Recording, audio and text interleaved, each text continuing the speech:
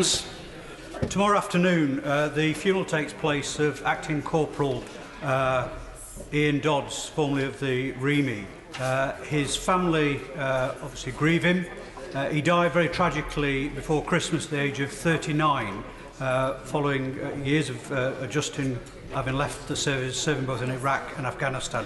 Can I put on record thanks to the Minister of State for his help in the family in terms of the funeral arrangements? Minister. Well, I'm very grateful to the honourable gentleman for his acknowledgement. I think in cases like this is absolutely the right that collectively across the House we should act in the way that we have, and I'm delighted that we've managed to put things in place to help the family. Thank you, Mr. Speaker.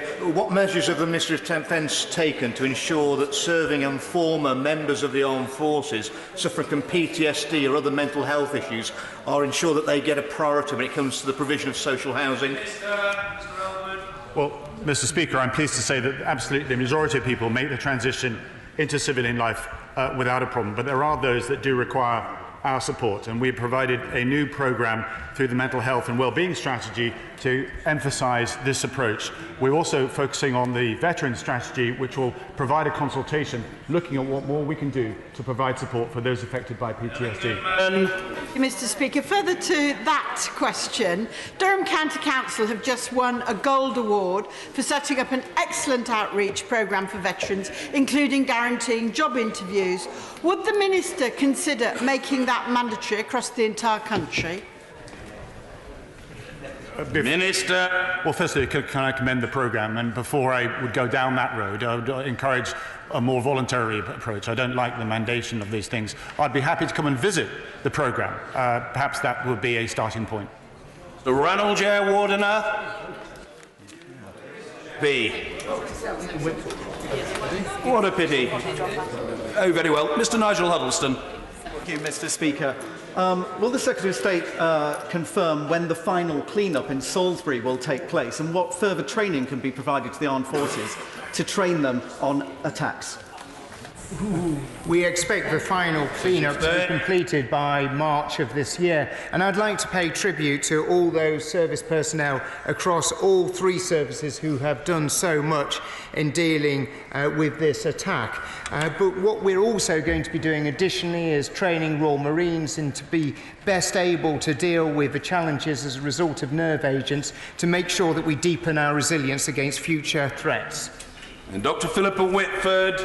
Thank you very much, Mr. Speaker. The Security Review of 2015 identified cyber attack, terrorism and climate change as among the greatest threats to the UK. As none of these are dealt with by replacing Trident, which is soaring in its price tag and still has safety concerns, isn't it time to change direction and invest in real cyber security? We have to recognise the fact that we have to invest in a whole spectrum of different capabilities, whether that is nuclear deterrence, whether that is in terms of conventional forces as well as in terms of cyber security and offensive cyber. Kevin Ollinrake. Speaker. The Medal Campaign Group for Bomber Command have identified that this was the only main campaign not to be recognised by the Air Crew Europe Star. Would my right honourable friend do all he can to make sure the committee responsible considers their submission to address this issue? Well, I'm very sympathetic to the calls. However, the award of the class rather than the medal for the aircrew who served with Bomber Command is consistent with the policy for other awards in recognition of service during World War II. And shortly, simply, Mr. Speaker, this dictated that campaign medals would reflect the involvement in broad theatres of war. And this is exactly the same policy that was applied for Fighter Command, who received a class for their service during the Battle of Britain. Layla Moran. Thank you very much, Mr. Speaker. Exactly further to this question, my constituent, Wing Commander Jim Wright, is a 95-year-old veteran and has campaigned long and hard for the changes to be made to Bomber Command. Whilst I hear what the Minister is saying, these gentlemen, we owe them a debt for their heroic acts. Surely, given that time is marching on, that they should be recognised in the way that they deserve. Minister. Well, as I say, I am sympathetic, but they have been recognised through the award of the class to the medal. So we are just being consistent in how this has been applied over many years. Robert Courts. Thank you, Mr. Speaker. Redevelopment of the REMA sites in Carterton is an urgent priority for West Oxfordshire, not only for the RAF personnel who depend on the housing, but because of its effect on West Oxfordshire's housing stock. Would the Minister meet with me again to discuss how we can progress this urgent matter? I'd be delighted. Stephanie Peacock. Thank you, Mr. Speaker. Further to my honourable friend, the member for Lincoln's question, can I press the Minister on recruitment? MOD figures revealed in the first quarter of last year, Capita failed to bring 90% of recruits that the British Army need. When I wrote to the Minister about this issue, he simply referenced old data. When will the government recognise the crisis of failed privatisation and bring recruitment back in-house? The reality is that there is a delay between when people apply to join the army and then through the pipeline when we actually see them trained as trained soldiers. What I'm trying to explain to the House is as a result of the recent recruitment campaign, applications to the armed forces and in particular the army are up significantly, indeed at a 5-year high. In time, that will work its way through into actual numbers serving in the army. Philip Oliver. The Russian annexation of Crimea has been followed by the construction of the Kerch Bridge to the Russian mainland. To date, no NATO ship has entered under the bridge into the Sea of Azov. When does the Ministry of Defence expect that situation to change? What we can be very proud of is the fact that it was the Royal Navy that was the first Navy to enter the Black Sea and go to Odessa in solidarity with our Ukrainian friends. Currently, we have no plans, but we'll continue to keep this under review, and we do plan to make sure that further Royal Naval vessels do actually visit the Black Sea. Jessica Morden. Mr. Speaker, what progress the Minister is making with the Home Office to help those Afghan interpreters who came here under the government scheme but are now finding huge difficulties being reunited with their families because normal immigration rules apply? They deserve our support. It's a policy which we review constantly and I'll update the House in due course. Diana Johnson. Thank you, Mr. Speaker. I wondered what discussions the Defence Secretary has had with the Secretary of State for Health about identifying and resourcing the health needs of veterans in the NHS 10-year plan, which was published last week. Well, we have regular discussions with the Department for Health, and actually what we recognise is actually in order to be able to properly support veterans, this isn't something that the Ministry of Defence can do on its own. It's got to be right across government, and that's why the creation of a Veterans Board working across government and actually bringing the Department for Health with other departments to deliver that is so vitally important. And as part of that Veterans Board, the Department for Health England, as well as the devolved nations, are doing some work as to how we can enhance the support that we actually give veterans. Order. I point out as much for the benefit of our visitors as of honourable and right honourable members that the honourable lady is not merely the member for Bridgend and a member of the Defence Select Committee, she is President of the NATO Parliamentary Assembly. And we are very proud of that. Mrs Madeline Moon. Thank you, Mr. Speaker. Madam President. Civilian authorities and agencies are often on the front line now in dealing with cyber attacks, chemical weapons attacks and drone incursions. Can the Secretary of State confirm that the Ministry of Defence is stepping up its training and resilience capability of our civilian agencies to ensure that the skills transfers are there so that they too are able to defend our country?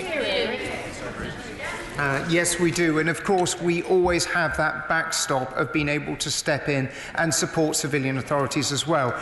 But increasingly, as we touched upon earlier in this session, that there is a growing grey zone in terms of where people who wish to do us harm are acting, and how do we support civilian authorities more in the future to help them best deal with these threats. Again, in the name of the intelligibility of our proceedings to those visiting, I point out that we're about to have a point of order. Not just any old point of order, but a point of order from the mother of the House, the female member with the longest uninterrupted service since, I think, October the 28th, 1982, if my research is correct or my recollection is accurate. Point of order, Harriet Harman. Point of order, Mr. Speaker. Thank you for agreeing to hear this point of order. The House will obviously be fully aware that we have a very important vote tomorrow in which all honourable members will want to take part. And I raise the issue of my honourable friend, the member for Hampstead and Kilburn, who is 9 months pregnant and due to have a caesarean tomorrow. Now, she should not have to choose between going through the division lobby in a wheelchair, 9 months pregnant, having postponed her caesarean, or losing her right to vote. If the whips were to agree, and with the agreement of the Leader of the House, would it be possible, Mr. Speaker, for you to facilitate her to have a proxy vote so she can have her baby and have her vote? This is something the House agreed to in February last year in principle. In the circumstances of this important vote tomorrow and my honourable friend's pregnancy, would it be possible for this to be arranged? Well, I will come to the honourable lady happily, but perhaps... very well. Let's hear it now. Point of order, Emma Reynolds. Further to that point of order, Mr. Speaker, could you advise me as to how to expedite the process of introducing proxy votes? And I would wonder, how many babies do we collectively have to have in this House before we see any change? I will be probably on my second before we have a policy to change and introduce proxy votes. I would just urge that there should be some urgency to this reform of the House. Well, let me respond to the right honourable and learned lady and to the honourable lady. In the first instance, I think it worthwhile to be candid in saying that I am advised, and of course I seek advice and must then hear what the advice is, that it is not within the gifts of party authorities, though I would argue they are in a sense House authorities, to facilitate proxy voting for tomorrow. I respect that view, though in all candour I'm not sure that I agree with it, but it is tendered to me in good faith, and I put it out there for the House to know.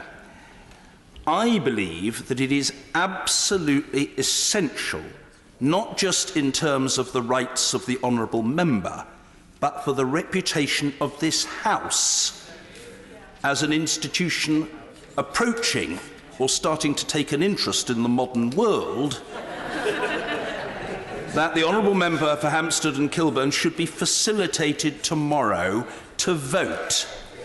The notion that she should have to be wheeled through a division lobby, I think would be regarded as very large numbers of people as completely uncivilised. That should not have to happen.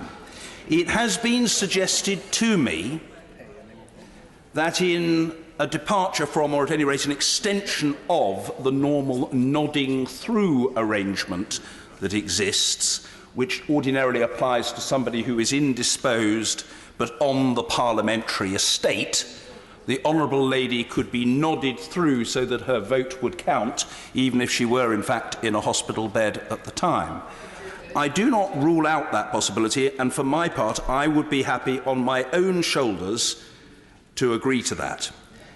Personally, I think it preferable that the honourable lady should have a proxy vote, but that does seem to me to depend upon cross-party agreement. I have been approached about this matter by the chair of the all-party group on women in the House, the honourable lady, the member for Chelmsford, who wrote to me very recently.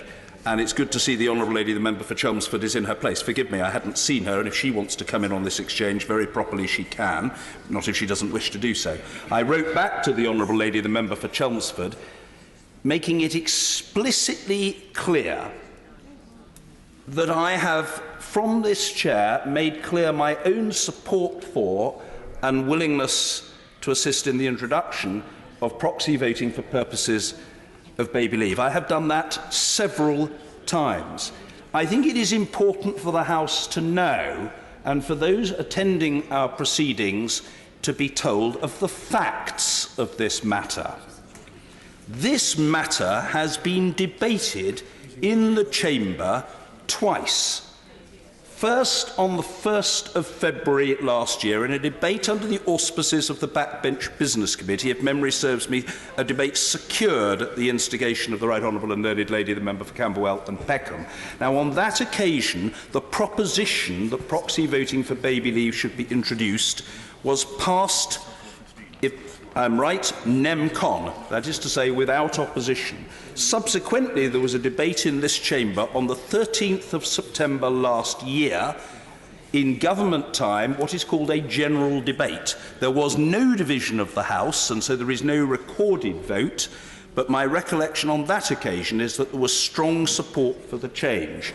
The Leader of the House, who I think was present at the time, indicated her desire to expedite progress on this matter, and I understand from my own contacts it to have been very much her wish to be able to bring about change before the end of last year. I think, if I may say so, and I will, it is extremely regrettable that almost a year after the first debate, and over 4 months after the second debate, this change has not been made. This is frankly lamentable. Lamentable. Lamentable and very disadvantageous and injurious to the reputation of this House. So if there is agreement that can be reached between the usual channels today, and I'm chairing in the chamber, so members will need to come and tell me what has been agreed, I myself am very happy to facilitate a change for tomorrow, preferably in the form of a proxy vote for the Honourable Lady, but at the very least ensuring that she can be nodded through. It really is time, in pursuit of the express will of this House, that reactionary forces are overcome. And if people want to express their opposition, let them not do it murkily behind the scenes. Let them have the character to say up front that they oppose progressive change. And I hope that we can get progressive change, and what better opportunity to do so than before our historic vote tomorrow. I hope I have made my own views clear. Well, that partly deals with that, and I'm now in the hands of, well, if I may say so, I say for the benefit of our observers, a very formidable band of colleagues. They will help make it happen. Point of order, Dr. Philippa Whitford. Literally just follows on to that. I would, while I utterly support the idea of proxy voting for women such as our colleague, we have people who are absent from the Chamber and the Parliament for a varying range of illnesses, or partners, family members who are terminally ill. This is actually something that needs dealt with across the range. That may very well be so, and I'm not unsympathetic to the Honourable Lady's proposition, but I was speaking pretty much off the top of my head. And what I didn't say, but should have said, because it's part of the pattern and the picture, is that the Procedure Committee was invited to consider this matter. I gave evidence to it, as I know other members did, and the Procedure Committee specifically endorsed the idea and was looking for a resolution to be put to the House. Ordinarily, such a resolution would be put to the House by the Leader of the House. I very much regret that that has not happened, but pragmatically, I am seeking, on the back of discussions with the Right Honourable and Learned Lady, to broker progress, not next month or next year or at some unspecified point in the distant future, but with effect from tomorrow. That wider issue of other categories can and should, of course, properly be considered by the House of Commons. Order. We come now to the urgent question. Margaret Greenwood. Thank you, Mr. Speaker. On the 6th of January, it was reported in the Observer that the government had... The Honourable Lady is always ahead of herself. Now, what she does at this stage is just say to ask the Minister for a statement on. We'll get her full blast in a moment. Margaret Greenwood. Speaker, will she make a statement on universal credit? Thank you. Minister Alok Sharma. Thank you, Mr. Speaker. Mr. Speaker, as I outlined in the written statement tabled last Friday in the House, we have decided to replace the current regulations relating to managed migration previously laid before the House with 2 new sets of regulations. These will allow a series of measures relating to universal credit to be put in place. The Government will seek powers in an affirmative set of regulations for a pilot of managed migration, so the Department cannot issue any more migration notices once 10,000 people have been awarded universal credit throughout the process. These regulations will also deliver our commitment to provide transitional protection for those managed migrated to universal credit. Separate regulations will put in place a severe disability premium gateway, allowing recipients of this benefit to continue to claim existing benefits until they are managed migrated onto universal credit.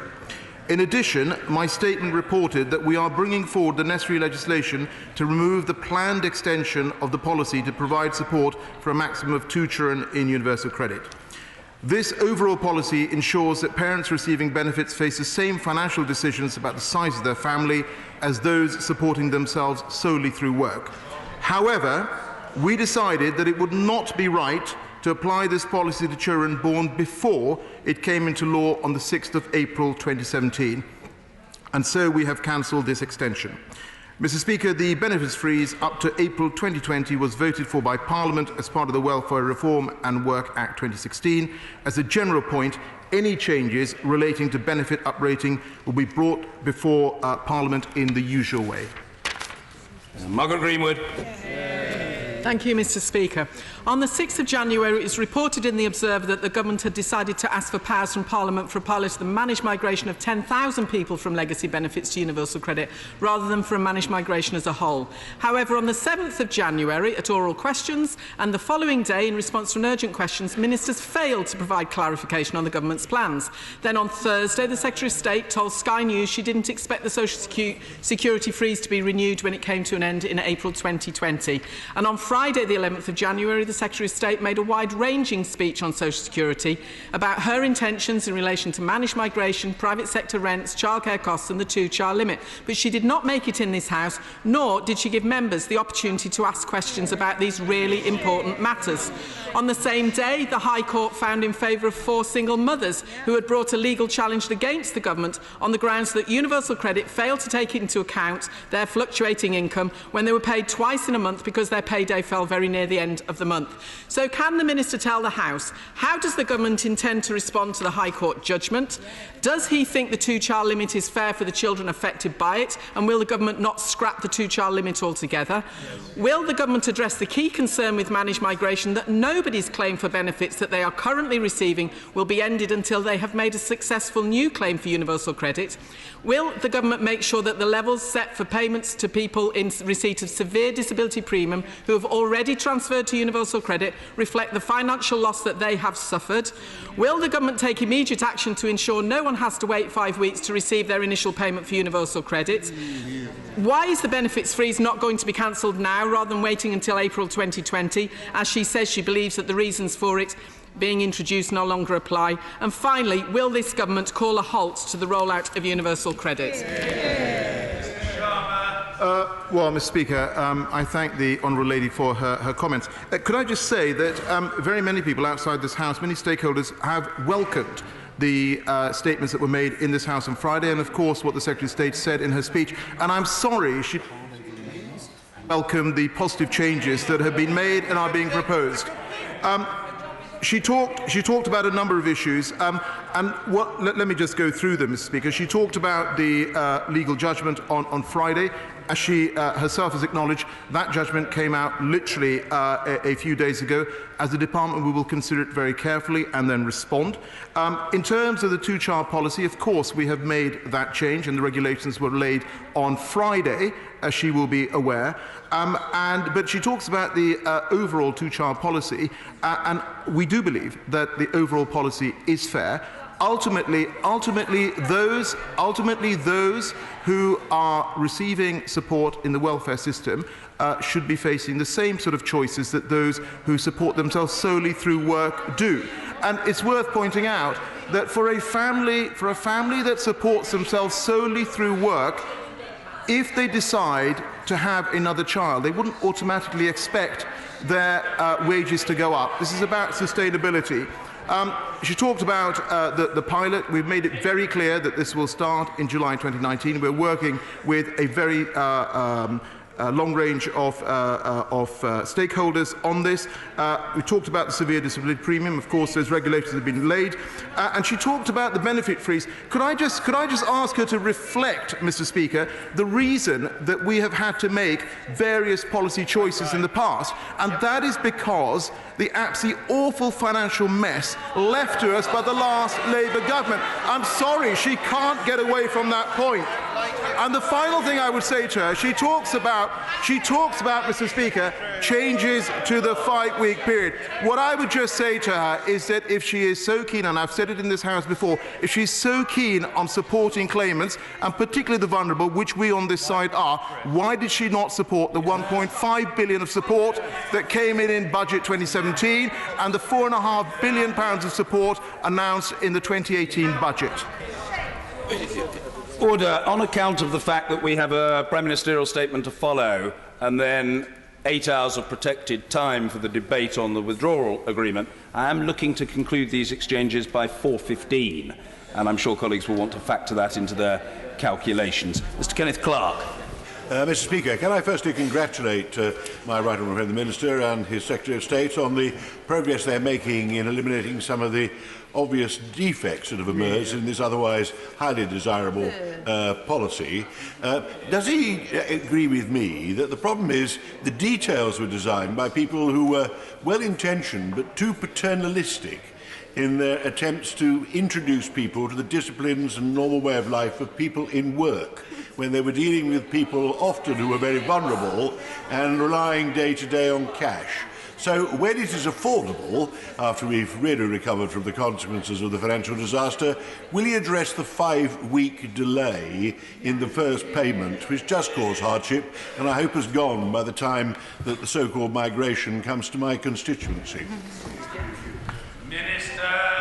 Well, Mr. Speaker, I thank my right honourable friend for his support for the policies that we have announced. I just say to him that in terms of the 5-week period, we of course have ensured that people can get support from day one if they're required in terms of 100% advances. There's 2 weeks of housing benefit run-on that's available as well, and as part of the package we announced in the budget, there is additional run-on support available that will come in from 2020. But of course he's right, we need to make sure that throughout this process we support the most vulnerable, and that's exactly what the changes that have been announced have been all about. Thank you, Mr. Speaker. First I would like to say how inappropriate it is that the Secretary of State made this statement on Friday outside the House and hasn't even bothered to come here today, Mr. Speaker, to speak for herself. We in the SNP welcome this U-turn from the Secretary of State, which vindicates what we, along with a range of charities, women's organisations and faith groups, have been saying since the July budget in 2015. However, none of us will be fully satisfied while the 2-child limit applies for births after the 6th of April 2017. It must be scrapped now. The Secretary of State has accepted already that the fundamental unfairness of the 2-child limit. So why does he feel this policy, with its cruel and pernicious rape clause, with this form, Mr. Speaker, must continue even though it has been ruled unfair for other people? Does he not see that this creates a 2-tier system in universal credit depending on when children were born? Mr. Speaker, we cannot plan for everything in our life. Has he heard the evidence from Turn to Us and CPAG that the 2-child policy is forcing women into terminating healthy pregnancies? Has he heard of the discrimination from religious and ethnic minorities? Does he know that most people claiming this benefit are actually in work? In its first year of operation, it affected 73,530 people. So where does the figure of 15,000 come from, Mr. Speaker? Friday's court ruling laid bare the flaws in universal credit, which many in this House have been highlighting around the payment and the timings of payments. High Court judges said that the DWP had wrongly interpreted the relevant regulations and tried to justify this shamefully on the grounds of cost. What steps will he take to put this right? And will he stop wasting money in the courts rather than ensuring our constituents get what they are fully entitled to? And lastly, Mr. Speaker, in its final year alone, the benefit freeze will cut £4.7 billion from the welfare budget, more than the money that the Chancellor pledged for the work allowance for the next 4 years. Will he make the case to the Chancellor to scrap the freeze, which is making life so hard for so many of our constituents? Mr. Speaker, I'm grateful that the Honourable Lady has welcomed the changes that have been announced. For that I am indeed grateful. She refers to the Secretary of State. She will be aware that the statement in terms of the changes was made in my name. The regulations have been laid in my name, and that is absolutely appropriate that I come here and quite rightly answer questions that colleagues have.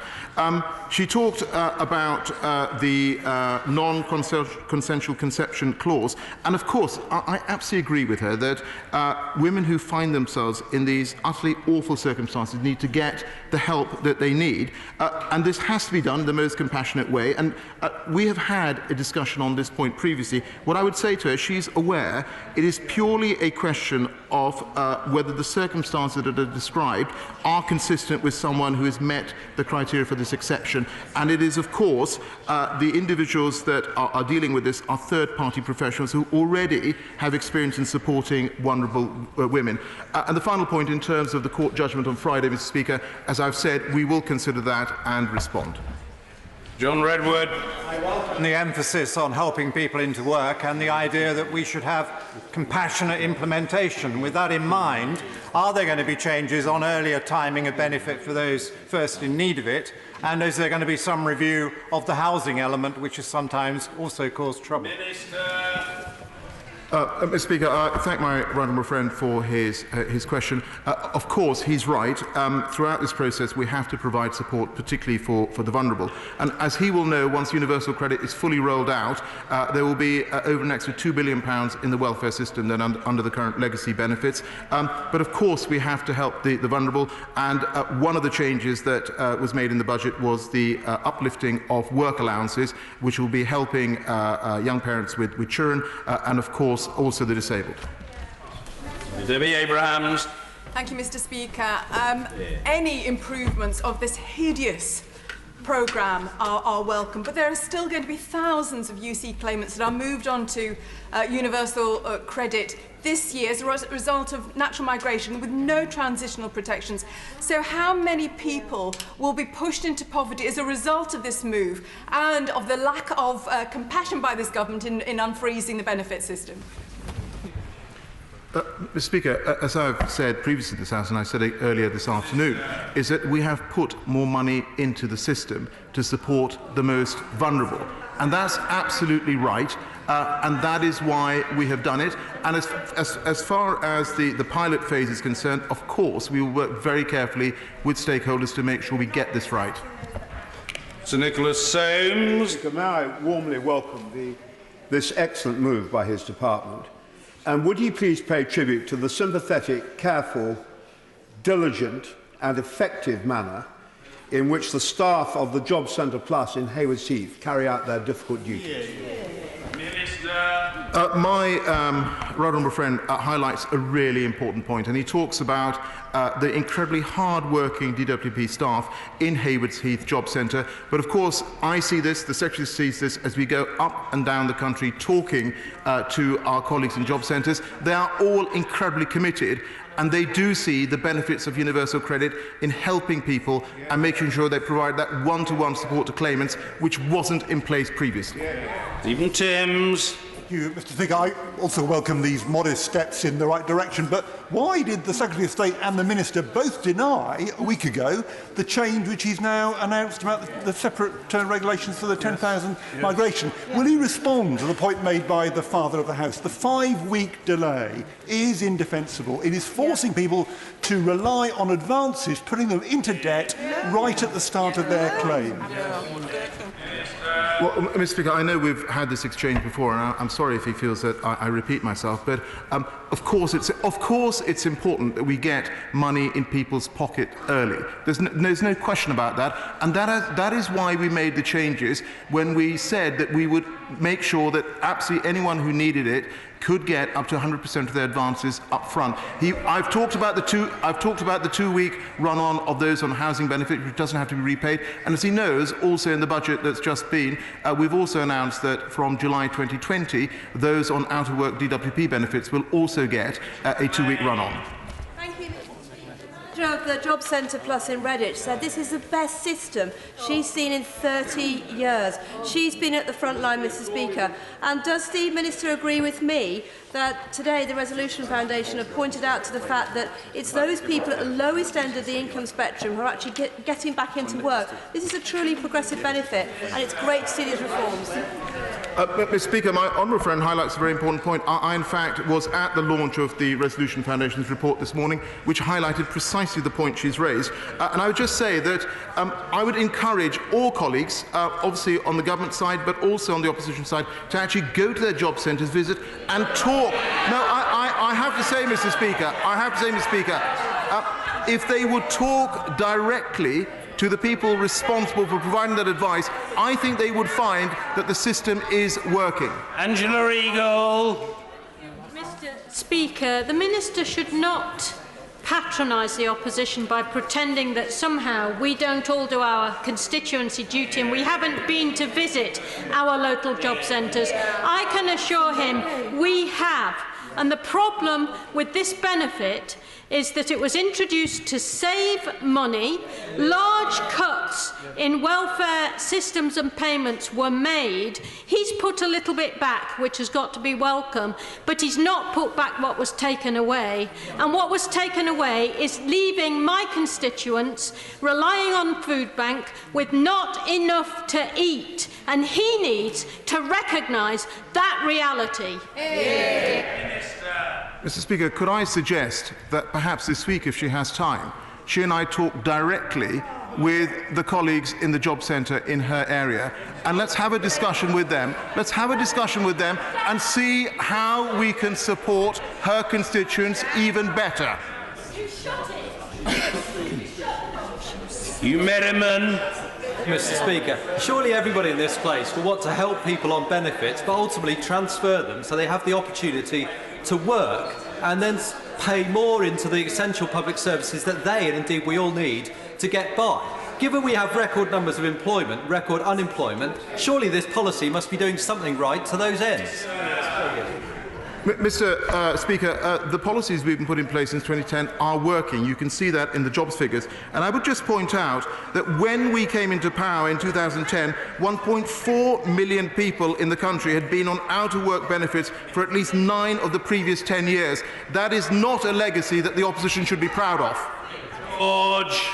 Thank you very much. And yes, universal credit does help Job Centre Plus workers who are trying to persuade people to go into short-hour jobs and zero-hour contracts where their hours of work fluctuate.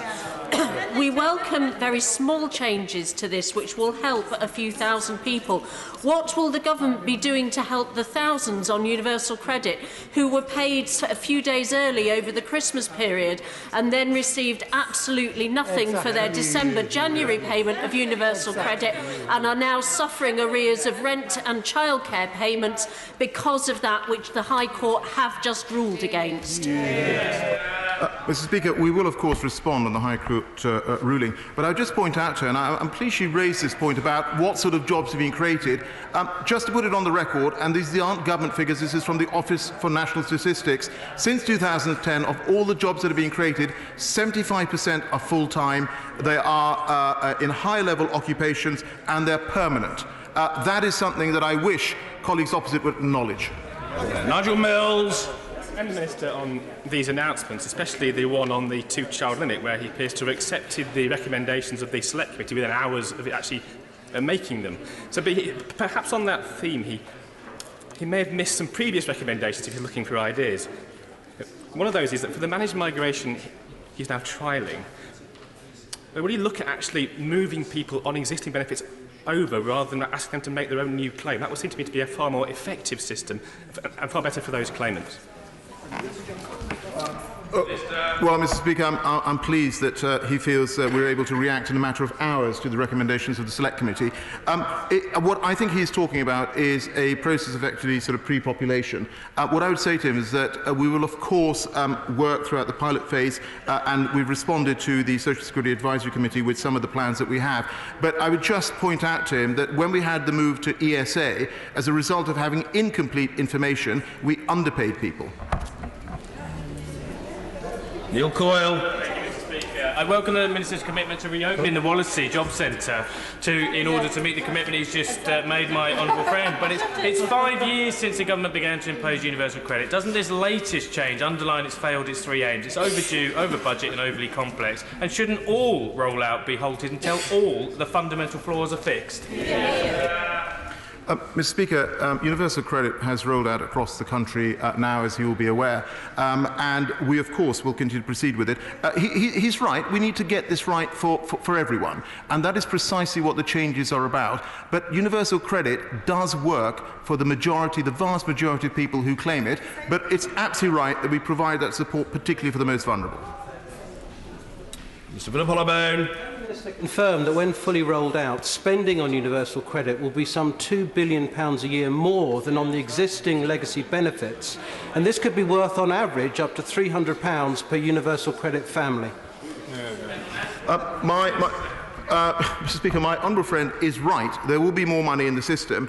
And I should point out that under the legacy benefit system, there is £2.4 billion of unclaimed benefits. That will change under universal credit, supporting an estimated 700,000 households who will get paid their full entitlement under universal credit. Chris Stevens. Of course, many opposition members take representations from trade unions, the voice of the DWP workforce, which often falls on deaf ears on the government side.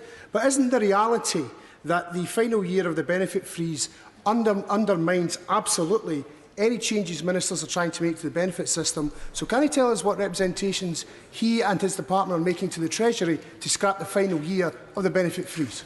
Yeah. Mr Speaker, the reason, and I'm not going to apologise for repeating this, the reason that we made so many difficult decisions when we first came into office and in the subsequent years is because of the record deficit we were left by the opposition, and there is no getting away from it. I've already made it clear, Mr Speaker, that when it comes to issues around uprating, these will be announced in the appropriate way to Parliament. Mr Campbell, it's very early in the week. I can't put it down to the effects of hot curry because I doubt you've consumed that thus far. But there are several days to go and you need to remain calm. You're a very great figure in the House, but I'm concerned for your well-being. Mrs Helen Goodman. Thank you, Mr Speaker. We've been warning ministers about this problem of the dates for months. So will he now rule out... What's the word? Bringing it in? No. Appealing the court decision.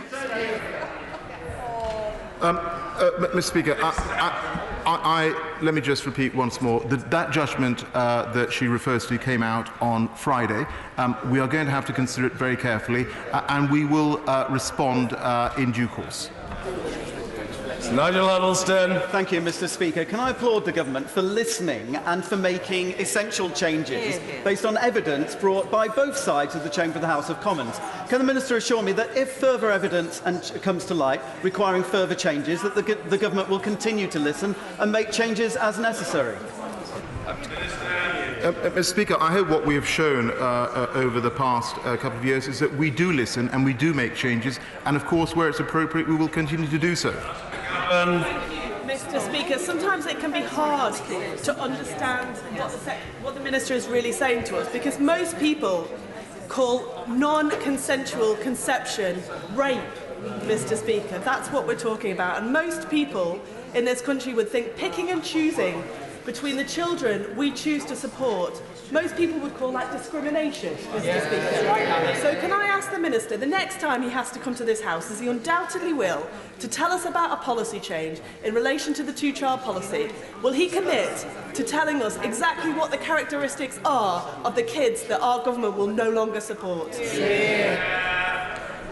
Well, I'm sorry, Mr Speaker, that the Honourable Lady has not felt able to welcome the changes that we've made. And we have, through the last two budgets, announced additional support. As I've just answered a question to my honourable friend, of course, where appropriate, we will see what more we can do. Universal credit was rolled out in Thirsk and Motton almost 2 years ago, largely successfully, but there are issues with it, particularly with regard to payment frequency. Would my honourable friend commit to continue to listen and to learn and to make adaptations where necessary? Mr Speaker, my honourable friend raises a very important point, because a number of the other issues that were announced by the Secretary of State relate, of course, to looking at more frequent direct payments to private landlords, and also looking at having alternative payment arrangements and proactively offering these. Owen Smith. Thank you, Mr Speaker. Mr Speaker, I do welcome the fact that the Minister is going to disapply this policy for 15,000 children and families, but could he confirm that it is still prospectively going to take more than £2,500 away from 640 15,000 families in this country. And could he tell me what is fair or compassionate about that? Mr. Speaker, in terms of this policy, he's right. It'll affect 15,000, support 15,000 families. But we anticipate that over a 5-year period, there'll be 77,000 families and 113,000 children who will benefit from this. And it's important that we provide this support. But ultimately, as he will know, that this policy was also tested. The overall policy was tested in the courts and was found to be sound. Joanna Cherry. Universal credit is now being rolled out in my constituency and across the City of Edinburgh, and I've been meeting with those who specialise in advising my constituents about problems they encounter in the benefit system, such as the Community Help and Advice Association. They want to know why the government is not addressing all the flaws and halting the rollout until all the serious flaws are properly addressed. Yep. Mr. Speaker, I think the Honourable Lady will find that universal credit has already rolled out in her local area. The last rollouts were in December. What I would just say to her that in terms of providing support, she will be aware of the partnership we now have with Citizens Advice, which will make a difference to help particularly the most vulnerable. Jim Shannon. Mr. Speaker. Minister, I welcome the changes that you have put forward, but however, universal credit has been brought into my constituency, and Minister, it has created incredible problems, delays, reduction of payments. So could the Minister outline what will be done to assist those who are already in the universal credit bubble and system and not in the pilot scheme? Mr. Speaker, he and I have had a discussion around universal credit previously, and as I've always said to him, my door is open. If he has specific cases, we're very happy to review those. Roshanara Ali.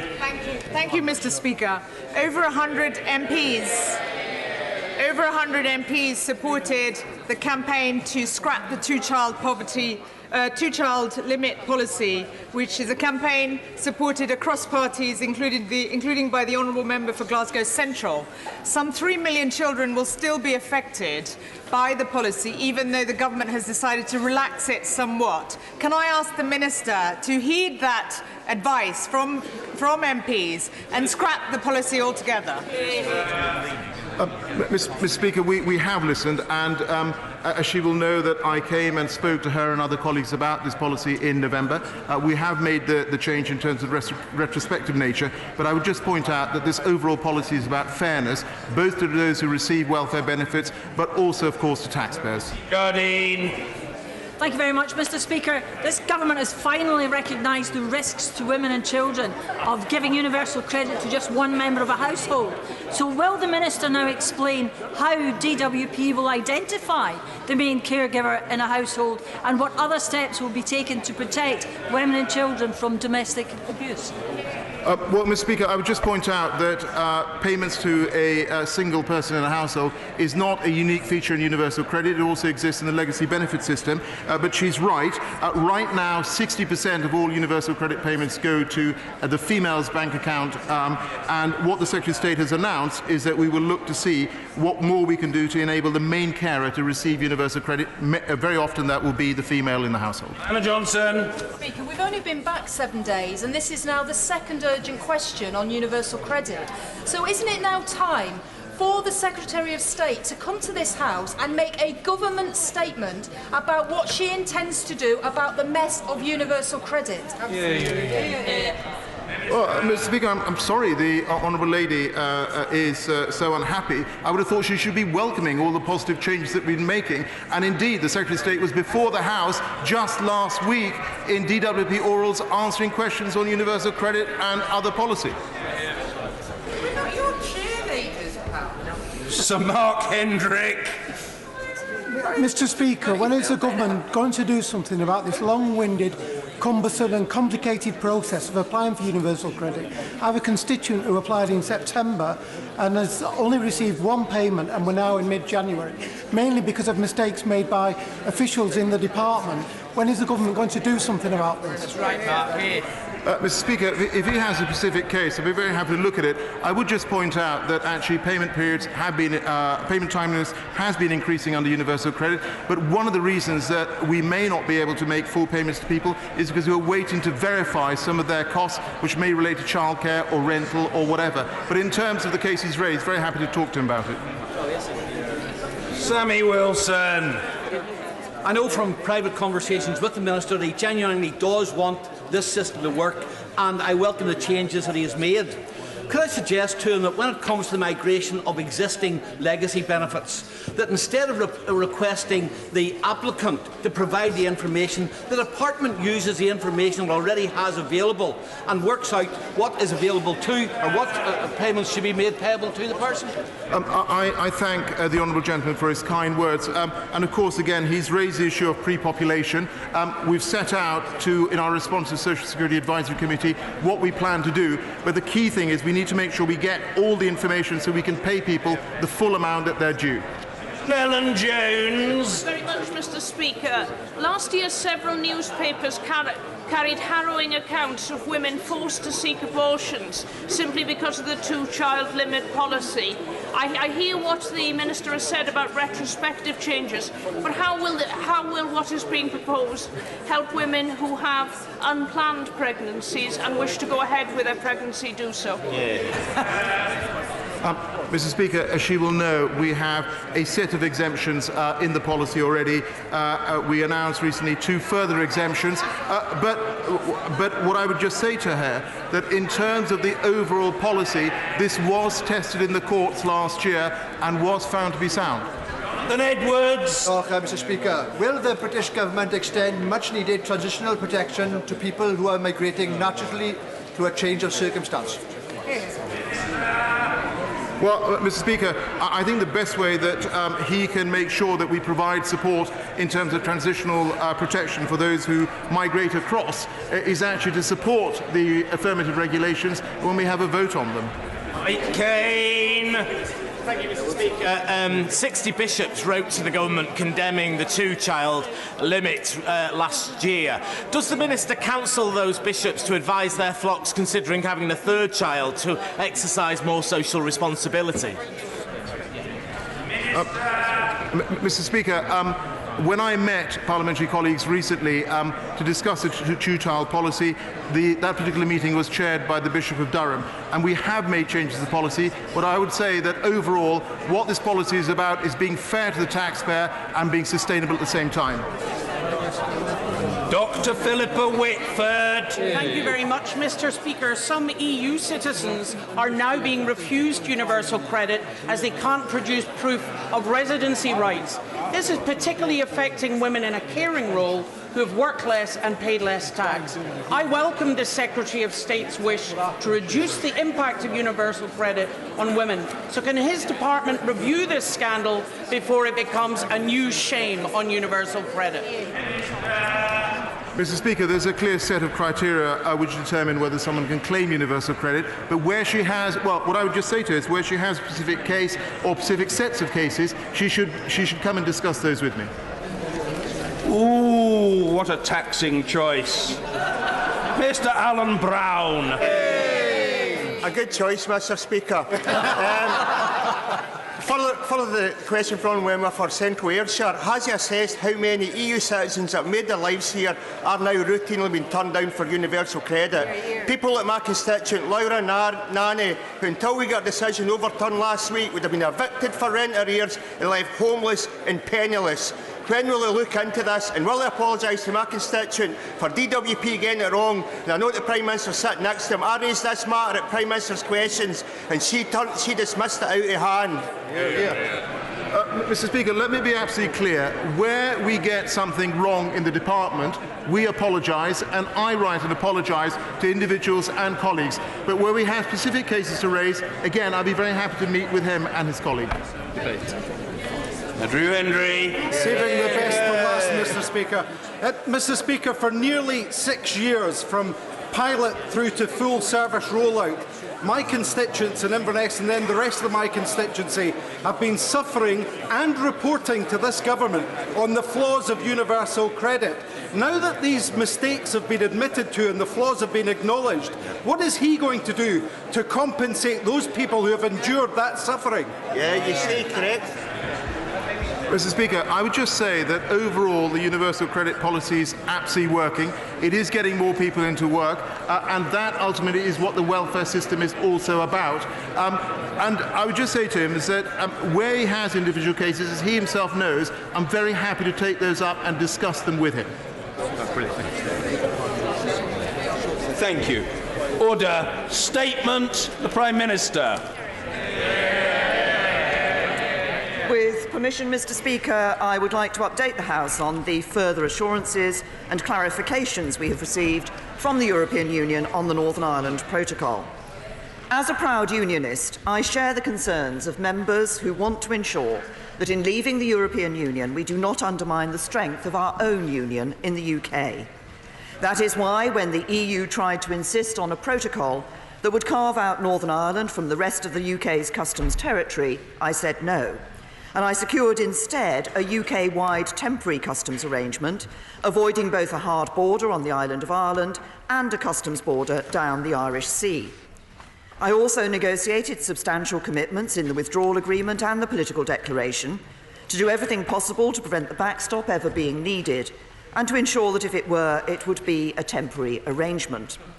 But listening to the debate before Christmas, it was clear that we needed to go further. So I returned to Brussels to faithfully and firmly reflect the concerns of this House. The conclusions of December's Council went further in addressing our concerns. They included reaffirming the EU's determination to work speedily to establish by the 31st of December 2020 alternative arrangements so that the backstop will not need to be triggered. They underlined that if the backstop were nevertheless to be triggered, it would indeed apply temporarily. They committed that in such an event, the EU would use their best endeavours to continue to negotiate and conclude as soon as possible a subsequent agreement that would replace the backstop. And they gave a new assurance that negotiations on the future relationship could start immediately after the UK's withdrawal. Since the Council and throughout the Christmas and New Year period, I've spoken to a number of European leaders, and there have been further discussions with the EU to seek further assurances alongside the Council conclusions. And today I have published the outcome of these further discussions with an exchange of letters between the UK Government and the Presidents of the European Commission and European Council.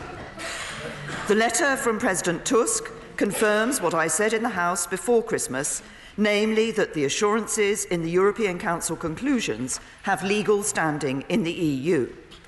Mr. Speaker, my right honourable friend, the Attorney-General, has also written to me today, confirming that in the light of the joint response from the Presidents of the European Council and the Commission, these conclusions, quote, would have legal force in international law, and setting out his opinion, reinforced by today's letter, that the balance of risks favours the conclusion that it is unlikely that the EU will wish to rely on the implementation of the backstop provisions, and further that it is therefore his judgment that the current draft withdrawal agreement now represents the only politically practicable and available means of securing our exit from the European Union. Mr. Speaker, I know that some members would ideally like a unilateral exit mechanism or a hard time limit to the backstop. I've explained this to the EU and tested these points in negotiations, but the EU would not agree to this because they fear that such a provision could allow the UK to leave the backstop at any time without any other arrangements in place and require a hard border to be erected between Northern Ireland and Ireland. I have been very clear with them that this is not something we would ever countenance, that the UK is steadfast in its commitment to the Belfast Agreement and would never allow a return to a hard border. But it is not enough simply to say this. Both sides also need to take steps to avoid a hard border when the UK is outside of the EU. Failing to do so would place businesses on the island of Ireland in an impossible position, having to choose between costly new checks and procedures that would disrupt their supply chains or breaking the law. So we have the backstop as a last resort.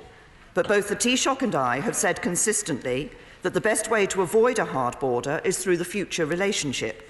That is the sustainable solution, and that neither of us want to use the backstop.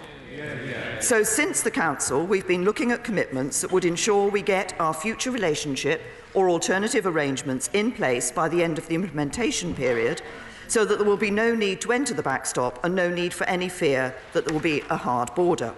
And that is why, in the first of the further assurances they've provided today, the EU has committed to begin exploratory talks on the detailed legal provisions of the future relationship as soon as this Parliament has approved the deal and the withdrawal agreement has been signed, and they have been explicit that this can happen immediately after this House votes through the agreement.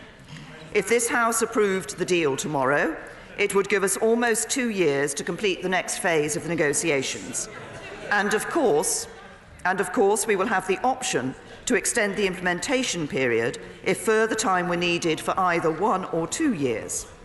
It is my absolute conviction that we can turn the political declaration into legal text in that time, avoiding the need for the backstop altogether. The letters also make clear that these talks should give particular urgency to discussion of ideas, including the use of all available facilitative arrangements and technologies for replacing the backstop with permanent arrangements, and further, that those arrangements are not required to replicate the backstop provisions in any respect. So, contrary to the fears of some honourable members, the EU will not simply insist that the backstop is the only way to avoid a hard border. They have agreed to discuss technological solutions and any alternative means of delivering on this objective, and to get on with this as a priority in the next phase of negotiations. Second, the EU has now committed to a fast-track process to bring our future trade deal into force once it has been agreed. If there is any delay in ratification, the Commission has now said they will recommend provisionally applying the relevant parts of the agreement so that we would not need to enter the backstop. Such a provisional application process saved 4 years on the EU-Korea deal, and it would prevent any delays in ratification by other EU member state parliaments from delaying our deal coming into force. Third, the EU has provided absolute clarity on the explicit linkage between the withdrawal agreement and the political declaration, and made that link clear in the way the documents are presented. I know some colleagues are worried about an imbalance between the withdrawal agreement and the political declaration, because the EU cannot reach a legal agreement with us on the future relationship until we are a third country.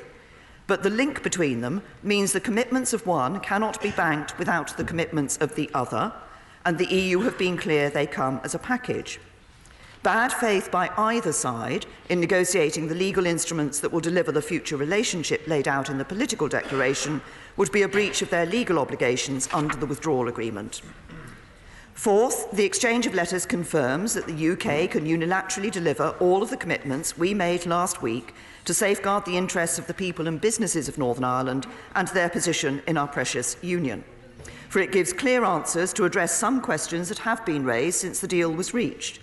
That the deal means no change to the arrangements which underpin North-South cooperation in the Belfast Agreement. That Stormont will have a lock on any new laws the EU proposes should be added to the backstop, and that the UK can give a restored Northern Ireland executive a seat at the table on the joint committee overseeing the deal. Mr. Speaker, President Juncker says explicitly in his letter that the backstop would represent a suboptimal trading relationship for both sides. We've spoken at length about why we want to avoid the backstop, but it is not in the EU's interests either. For this backstop gives the UK tariff-free access to the EU's market. It does so with no free movement of people, no financial contribution, no requirement to follow most of the level playing field rules, and no need to allow EU boats any access to our waters for fishing. Furthermore, under these arrangements, UK authorities in Northern Ireland would clear goods for release into the EU single market with no further checks or controls. This is unprecedented and means the EU relying on the UK for the functioning of its own market. So the EU will not want this backstop to come into force, and the exchange of letters today makes clear that if it did, they would do all they could to bring it to an end as quickly as possible. Nevertheless, Mr. Speaker, I fully understand that these new assurances still will not go as far as some would like.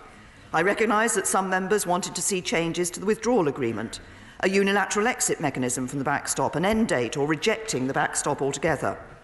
Although it should be said that this would have risked other EU member states attempting to row back on the significant wins we had already achieved, such as on control over our waters or the sovereignty of Gibraltar.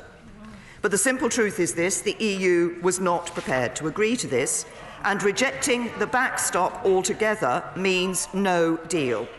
Whatever version of the future relationship you might want to see, from Norway to Canada to any number of variations, all of them require a withdrawal agreement, and any withdrawal agreement will contain the backstop.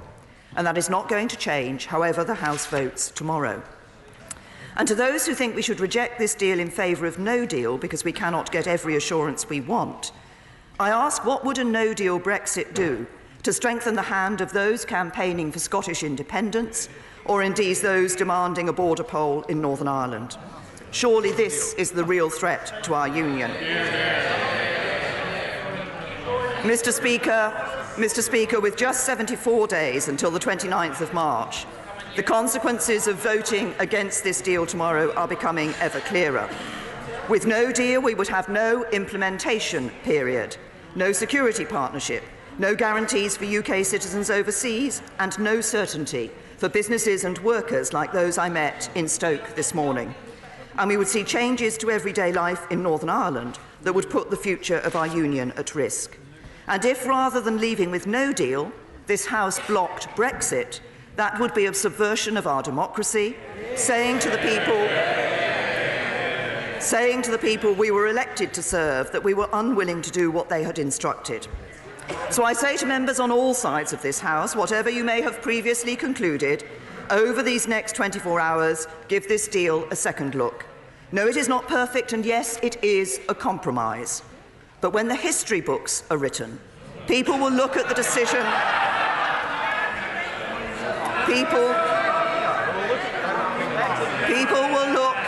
People will look at the decision of this House tomorrow and ask, did we deliver on the country's vote to leave the European Union? Did we safeguard our economy, our security and our union? Or did we let the British people down? I say we should deliver for the British people and get on with building a brighter future for our country by backing this deal tomorrow, and I commend this statement to the House. Thank you, Mr. Speaker. I would like to thank the Prime Minister for an advance copy of her statement.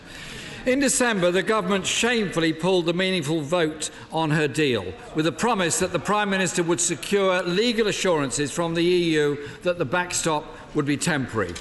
The Leader of the House confirmed this, saying the Prime Minister is determined to get the legal reassurances that members want to see, while the Foreign Secretary told us the Prime Minister would find a way to win tomorrow's common vote by getting assurances with legal force that the Irish border backstop is only temporary. On receiving this letter today, to the Prime Minister from the President of the EU Commission and the Council, it must now be clear to all members across this House, yet again, the Prime Minister has completely and utterly failed to do that. Today's letter is nothing more than a repetition of exactly the same position that was pulled more than 1 month ago. It categorically does not give the legal assurances this House was promised and contains nothing but warm words and aspirations. Mr. Speaker, isn't it the case that absolutely nothing has changed from the Attorney General's letter of advice to the Cabinet? His advice, which the government tried to hide, explained with great clarity the reasons why the UK could find itself locked into the Northern Ireland backstop protocol with no legal escape route. Today's letter means nothing. The truth remains that by the end of 2020, the UK will face a choice of either extending the transition period, which comes at an unknown financial cost, or we will fall into the backstop, which the Attorney-General has said endures indefinitely until such time as an agreement supersedes it. He has himself updated his legal advice today, as the Prime Minister just said, and he clearly says, and I quote, "They do not alter the fundamental meanings as he advised them in November." If there were legally binding assurances on the temporary nature of the backstop, then surely they would have been written into the withdrawal agreement itself. The letter published this morning is clear that this is not possible, saying we're not in a position to agree to anything that changes or is inconsistent with the withdrawal agreement. Mr. Speaker, this morning's joint letter does say negotiations can start as soon as possible after the withdrawal from the UK. But my question to the Prime Minister is, how is that possible when the Cabinet cannot agree it amongst themselves? That is why the political declaration is so vague. Actually, Mr. Speaker, I believe the right word is nebulous. Given the Prime Minister has failed to secure the promised changes, there can be no question of once again ducking accountability and avoiding tomorrow's vote. No more playing for time, no more running down the clock to scare people into backing this damaging shambles of a deal. I'm sure members across the House will not be fooled by what has been produced today. It's clear what we are voting on this week is exactly the same deal we should have voted on in December. I'm sure the Prime Minister knows this. That is why today she's trying to blame others for this chaos. Given the lack of support for the Prime Minister's deal, you might have thought she would try to reach out to MPs. Instead, the Prime Minister is claiming that by failing to support her botched deal, members are threatening to undermine the faith of the British people in our democracy. Mr. Speaker, the only people who are undermining faith in our democracy is the government itself. Mr. Speaker, I can think of no greater example of democracy in action than for this House to reject a deal that is clearly bad for this country. During the past 2 years of shambolic negotiations, the Prime Minister has failed to listen. She hasn't once tried to work with Parliament to construct a Brexit deal that this House and the country can support, and now she's left facing a humiliating defeat and is blaming everybody but herself. Mr. Speaker, if this deal is rejected tomorrow, and I hope it is, the blame will lie firmly with the government and firmly at the feet of the Prime Minister. There is a deal that could command support in the House, which would include a new and comprehensive customs union, a strong single market relationship, and a guarantee to keep pace with European Union rights and standards. Instead, the Prime Minister still chooses to take the most reckless path. Mr. Speaker, as we enter the week of the meaningful vote, we should remember the meaningful vote only happened because of pressure from the opposition in this House. Let us remember the incompetence we've been forced to endure. We've seen 2 years of shambolic negotiations, red lines announced, then cast aside. We're now on our third Brexit secretary, all of whom have been largely excluded from the vital stages of the negotiations.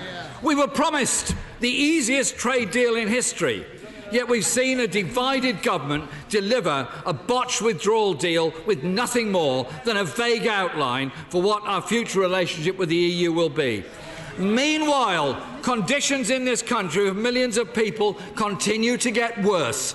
We just had an urgent question about universal credit and the disaster that is for millions of people in this country. Mr. Speaker, the government is in disarray. It's clear if the Prime Minister's deal is rejected tomorrow, it's time for a general election. It's time for a new government.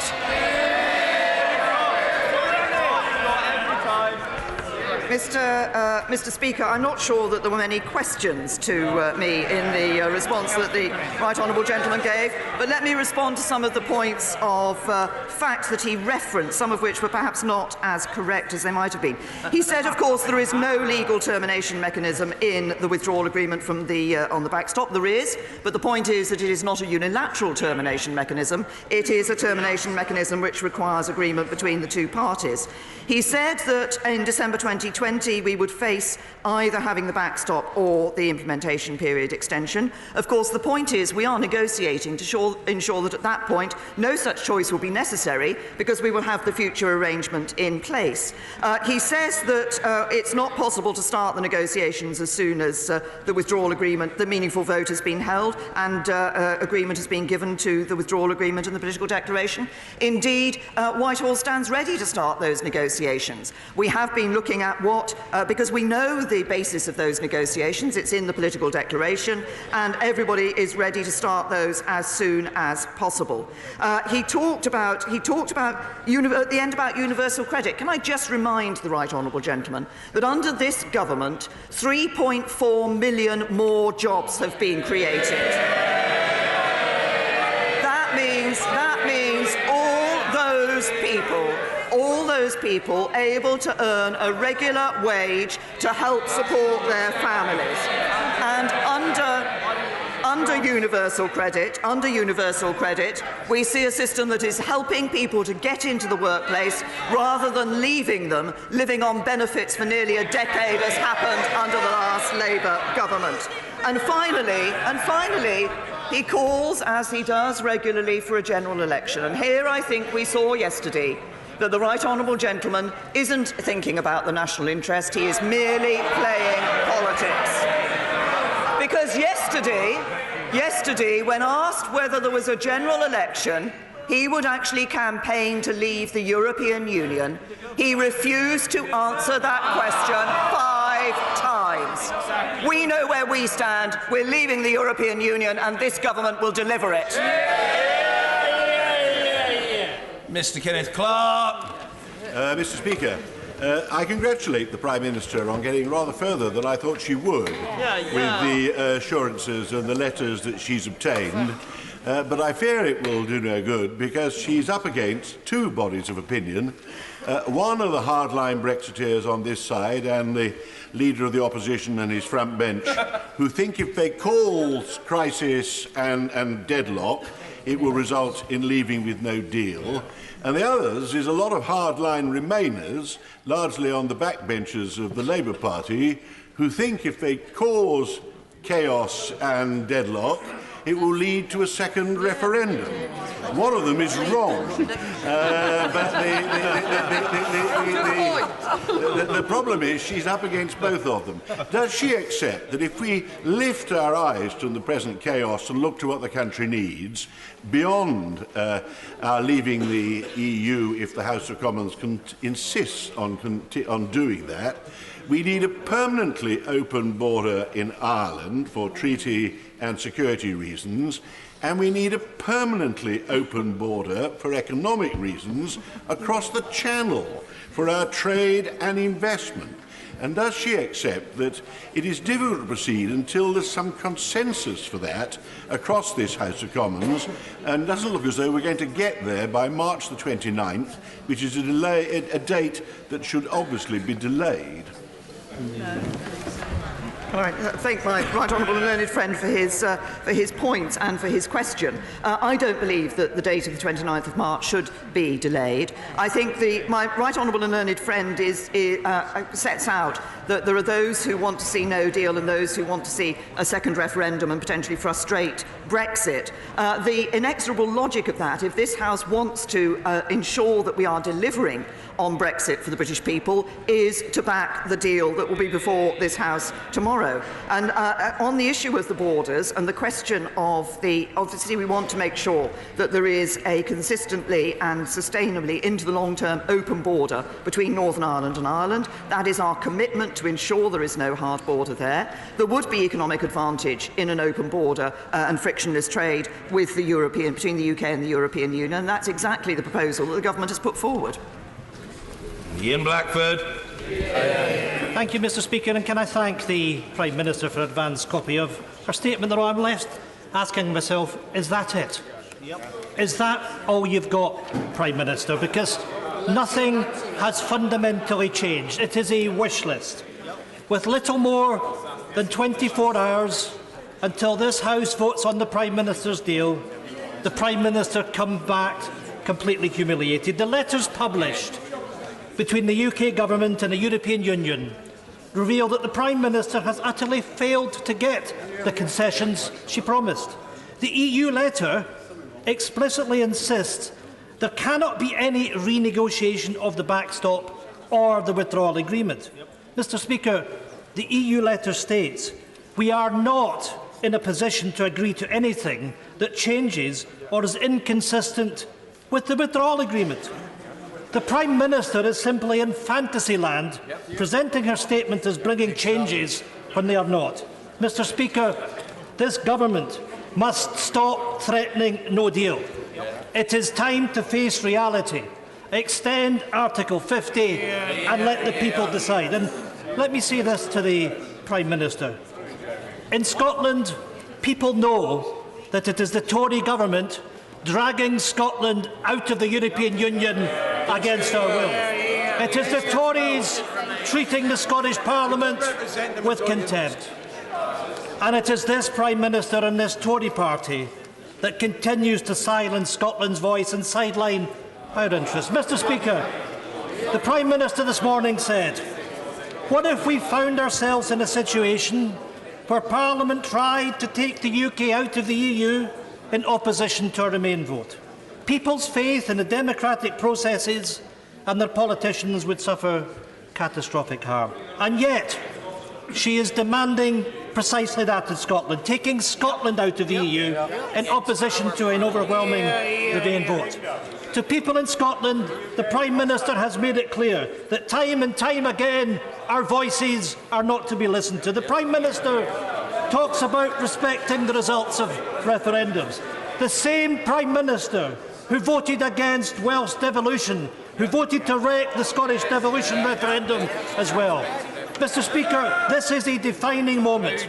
The people of Scotland know more than ever that what comes from a Tory government that we did not vote for. So why does the Prime Minister continue to ignore Scotland's voices and Scotland's interests? Why is the Prime Minister so petrified of allowing the people decide? Now we know the facts. And if she's not, will she now do the right thing? Extend Article 50. Let the people decide. Minister. I say to the right honourable gentleman that the people across the United Kingdom did decide. They decided in June 2016. They decided that we should leave the European Union, and I believe it is absolutely right that this government is intent on committed to delivering on the vote of the British people.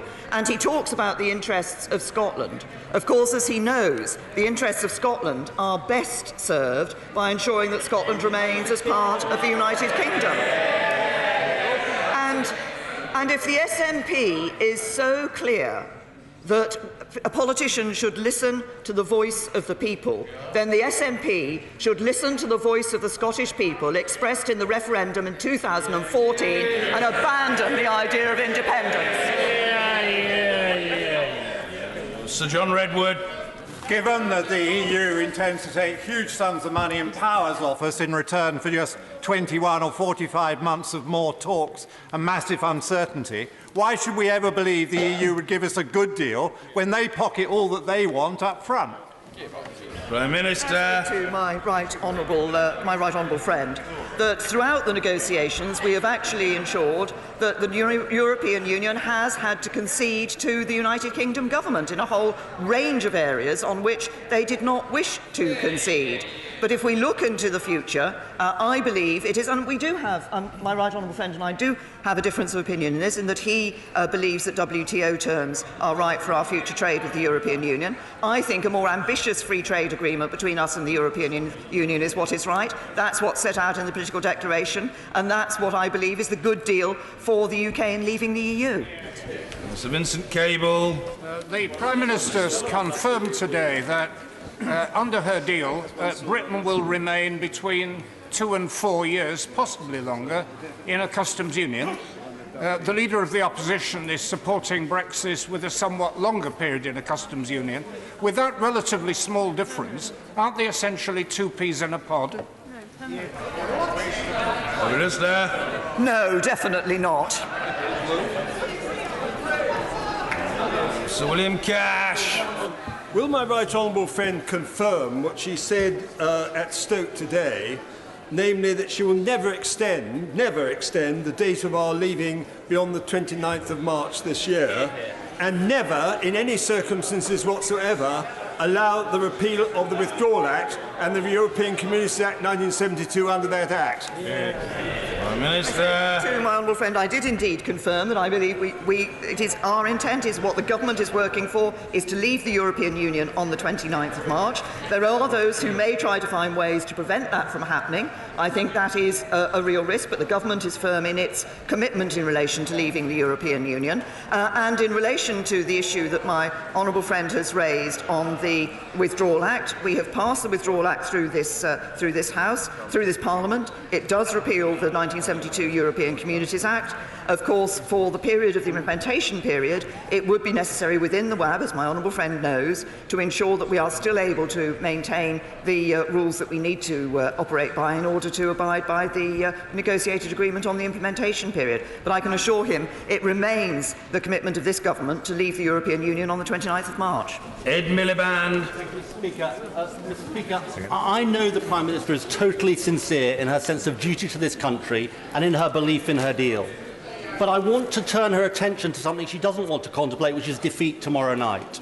And I say to her in the strongest terms that the tone and substance she strikes in the wake of that eventuality will define her legacy to this country.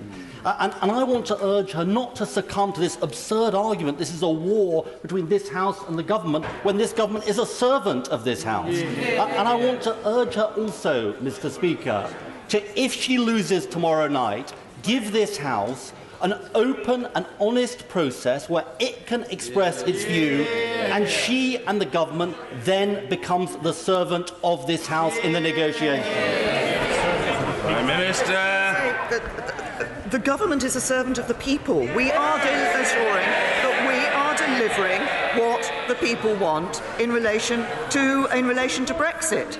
Now, we've negotiated what I believe genuinely is a good deal for the United Kingdom, and that is why I will continue to encourage members of this House to support it.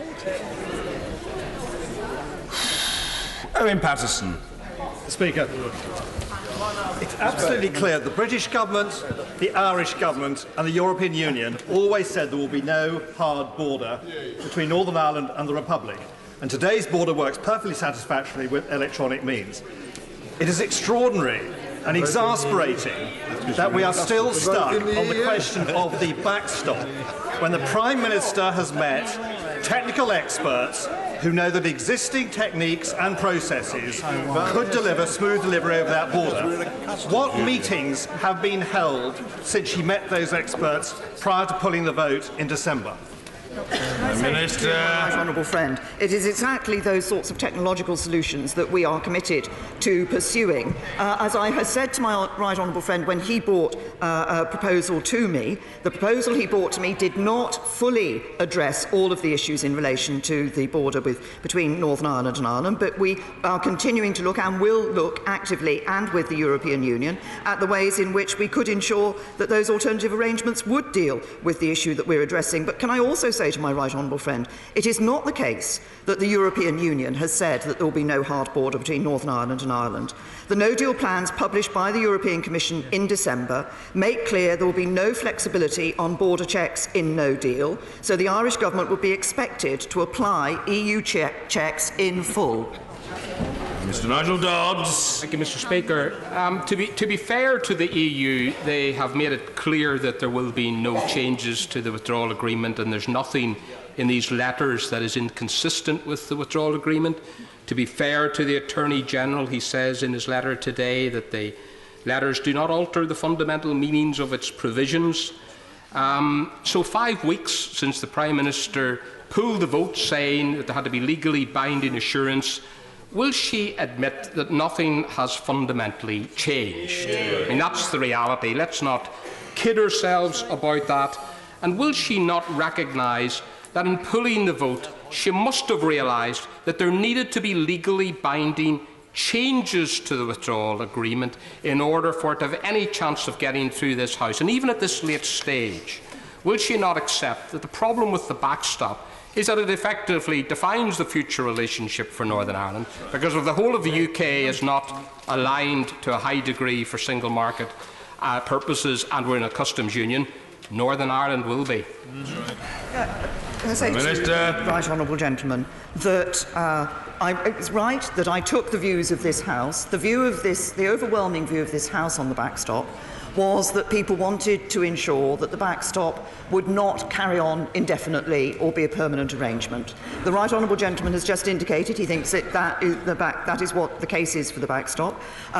What we have received from the European Union are those further assurances and the recognition that the European Council conclusion, in which some of those assurances are referred to, does have legal force in international law and effectively sits alongside the withdrawal agreement and the political declaration package, and would be part of any consideration on any challenge to that withdrawal agreement in relation to those particular issues. But I recognise that what I have brought back, as I said in my statement, is not what some members wanted from the European Union. But it is not the case that this has not gone further than when we were initially discussing the debate. There have been some further assurances from the European Union, but I accept that those are not the same level of assurance that some members of this House wished.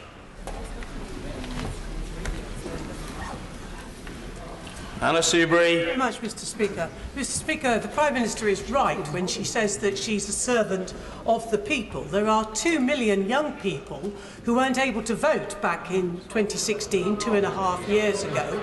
I'm so sorry that honourable members seem to, on this side, be in some way dismissing those young people. They are the future of our country. The Treasury's own analysis shows that whichever way you cut it, Brexit's going to make our country poorer. Why shouldn't they have a right to a say in their future, given they will bear the brunt of Brexit? Why tomorrow, when the Prime Minister's deal fails, why can't it go back to the British people so that everybody, especially young people, can have their say on their future, their say on Brexit? Prime Minister. My right honourable friend has asked me questions in relation to putting a decision back to the British people in the past, as have other honourable and right honourable members of this House, and referred to a new generation of young people who weren't able to vote in the 2016 referendum. But this House, this Parliament, was very clear that this was a decision to be taken in that referendum, and that government would abide by the decision that was taken in that referendum. And 80% of the votes cast at the last general election were for parties that said they would respect the result of the referendum. That I believe we should respect the result of the referendum and ensure that we deliver leaving the European Union.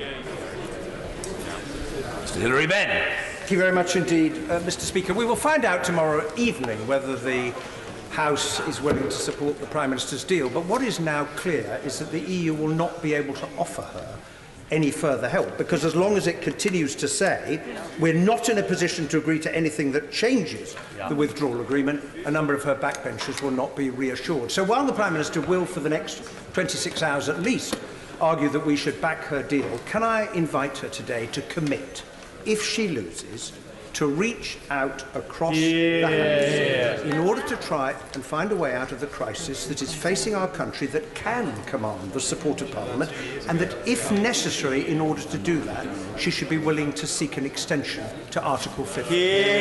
Prime Minister. Can I say to the right honourable gentleman that, of course, the House will give its view tomorrow night. I will be continuing to encourage members of this House to vote for what I believe to be a good deal. He might have noticed, actually, I have been meeting with and hearing from members across across the House in relation to this particular issue. I continue to believe that this is a good deal because it delivers on the referendum, and it is crucial that this House delivers on the referendum, but it also does so in a way that protects people's jobs and security and gives certainty to businesses, and that's why I believe it's a good deal.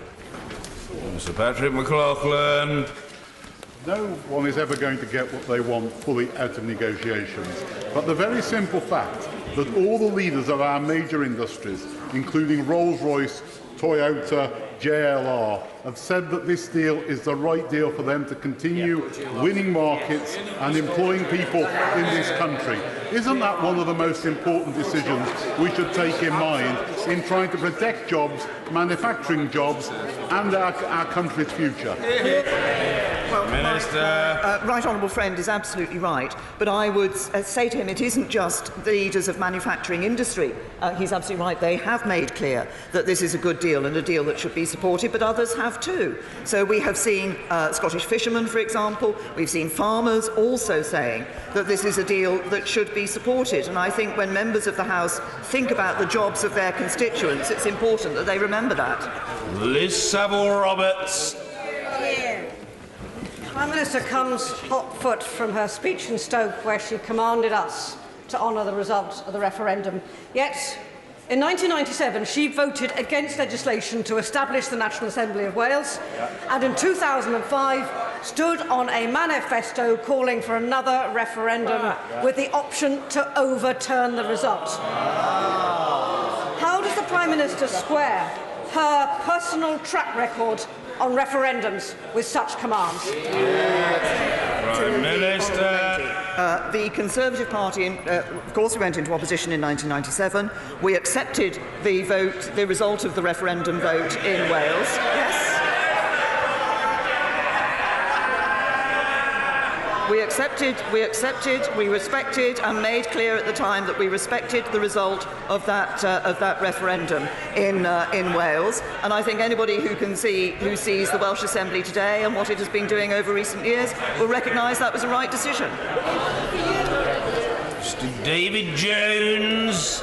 May I commend my right honourable friend for listening to the concerns of honourable members and for seeking to obtain further concessions and clarifications from the European Union. But is it not the case that the use of those words by Presidents Juncker and Tusk, that we are not in a position to agree to anything that changes or is inconsistent with the withdrawal agreement, simply serves to underline those concerns and make it all the more likely that honourable members will reject the withdrawal agreement tomorrow? I say to my honourable friend that the concern that members had overwhelmingly raised was the issue of whether or not the backstop could continue indefinitely. The European Union, within the withdrawal agreement, in a number of ways, makes clear that the backstop can only be a temporary arrangement. They have given that further assurance in relation to this in Council conclusions, which have, as I say, a legal force in international law, and that has been confirmed here in the UK. So they have gone further than they did within the withdrawal agreement. But I've said to the House on many occasions, there is no deal with the European Union that does not involve a withdrawal agreement. There is no deal that does not involve having a backstop, as that commitment to the people of Northern Ireland that there will be no hard border between Northern Ireland and Ireland. Yvette Cooper. The Prime Minister said this morning that she called on everyone to move beyond division and come together. Does she not recognise that she has made the divisions worse and made it harder for people to come together by not consulting either Parliament or the public on her red lines or the negotiating objectives, and by ducking and delaying votes? Does she not recognise that brinkmanship is the worst possible way to make such big decisions for the future of our country? And will she tell the House now that she has not ruled out extending Article 50 if her plan is rejected tomorrow? I say to the right honourable lady, I have said on many occasions in this House, I have come regularly to this House and answered questions from honourable members about the position that the government has been taking on these particular matters, and I am clear, in fact it is in our legislation, that we should leave the European Union on the 29th of March this year. Sir Nicholas Soames. Mr. Speaker, will my right honourable friend the Prime Minister reconfirm to the House that whatever future trading relationship the United Kingdom wishes to have with the European Union, this withdrawal agreement is clearly absolutely necessary to securing it? Can I say that he is absolutely right. The point is there are two issues here. There's how we leave the European Union and what our future relationship is. And any trade agreement that we would need to wish to agree with the European Union will require us to have these details of the withdrawal agreement agreed. As I've said previously, any withdrawal agreement will include a backstop. Looking for a new young member. Mr. Barry Shearman. Thank you, Mr. Speaker.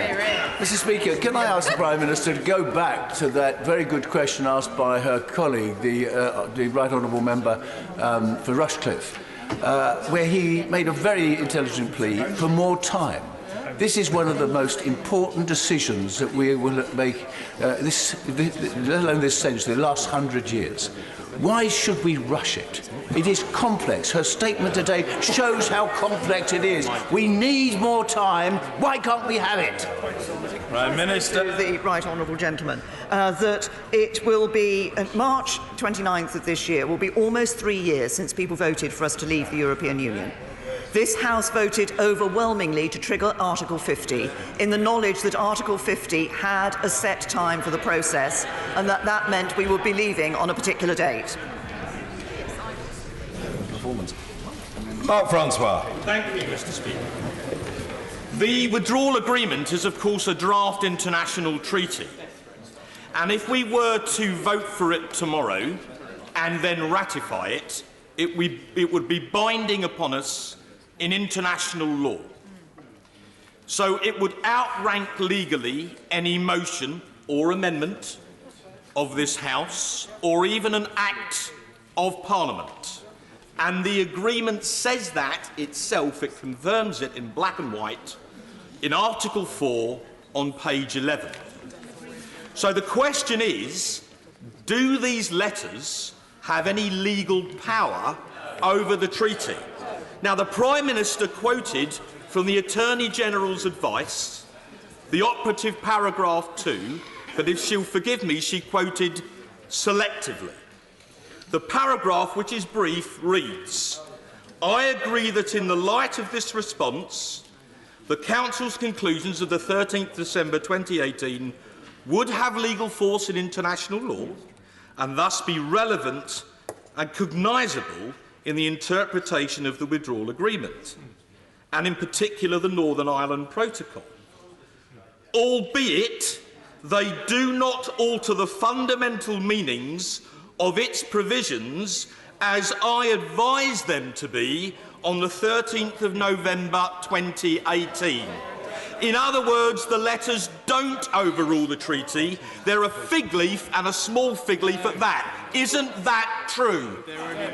Prime Minister. These are additional to the text that is in the treaty, and they do have force in international law. But I'll say to my right honourable friend, I was clear in my statement, and I have said that since, that I recognise that what we have from the European Union does not go as far as some members of this House would like it to go and would prefer it to go. But we do have those further assurances which sit alongside the withdrawal agreement, and in any position in which the question about the backstop within the withdrawal agreement was being challenged, these would be part of that consideration and would be, as has been said, they do have a force in international law. Chris Leslie. Just to be clear on the Prime Minister's strategy, she's asking us to trust her to agree to get past exit day before we even start to negotiate the whole of the future relationship between the EU and the UK. Doesn't she accept that would be a massive leap in the dark, and anything could happen in that 2-year period? For example, who will be her successor concluding those negotiations? Prime Minister. Right Honourable Gentleman, that the political declaration sets out the instructions to the negotiators for the next stage in relation to not just the trade arrangements but also the security arrangements and indeed some issues underpinning all of these, for example the data, questions of data exchange. So those are the instructions on which the negotiators for the next stage will be working on that to change it into legal text. It is not possible for the EU to agree a legally binding text of a trade agreement with a country that is a member of the European Union. They have to wait until we are a third country and outside the European Union. Greg Hands. Mr. Speaker, the Prime Minister will have read the comments from leading EU Commission officials at the very highest levels about the withdrawal agreement since it was finalised. Sabine Vaillant, who is Michel Barnier's deputy, has said, first, this requires the customs union as the basis for the future relationship. She's also said they must align their rules, but the EU will retain all the controls. And finally, that the EU retains its leverage. Martin Selmayr, who's the General Secretary of the Commission, has said, quote, the power is with us, and he told the Passauer Neue Presse on the 7th of December that the agreement shows that leaving the EU doesn't work. So Brussels clearly believes it's a great deal for them. Why does the Prime Minister seemingly as enthusiastic that this is a great deal for the United Kingdom? First of all, can I say to my right honourable friend that what is clear in the letters that we've received today from the European Union is that the issues that form, I know a number of members were concerned about the phraseology that was in the political declaration about the future relationship in relation to customs and the phraseology of building on the protocol, and therefore the assumption that what was in the protocol was effectively going to have to be taken forward into that future relationship. In fact, the letters we have received today make clear that that is not the case. And I say to my right honourable friend, he asks why I believe this is a good deal. I believe it's a good deal because it does, as I've said previously, it does deliver on the vote of the referendum, control of money, borders and laws, out of the CFP, out of the CAP, but it also, and enabling us to have an independent trade policy, but it also enables us to do that in a way that protects jobs and security and gives certainty to businesses. Yeah. Kate Hoey. Speaker, I genuinely respect the Prime Minister's willingness to come back time after time to talk to this Parliament and to the public about her deal, even if today she hasn't really brought anything very different back, if we're honest. But could I ask her to state very clearly, this Parliament voted to give the people the opportunity to decide whether to leave or not to leave, not for this Parliament to decide. Will she therefore categorically state that whatever happens tomorrow night and whatever happens in the next few weeks, we will be leaving on March the 29th because that's what the people voted for? Can I say to the right honourable lady, we will be leaving the European Union on March the 29th. I believe it is important that this Parliament delivers on the vote that people took in 2016. And indeed, as I've just said in response to one of her honourable friends, this Parliament voted to trigger Article 50 with that 2-year time frame that Article 50 had within it. But it is important, for the sake of our democracy, I believe, that we do deliver on the Brexit vote that took place in 2016. Mary Cray. Thank you, Mr. Speaker. In Wakefield on Saturday, Mr. Speaker, a man approached me to say that on the day the Prime Minister delayed the vote, his business lost a multi-million-pound contract, and as a result his order book was empty and the redundancies were now starting. So her delay has achieved nothing apart from the paradox of leaving her a little bit safer in her job, thanks to surviving a vote of no confidence, and my constituents quite a lot less safe in their jobs. So when her deal is voted down tomorrow, will she extend Article 50 and work across this House to give our constituents the option to vote again on what they now know is going to happen, which is continued uncertainty on the trading relationship between their businesses and the EU for at least the next 4 years? What business is absolutely clear that the certainty that they require is the certainty that will be given by agreeing this deal. Sir Desmond Swain. to guarantee Brexit, she should prorogue Parliament until April. Tempting, isn't it?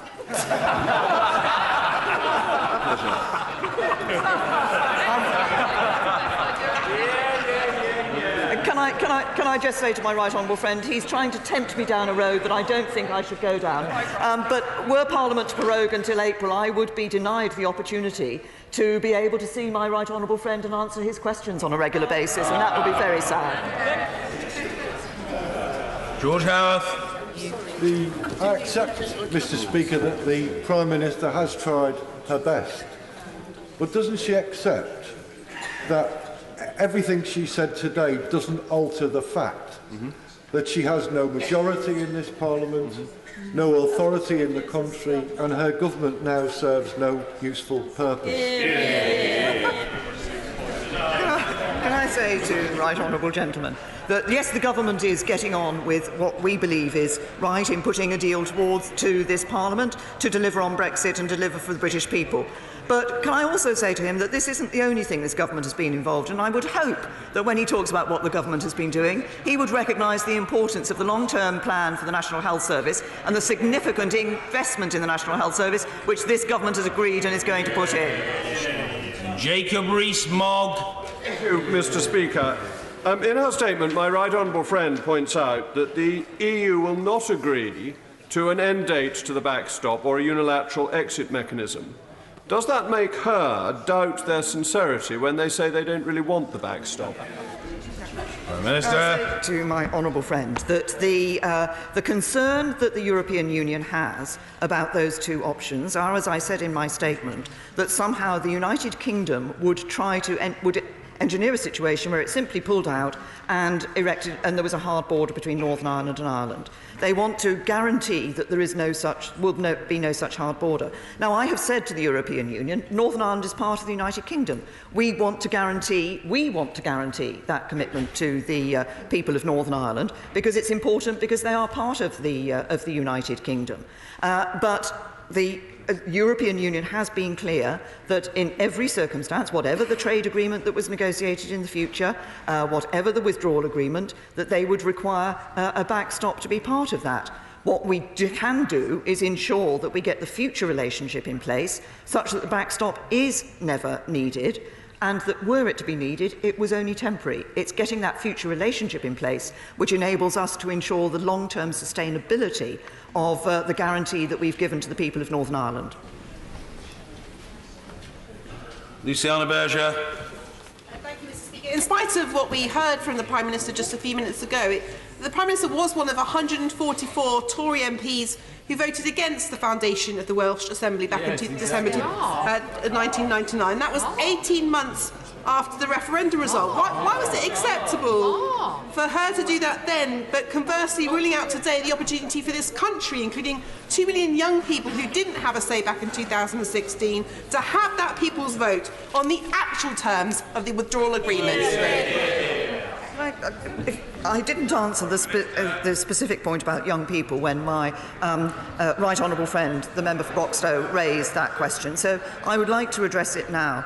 Because I recognise that there are people today who are now eligible to vote who weren't eligible to vote in 2016.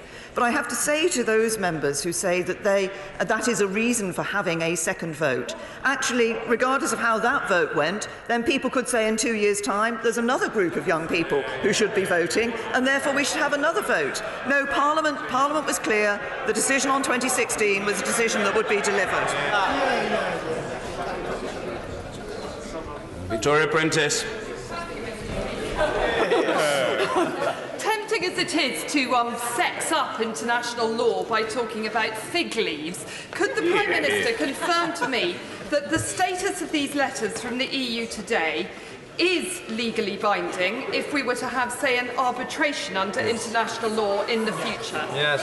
Yes. Yes, and I'm very happy to respond to my honourable friend, who, of course, with her legal experience, has rather more experience of these matters than I do. But it is right; they do have that legal force. They would be taken into account in looking at any arbitration, any dispute that arose. This would be part of the consideration that would be taken into account. So they do have that legal force. Stephen Doughty. Thank you, Mr. Speaker. Can I gently say to the Prime Minister, Mr. Speaker, that whatever our views in Brexit across this House, we're all patriots, and it is not subversive to take a different view from the Prime Minister. It is simply democracy in action. And it's not subversive because otherwise the position that the Prime Minister and indeed the Conservative Party took for nearly 8 years after Welsh devolution would also have been subversive. It wasn't, it was just a different point of view. I'm very proud the Welsh Assembly is in my constituency and it's there today. But would the Prime Minister agree with me there was a fundamental difference between Welsh devolution and Brexit? Support for Welsh devolution grew. That's why she wasn't successful in her call for another referendum or abolishing the Welsh Assembly. Support for Brexit has fallen, and that is exactly why we need to put it back to the people. I'm afraid the underlying... I don't accept the underlying premise of the honourable gentleman's question, that he thinks that support for Brexit has fallen. There are indeed people who say that they voted leave, but they would now vote to remain. There are also people who say they voted remain, who would now vote to leave the European Union. And the overwhelming view that I get when I knock on doors and hear from people directly is actually that they just want the government to get on with the job that people gave to the government of leaving the EU. Vicky Ford. Thank you very much. Last week, the Shadow Brexit Secretary implied that he supported much of the withdrawal agreement, but he would vote against it because he wanted more clarity on the long-term relationship. But the EU has made it clear that we can't get the clarity on the long-term relationship before the withdrawal agreement. The horse has to come before the cart. Does she agree that it is the party opposite who are therefore being reckless in jeopardising our chances to move on with the negotiations before Europe shuts for its elections? My honourable friend has made a very important point about the timing. We have the opportunity in agreeing this withdrawal agreement and political declaration to start those negotiations, to get that work going before those European parliamentary elections which take place in the summer. And it is indeed right that the EU cannot negotiate that legally binding text and sign up to that legally binding text until we're outside of the European Union, but are willing to start those negotiations so that we can ensure that we're in the best place possible to deliver the future relationship in December 2020. Sir Mark Hendrick. Prepared to hold this House to ransom. She knows she will lose the vote tomorrow and still insists on a March the 29th exit date, in spite of calls to extend Article 50. Would she really want to see this country crash out of the EU with all the losses of jobs and business that go with that? Can I say to the honourable gentleman, I've been very clear that if people want to avoid no deal, then what they should be doing is supporting this deal, which businesses like BAE Systems, which the honourable gentleman I'm sure will know, have said is a good deal and should be supported. John Barron. I'm just aware that many of us have wished her well in these negotiations, but in the absence of any legal certainty about the UK's right to unilaterally leave the backstop, something my Amendment F seeks to address, what certainty is there that the EU doesn't drag out the trade negotiations so that in, say, 5 years' time, we're still discussing the issue? Can I say to my honourable friend, and he and I have discussed this previously, the European Union do not see the situation that would exist where the trade negotiations were continuing for some considerable time and if it were the case that the backstop had come into place as a good place for the European Union. Tariff-free access to EU markets without paying any money, with no free movement of people and with no access for EU boats to our fishing waters is not a good place for the European Union to be in. As I explained, the reason why they're concerned about the idea of a unilateral exit mechanism is because they do not want to see a situation in which the UK pulled out of the backstop and left the creation of a hard border between Northern Ireland and Ireland.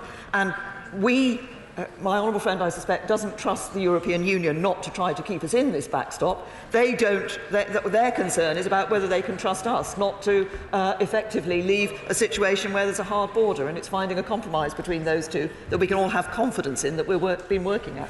Caroline Lucas. Thank you, Mr. Speaker. The Prime Minister claims the possibility of no Brexit would be a subversion of democracy. Isn't it true that the real subversion of democracy is a Prime Minister who has consistently sought to shut Parliament out of this process from the very beginning, who now refuses to go to the people to see if they are still satisfied with a deal that bears no resemblance to the one that was promised them 2.5 years ago?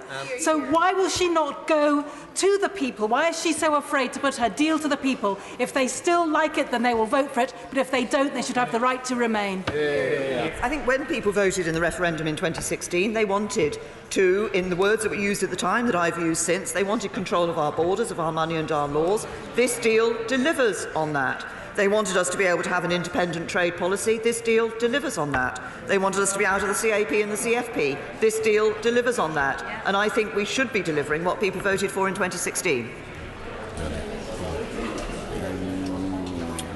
Richard Drax. Thank you, Mr. Speaker. Can I congratulate my right honourable friend for standing firm on the date?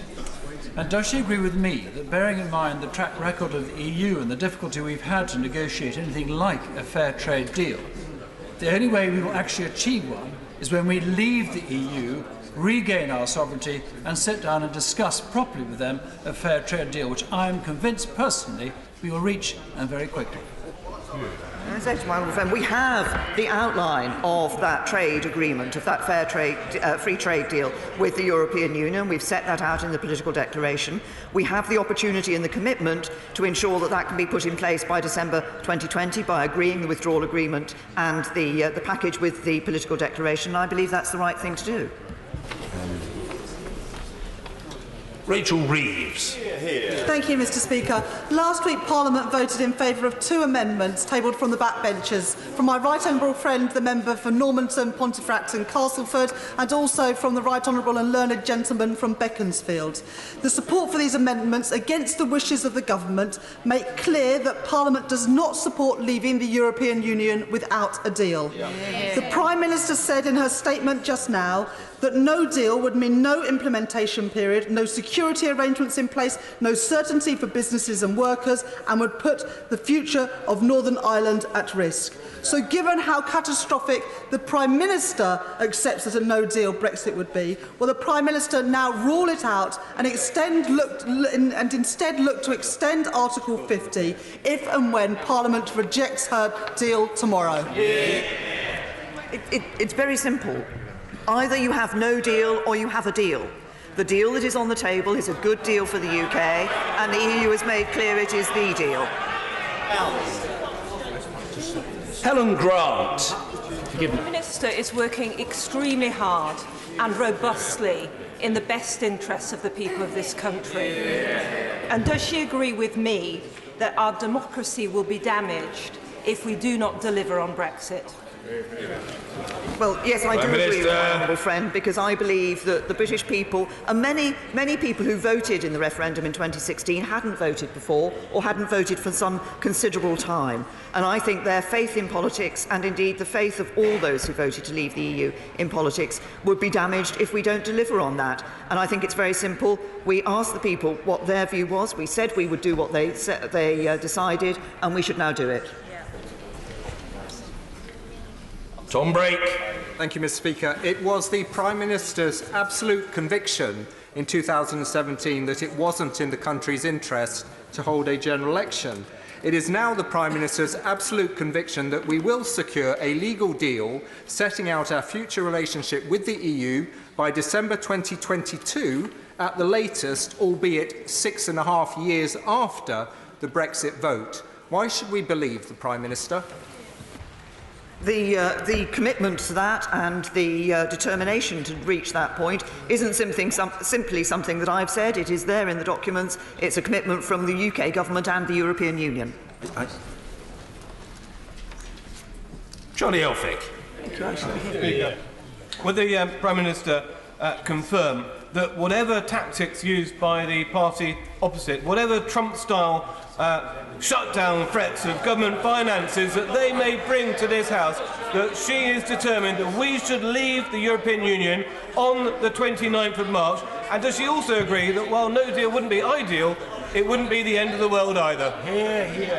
Well, can I say to my honourable friend, as I've as I said earlier today, of course, there would be damage to the economy. There would be an impact. There would be consequences of no deal, and I've set those out. Now, over time, the UK could recover from that. But I believe what is important, as my honourable friend says, is that we do deliver that leaving the European Union. And I am concerned about attempts that could be made to try and find ways of effectively rejecting the vote that the British people took in 2016. I believe we should deliver Brexit, and this government will do so. Peter Kyle. Mr. Speaker.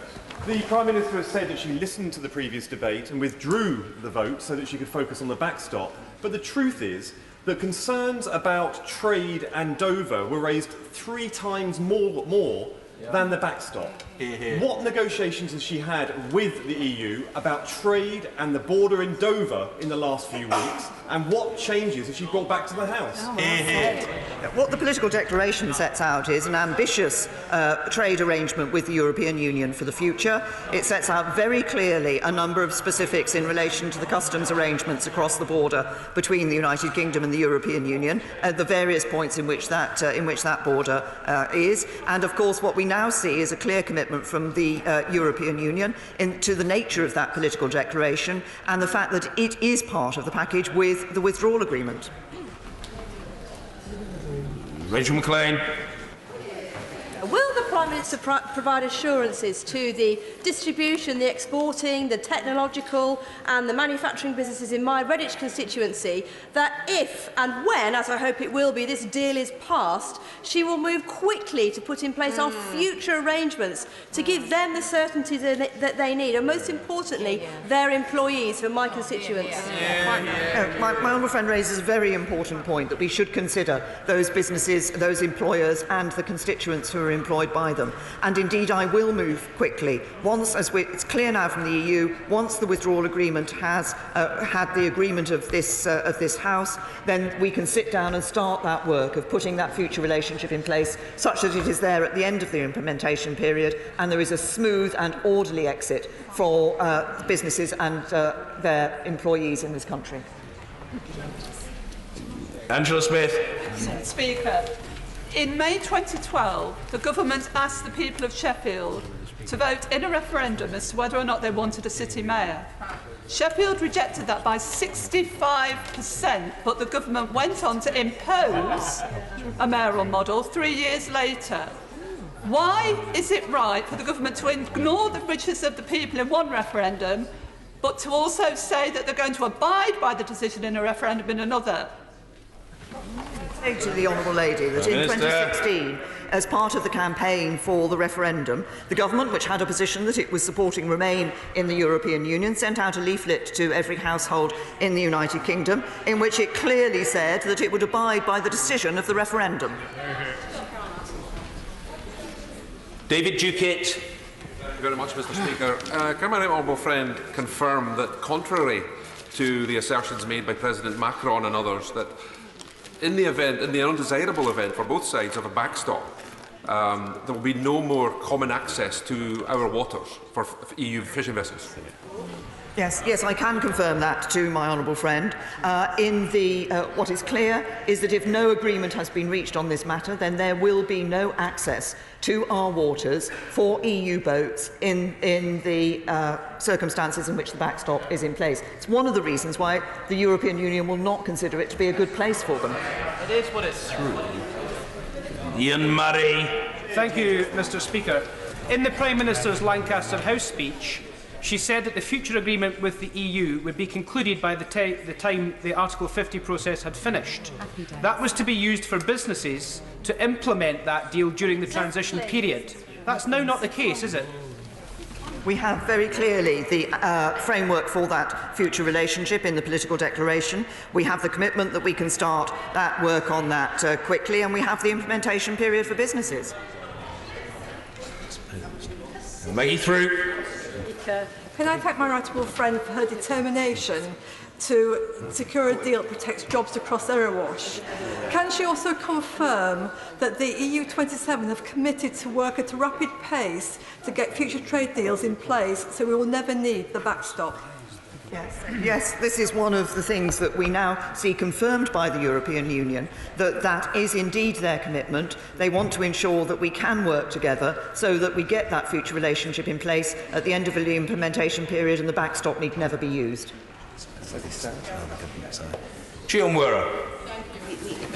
Does the Prime Minister recognise that by threatening members of Parliament with a democratic catastrophe if we vote against her job-destroying deal, she is embracing not only the hand of President Trump, but his methods? And would she now say explicitly, and for the benefit in particular of those threatening members of Parliament online and on our streets, that she agrees that for her government to lose tomorrow's vote does not undermine democracy? On the contrary, it shows that no one, and particularly not this failing government, is above our parliamentary sovereignty.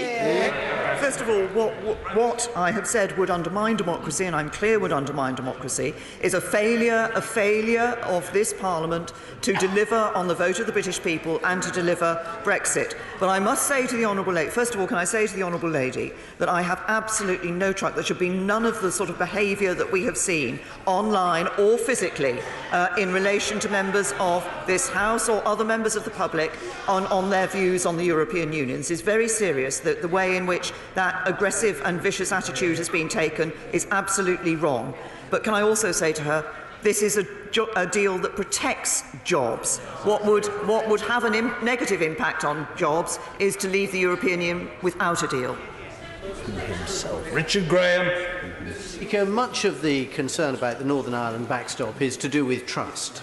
So could the Prime Minister confirm my understanding of one of the reassurances she's achieved, which is that even if EU member states haven't ratified a future trade agreement, that trade agreement would still be applied in order to avoid the backstop, meaning that we would not be hostage to any regional parliament like the Walloons or anywhere else that the Canadian agreement was?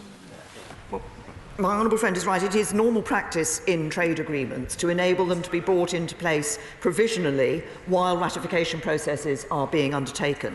And it is, we have been clear that that is what we would do, and the Commission is clear that they would recommend that that is what the European Union should do, such that the trade agreement could be put in place, the backstop wouldn't need to be used, and it would not be hostage to those ratification processes. Chris Bright. Downing Street has repeatedly briefed that the Prime Minister is intending to support the amendments tabled by her honourable friends from East Devon and South West Wiltshire tomorrow afternoon.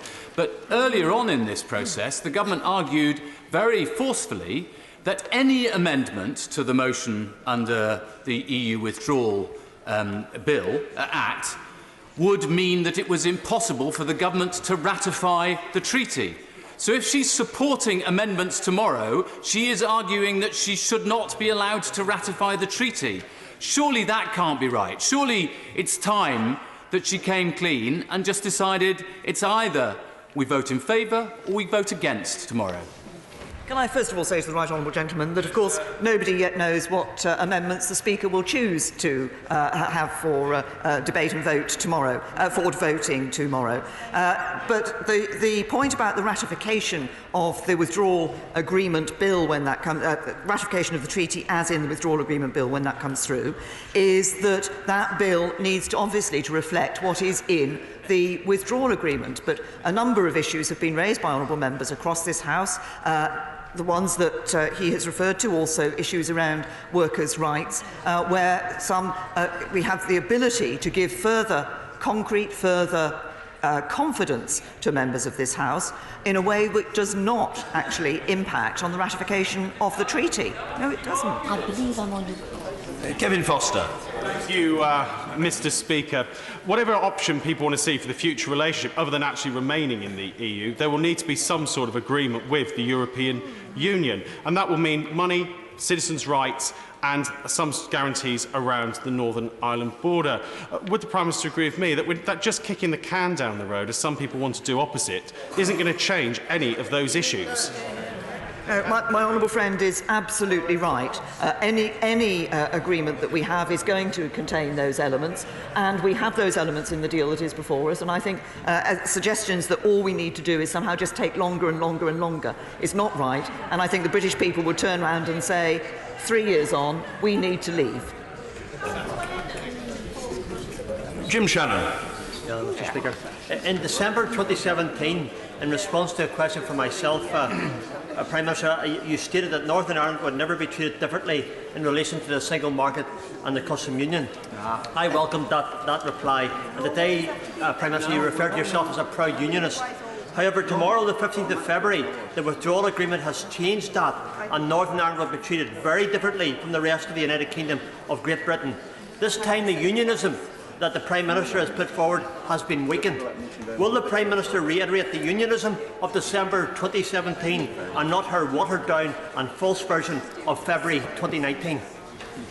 Can I say to the honourable gentleman, as he will have noted, we published a document last week in relation to Northern Ireland, which confirms the commitments we've given on one of the issues that has been of concern and been raised by the honourable gentleman and his honourable and right honourable colleagues in the DUP about the difference in regulation, potential difference in regulation between Northern Ireland and Great Britain.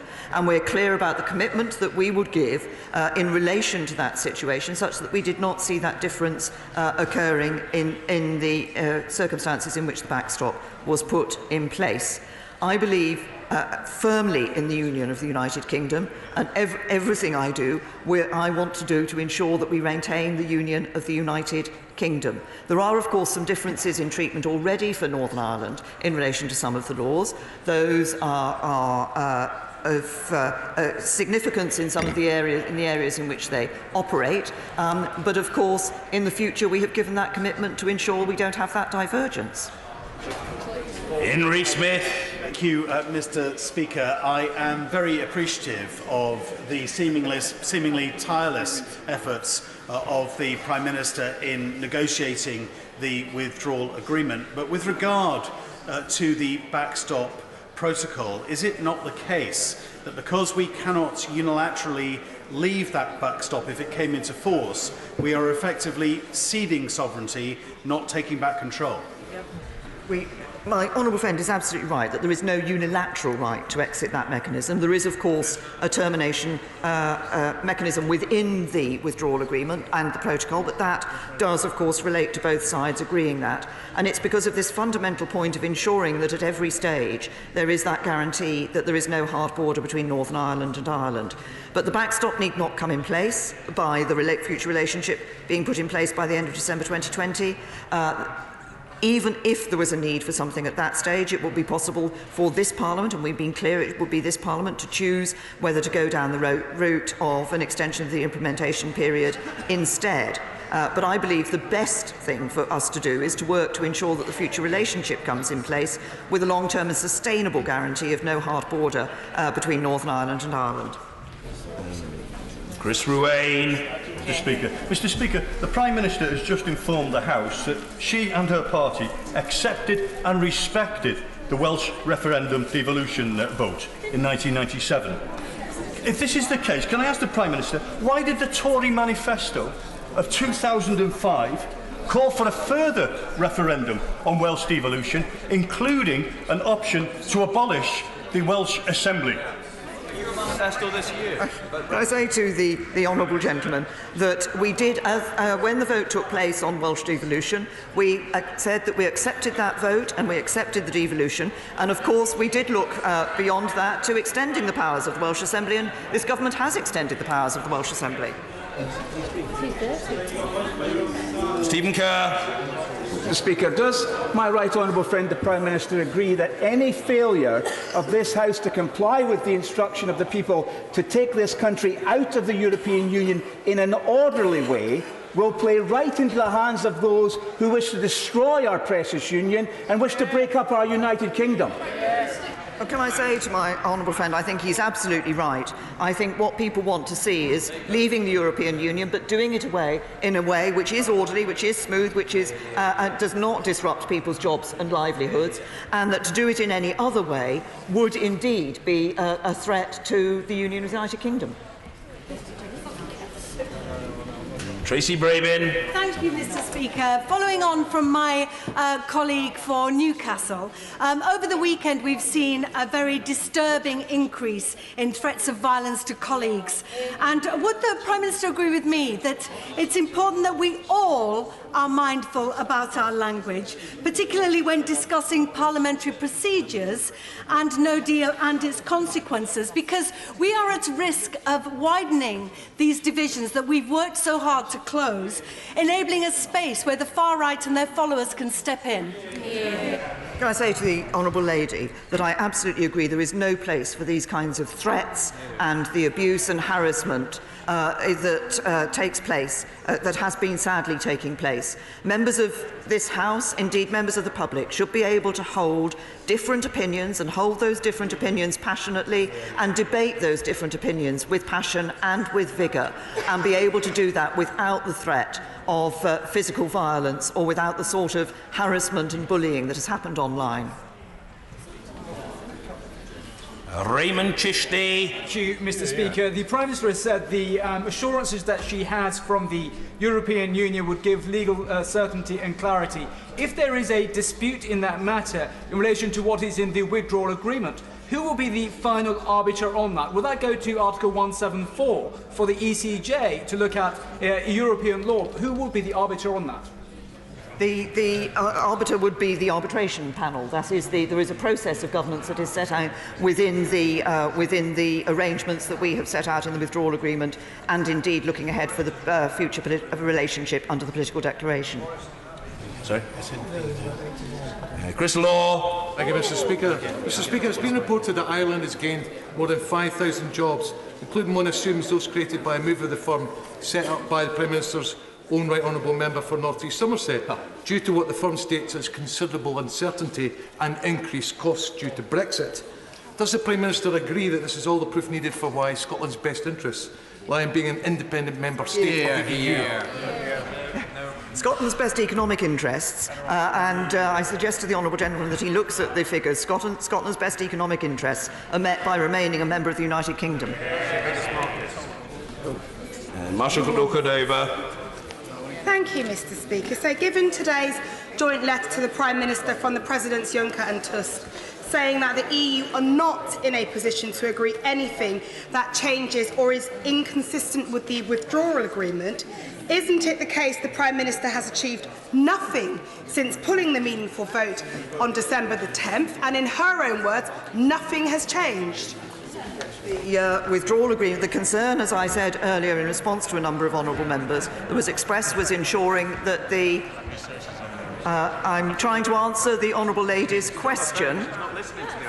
The response that the concern that people had here within the House overwhelmingly was one of ensuring that backstop would be temporary if it ever came into place. That is in with the withdrawal agreement already, but the further assurances that we have received further confirm that, and as I've said, the December Council conclusions do have legal force. Kevin Ollinwright. Thank you, Mr. Speaker. In a speech of 11th of October last year, Michel Barnier stated that in the event of no deal, there would be checks at the border for all live animals and products of animal origin. Isn't this potentially disastrous for Northern Ireland and for the integrity of the United Kingdom? Can I say to my honourable friend, he is absolutely right. I think there are some who have felt that the European Union would not require such checks, but the EU have been clear that they would require checks in the circumstances of no deal. Anna Turley. Thank you very much, Mr. Speaker. I admire the Prime Minister's efforts to try and contort her deal over the backstop to try and get it over the line and get it passed, but surely she must be stepping back now and looking at the bigger picture, which is that her deal and any version of it is still a betrayal of what people voted for. Her deal is not what people voted for in 2016. So much has changed. It's time to go back to them with the truth now and ask them for their view. I think what people voted for in 2016 was to ensure that the ECJ jurisdiction ended in the UK. The deal delivers that. It was to ensure that free movement would come to an end. The deal delivers that. It was to ensure that we didn't continue sending significant sums of money to the European Union every year, and the deal delivers on that. Simon Hoare. Thank you, Mr. Speaker. Shouldn't anyone in any party who purports to be concerned with the positive future relationship with the European Union, preserving our union with Scotland and protecting our union with Northern Ireland, now stop playing politics and vote for her deal, because failure to do so is going to let genie out of bottles, which are very much best kept cool. Well, I agree with my honourable friend that I believe that it is important that people, believe it is important that people support this deal, because it does deliver on the referendum, it does protect the union, and it does protect jobs and security. Diana Johnson. Thank you, Mr. Speaker. All but 4% of Hull North constituents who've contacted me have asked me to vote down the Prime Minister's deal, including many Leavers. So does the Prime Minister think that's because they no longer support Brexit, or because they think what they want is to have the promises that were made in the Leave campaign delivered on, and that this doesn't do it? As I said, obviously there was a vigorous campaign during the referendum. I think, as I've just said in response to one of her honourable friends, I believe when people voted, they voted to take back control of money, laws and borders. That is what this deal delivers, alongside the other things that people were concerned about, like leaving the CAP and leaving the CFP and having an independent trade policy. Matt Warman. Thank you, Mr. Speaker. The Sunday Times was in Boston to take the temperature of the most heavily Leave voting town in the country on Saturday. And what they heard in a genuinely random sampling of people in the marketplace was that my constituents understood that the wind was in the sails of those who want to stop Brexit. And while I can't pretend that I was overwhelmed with love for the Prime Minister's deal, what they did say to me was that it is back this or see no Brexit, and that would be anathema to British democracy. Well, I'm interested in the views that were expressed in Boston at the weekend. Can I say to my honourable friend that I agree, and I think it is absolutely right that this government delivers on the vote of the British people, and people are becoming increasingly concerned about the possibility of there being attempts to try and thwart that Brexit, frustrate that Brexit, or indeed stop that Brexit. Martin Doherty-Hughes. Thank you, Mr. Speaker. The complexity of these islands is summed up, Mr. Speaker, in the Good Friday Agreement, allowing and recognising a diversity of identity. And on the 22nd of October, the Prime Minister on the floor of the House assured me that the right to be both British and Irish, or both, is secure.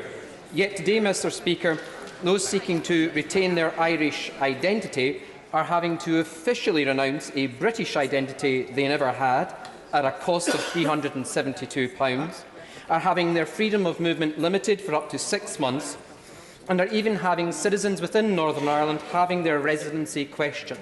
Can the Prime Minister assure me and people like Emma de Souza and those of Northern Irish background in my constituency that the Prime Minister's government is not using Brexit to undermine the fundamentals and complexities of the benefits of the Good Friday Agreement? We are indeed ensuring that the Brexit arrangements that we have negotiated with the European Union abide by the commitments in the Belfast Good Friday Agreement. And within the withdrawal agreement, as was indicated in the December joint report, it is very clear that that point of nationality that the honourable gentleman has raised is referenced, and it's clear that that is that ability for people within Northern Ireland to identify as British or Irish is in there. Bill Wiggin. Sat through this entire statement, Mr. Speaker, and many before it. And can I just commend the Prime Minister for keeping her temper, for the polite way in which she has answered every question when it must be infuriating sometimes for her to do so. And can she just reassure me that if things don't go quite to plan tomorrow, she will still apply that fantastic British grit that she's determined to how we leave under WTO? Well, can I say to my honourable friend, of course, I'm working to make sure that things do go in the right way tomorrow, but I can assure him that whatever I do and whatever happens, I will be working in the national interest with the determination that I have always had of ensuring we deliver for this country. Dr. Rupa Hart. Speaker, small businesses with no time, energy or resources for no-deal planning are appalled to see the Phantom Ferry Company's government contract, the Kent Lorry Park experiment and the swathes of civil servants now given over to some sort of Dad's Army-style wargaming troops on our streets. So can the Prime Minister tell us, by running down the clock and not ruling out no deal, how much has her blackmail Brexit cost the taxpayer to date and since December the 11th? Well said, well said. The Honourable Lady that she will know the sums of money that have been made available by the Treasury to departments across government to provide for both no-deal preparations and the preparations for a deal. It is entirely right that we take those contingency arrangements to ensure that we have made the decisions and put into place the operations that are necessary should there be a no deal. Nigel Huddleston. Thank you, Mr. Speaker. Does the Prime Minister agree that all deals would require a backstop of some sort? And as unpalatable as this deal is, and this backstop is, there is simply no such thing as a painless, risk-free backstop. So if not this backstop, another backstop would be required, perhaps as dangerous, or if not more concerning, as this one. Friend is absolutely right. It is clear that whatever the agreement was reached with the European Union, a backstop would be required. And some people talk about a different trade agreement for the future, but it would be necessary because that would require negotiation to ensure that there was a backstop there for the circumstances in which that new agreement wasn't able to come into place at the end of the implementation period. There is no agreement without a backstop. Deirdre Brock. A survey of 120 SMEs and stakeholders by Harvard researchers concluded that for most companies, the May deal is inferior to remaining in the EU or a much closer relationship with the EU that includes continued participation in the single market. We still respect experts in Scotland, Mr. Speaker. When will she follow their advice, fulfil the people of Scotland's vote in the EU referendum and protect our place in the single market and the customs union? Yeah. What we have negotiated with the European Union, what is set out in the political declaration, is the most ambitious trade relationship with any third country that the EU has ever negotiated. It is one which does see a good customs arrangement, good access to market. Protection of jobs was one of the things that I wanted to ensure we were doing in the deal that we negotiated, and it does just that. If you're interested, I can see details about it. Mr. Prime Minister, agree with me that, can I thank her for meeting a group of MPs from all parts of the House with manufacturing constituencies last week? And can I say to her and ask her if she would agree that with the assurances that have now come forward from the EU, and bearing in mind that the overwhelming message from that meeting was that manufacturing business doesn't want a no-deal situation, which would be highly disruptive. And this was coming from both sides of industry, this message through the meeting. Does she agree with me that really voting for the deal is the way forward? Say to my right honourable friend, he's absolutely right, of course. In that meeting, what was very clear was a number of members of this House from across the House, in conversation and discussion with manufacturing industry, recognised the importance of ensuring that we protected jobs and the potential impact that no deal could have on those jobs. I believe this is a good deal because it does deliver on the referendum, but it does protect jobs. Emma Little-Pengelly.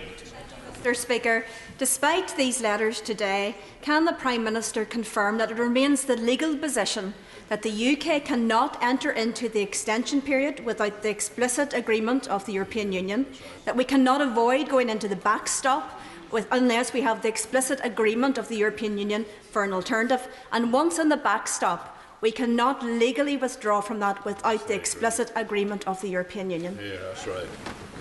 As I've said to members of the House previously, when they've referred specifically to the last of those points on the unilateral withdrawal mechanism, there is no unilateral withdrawal mechanism. The United Kingdom can make the choice, and we're clear that Northern Ireland, Stormont should have a voice in that choice as to whether to go into the backstop or the implementation period.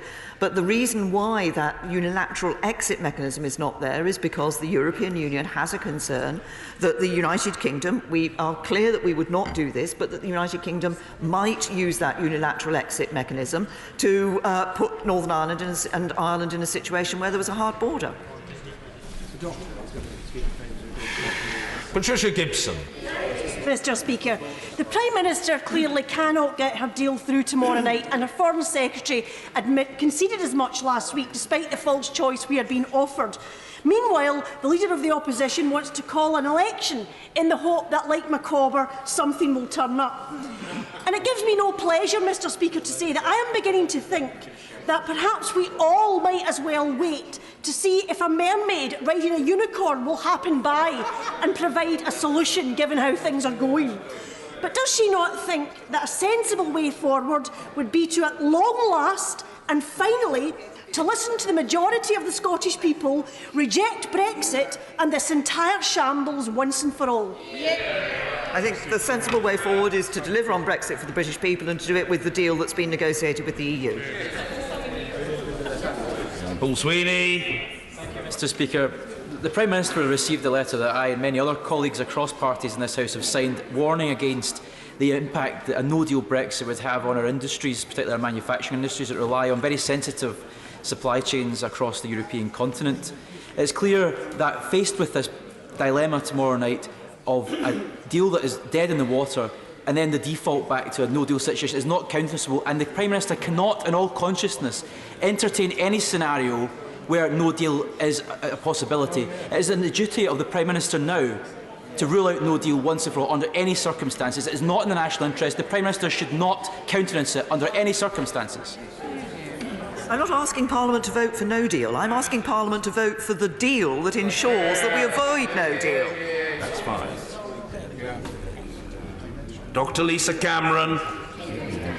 Speaker, the Prime Minister has agreed the backstop as an insurance policy. Insurance policies usually protect, but according to her own MPs, this leaves the UK vulnerable. Prime Minister, no one would even take out a car insurance policy that leaves them vulnerable. So whose insurance is it, and has she agreed to pay for the other driver's policy? The point of the backstop as an insurance policy is it's a guarantee that in all of the circumstances that have been set out, that there will be no hard border between Northern Ireland and Ireland. So it is a guarantee for people in Northern Ireland and for people in Ireland. I've been clear that the United Kingdom government would not erect a hard border between Northern Ireland and Ireland, but as I've indicated and as has been clear from a number of questions that have come today, the European Commission has also been clear that in a no-deal scenario, the checks at the border would be expected.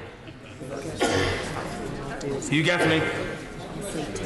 Prime Minister, at 11th hour, you decided to contact the trade unions of Great Britain, who represent the workers who create the wealth for this country.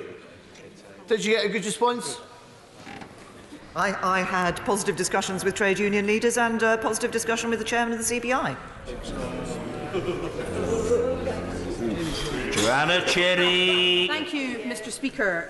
The Prime Minister has said that these written assurances have legal standing and legal force and that they would be taken into account. But she's also acknowledged that paragraph 2 of the Attorney-General's letter of advice says that they do not alter the fundamental meaning of the provisions of the withdrawal agreement. So can she confirm that ultimately, as a matter of law, in any conflict between the wording of these assurances and the wording of the withdrawal agreement would triumph, and therefore, in the month since she pooled the meaningful vote, nothing has changed? Say to the Honourable Lady that she says that it is my claim that these assurances have legal force. Obviously it is the European Union that has been clear that they have legal force, and as she has said, the Attorney-General himself has said that they would have legal force in international law and thus be relevant and cognisable in the interpretation of the withdrawal agreement. Mike Gapes.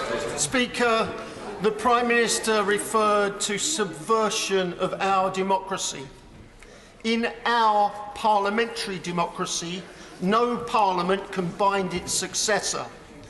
It was not this Parliament that agreed to hold a referendum or to prematurely trigger Article 50. It was the previous Parliament. And if she's talking about subversion of democracy, was her calling of a general election that she lost in 2017 a subversion of democracy? Can I just gently point out to the honourable gentleman that actually the Conservative Party is in government in this country and that we will deliver on the referendum for 2016. Alison Hewlett. Thank you very much, Mr Speaker. Mr Speaker, this Prime Minister and this government have been engaging in acts of outright fudgery, that is the spreading of fear, uncertainty and doubt, with the bizarre spectacle of the Financial Secretary to the Treasury running up and down with planted notes saying no food and no Channel Tunnel. Mr Speaker, is it no surprise to the Prime Minister that people in Scotland watching this ridiculous spectacle are starting to think we could do a lot better running things ourselves? I say it is entirely right that we are taking those mitigation measures in relation to no deal to ensure that we can deal with that consequences were that to be the situation in which we found ourselves. But can I say to the honourable lady, she and a number of her colleagues talk about listening to the voice of the people, as her right honourable friend, the leader of the SNP here in Westminster did earlier in his intervention. Listening to the voice of the people means accepting the result of the 2014 Scottish referendum. Catherine West. Thank you, Mr Speaker. Could I press the Prime Minister on the tone of the debate and ask what actions being taken by leaders in all different parts of the opinion of Brexit to ensure that a sense of people versus parliamentarians is not encouraged? Yes, well said. To the honourable lady, I think it is in the hands of all of us in this House to show that we are respecting the vote of the people, that we are respecting the views that people gave in 2016, and that the debate is about how we deliver on that vote. I think that's very important for everybody across this whole House. Albert Owen. Speaker, if regulatory alignment is good enough for Northern Ireland, then it's good enough for Wales, good enough for Scotland and good enough for England. And for that reason, I'll be voting against her deal tomorrow, because we want a level playing field in the United Kingdom. Moreover, 88% of constituents who have contacted me reject her deal. Many young people, 75%, think they'll be worse off with Brexit. Now the Prime Minister has been exposed to having formed and voted against the will of the Welsh people in the election and standing on a manifesto to overturn it, can she at this 11th hour give the people the vote and have a final say on Brexit? And say to the honourable gentleman that the people were given a vote. They were given a vote by Parliament. Parliament agreed. The government at that time said that that decision would be respected, and I believe we should do so. Kevin Brennan. Thank you, Mr Speaker. May I plead with the Prime Minister to mind her language? Because the use of the term in her statement to say that people's opinions would represent a subversion of our democracy is completely unnecessary at a time when there's far too much inflammatory language about already. She holds the office of Prime Minister. She's describing the views of members of this House, including former members of her own government, when she talks about a subversion of democracy. So could I just make that genuine appeal to her to consider her office when using language of that kind? And I would make an appeal to members across the whole of this House of considering the duty we have to the British people to deliver the vote that they gave in the referendum of 2016 and to accept that and not to try to find ways of frustrating or stopping Brexit. Mike Kane.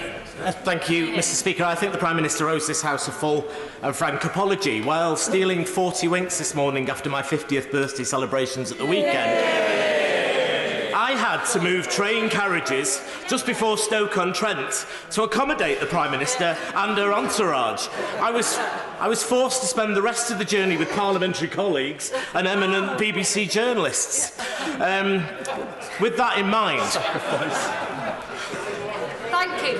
the point I really wish to make is one of the things I While it's a place of disagreement at the moment, the one thing I do agree with the Prime Minister is that she supports peace on the island of Ireland, and no matter what the tempests and the storms over the next days and weeks, will she keep that as a priority and not be buffeted? Yes. Can I first of all say to the honourable gentleman, can I thank him for the note that he left in the train carriage when he moved places? But can I seriously say that it is absolutely the case. We have been clear throughout the negotiations we've had with the European Union that we want to respect the Belfast Good Friday Agreement. The peace process has brought incredible benefits to Northern Ireland, the people of Northern Ireland. We want to maintain that peace process, and we will not be doing anything that damages that. Jamie Stone. Mr. Speaker, can I from the opposition benches also acknowledge the courtesy with which the Prime Minister has answered an absolute myriad of questions? Mr. Speaker, if I could magic you and the Prime Minister to the beautiful Scottish Highlands, I would show you infrastructure projects such as roads, harbours and airports, which would not have happened if it wasn't for European money. This expenditure was incredibly important in terms of reversing the depopulation that was the historic curse of the Highlands. When I return to my constituency at the end of this long week, and my constituents say to me, Jamie, what will replace this money? Can I ask the Prime Minister what my answer should be? We will be putting in place the Shared Prosperity Fund, which will be looking at disparities which occur both between nations of the United Kingdom and within communities and regions of the United Kingdom. And we will obviously have to ensure we'll be consulting on how that shared prosperity fund actually operates and the way in which it will operate. But it is that shared prosperity fund which will be ensuring that this is a country that works for everyone. I must say to the honourable gentleman that his constituency always sounds an immensely agreeable place, and therefore I really must visit. Mr. Alan Brown. Thank you, Mr. Speaker. After 2.5 years of complete lack of direction, the Prime Minister wants us to vote for this agreement, which really only puts everything into the transition period. Yet somehow she's trying to convince herself that to avoid the backstop and avoid a hard border in Northern Ireland, within the next 1.5 years or so, she can agree a trade deal, a customs deal, and find from nowhere a technology solution, have it invented, trialled and implemented within that 1.5 year period. Can she tell me the key milestone dates for this magic solution, and can she name one major IT infrastructure project delivered in such a timescale?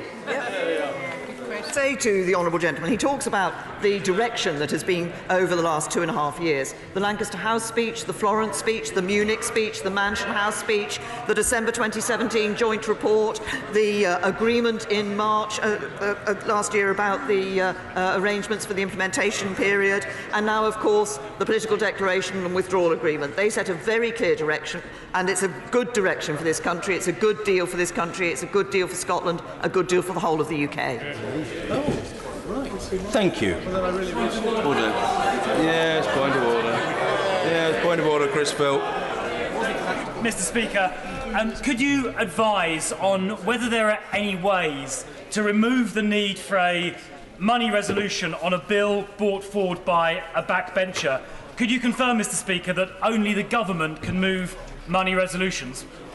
It's long been the practice. I'm not going to get involved in a detailed disquisition on these matters tonight, which I think is premature and unnecessary. But the honourable gentleman has asked me a question, and I furnished him with an answer, and I trust that satisfies him. And if it does, good, and if it doesn't, never mind.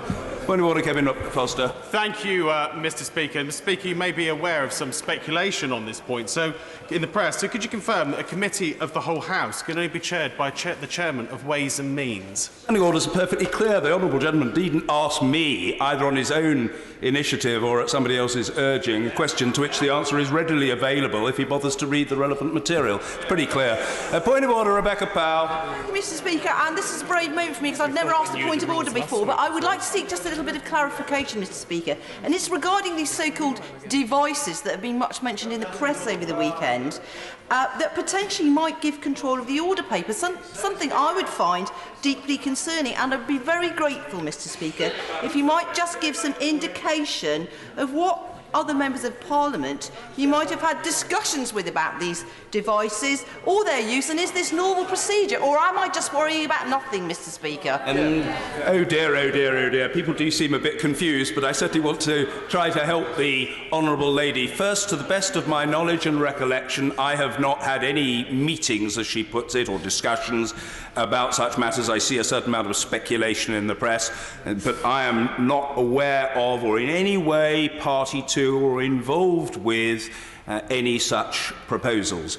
Secondly, I would have thought the honourable lady would probably know this after nearly 4 years in the House, but if she isn't aware of it, let me say, more generally, I regularly see members from across the House upon a range of matters if they ask to see me. There's nothing odd about that, there's nothing unusual about it, there's nothing without precedent. But on the particular first point that she raised, the fact that there might be speculation about matters that causes perplexity or befuddles some people may be a concern for them, but it isn't the responsibility of the Chair. So I hope I've given her a clear and explicit answer which brooks of no misunderstanding. Point of order, Liz Saville-Roberts. The Prime Minister responded to my question earlier by saying, and I quote, "We accept the result of the referendum in Wales. We respected and made clear at the time that we respected the result of the referendum in Wales." Mr. Speaker, her actions and the actions of her party at the time and since then are on record, and they contradict these assertions.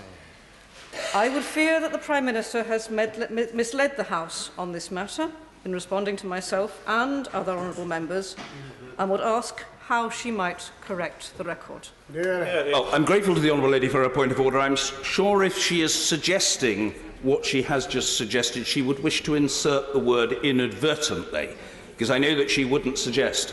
She's a person of impeccable manners. I'm sure she wouldn't suggest for one moment that the Prime Minister had deliberately misled the House. I just seek that assurance. She is suggesting that it's inadvertent.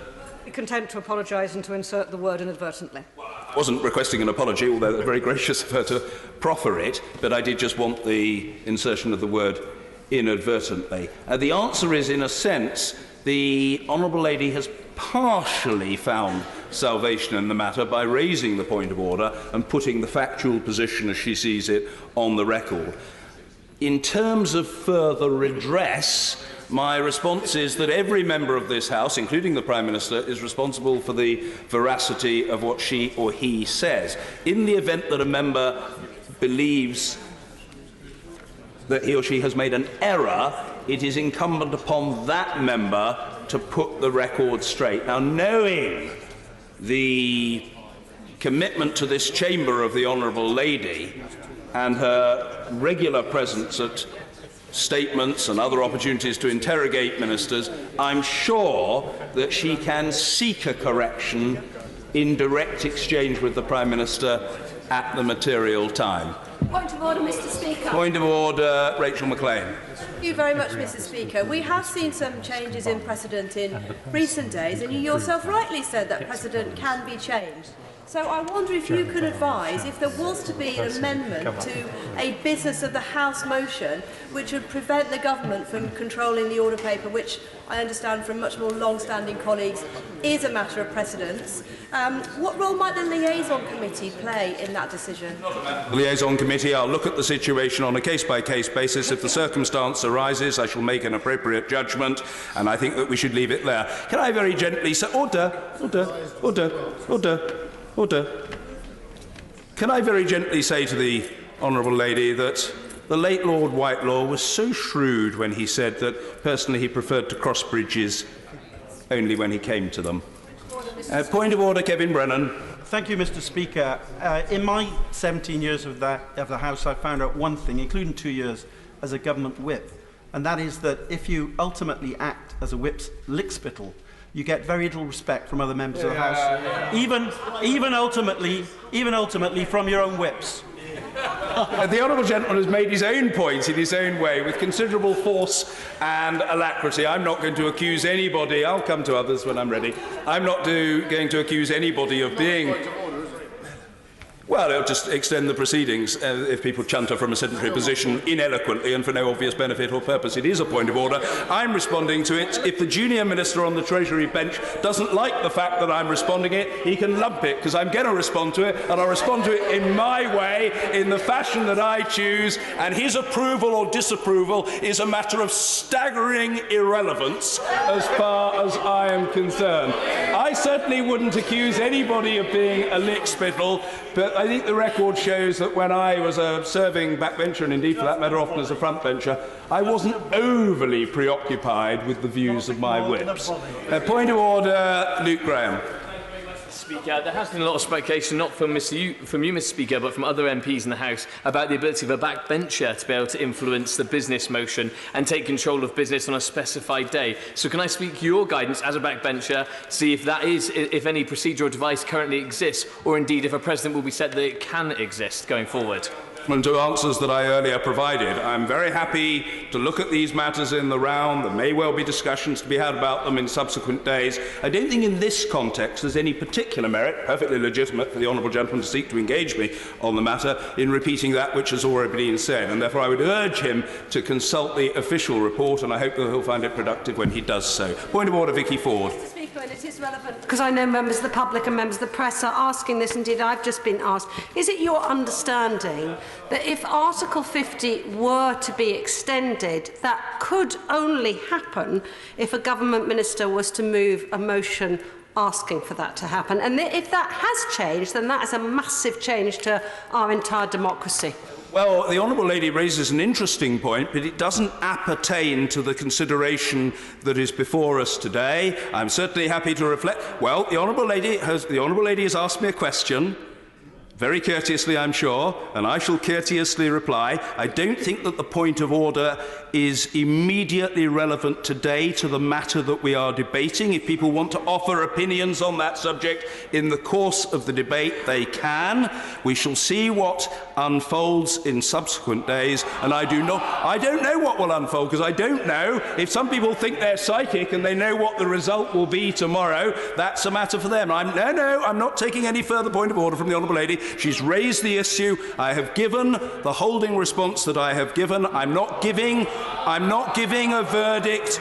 I'm not giving a verdict on this matter. I'm not anticipating any such scenario. I haven't been approached about any such scenario. No member of Parliament has posited any such scenario. So when people say, as though something frightfully revealing has been said, I'm sorry to disappoint them, but it hasn't. Nothing of any great significance has been said. And well, the honourable gentleman's very courteous, the honourable gentleman member for Chesterfield, but I'm untroubled by these matters. Yes, point of order, Charlie Elphick.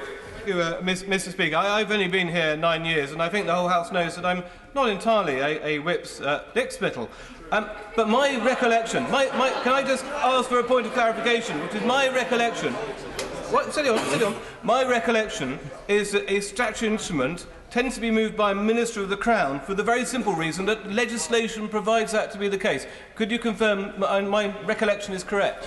That has always been the case, and I'm not aware that there is any imminent or likely prospect of that being changed. I'm not party to any such proposal. Nobody has posited to me a scenario in which I would be expected to agree to any such change. That is the reality. The position that I've set out at present is perfectly clear. The honourable gentleman, for whom I have the highest regard, is perfectly entitled to ask me, do I understand, with reference to that which has transpired to date, his interpretation of proceedings to be correct?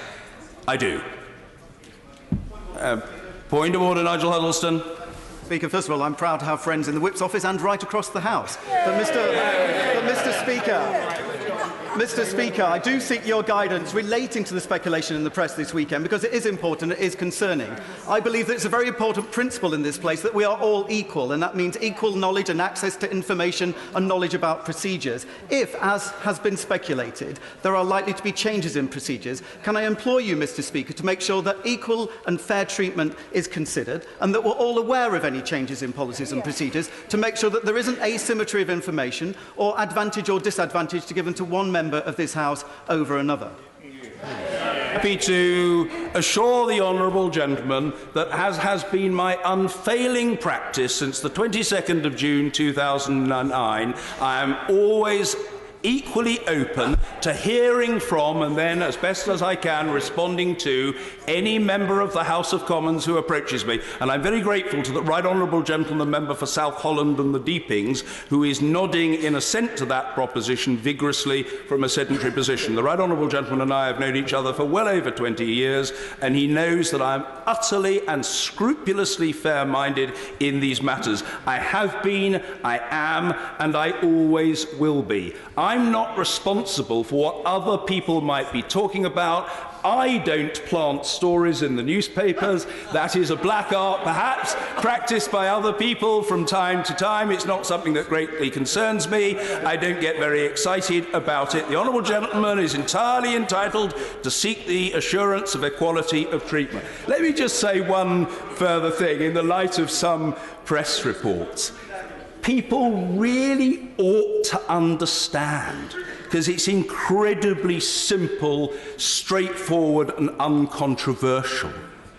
Any honourable or right honourable member of this House who wishes to come to see the Speaker about something that concerns him or her can ask to do so, and diary permitting and subject to agreement on suitable dates, that would always happen. The notion that some particular advantage is given to a specified individual or a little coterie as part of a secret plot in private apartments is so staggeringly absurd that I wouldn't expect for one moment that someone of the intelligence and perspicacity of the honourable gentleman would give it credence for so much as a single second.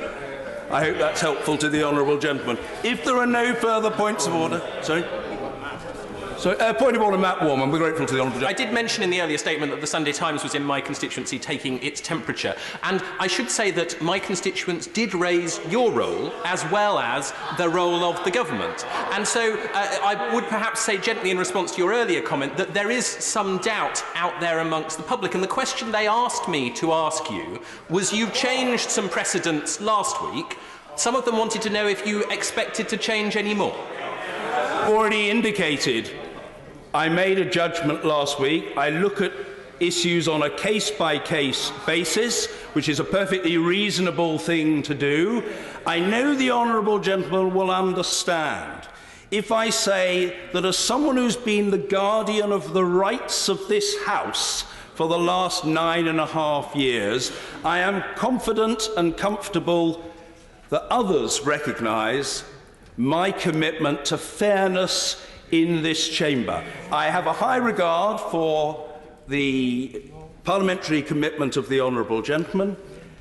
I have no intention, and I don't refer to the honourable gentleman in this context, I have no intention of taking lectures on doing right by Parliament from people who have been conspicuous in denial of and sometimes contempt for it.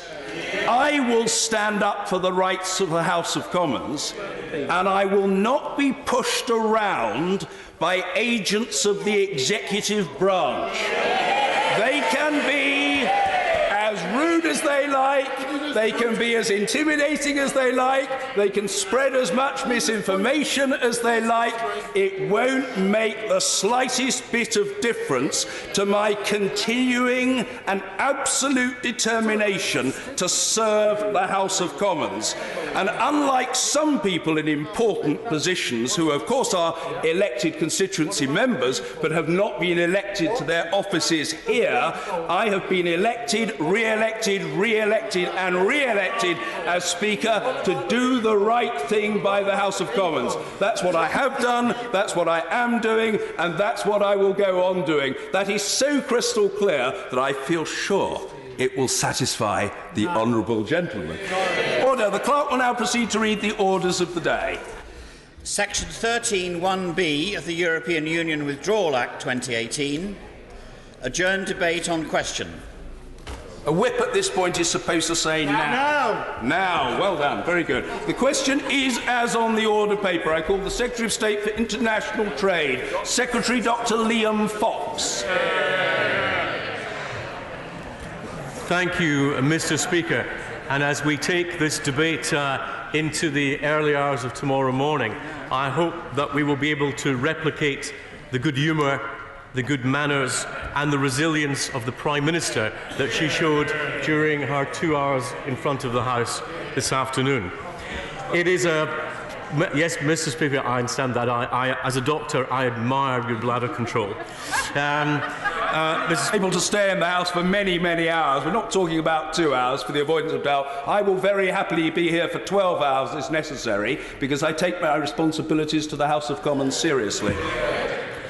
Well, Mr. Speaker, it's a pleasure to open this debate on global Britain and the economy as we consider how to honour the decision made by the British people in a democratic referendum to leave the European Union.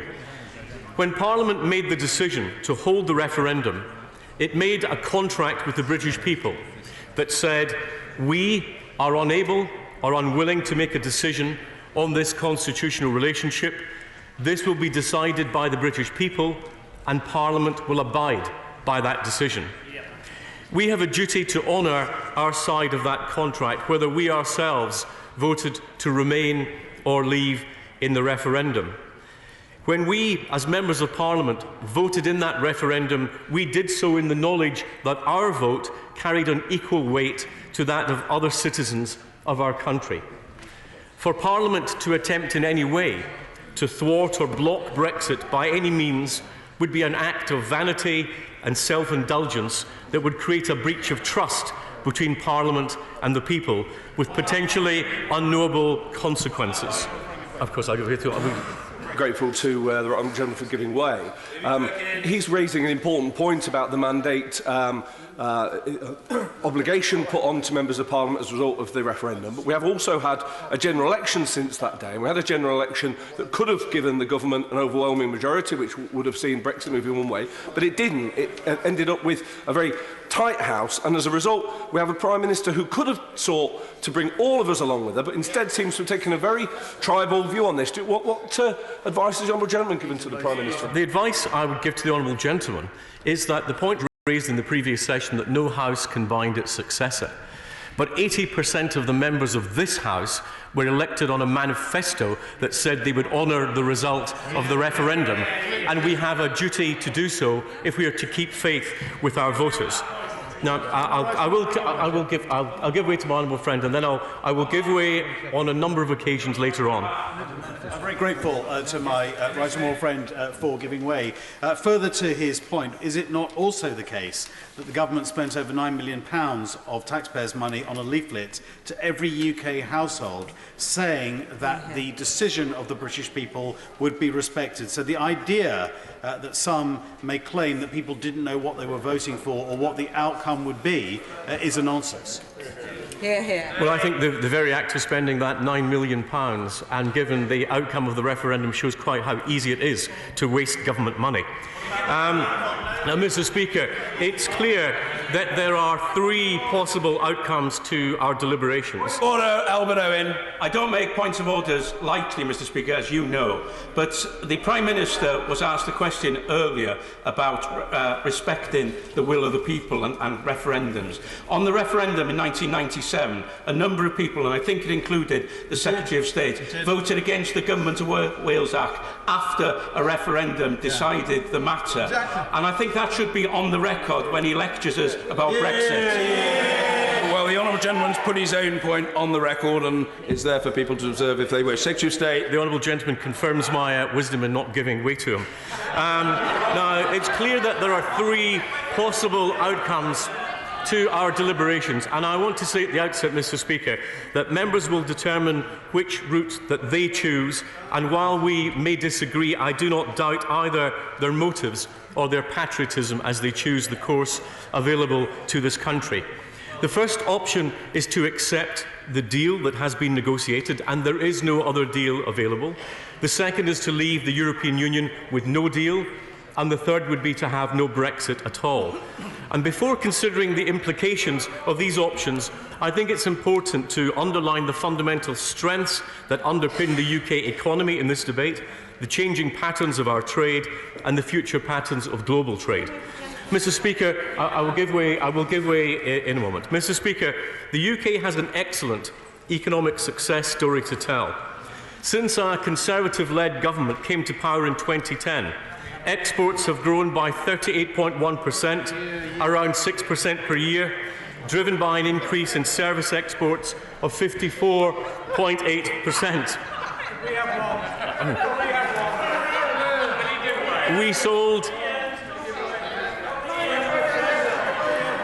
We sold some £618 billion worth of goods and services in 2017, up 10.9% on the previous year.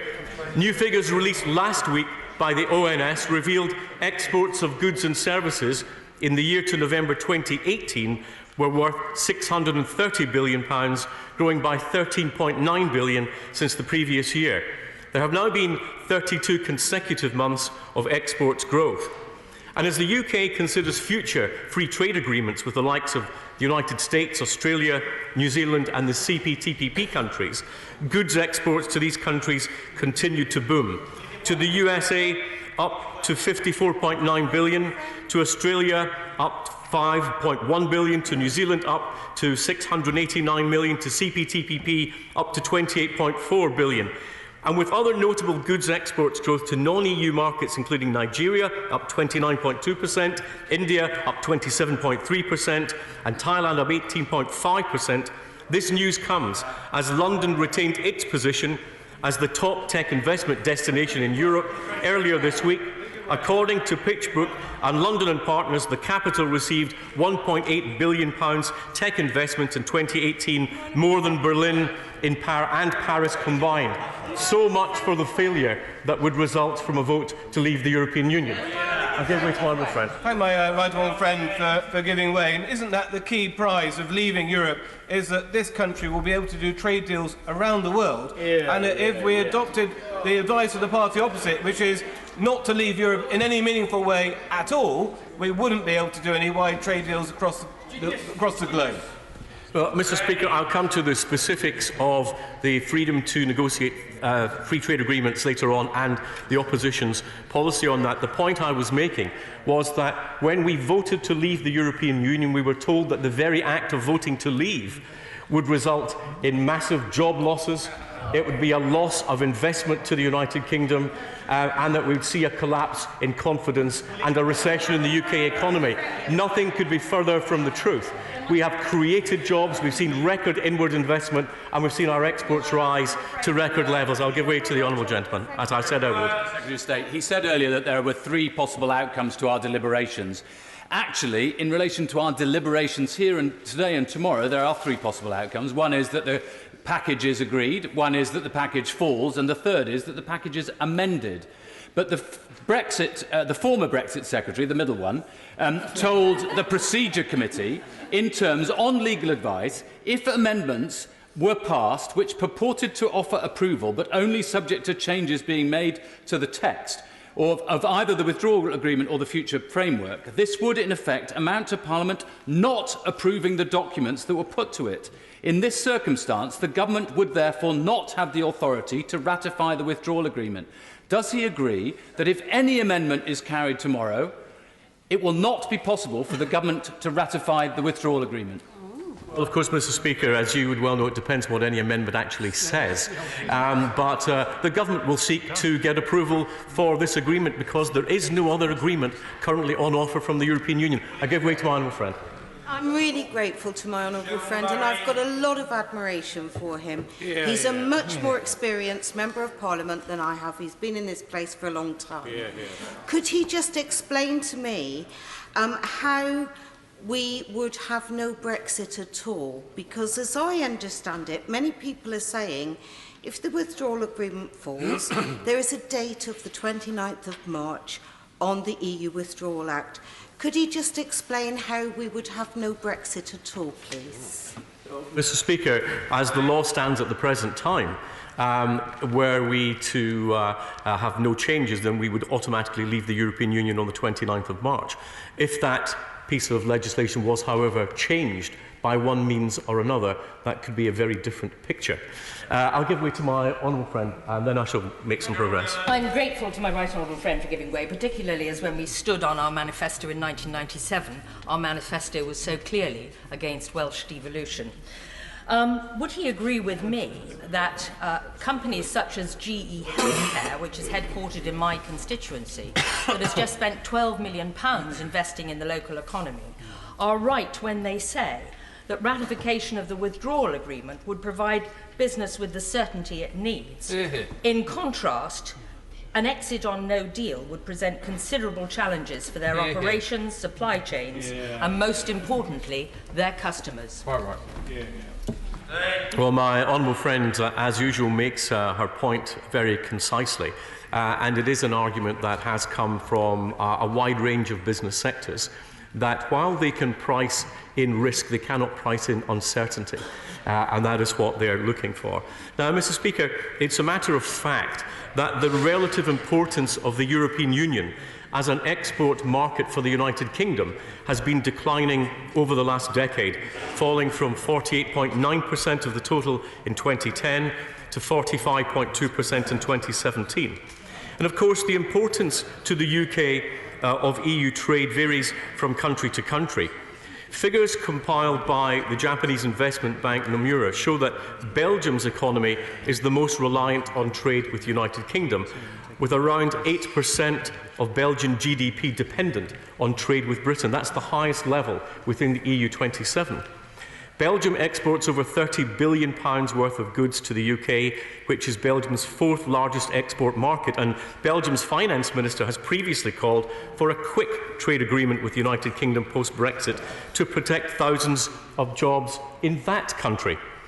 When trade is looked at purely in terms of exports, Ireland is the most exposed country. Around 13% of all Irish exports end up in Britain. And the Netherlands also has a large reliance on the UK for exports and GDP.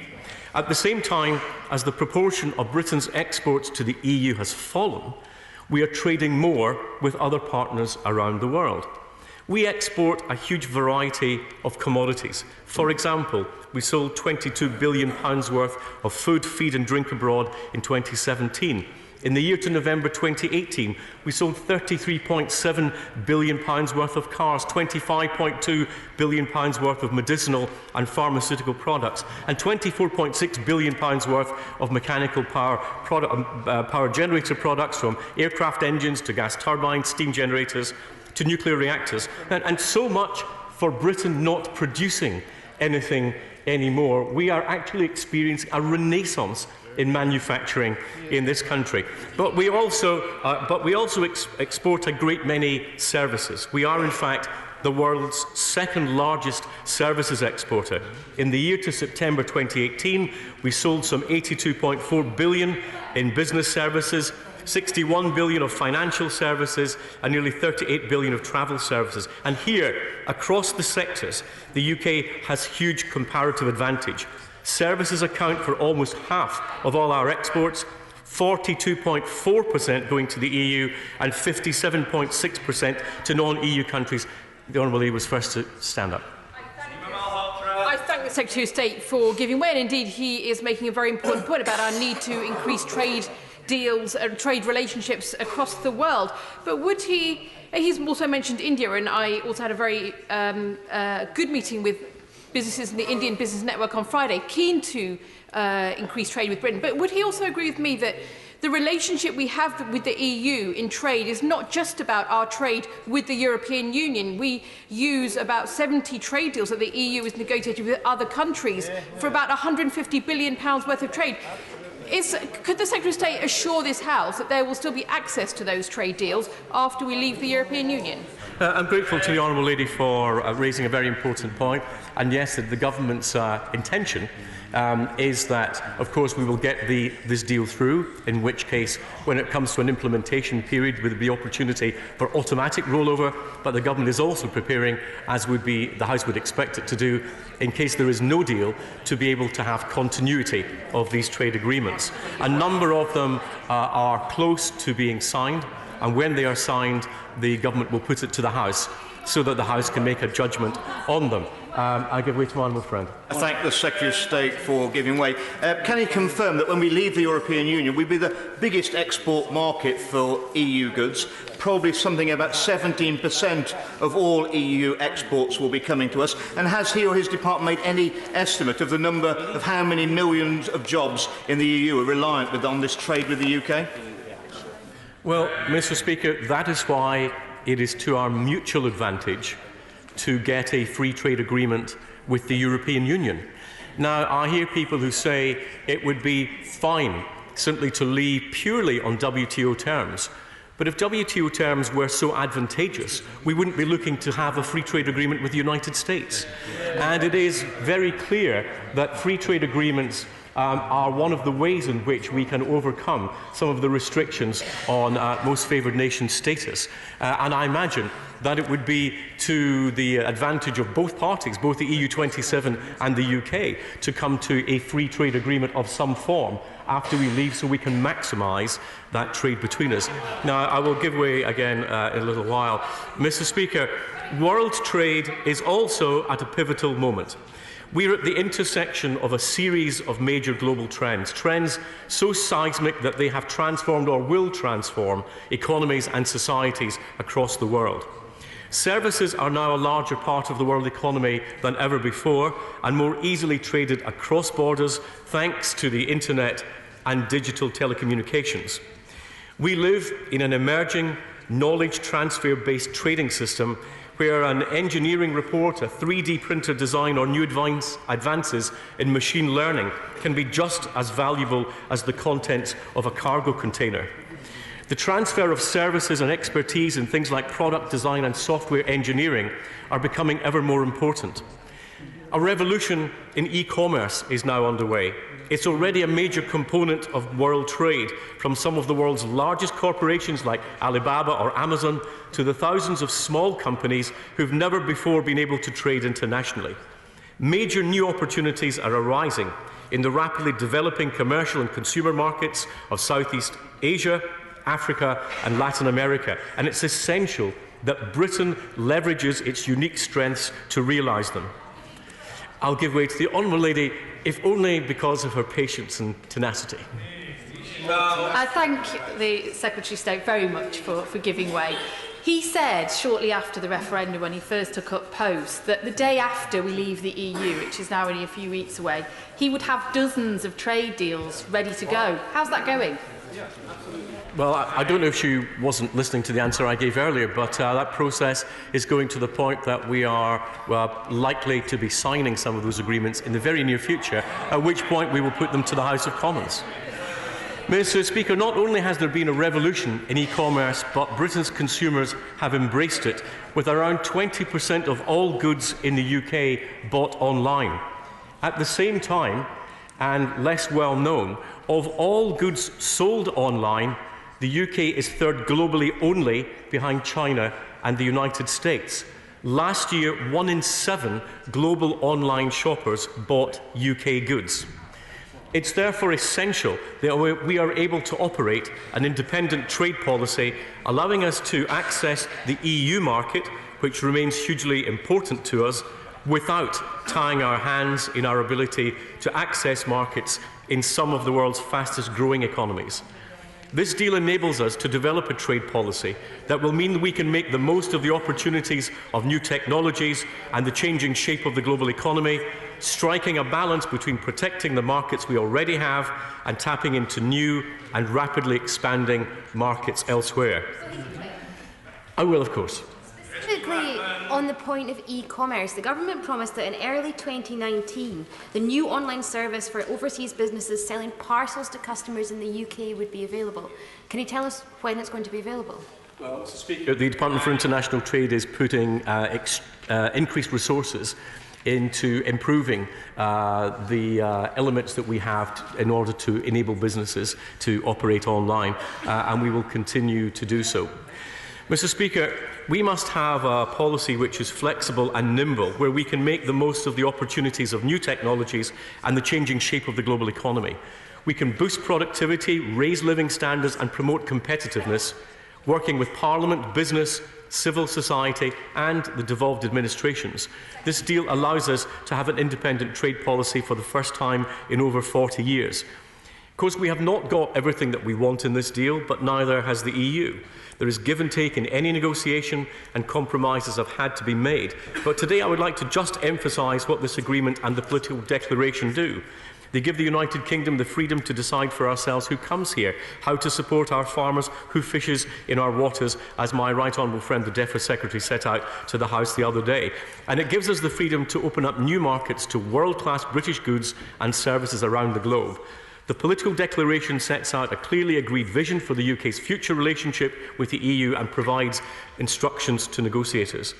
What the political declaration does is set out an unprecedented arrangement for UK-EU economic cooperation, ambitious arrangements for services and investment, and ensures that our relationship is far more comprehensive than any other free trade agreement the EU has signed to date. Of course, I give way to the Honourable Lady. State for giving way. The Secretary of State has been a great champion for global Britain, or as I would like to call it, global United Kingdom.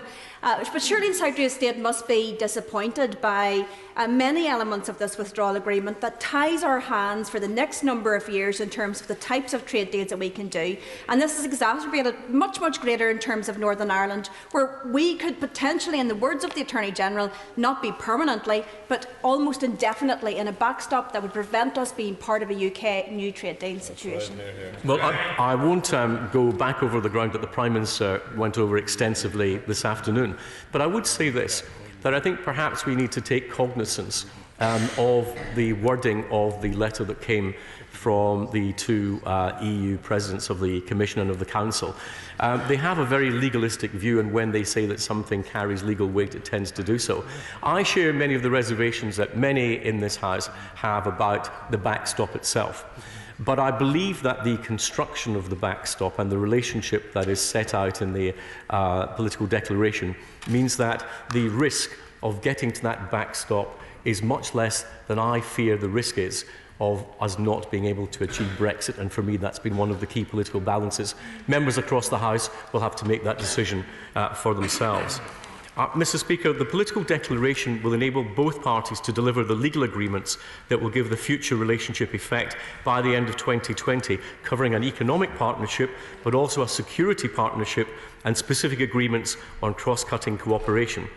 There's been much speculation as to what the alternative to this agreement is. It was raised by the Honourable Gentleman who is no longer in his place. And let me be clear that there is no alternative agreement to that which has already been negotiated. The EU and the UK have painstakingly thrashed out a deal that's been endorsed by our Prime Minister and the 27 leaders of the other EU member states. And failure to accept a negotiated deal will lead us, as I've said earlier, to either no deal or worse, to no Brexit. Why not? I'll give way to the Honourable Gentleman again. I'm feeling extraordinarily generous. I'm very grateful that the right honourable gentleman couldn't find any better alternatives.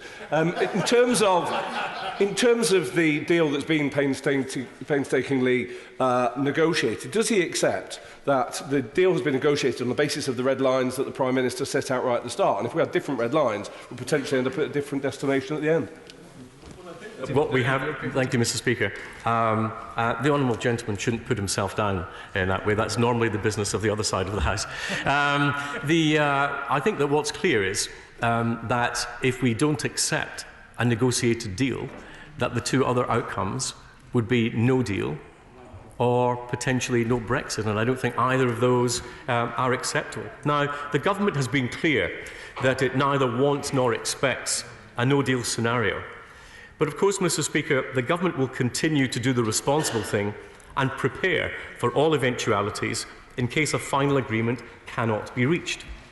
But the evidence is clear that the best way forward for our businesses, as my right honourable friend eloquently put, for our jobs and for our collective prosperity is to have a Brexit deal. Now, some, I will in a moment, some have suggested that it would be possible under Article 24 of the GATT to maintain tariff-free trade as an alternative to this negotiated agreement in a no-deal scenario. Let me say that I think that there are two immediate problems facing this suggestion.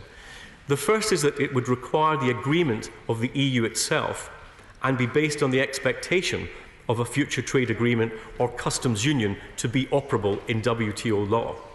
Now, while it might be argued, as I'm sure many in the House would, that this would be in the economic interests of the EU 27, we all know from experience that the politics of the EU can take precedence over economic pragmatism. In the political atmosphere of no deal, it would be difficult to cultivate the goodwill necessary for this to proceed. And secondly, this suggestion would not deal with all of the regulatory issues, the non-tariff barriers, which are so important to many businesses. I give way to my honourable friend. My right honourable friend will be aware that last week the Prime Minister met a group of members of Parliament from all parts of the House with manufacturing constituencies, and there was concern coming through in all parts of the House and from both sides of industry that if we had a no-deal situation, it would be disruptive and bad for manufacturing. Does he agree with me that with the assurances that have come through today from the European Union, members in all parts of the House who want to make sure that we don't have a no-deal situation could do a lot worse than voting for the deal that's on the table? Good point. Well, I think my honourable friend has just saved himself several hours waiting to make his point so succinctly.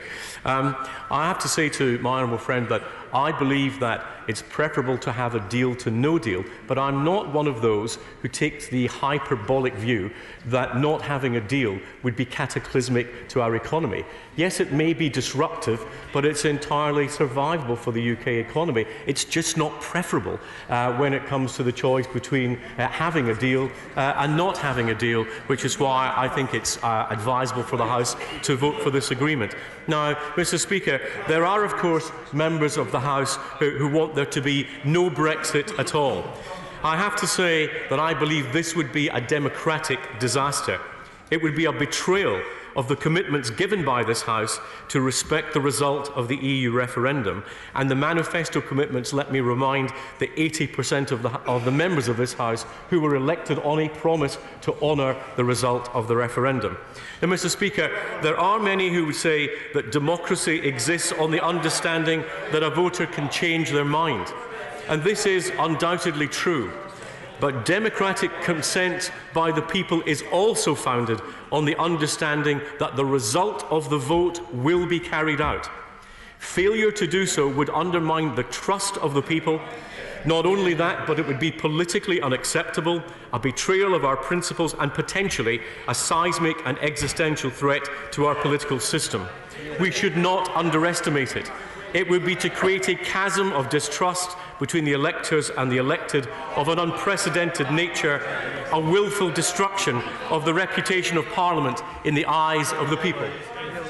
I want to congratulate my right honourable friend on his speech, and particularly his fortitude in his attitude towards a no-deal Brexit, which I think is entirely laudable. But does he not agree with me? I know he's a great admirer of the opportunities of increasing our trade with the United States. Does he not agree with me? It's a great sadness that the ambassador of the United States was forced to point out that under this deal we will be locked so closely into the EU customs union as to be unable to do a deep and thoroughgoing free trade deal with the United States, or indeed with any other significant economy.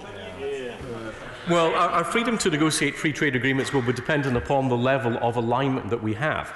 And what is different about the political declaration compared to the previous Chequers proposals was that there is no specific mention of common rulebook or frictionless trade.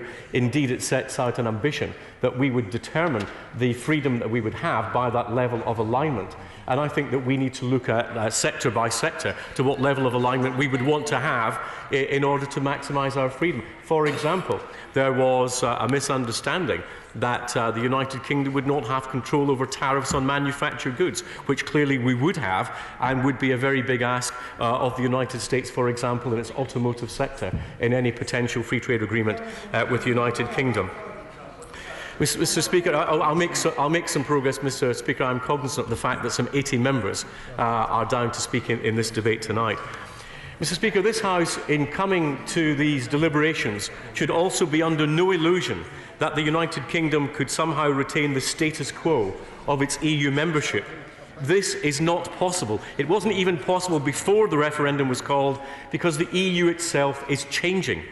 The EU is committed, let's remember, to ever closer union. Ever since the referendum, there have been calls to move to qualified majority voting in areas from VAT to common foreign policy. Now, these may indeed be right for those who wish to move towards greater integration, but they are not the right course for this country. Remaining in the European Union would be either to tie the United Kingdom into a more integrationist future, or to create ever more tension and friction between ourselves and our European partners. And I'll give way to the honourable gentleman was first to stand up. Could the Secretary of State tell the House whether he believes the deal with the United States would be one of the easiest in human history? No, Mr. Speaker, no one who's ever done a negotiation with the United States would use the word easy to describe it. And when you've had to deal with the United States trade negotiators, that is something that comes across rather quickly. It is different, however, from negotiating a trade agreement with the European Union, the difference being this: that if we are looking at a free trade agreement with the United States, we have to diminish the regulatory and legal differences that we have to get closer to a trade agreement. With the European Union, we begin from identity of regulation and legislation on our trading relationship, which should technically make it much simpler. But, Mr. Speaker, what we don't want to do is to introduce unnecessary friction and tension. And sadly, this is something that both the Labour leader and the honourable member from the Shadow Trade Secretary, as well as the opposition benches, have failed to understand. Now, as has been made clear on numerous occasions, there could be no joint decision-making on trade agreements if the UK is outside the EU in the way that the Labour Party pretend that there can be. There would be no fully independent trade policy as part of the EU customs union, and the party opposite have absolutely none, zilch, zero chance of negotiating a better deal than the one that we have now. And there's no need to take my word for it. In response to accusations that Labour's trade policy was total fantasy, Jean-Claude Pires, the long-serving former Director General of the EU Council's legal service, said, and I quote, "Obviously, this is ruled out. It is contrary to the basic EU principle of autonomy or decision-making. Don't even think about it." The Labour Party clearly have not thought about it to any satisfactory degree. So Labour's policy, in as far as I understood it, following the Leader of the Opposition's interview yesterday on the Mar programme, is that Labour intend to hold a general election and potentially another referendum, including all the legislation that would be required for that, all within 72 days of tomorrow's vote, in order to carry out their fantasy policy proposals. It is a total shambles for an opposition. And if they think that they could take that to the British public in a general election, they are even more foolish and naive than I have previously considered them to be. Now, Mr. Speaker, I will give way to the Honourable Lady in a moment. Mr. Speaker, let me just say something briefly about two other suggestions. Some members of this House have raised the prospect of a so-called Norway or EEA option. Rejoining the EEA agreement would mean that we would have to accept all the four freedoms of the single market, including free movement of people. It would not, on its own, be sufficient to enable our commitments to Northern Ireland to be met, including on avoiding a hard border between Northern Ireland and the Republic of Ireland. We'd be stuck in the single market, and if this were also combined with staying in a customs union, which some have advocated, we would also be prevented from pursuing a fully independent trade policy. It would also leave our financial services industry, as the Chancellor has previously said, exposed to a rapidly evolving body of EU regulation over which we would have no influence. In many ways, it would be worse than remaining in the European Union, leaving us with many of the restrictions, but in perpetuity, unable to utilise any of the levers of decision-making. I give way to the Honourable Lady. I didn't know whether he was giving way to the person that had advocated it or not. Thank you for giving way, Secretary of State. And you are making a case against all the alternatives. But is it not the case, as you've set out yourself, that we have no binding certainties in the future declaration? Sorry, Mr. Speaker. There are no legally binding arrangements in the future declaration. As the Secretary of State himself has set out, we will be seeking to please both the USA and the EU in terms of regulatory alignment. These things are impossible to do. All this deal signs us up to is years more of uncertainty. What's your solution? But, Mr. Speaker, we will be taking those decisions. That is the whole point of leaving the European Union, is that those decisions will be in the hands of the British Government and the British Parliament for us to determine what level of regulatory alignment we want, if any, in order to maximise our access to trading markets. Now, Mr. Speaker, and I'll give way one more time in a moment. Mr. Speaker, there are also members of this House who have advocated a second referendum. But there are three substantive problems with this suggestion: on practical grounds, on democratic grounds and constitutional grounds. First, in practical terms, it would take time for this House and the other place to pass the necessary primary legislation. The Electoral Commission would also have to fulfil its statutory duty to assess the intelligibility of the question to be posed, a process that takes around 10 weeks. A further 12 weeks would be required between the question being determined and the referendum actually being held. It's therefore completely impractical to hold such a referendum before the UK leaves the European Union on the 29th of March. And it's entirely possible to see such a process taking up to a year before it could be completed. Secondly, there are clear democratic grounds to oppose a second referendum. This House voted overwhelmingly to hold the referendum, to give the decision on Britain's membership of the European Union to the British people. A people's vote has already been held, and it produced a clear, unambiguous instruction from the British electorate for us to leave the European Union, and we are honour-bound to respect that. I'll give way to Albert. I'm very grateful to him give way. He's making a very impassioned speech in support of the Prime Minister's deal. And I too am supportive of that deal. But just as a point of clarification and accuracy, when he talked about the Norway arrangement, he said there was no opportunity to influence the rules. Is there not the powers of co-determination for EEA nations within that body to be able to at least have a say at the initial stages when that legislation is drafted?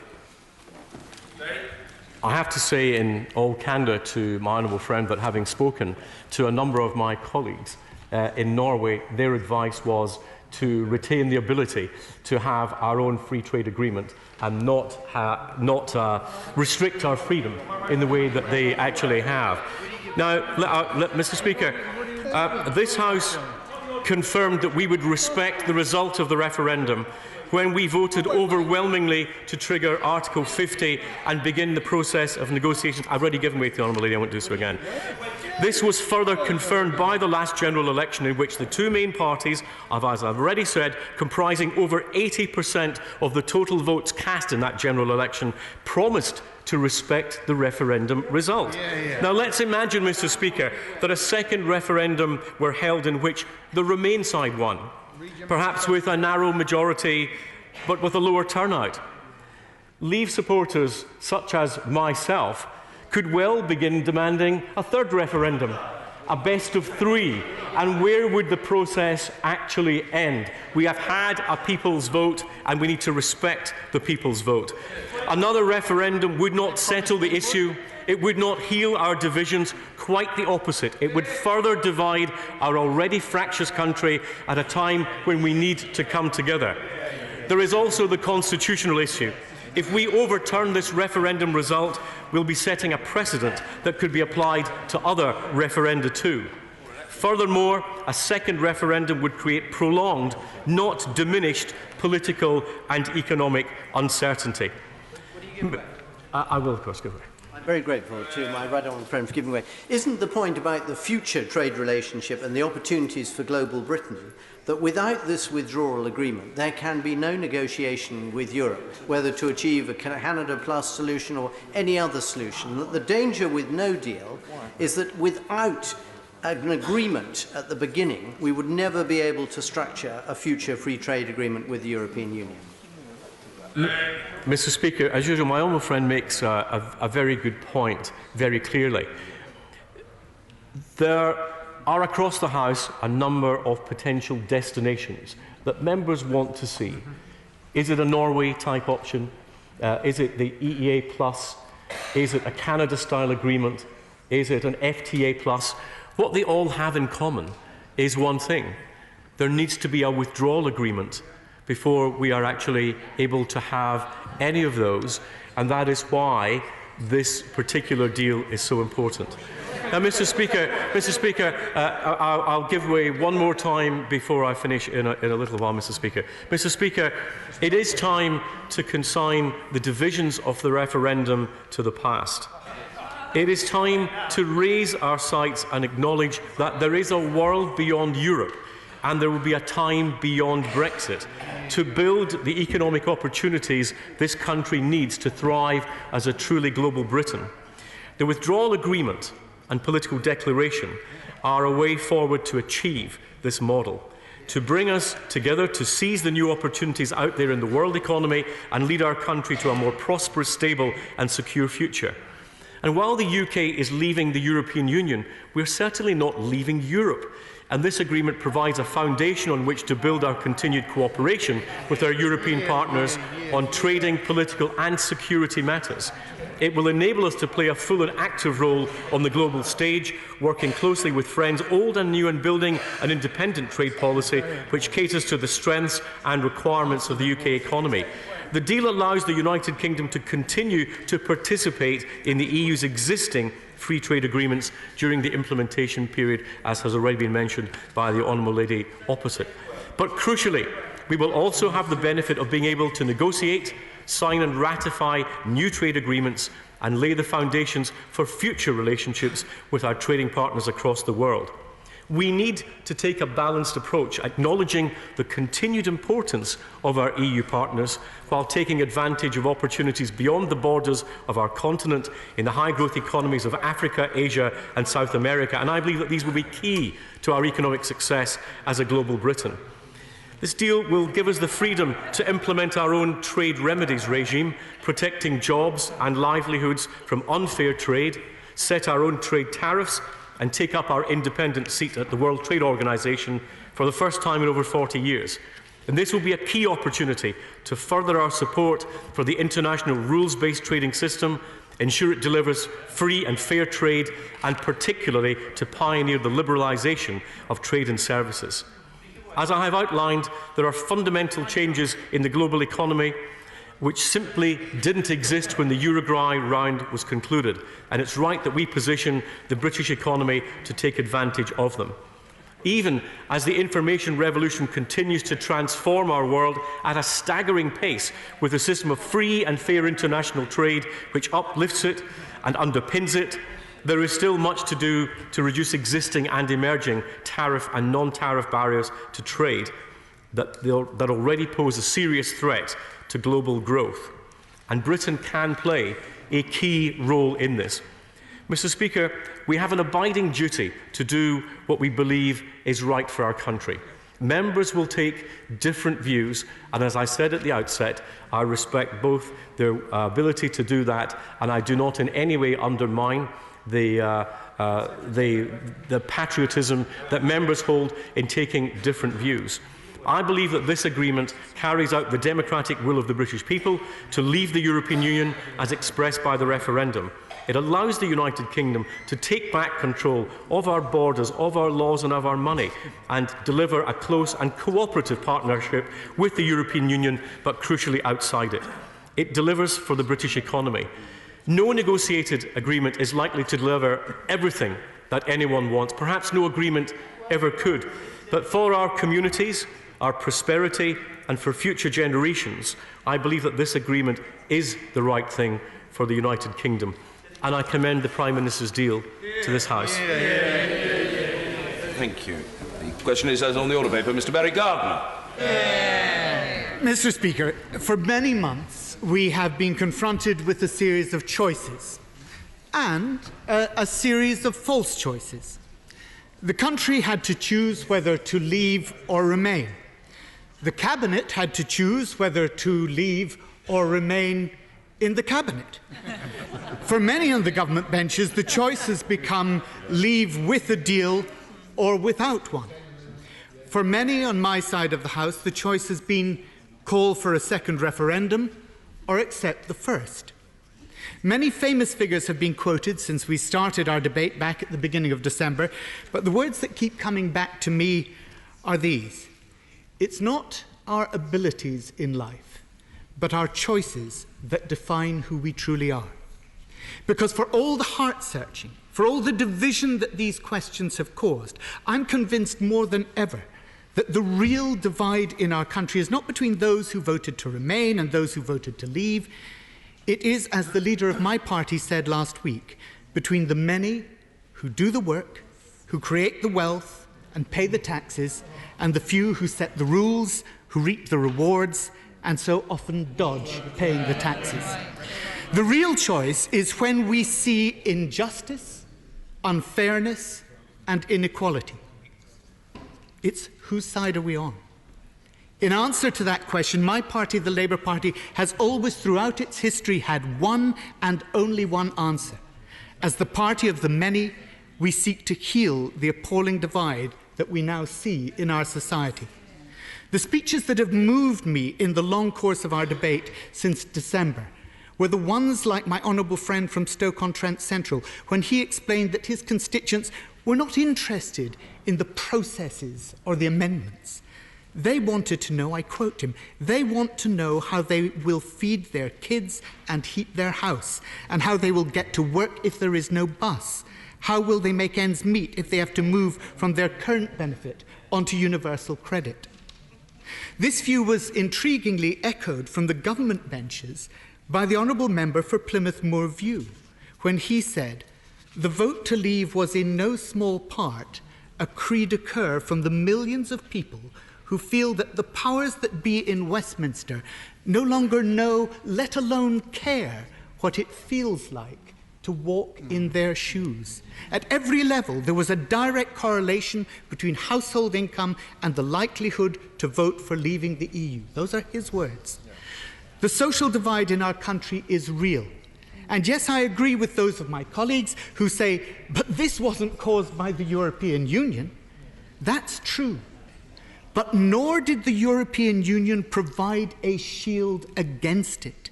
Of course, it won't solve things if we become poorer by leaving the EU, but for those millions of people, the loss of secure jobs and the hollowing out of their communities, the years of austerity and harsh social policy has been their experience whilst our country has been a member of the EU. That's why remaining in the EU does not appear to them to be a solution to the inequality that we face. Cri de coeur it may have been, but those people will feel nothing but anger and disgust for us as politicians if we turn round now and patronise them by ignoring and reversing the message they gave us in the referendum. My good friend, the member for Newcastle upon Tyne Central, expressed this with an eloquence we rarely hear in this chamber, when she said, the right to be heard is a key battleground in the history of our country, and it is at the heart of the age-old division between those who labour in silence and those who speak from a gilded platform. My God, I wish I'd said that. When the referendum result came in, those people who voted to leave finally felt their voices had been heard. The House has to understand that for all the social chatter and the goodwill of our MEPs and EU, the EU did not present itself as a champion of the voiceless. And it's against this backdrop that the Prime Minister had an opportunity to put together a future that met the aspirations of those voters. She should have recognised that when our fellow citizens are divided 52 to 48%, this is not the time to go back in the political bunker, it's the time to reach out. She should have reached out and tried to build a consensus across Parliament that would have united our country. That would have been leadership. Instead, she doubled down. She put her party interests before the country and tried to appease the ERG. I don't deny that the Prime Minister has shown steel and determination. But there is a point at which steel and determination becomes obstinacy and recklessness, and she has gone far beyond it. In the Labour Party, we consistently argued that Parliament must be properly consulted, fully involved. Before triggering Article 50, on the impact assessments, on the right to a meaningful vote on the deal, on the financial modelling, and of course we argued that Parliament had the right to see the full legal opinion prepared by the Attorney-General. The Prime Minister's refusal at every stage was a blunder that resulted in an achievement unique in 1,000 years of our history in this place, a government being held to be in contempt of Parliament. Ironic, given that Brexit was supposed to be about restoring the sovereignty of Parliament. It's hardly... Of course, I give way to the Honourable gentleman giving way. He talks about the importance of uniting this House. Would he be united with me in rejecting the idea of a second referendum and that we need to honour the referendum mandate and leave the European Union? I will come to conclude exactly on the point that the Honourable Gentleman has raised, because I think it's absolutely at the heart of the conundrum that is affecting this House and indeed the country. But if he gives me time, I will get there.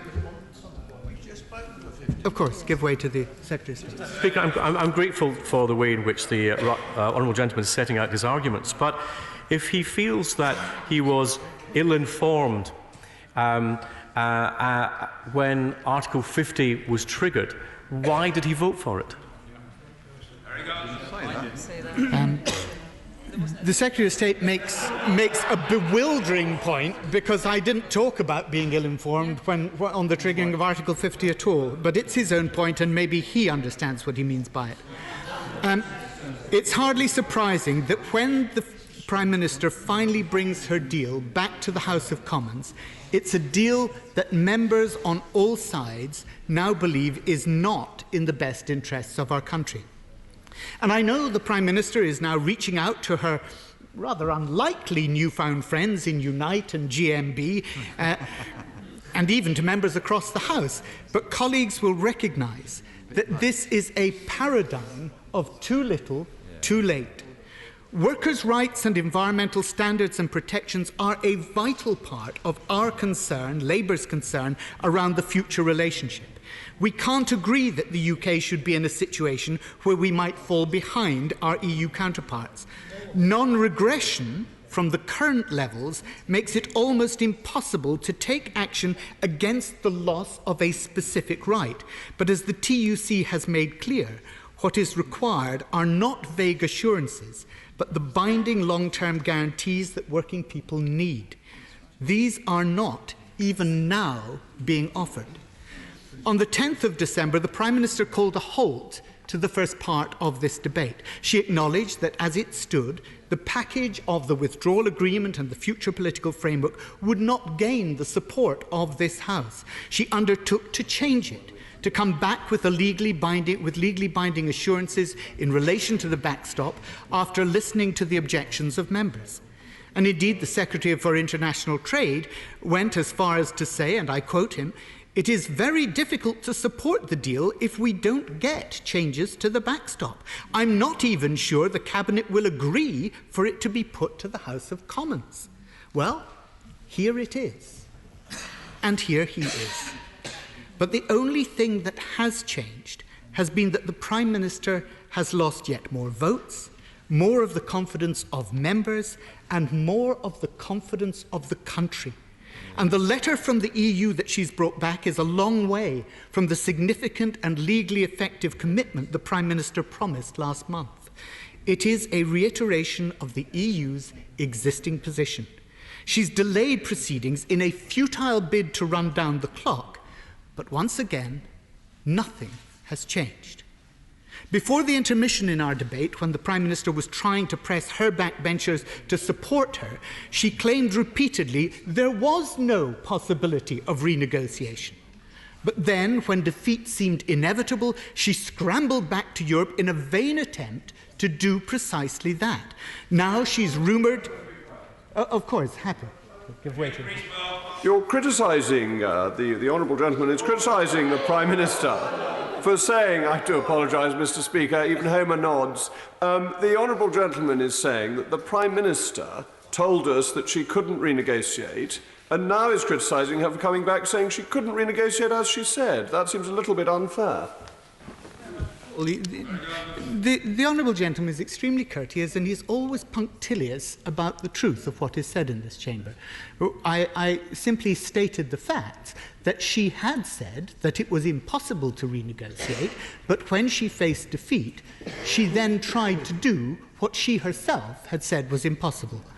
The government could have used some of this time to respond to the Treasury Select Committee to provide proper economic assessments containing an analysis of the Northern Irish backstop and setting out the short-term economic impact of the Prime Minister's proposed deal. On the 11th of December, the Treasury Select Committee published their report on the withdrawal agreement and the political declaration. In it, they concluded that the white paper scenario, which is akin to the Chequers proposal, represents the most optimistic and generous reading of the political declaration, insofar as it is consistent with it at all. It does not represent the central or most likely outcome under the political declaration. Therefore, it cannot be used to inform Parliament's meaningful vote on the withdrawal agreement. The information provided includes no analysis of the backstop, and there is no short-term analysis of any of the scenarios, including on public finances and on regional and sectoral job losses and gains. The government has only provided long-term analysis which doesn't show how the economy will transition to a new trading relationship, or the path taken by inflation or unemployment. The chair of the committee, the Right Honourable Member for Loughborough, commented, "The aim of this report is not to recommend how MPs should vote, but to ensure that MPs are as informed as possible when it comes to choosing a division lobby. Yet the government has made this difficult to achieve.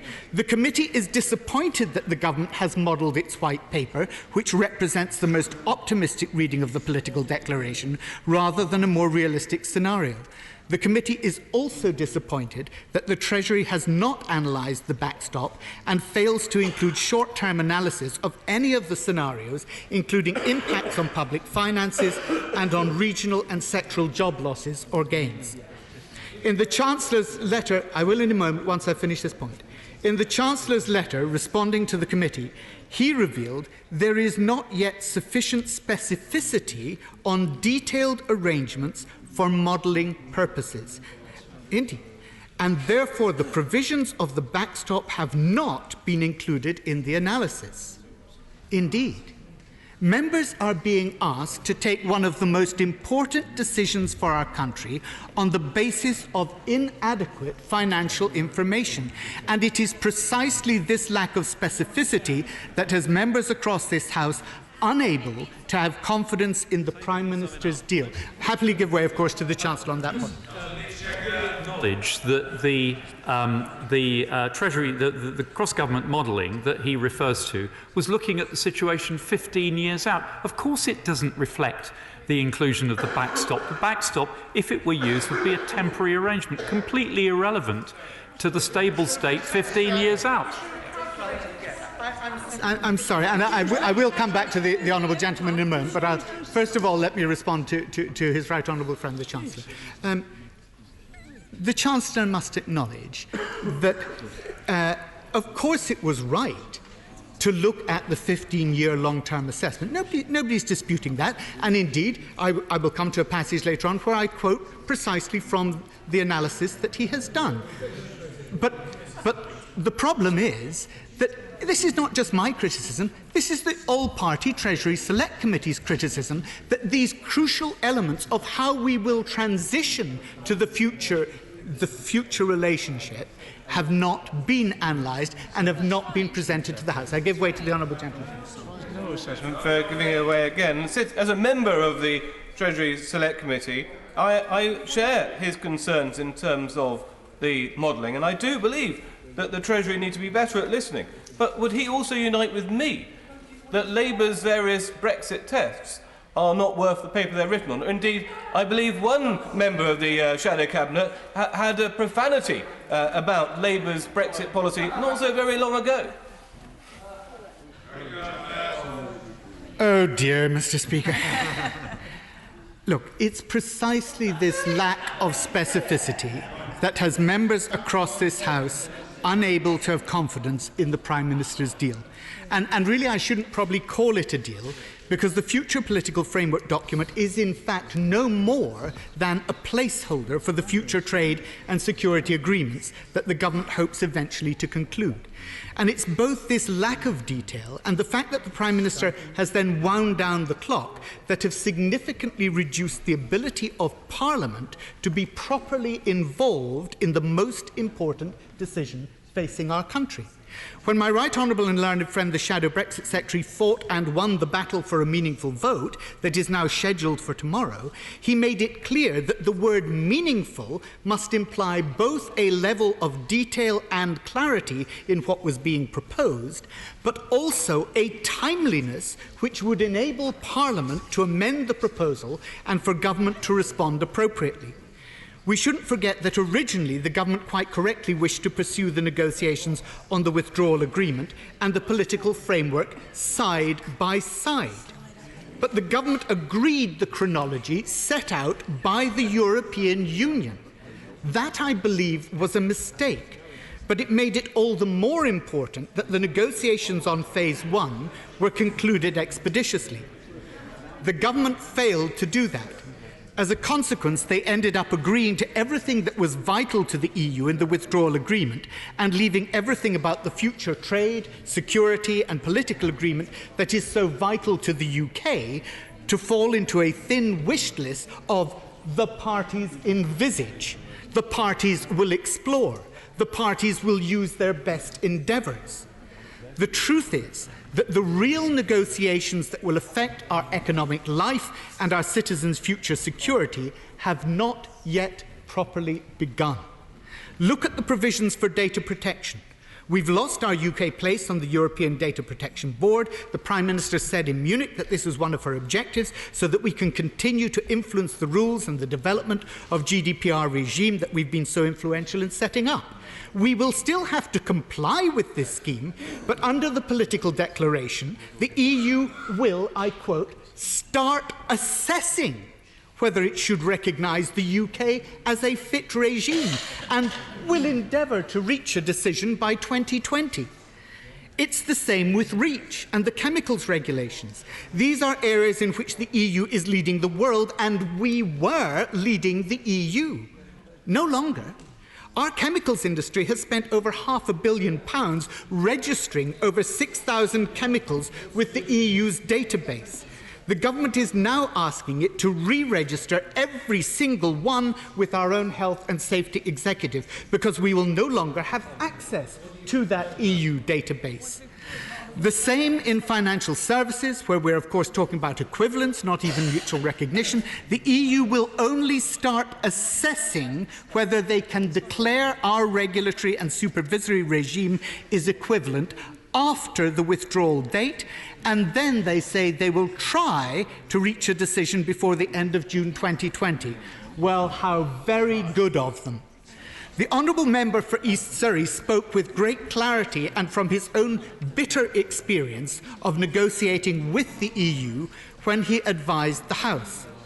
We must be clear, he said, He said, we must be clear-eyed as we go into these negotiations because they've been set up for failure. The EU will manage the timetable. It will manage the sequencing of the negotiations. It will set the hurdles, and it will tell us when we can progress to the next stage. That is what happened in the first phase of negotiations, and that is what will happen in the second phase. We will always be in a position in which we have to walk or fold away, and he was clear in what he thought would happen from his own experience of negotiating Galileo. We will always fold because the clock will be ticking, he said. I agree with him. If we give the green light to the Prime Minister's proposals tomorrow, then we will end up not with the unique agreement that the future framework dangles before us, but a free trade agreement dictated to us by the EU.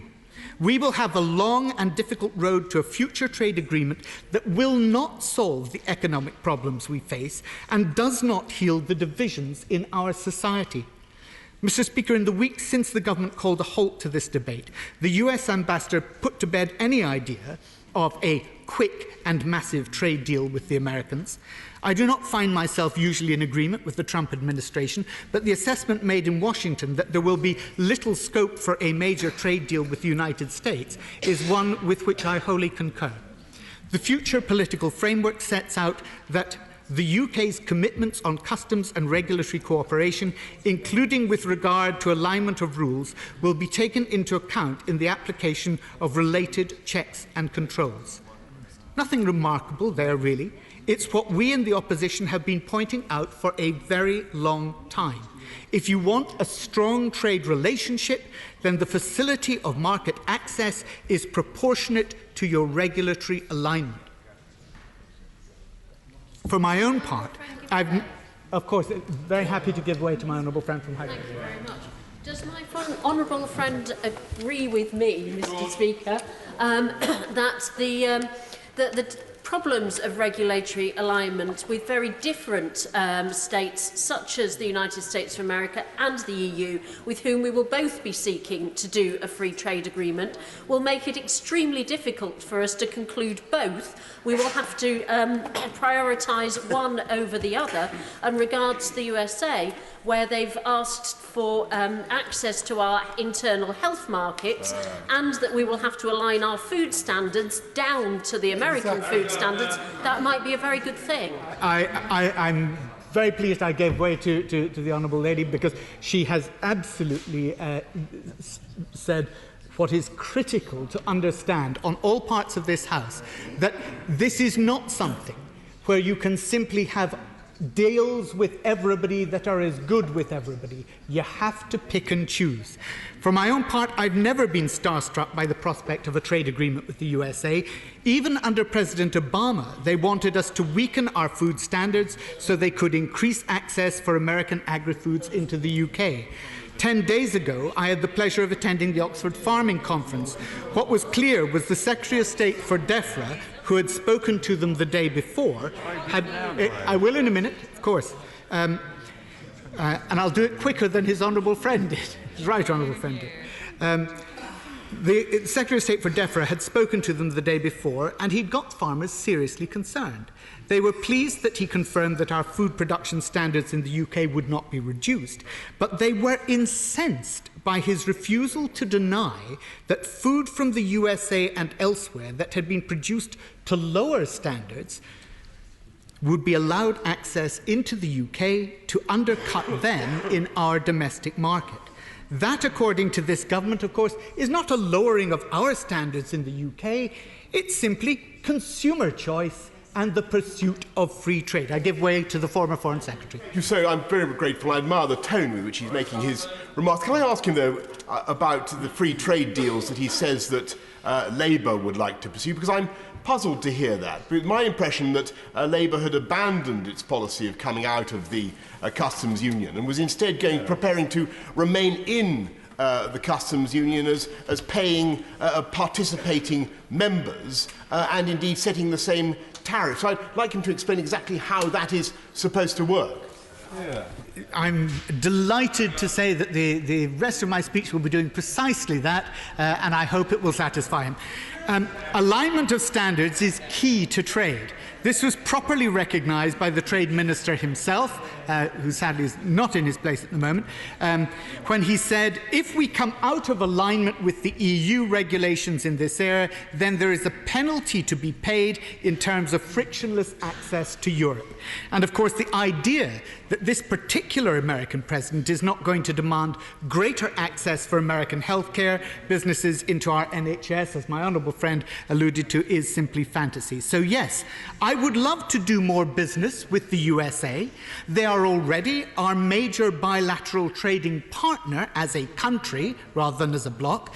But a trade agreement with the USA, whatever benefits it may bring, must be weighed against the corresponding losses in our existing trade agreement with the EU, or indeed any future one. I will, of course, give way to my honourable friend. I thank my friend for giving way. Is he aware that the honourable member for Uxbridge and South Ruislip, before the referendum, actually said staying in the single market is essential and deliverable? Well, the one thing that I can honestly claim I have no responsibility for is the words of the honourable member that she's just quoted. And I'm very glad to say that that's the case. It's often amused me when listening to some of the more extreme proponents of Brexit to hear them say that trading with the European Union on world trade terms would not be the slightest problem for us.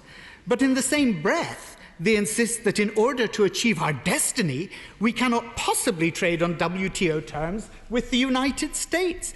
And that is why we need to break free from the EU. The simple truth is this, and I hope it does answer the honourable gentleman's question, right honourable gentleman's question. It makes good sense to have good trade agreements with everyone, but to have the best trade agreements with your closest trading partners. For us, that is the EU, with whom we do 53% of trade and 44% of our exports. I want to move on now to talk about immigration. The motion's gone. Immigration was a key part of the referendum debate, and like many members, I was outraged by the dog whistle politics of the Vote Leave campaign's very own Project Fear, that millions of Turkish citizens would be queuing up for entry into the UK. That was a lie, and those members who associated themselves with that campaign should feel ashamed. But I also want to express my disgust at those who have sought to paint Leave voters as ignorant racists. It is this sort of demonisation of our fellow citizens which I think is so damaging to the discourse around Brexit, and which precisely obscures some of the real concerns that Leave voters did and have every right to express. Their concerns about the lack of housing, the strains on the NHS and being undercut in the workplace by unscrupulous employers who often exploited migrants and paid them less than the minimum wage. All of these things are about public services and domestic enforcement. These issues will not be solved by leaving the EU, but they will also not be solved by remaining. What is needed is a change of government policy, or better still, a change of government. But immigration is a vital element of our economic growth and of our trade and trade negotiations. We need migration. The government's own economic assessment shows that European migration contributes 2% of GDP to the UK. The government's proposed 30,000 salary threshold would actually preclude 3/4 of EU migrants. And I'm not referring simply to seasonal agricultural workers or care workers. Even some junior doctors do not earn more than £30,000 a year. So the supposed skills threshold the government has put forward is actually a salary threshold, and it would do serious damage to our economy. Of course, the irony is that EU net migration is actually coming down. The statistics published just last month record the number as 74,000. These are the people the government has been complaining that free movement gives them no control over. Presumably, They mean the sort of control that they have always been able to exercise over migrants coming from the rest of the world. Strange is it not, then, that the figure recorded for net migration from the rest of the world is 248,000. This is why politicians are not trusted. They tell people that we need to abolish freedom of movement to bring migration down to the tens of thousands, when in fact our own rules, over which the EU has never had any say, are allowing 3 times that number. What we should be explaining to people is that net migration should both go up and down in line with the needs of our economy. And as long as we have fair rules and competent and reasonable management of migration, then this country will be better off. The trouble is we have had lies, arbitrary targets that bear no relation to our economy's requirements, and frankly, administrative incompetence. As with regulatory alignment, so with the exchange of people. The deeper the trade deal you want, the greater the need for an exchange of people. Foreign companies who invest in the UK want and need their indigenous workers to get visas. The harder we make that process, the less investment we will secure. When the Prime Minister went to India 2 years ago in order to secure a trade deal, she was rebuffed precisely on this issue. The Times of India summed it up on their front page with the headline, "You want our business, but you do not want our people." No, I'm conscious that I've not spoken as long as the Secretary of State, and I don't intend to, but there are 80 people who want to get in, so I'm going to make some progress. Our universities and colleges represent one of the greatest exports our country has. Education, which contributes hugely to our economy, not just in fees, but in the industrial spin-offs from our world-leading research. This depends on bringing top brains from all over the globe and encouraging them to see the UK as their intellectual home. Yet the bogus college scandal and the way we have treated students whose college is closed down or goes into receivership has been a disgrace. These are victims of fraud because our system's certification has been so poor, and yet we treat them as if they were the criminals. They're given just 60 days to find another college, often in the middle of an academic year, and then to pay another full year's fees before they're classed as illegal overstayers. No wonder that students from key future trading partners in China and India are now turning to Australia, to Canada and the US as their first choice for higher education and research. Students should never have been part...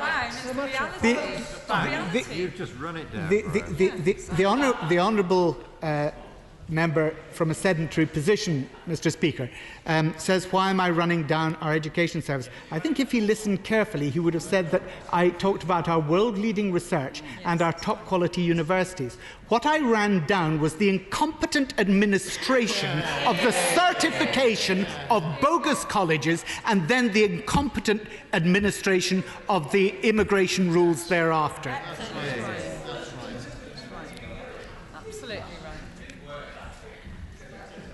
I did just give way if he noticed. Students should never have been part of our net migration figures, and immigration should be proclaimed loudly by every member of this House as an important and hugely beneficial resource for our economy. Yes, free movement of people will end when we leave the EU because it is a function of the treaties of the EU. But that doesn't mean we should not operate a system of immigration controls with the EU that enables broad and reciprocal access to all our citizens in a way that maximises the benefits to all our economies. That is what our businesses need: access to skills. Yet for all this, some businesses are still willing to accept this, the Prime Minister's deal. They've given grudging acceptance of it, and some have even written to their members of Parliament asking them to support it. Well, there is the proof that Project Fear works both ways. The government is holding a gun to business's head in the threat of no deal, and given this Hobson's choice, some have been blackmailed into acquiescing to her proposal. I'm sure that their acquiescence will have been cemented by the cheery words of the Secretary of State this morning when he advised the nation that he did not regard no deal as national suicide, and although he grudgingly accepted it would damage our economy, he thought that it is survivable. And this from the man who once said that a trade deal with the EU would be the easiest in human history. It's so good that he and the Chancellor are sharing this debate today. I had some little hope that the Chancellor might have sat with him and taken him through the economic analyses. With no change in migration, no deal would see the UK's GDP 7.7% lower than it otherwise would be. That is 164 billion if you translate it into this fiscal year, according to the OBR's estimates.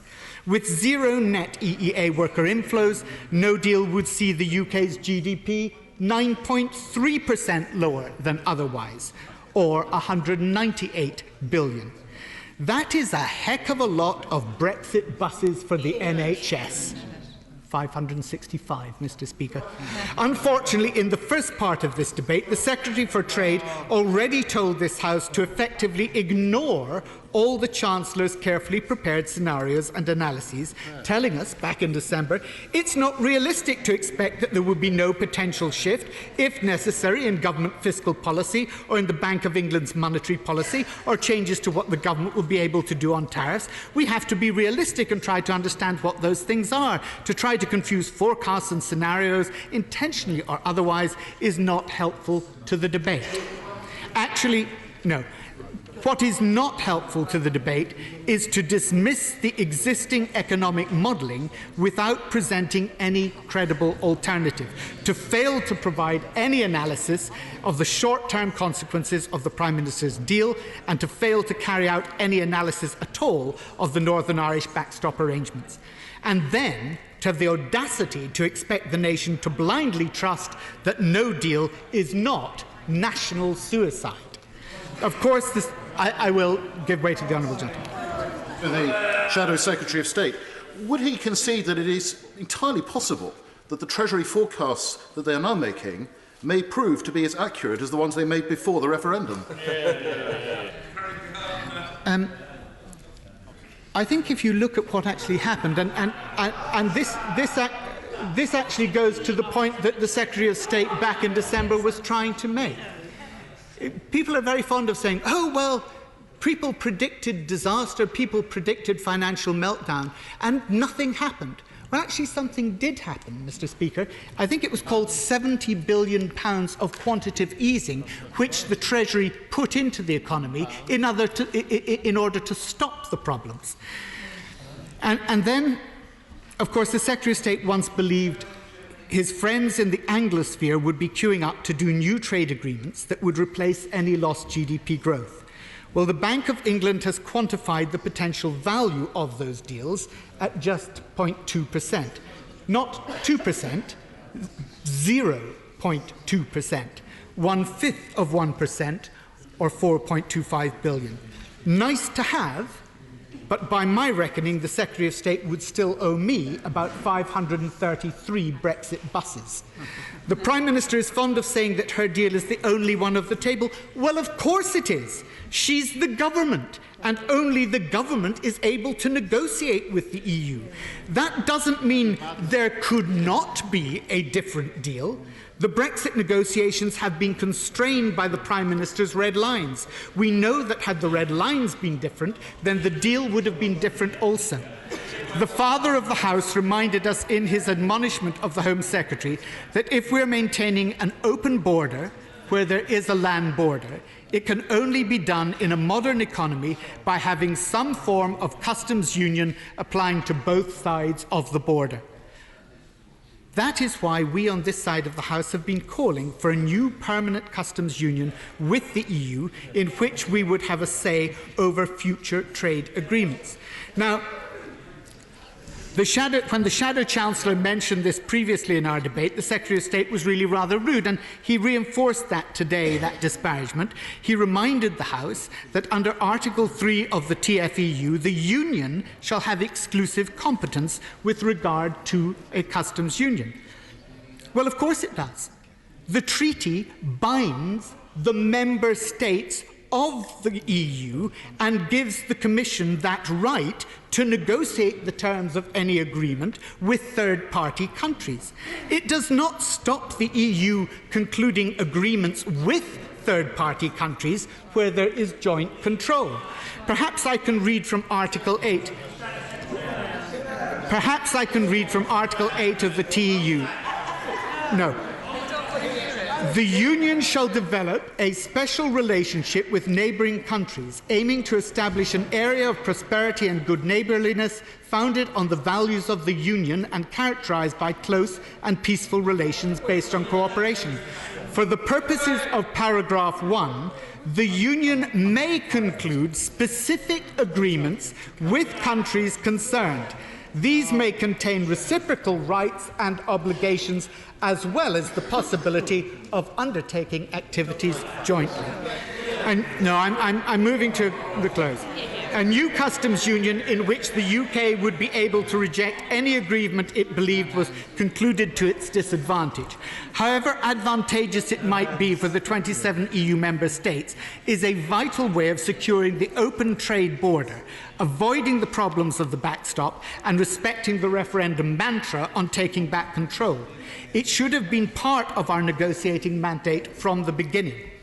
So often it seemed on both sides of the Brexit divide that the point of listening has been to prepare one's counter-arguments and rebut what the other person is saying, rather than any genuine attempt to understand their fears and concerns. So I want to conclude by sharing with colleagues my own fears and concerns about the position we are in.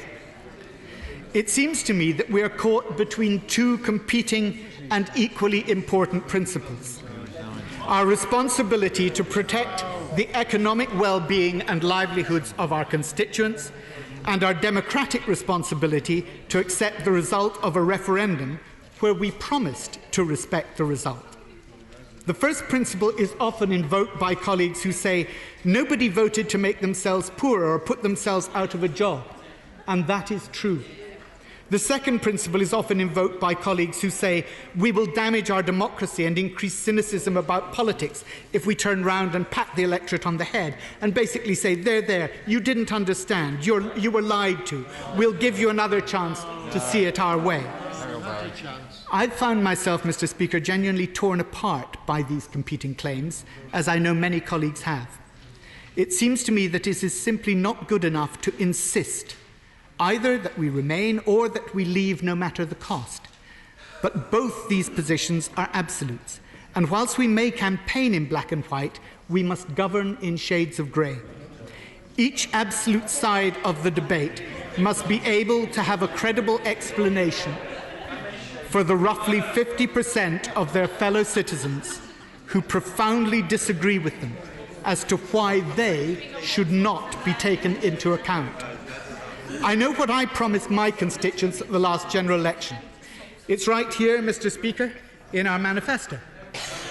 It says this: Labour accepts the referendum result. Not that we would respect it, that we would accept it. We will prioritise jobs and living standards, build a close new relationship with the EU, protect workers' rights and environmental standards, provide certainty to EU nationals, and give a meaningful role to Parliament throughout the negotiations. That is the rejoinder to those who pretend that our Brexit position has not been clear. It has been there, consistent and unchanged in black and white since the general election. That is what this government should have done. It is what we... Sit down. Sit down. No, sit down. We insist you sit down. That is what this government should have done.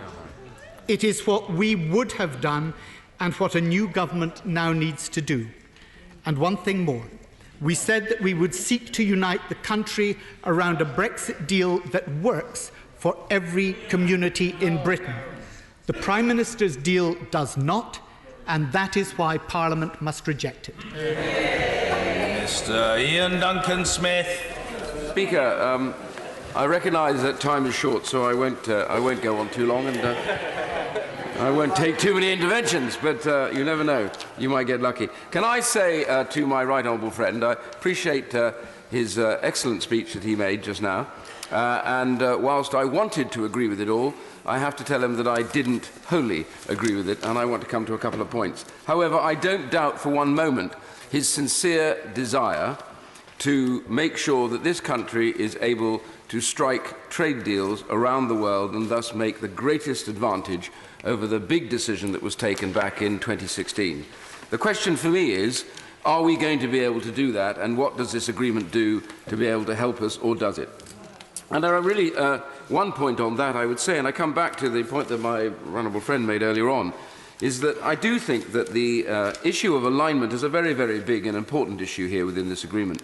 And I do think that we have conceded too much to the European Union, which hamstrings us in our future trade agreements. I think in fact, my right honourable friend has actually said this in terms elsewhere. The US ambassador, as he knows, recently has made this point also clear. We may want to do financial services deals with other countries, but for many other countries, including America, they want to do more in agricultural and mechanical exports. And agriculture is a very big deal in the States, and they'd like to do that. And I do think there's been a rather supercilious and pointless debate about things like chlorinated chicken. We do tend to get a bit arrogant about the fact that somehow we are fantastically superior when, for example, well, let's just take the issue of this so-called chlorinated chicken.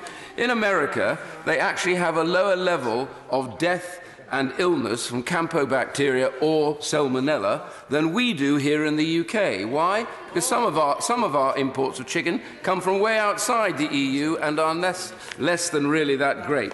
So I just simply say to people, let's not be so arrogant about the way that we think our standards survive and higher than everybody else. But I want to come to three very main points, and then I will conclude why I am really concerned. The first, of course, is the backstop. The right honourable gentleman who spoke just now has referred to it. We've all referred to it.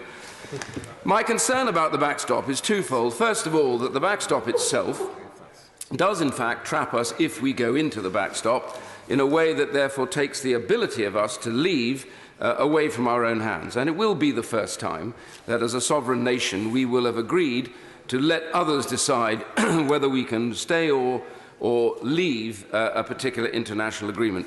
You know, we can leave NATO, we can leave the UN if we wish, we can even leave the EU at our vote. But on this we will not be able to leave. It has to be a joint agreement about departure, and there is no time limit to it.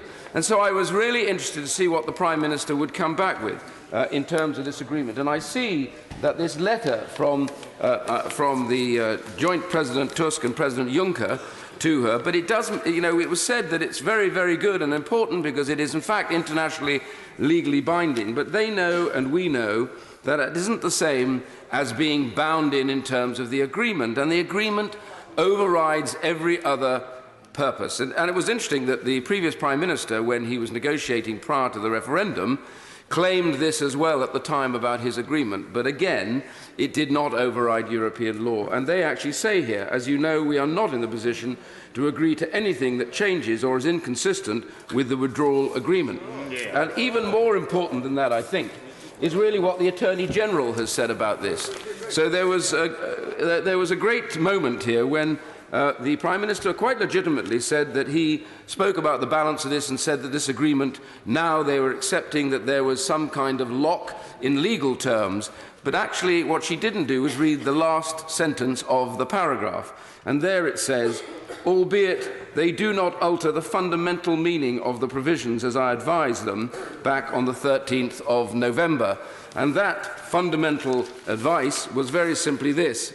Therefore, despite statements in the protocol that it is not intended to be permanent and the clear intention of the parties that it should be replaced by alternative permanent arrangements, in international law, the protocol would endure indefinitely until a superseding arrangement took place in whole or in part therein. And I simply say that that really does remind us that there is a fundamental flaw with this. And it's not because, actually, I fear us going into the backstop. My real problem is, when it comes to negotiating our future trade arrangements, they have a very big stick to hold over us.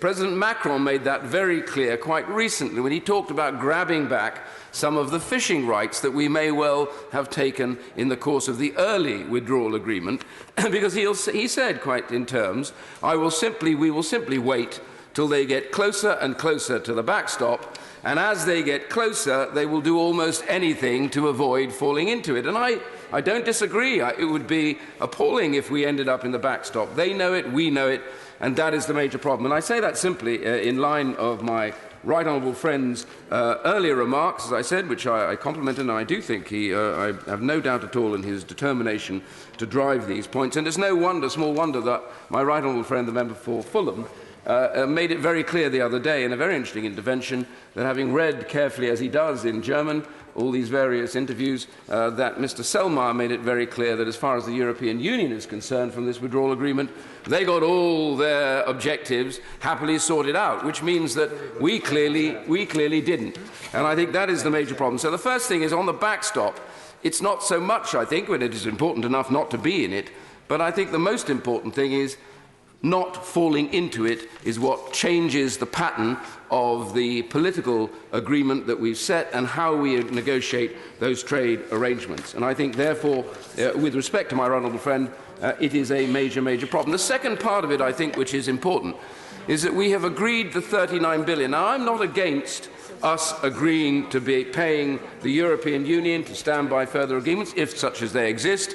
After all, I do recall they said about £100 billion to begin with, and they got down to £39 billion, which does suggest to me there weren't quite so many absolutes in that set of things that we were supposed to be engaged in.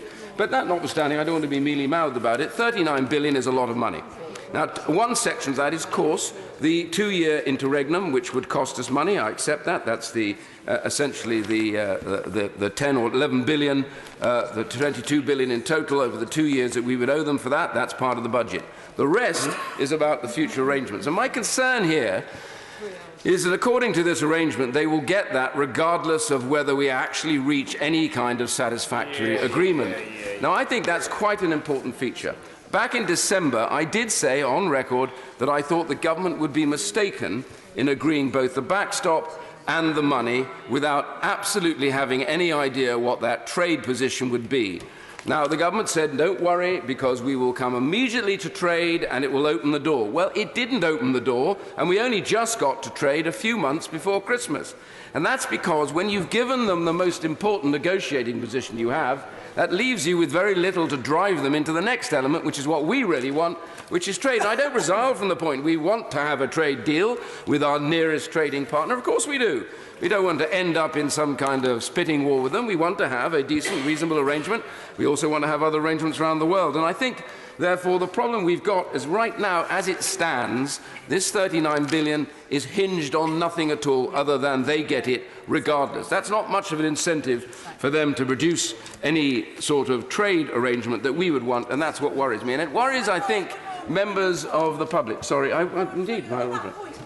No, thank you so much for making giveaways, making a great point. Now, my honourable friend has a great deal of experience in a previous department of DWP, and I would put that this money is very important in order to keep our relationship going with Europe, to get the negotiations we want. And that whilst I won't say it's small fry, 39 billion, I did a calculation last night, is just 74 days of what we spend out in DWP. So in the grand scheme of things, it's not a huge amount of money for what we are getting out of it for the relationship that we need to build. I'm grateful for that intervention from my honourable friend. I know it's well meant. But as someone who eventually resigned because we had to take a 12 billion cut from the welfare budget and we say we will spend 39 billion on something else, I simply say those two bear a slightly different comparison. I will simply say there is nothing small about 39 billion. I honestly believe one of the reasons we voted to leave was to take back control and get most of our money back from the European Union and to use it to the sort of things that my honourable friend may well be indicating. And I therefore think, as I said earlier, in principle, providing we got something really good from them, I'm not against meeting our requirements, but I am against doing it without any commitment whatsoever. And I think that's where the major and gentle criticism, I hope, of my honourable friends is. And the third point I want to say, which is really on state aid. This has not really raised its head very much, and I would think the front benches officers might want to pay a little bit of attention to this. A lot of people think that state aid is just about a few provisions to be able to stop people, giving certain of their domestic industries a head start. First of all, I've always had a concern about this in democratic terms. I know many on my side will say, oh, it's terrible, we're not in favour of giving industries and others a boost. Well, we may not be. But we do live in a democracy, and there is a reality that others may wish to pitch for a different kind of position, and I accept that fully. I really hope that the public never votes for that. I believe we have a better provision. But I do think there's a democratic problem here in being able to do this. But it's not really my main issue. My main issue is the width with which state aid is now being interpreted.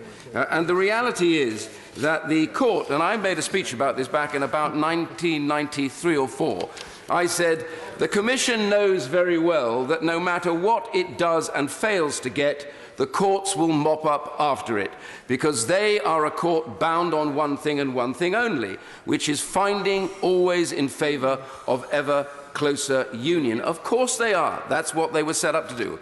That's exactly what's clear. Many in this House don't seem to recognise that. And that means that they always pick up the pieces. You only have to look at social security spending on people who were coming into the UK under freedom of movement. Originally, it was never in the treaty. It is the courts, through a whole number of cases, that have widened the provisions to allow those coming to claim benefits exactly in line with people who live in the country. It wasn't the Commission in that sense, and it wasn't the Council that did it, it was the Court. And this is exactly what's happening now here. Now, the Commission's had real problems with tax harmonisation.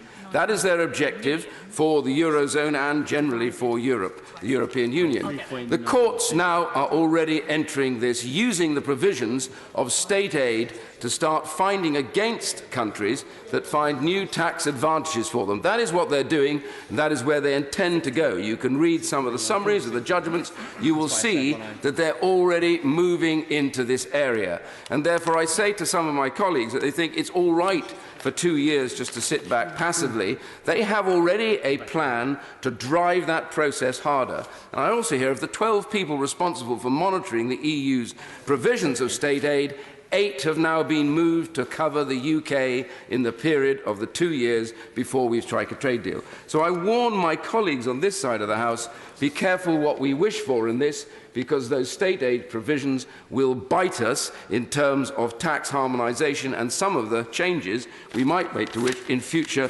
budgets. And I would want now to therefore come to the conclusions of this so others can speak. I simply say that we have had a series of scare stories about a whole series of problems that will come if we don't strike arrangements. I want to have an arrangement, don't get me wrong. I absolutely want it. I think that the government is in the right place to want to get it as well. I just don't think this arrangement delivers on the minimum that we require to be able to negotiate and deliver a proper trade deal. And I say to my honourable friends, we really need to pack up the idea of this total disaster that keeps being pumped around. As my right honourable friend from the dispatch box today has made it clear before, he does not believe that this is a disaster. He believes that we will manage through it one way or the other. But the other day we were told there are huge queues going to be coming down across Dover because Calais, according to the contingency executive, will have to check every single lorry and it'll take 10 minutes. What do we hear from the man that runs Boulogne and Calais? Said we've no plans and will not check every lorry. We will do nothing more than we are doing at the moment, and any biosanitary checks will be done 12 kilometres behind the border. They do not want what we say we fear because it damages them and damages their business, and they know they will lose it. Just one example of some of the nonsense that's gone on over Project Fear in the last few years. We've constantly banged on about this, and I think far from making people worry about it, it's actually made people very, very angry about what politicians do to try and threaten and worry them. Let's treat them like grown-ups and talk about this in a proper way and debate it properly, not try and frighten them. So in conclusion, Mr. Speaker, I just want to yes, the last time, I really am going to. I'm just interested because he's saying that his concerns over support for this government deal, the withdrawal agreement bill, are around what position it leaves us in for future free trade agreements.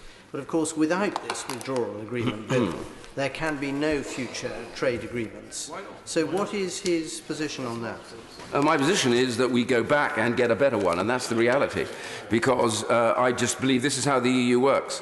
They got everything they wanted first time round, but the reality, if they know that we're not going to take this, they have to discuss this with them. And I also know that in the Commission, when I went there to meet Monsieur Barnier and Sabine Weyand and the whole of their team, it became very clear to me that they, at the time, before we signed up to this, were fully expecting to actually take this further once pressed hard, and that is to say that this wouldn't pass. And they've been waiting for this vote to know exactly where they're going. And my view is genuinely that I think that the government will be in a better place to go and say, look, this stuff that you've given us and this stuff that we've got is simply not acceptable, and we will not get it through. And therefore, if we genuinely, as I believe they do, want to reach an agreement, then we have to strike a harder deal with them, and they have to accept that, and will do. And I believe that's really where we are.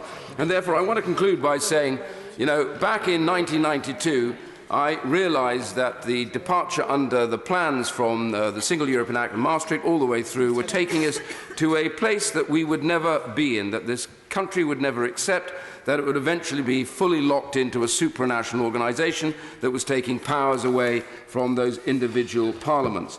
And to that end, that's why I feel very upbeat about the idea of the vote that we took. I'm tired of being told that this was some sort of disaster or some accident.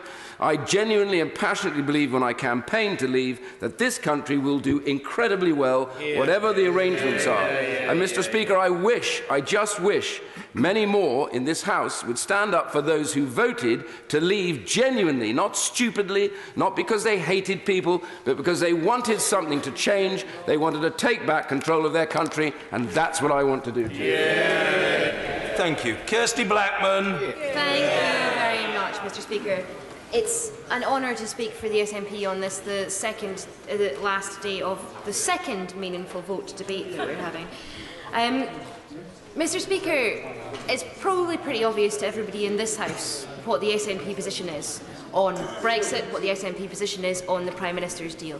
But just for the avoidance of doubt, the Prime Minister has said today that she wants to deliver on the result of the vote.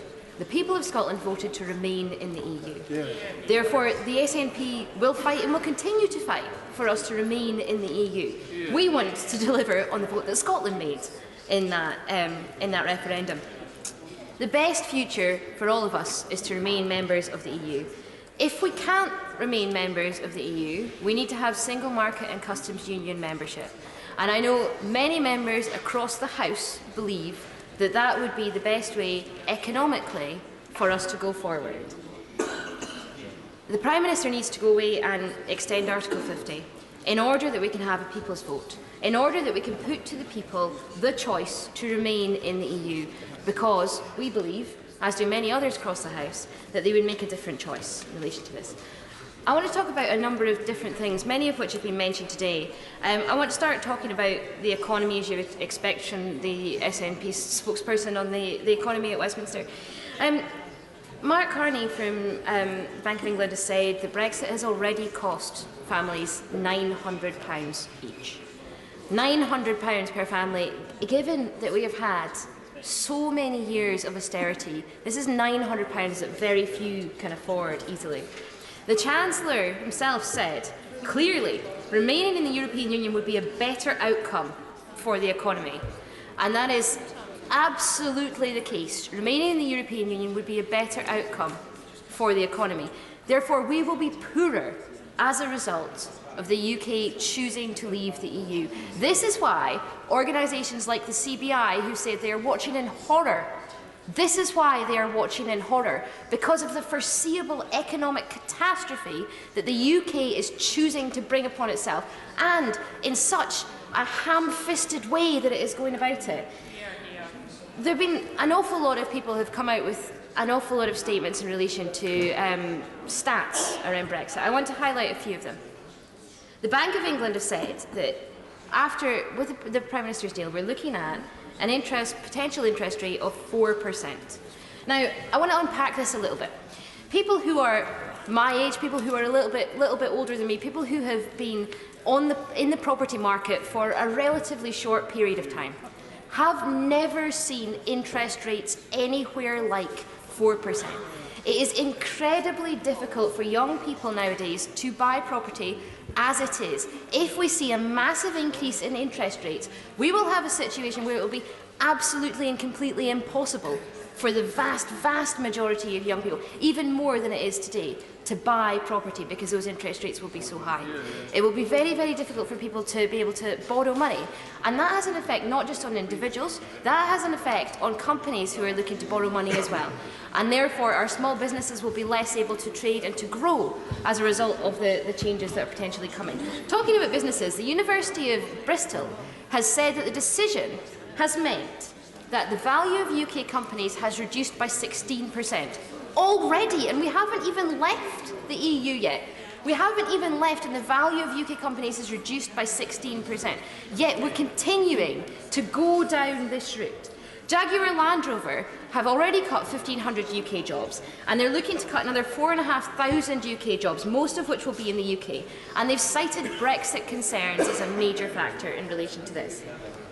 And on the subject of car manufacturing, Mr. Speaker, I want to talk about what just-in-time actually means, because it's quite difficult to get that concept into your head. What does just-in-time manufacturing mean? Does it mean that the warehouses, the car production plants, these factories that are producing things, does it mean that they've got maybe a day's worth of goods sitting there, of widgets sitting there that they can put together to make a car or whatever it is that they're making? No, it means, Mr. Speaker, that they've got an hour's worth. They have an hour's worth of widgets sitting there in order that they can put them together to make a car. I'm just going to read this out about Honda. If Honda wanted to have 9 days' worth of Honda stock, they would need a warehouse in the UK for their Swindon plant alone, a warehouse that would be roughly 300,000 square metres. It would be one of the largest buildings on earth, Mr. Speaker, and that is for 9 days of manufacturing widgets in order to make cars.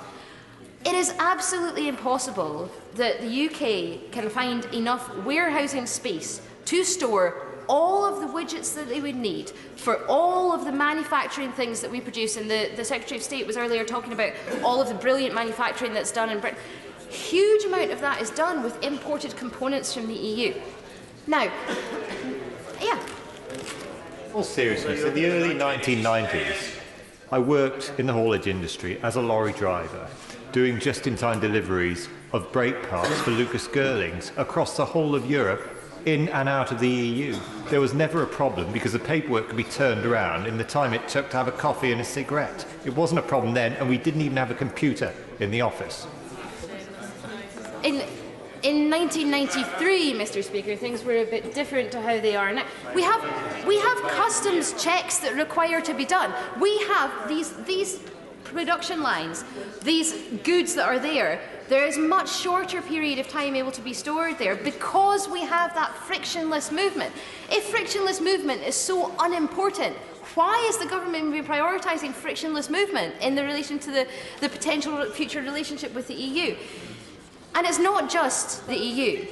The UK government has failed to set out exactly what the future relationship with Turkey is going to look like, for example. Are those widgets that are coming in from Turkey still going to be able to come in the event of a no-deal scenario?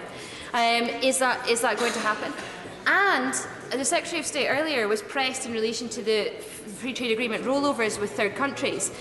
The UK government has absolutely failed to let us or businesses know which countries have agreed to sign up for those free trade agreements to be rolled over in the event of a no-deal Brexit.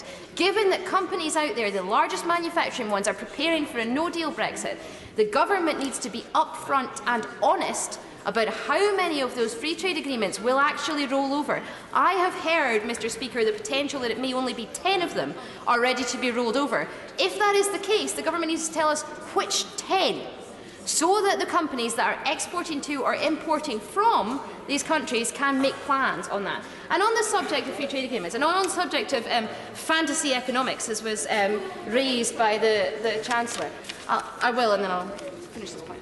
I thank the honourable member for giving way, and does she also agree with me? It was surprising that we didn't have a clearer answer on this earlier when the Secretary of State was laying out his arguments in today's debate, and it's of paramount importance for businesses like those in my constituency who are trading under multiple trade agreements exporting across the world. Exactly.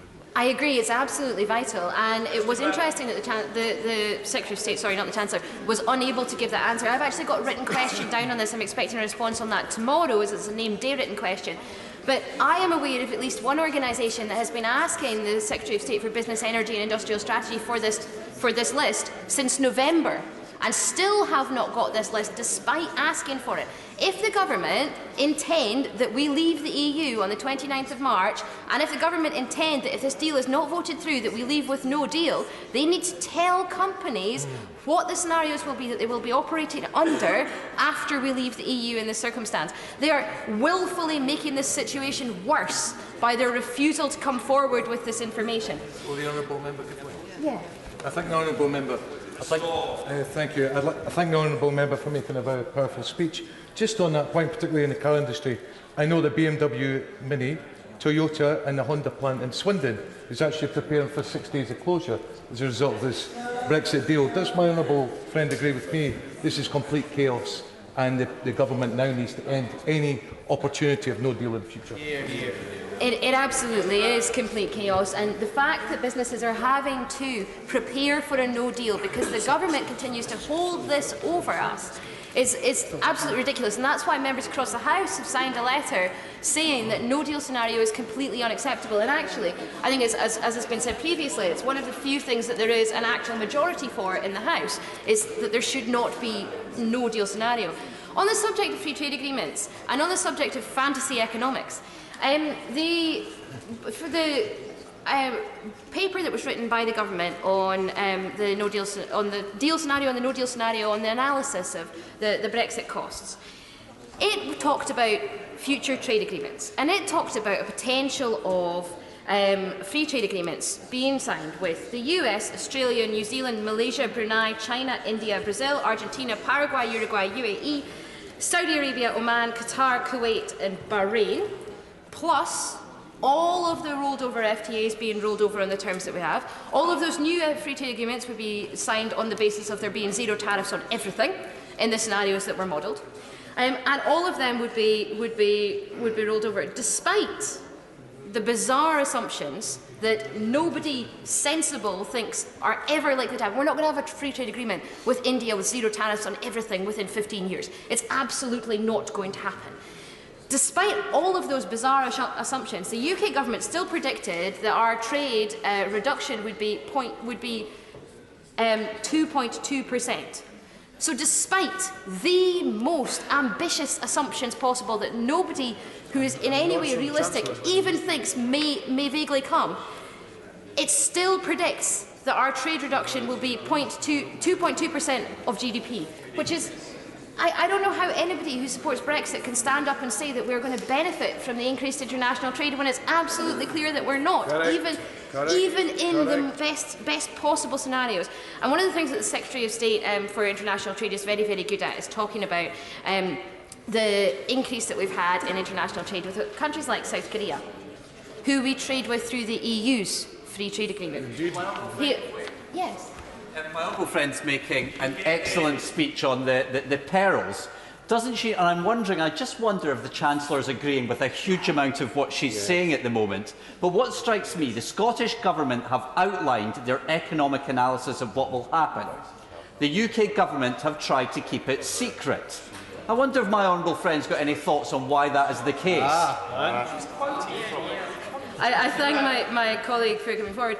Do you know, I think the UK government is trying to say as little as possible about the economic analysis because it knows that Brexit will damage the economy. And I'm specifically focusing on the economy, but I'll move on to talk about other things in a few moments. I just want to raise a few other things in relation to the economy. Investors since the 2016 referendum have pooled $1.01 trillion out of UK equity funds since 2016. That is an eye-wateringly large number, and it comes as a direct result of the referendum. That's according to EPFR, the data provider.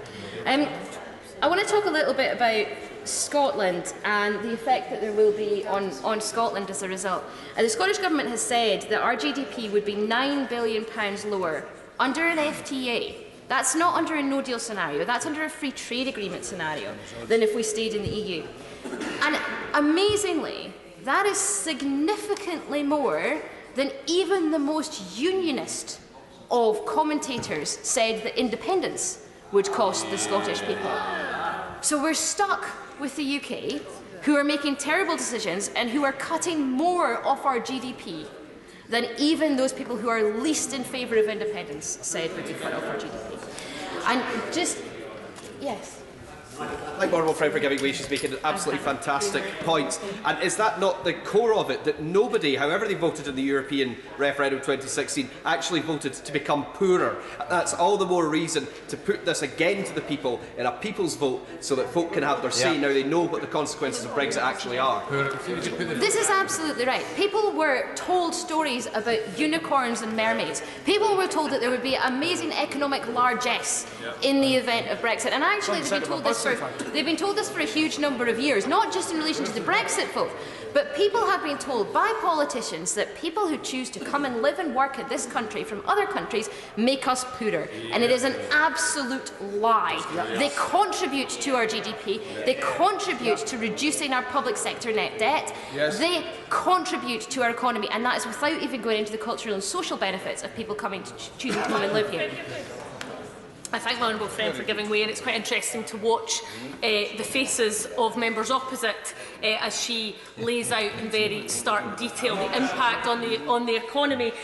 But on consequences, the company Hologic, it's a life sciences company in my Livingston constituency who does diagnostic testing, I have met with a number of times since the Brexit vote, and they have raised significant alarm because they test the safety of medicines, not just for consumers in the UK, but in the EU. And they have highlighted to me the catastrophic effect of the UK government's plans. Does she agree with me that we are heading towards catastrophe if this government continues on the way it's going and its bill is allowed to pass? I absolutely agree, and she must have read my mind because I'm just about to come on to medicine.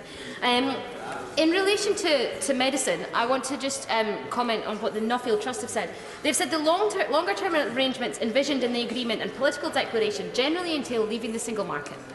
Unless negotiating positions fundamentally change, this will produce extra costs for medicines and other supplies. Mr. Speaker, there are, from the EU to the UK, 37 million packs of medicine every month. That's every month travel from the EU to the UK. There are 45 million packs of medicine travel from the UK to the EU every single month. If we are outside the single market and we are outside the customs union, that medicine will take longer to travel across those borders in both directions. That medicine will require extra testing in both jurisdictions. Those medicines we will have, if we don't test them, Mr. Speaker, yet we're outside the single market and we don't have common rule book on this, then we are putting individuals at risk by allowing them to be to use medicine that has not been tested and doesn't fit with our regime. Mr. Speaker, a no-deal scenario is absolutely disastrous and cannot be allowed to happen. I just want to briefly mention a couple of things that are not ready in the event of either a deal or no deal. I mentioned earlier the online system for those who are exporting things from the EU to the UK in terms of postal packages, and it's really important that the Treasury gets itself in gear and sorts this out. It promised to do so in a VAT notice that was put in place in August, but it needs to put this online system in place so that individuals or companies that are exporting from the EU to the UK by post can do so. It was particularly telling that the Secretary of State for International Trade talked about e-commerce when he's proposing to take us out of the digital single market, which was quite unfortunate. Some of the other things that are not ready, the postponement scheme for VAT doesn't appear to be ready. If it is ready, companies don't know how to use it. The Treasury and the HMRC, again, need to get the postponement scheme set up so that VAT that is changing from acquisition VAT to import VAT can be postponed and companies won't have to pay that money up front because that would spell financial disaster for a huge number of companies.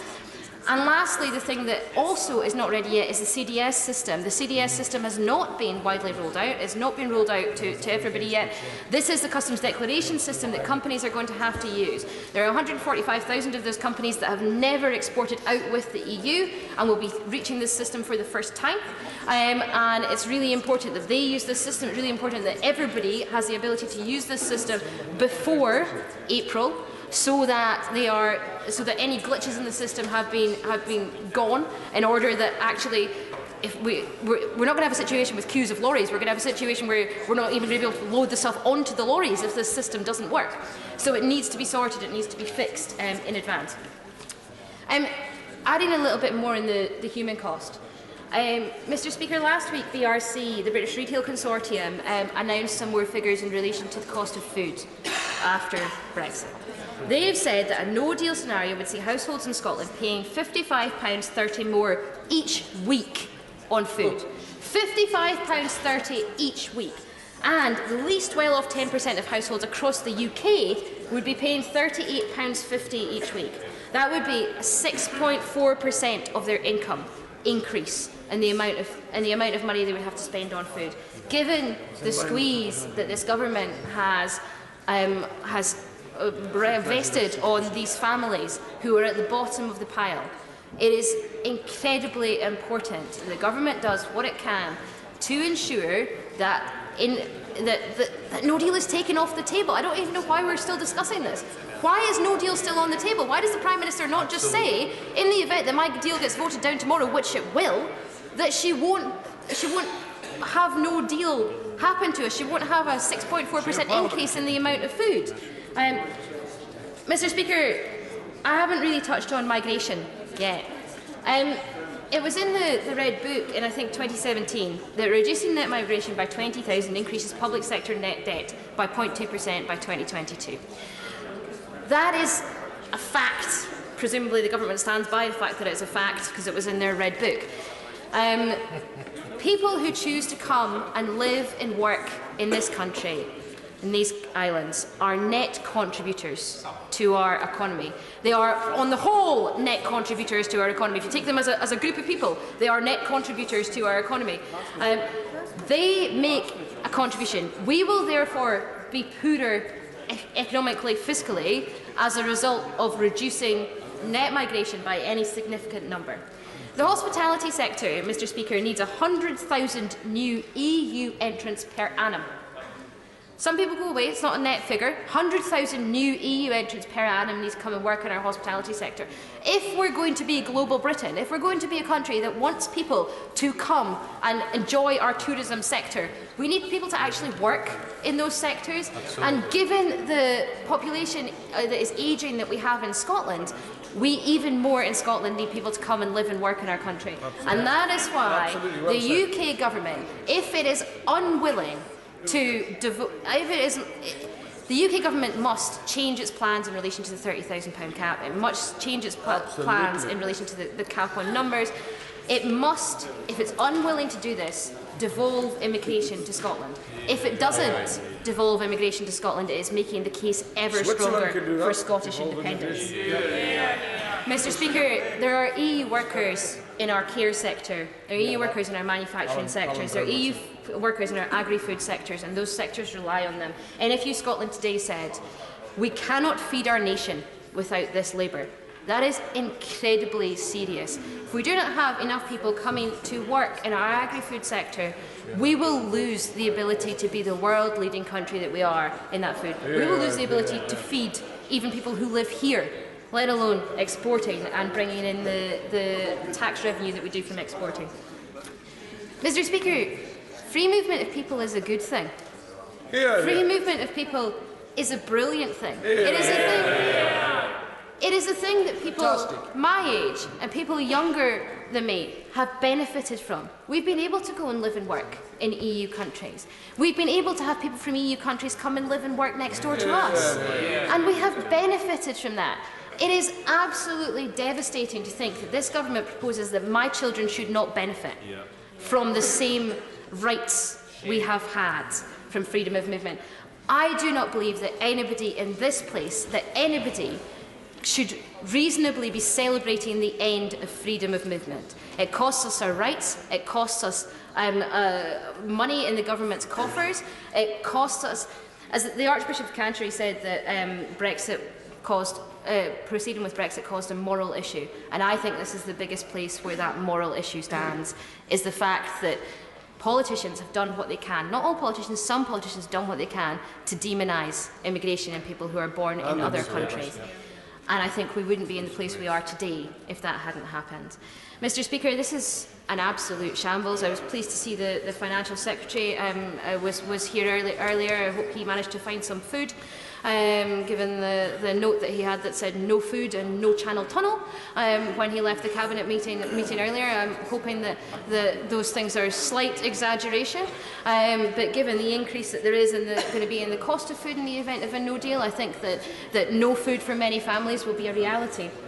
Mr. Speaker, we can't operate like this. As the CBI said, businesses are watching in horror. The Prime Minister needs to remove the threat of no deal. The government is limping on, and the whole world, Mr. Speaker, is watching in horror. There's no good being done in this place just now. There is no other things being done in this place just now. We're entirely focused on Brexit. We're not able to do those things that a global Britain should be doing. We're not able to have any kind of positive impact on the world because we are so unbelievably inward-looking, fighting in this place. Mr. Speaker, there's a word that's used in the northeast of Scotland that's called thran, or thrawn, depending on where you are in the northeast. And if you're thran, you are so determined to proceed with something. You are so determined in the face of all opposition and all sanity, and yet you proceed with something because you've said you're going to do it. So you proceed with it. Despite all evidence to the contrary, despite every expert's telling you that you are wrong. If you're thran, you are trying to go through with that because you can't bear going back on something that you've said previously. Mr. Speaker, I've said a number of times already, the Prime Minister needs to remove the threat of no deal. What she needs to do when she comes to speak to us tomorrow is she needs to say that in the event that her deal is voted down, she will go to the EU and she will ask for an extension of Article 50 in order for a people's vote to be held so that we can remain in the EU and we won't have this economic, social and cultural catastrophe on us. Thank you. Order. A further 72 honourable and right honourable members are seeking to catch my eye in tonight and tomorrow morning's debate, on account of which there will have to be, with immediate effect, a 5-minute limit on backbench speeches. I counsel colleagues that that limit will in all likelihood have to be reduced in due course. Mr. Joseph Johnson. Thank you, Mr. Speaker. Mr. Speaker, I've never rebelled against the government before this month, and I'd like to use my brief time to set out 4 reasons why I'll be voting against the deal tomorrow. And the first of them is that I believe the government is selling this package to the House on the false premise that we're somehow going to have a deal, a trade deal in place by the end of 2020. As Sir Nick Macpherson, the former Permanent Secretary of the Treasury, made clear last week in a tweet, that is a highly unlikely scenario. Even a deal by the end of 2022, the possible period by the end of which we'd have finished the transition period, is exceptionally unlikely. In his view, it's conceivable that we'll have a deal in place by the mid-2020s. So it really is, as the former Perm Secretary of the Treasury said, time for some honesty from the government. So forget all the flowery letters that have been exchanged today. And if the government were really being straight with the House and with the country, it would come clean and admit that we will have many, many years of the purgatory of the backstop ahead of us. The second point I'd like to make, Mr. Speaker, is that any trade deal we do eventually strike will be worse for the economy than our current arrangements. As the Bank of England has noted, Brexit is a unique experiment. There is no precedent for an advanced economy anywhere in the world withdrawing from a trade agreement as deep and as complex as the EU.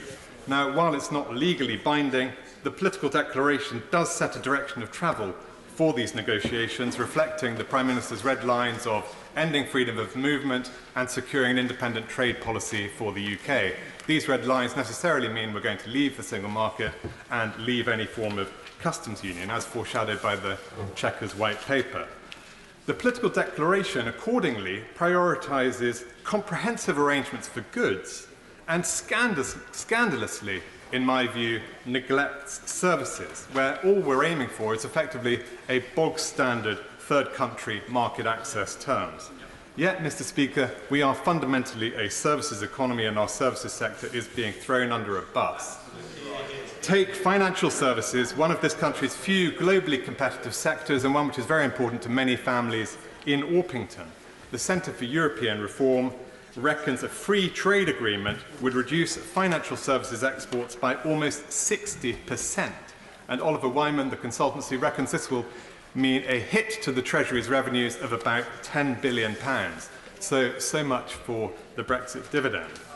My third point, Mr. Speaker, is that this package leaves the deck heavily stacked against us for the negotiations that will come. The political declaration starts by giving the EU most of its goals on its strong point, and that's goods exports, where the EU had a surplus with us of £95 billion in 2017, but it offers very little to our crucial services sector, where we had a surplus of about £28 billion. And given that we've necessarily already conceded the £39 billion in the financial settlement, in the legally binding withdrawal agreement, we now have very little leverage left with which to secure concessions from the EU in the months to follow. And if the EU chooses to play hardball with us, it will simply let the UK enter the backstop in December 2022, then wait until our services sector pressure the government into accepting a deal, any deal, that will remove the EU's feet from our windpipe and restore some measure of privileged market access to a sector which is so important to our economy. Approval of this deal will therefore lead to many years of excruciating trade negotiations, talks that trigger waves of fury from Brexit campaigners and Leave voters across the country at each inevitable UK concession on issues such as fisheries, Gibraltar, and eventually, of course, also freedom of movement itself. The package the PM has negotiated simply sets us up to fail as a country, and it's better that we all realise that now before it's too late. Finally, Mr. Speaker, in the last seconds, this deal is bad for our sovereignty.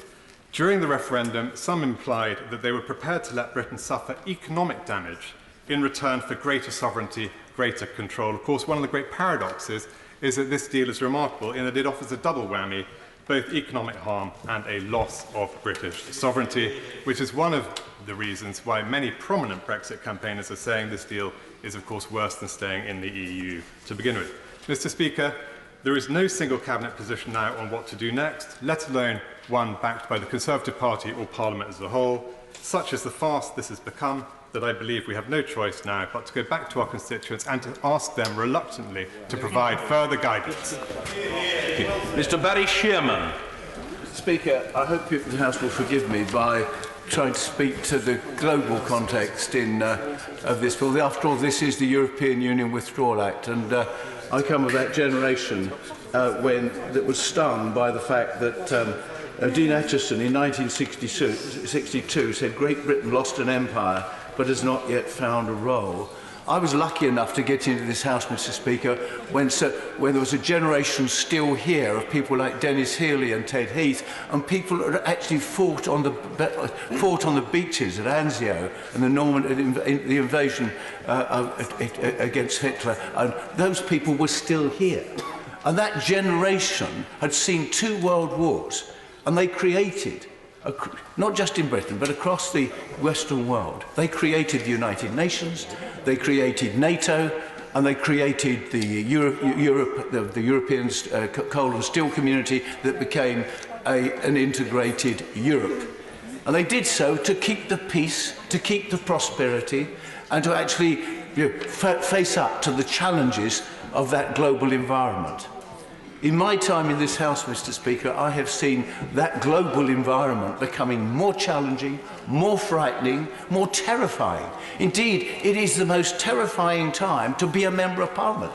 The responsibility we have to look after our constituents when their jobs are all being undermined by different kinds of contracts and uncertainties, and the old certainties swept away.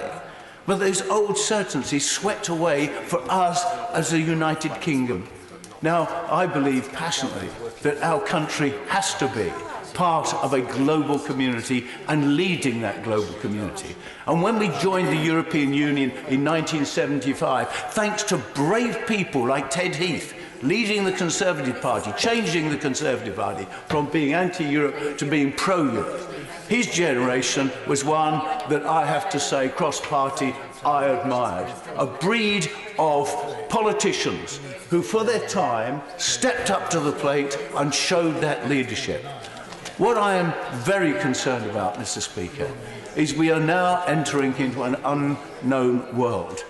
We have not only a withdrawing from the European Union, but the implications for that in the United Nations, whether we will hold on to a seat on the Security Council, whether our impact on the world, whether our force in the world will be very substantial at all. The fact of the matter is we had found a new role in the world as a member, an active member and leader of the European Union. And I judge this debate today on the fact that I want our country to be successful in terms of meeting the challenges economically, meeting them politically, and I believe that we could only do that, and will only do that, through very close cooperation across Europe in the European Union. That is why I cannot support anything that takes us out of the European Union. I remain convinced that we should be in the European Union. And also on a micro level, a bottom-up level. My sacred duty as a Member of Parliament is to come to this place to make sure that the health, welfare and prosperity of my constituents is not harmed in any way, that it's improved. Every piece of evidence that I've seen from the Bank of England, the London School of Economics, the independent think tanks, convinced me of what I believed when I was 10 years chairman of a select committee, that evidence-based policy is the best kind of policy. And all the evidence shows that my constituents on any deal will be worse off and poorer out of the European Union than in. And so I believe, Mr. Speaker, I believe that this deal does not deliver what we need or want. The Chancellor is looking at me carefully. He's criticised me in the past with synthetic passion. This isn't synthetic, Chancellor. This is me with a heartfelt plea as our global position as a nation, as a parliament that should be representing the people that we represent from our constituencies. I do not want a poorer Britain. I do not want poorer constituents. This deal will deliver both those sad outcomes, and I urge this House to vote down this bill and this legislation. Dr. Sarah Wollaston. Thank you, Mr. Speaker. This deal simply doesn't deliver on the will of the people.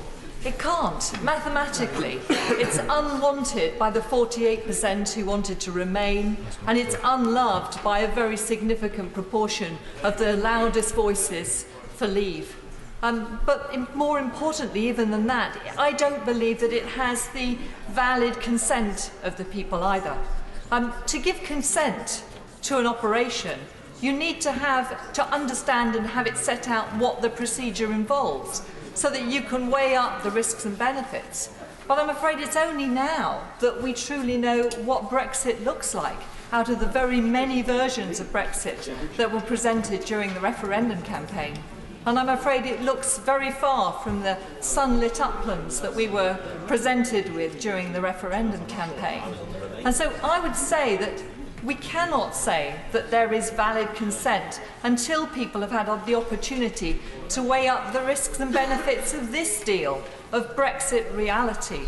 And we should take the time to pause to give them the chance to give that consent. The Secretary of State said that that would take a year. In fact, that's not the case. This could be done in 24 weeks, and we know that the European Union is prepared to agree to suspend Article 50 to allow that process to go ahead.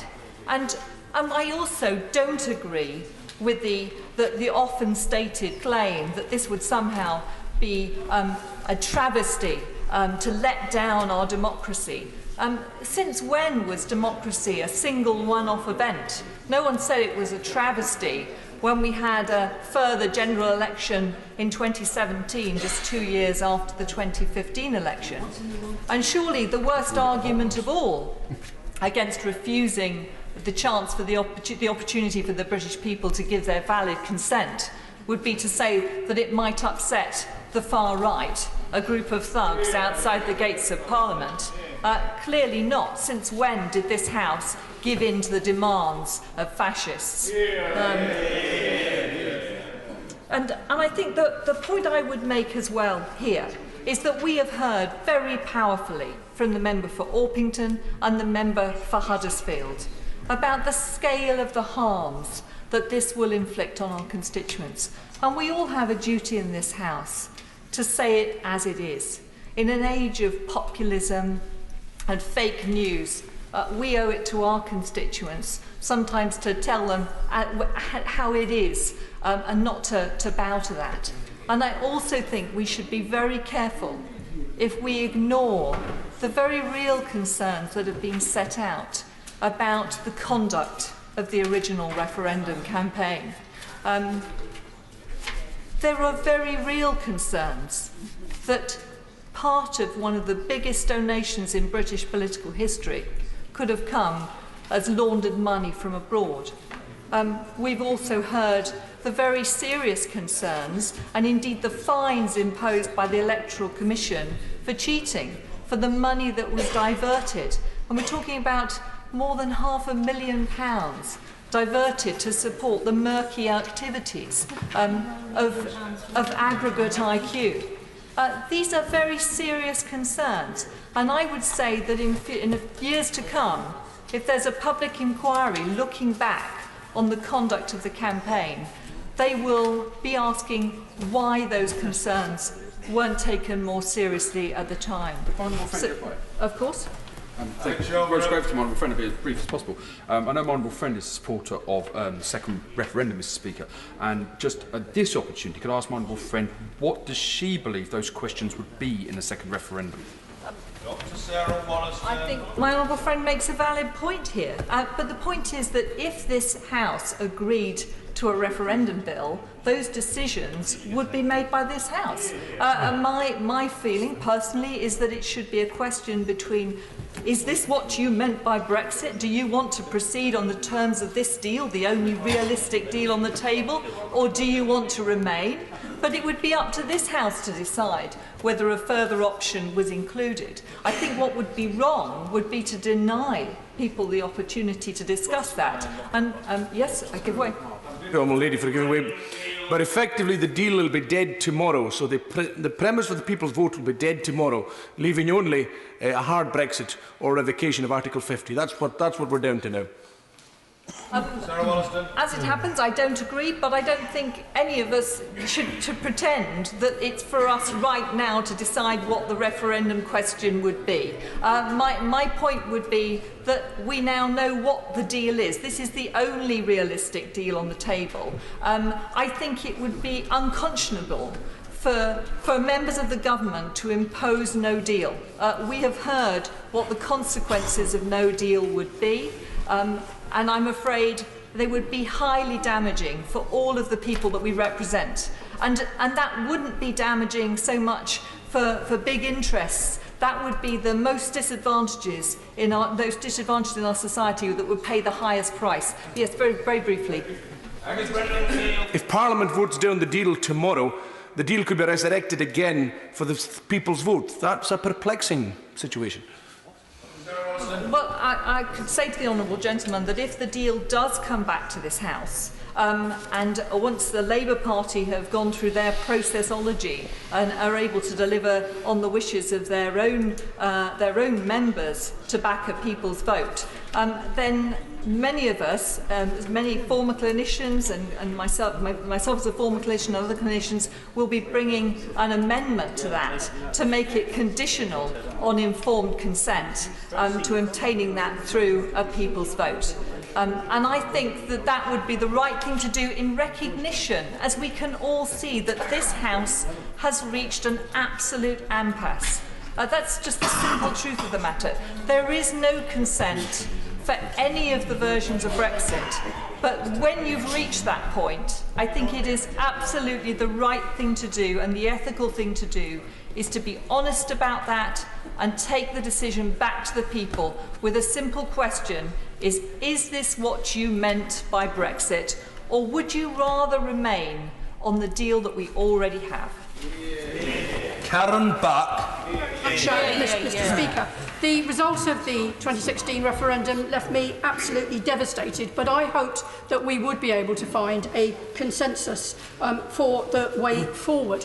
It left me devastated because the whole backdrop to my adult life has been a positive internationalism that the European Union represented for all its flaws, and that stood in contrast to the history of depression and conflict that had scarred Europe for the first half of the last century, and in a new era of instability characterised by the behaviour of Putin and of Trump. That hopeful internationalism seems to be even more important than it has been in recent decades. And I regard, Mr. Speaker, the freedoms of the European Union, including the freedom of movement, as something that has been a triumph of modern politics, something that we should celebrate rather than fear. I understand the frustrations of the messy compromises and the sclerotic decision-making within the EU, but I fear the future of trade negotiations will be characterised by many of the same frustrations and many of the same compromises on sovereignty. And of course I represent a constituency which not only voted overwhelmingly to remain, but is one of the most diverse international and outward-looking communities, not just in Britain, but probably in the world, and with one of the highest proportions of EU nationals. An area of arrival that has over centuries accommodated waves of new communities, done so with extraordinary success, and helped to build a capital city and a country of creativity and cultural openness and of economic success. And Westminster, like London, like many other parts of the country, has drawn on the contribution of EU nationals who have started businesses, contributed and staffed our public services. And when my constituents write to me, as they do in their thousands, the overwhelming majority frame their arguments in these terms, doing so often with movingly personal stories of their lives, not as separate communities, but as husbands and wives, sons and daughters, fellow employees and business partners of British nationals. And there is disappointment and anxiety and pain expressed every day, and bafflement as to how we could choose to close down rather than open up our options, our freedoms, and complicate our relations with our closest and largest trading partner. And it's worth saying also, because so often the Remain argument is presented as one of middle-class affluence posited against the poorer communities that voted Leave, that my constituency is the 15th poorest constituency in the country on working-age poverty. And of course I hear, as a result, the voice of some Leavers too, a minority, but nonetheless there. And I agree one thing with the Secretary of State who opened the debate, which is we should not patronise Leave voters by saying they did not know what they voted for. People did know what they voted for, but nonetheless there was a variety, a range of destinations that were expressed in that Leave vote. And that is why it's so important that as the Brexit debate unfolds and the options have become clearer, we give people a further choice to express their opinions. Just as the EU was not responsible for many of the grievances that drove Leave voters, so leaving the EU will not rectify those grievances, and above all will not do so if this country is made poorer as a result, and it will be the poorest communities and the poorest individuals who have to carry the consequences of that. Now, there is no point in speculating whether a different government could have bridged the gulf. We can only deal with the reality of what we have. There is no point in speculating on whether a government could have brought about a different outcome with more imagination, openness and generosity than it has shown over the last 2 years. That didn't happen either. It may have been possible earlier on to have negotiated a compromise, as I've said earlier, built around the customs union, built around the single market, built around possibly a Norway model. But, Mr. Speaker, I believe that door has now shut. We only have the deal in front of us, which is again only the start of an agonising process stretching as far as the eye can see, and we only have a deal that is worse than membership of the EU that will leave us poorer and with reduced influence. I won't rule out any option as to avoid the worst possible consequence of crashing out with no deal, but I do believe now it is time to seek an extension of Article 50 and to put the decision back to the British people so that we can hear their views. Yeah. Sir Desmond Swain. Speaker, of the literally hundreds of constituents who have written to me demanding that I vote down this deal, they divide into two kinds. Those who urge me to reject it so that we can leave the European Union without a deal, their preferred option, and those who urge me to reject it so that we can stay in the EU. And they both can't be right. There is going to have to be some management of expectations. I have made my own dislike of this deal absolutely plain, and it's based largely on the fact that we don't know what it is that we will be getting. The political declaration covers anything, might deliver anything from Canada minus through to Chequers plus. And to where in that spectrum it might land depends upon the negotiations that will follow. There will be no end to the uncertainty for some time. And we have delivered ourselves into the weakest possible position during those negotiations. First of all, by making the financial settlement up front, and secondly, by abandoning one of the most important principles to any negotiating position, the ability to walk away.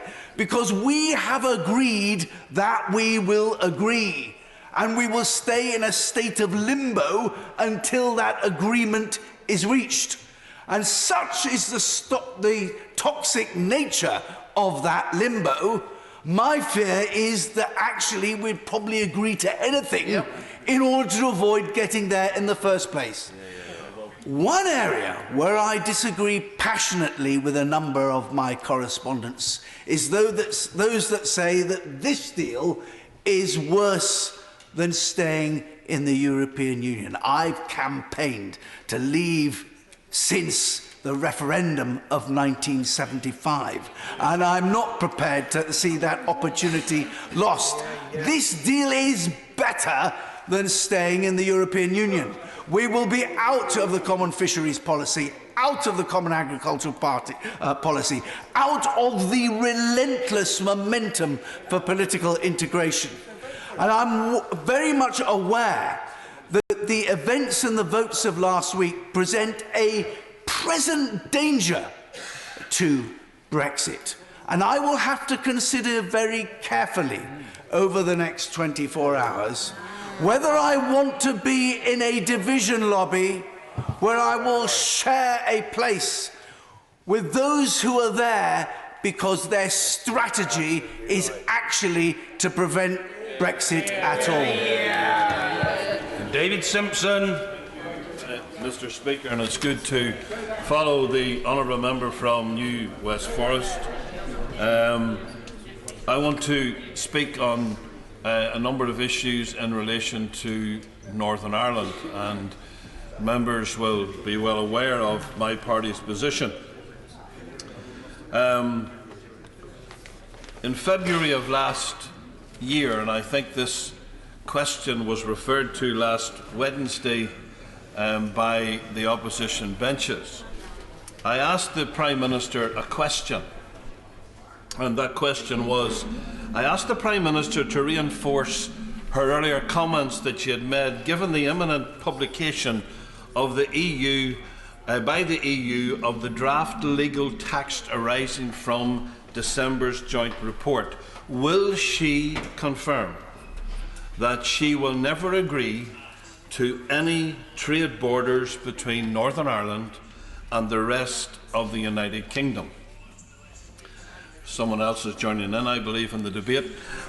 We continue to stand behind all the commitments, this is the answer, that we made in December, and my negotiating team will work with the Commission to agree how they should be translated into legal form in the withdrawal agreement.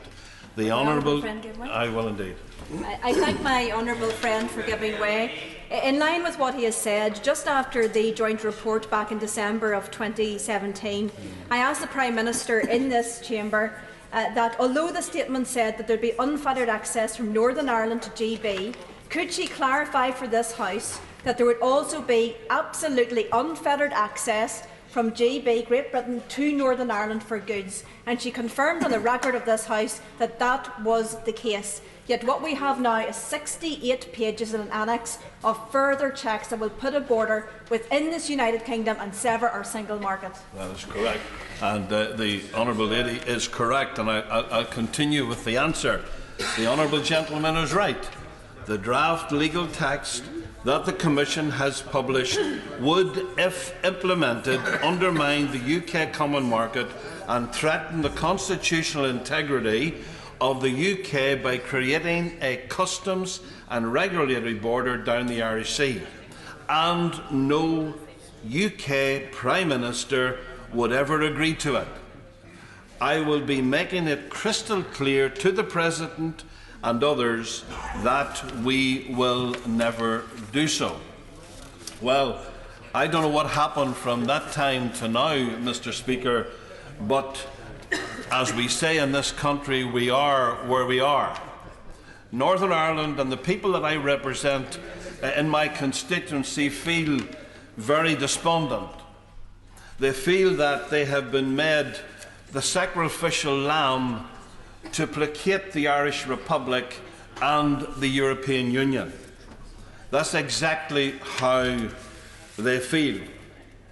And if we believe everything that we read or everything that we hear, that EU officials have been quoted in saying that Northern Ireland is the price that the UK will pay for Brexit. I am a unionist and a proud unionist.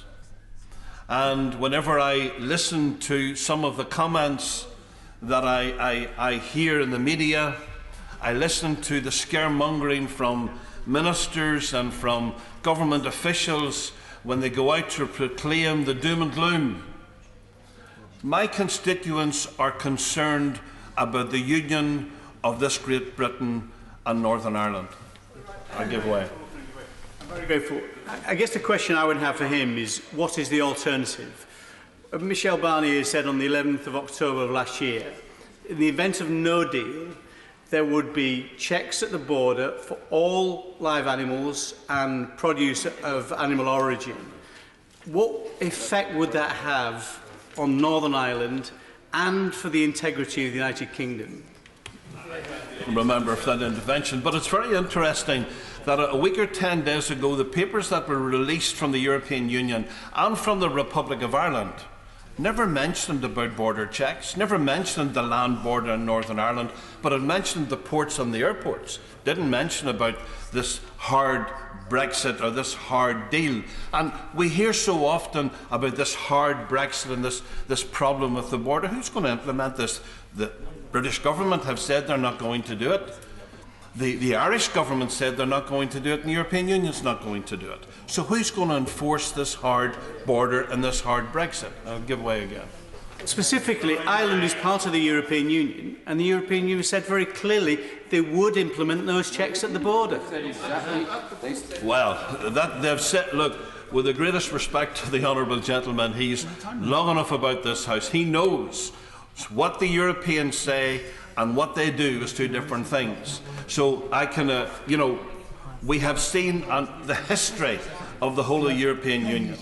And when it comes to the midnight hour, things may change. But my constituents in the Upper Band constituency voted to leave, and they're very clear that they want a deal, but they want the right deal for the best of the whole of the United Kingdom. And that's the bottom line.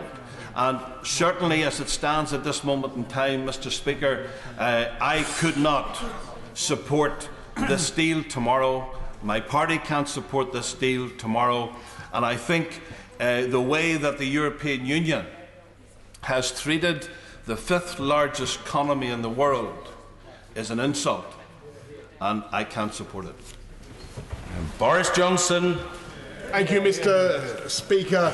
I think when people around the world look at this debate, and I'll be as brief as I possibly can, but these points must be made. When they look at this debate that we've been having, there's one big question that they always ask me, and I think particularly after the interventions we've heard this afternoon, they ask, is Britain really going to leave? Do we really have the courage and the self-belief to deliver what people voted for and to seize the opportunities, independent democratic self-government, real free trade deals, pioneering regulation that maximises the strength of our economy, and an open and outward-looking economy that attracts people and investment from around the world on the basis of laws made in this country and not in Brussels? Are we really going to embrace that future, or are we going to be intimidated by the kind of speeches that we've heard this afternoon? And I feel that if we vote for this deal, we will be blatantly negating many of the potential benefits of Brexit. Because as a result of the backstop trap, we will be faced with an unthinkable choice. Sacrifice Northern Ireland, as we just heard, or stay locked in the customs union and regulatory alignment, so we can't do free trade deals, we remain rules takers, we end up disgorging £39 billion for nothing in return. And without even the certainty that is claimed, because we've yet to begin, as my right honourable friend, my brother, the member for Orpington, rightly said, we have yet to begin the negotiations, and the only certainty is that the EU will keep us locked in the backstop until we comply with their wishes. And the whole debilitating wrangle will go on for years, which is why we have to get it right now. And the answer is not to have a second referendum.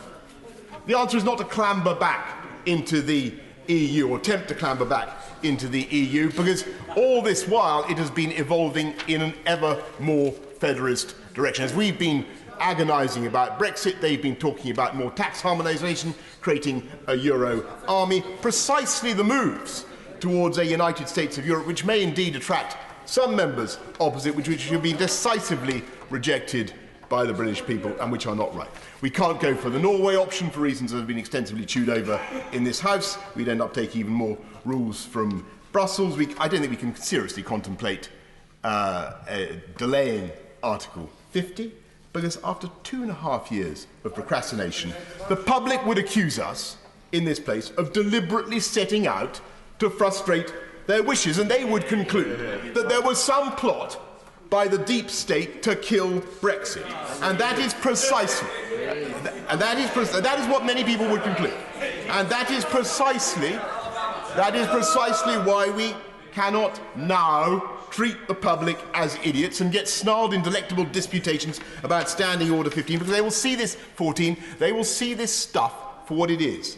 Public school, debating society chicanery, designed to get round their wishes. So if and when this deal is voted down, let us not continue to flog this dead horse. I'm sure we're all grateful to Monsieur Juncker and Barnier for the various comfort letters that they've provided. But we know that they are legally worthless. And instead of another fig leaf from Brussels, I hope that the government will come back to this place with a plan that is in fact the Prime Minister's original plan. It would go back to her principles outlined at Lancaster House, banking that which is sensible in the withdrawal agreement, scrapping the backstop, agreeing an implementation period in which to negotiate a zero-tariff, zero-quota free trade deal, holding back half the £39 billion at least until such a free trade deal is concluded, and pledging what is obvious to all, that there is no plan, intention or need for a hard border in Northern Ireland, and getting on now with zeal and enthusiasm for with preparations for no deal. And I'm sure that whatever the bureaucratic, technical or logistical difficulties there may be, as Monsieur Puissesseau of the Calais-Boulogne ports has already pointed out, they can be overcome with a spirit of optimism and determination. And that is the spirit we should now be applying to Brexit. We can muff it. Yes, of course we can muff it. We can flunk it. We can vote for this deal.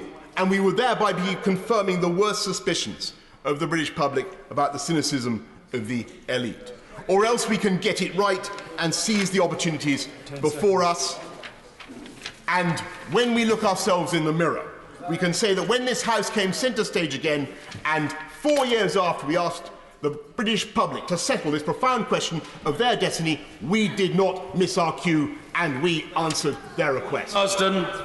Mr. Speaker, if this Brexit debate doesn't cover the bread and butter issues for my Blackpool constituents, for all our constituents, decent jobs, maintaining living standards, enough food on the table to feed their family, it will be for the birds. Hear, hear. The truth is that they are already paying a price for the Prime Minister's botched negotiations. Her deal would make those bread and butter issues worse.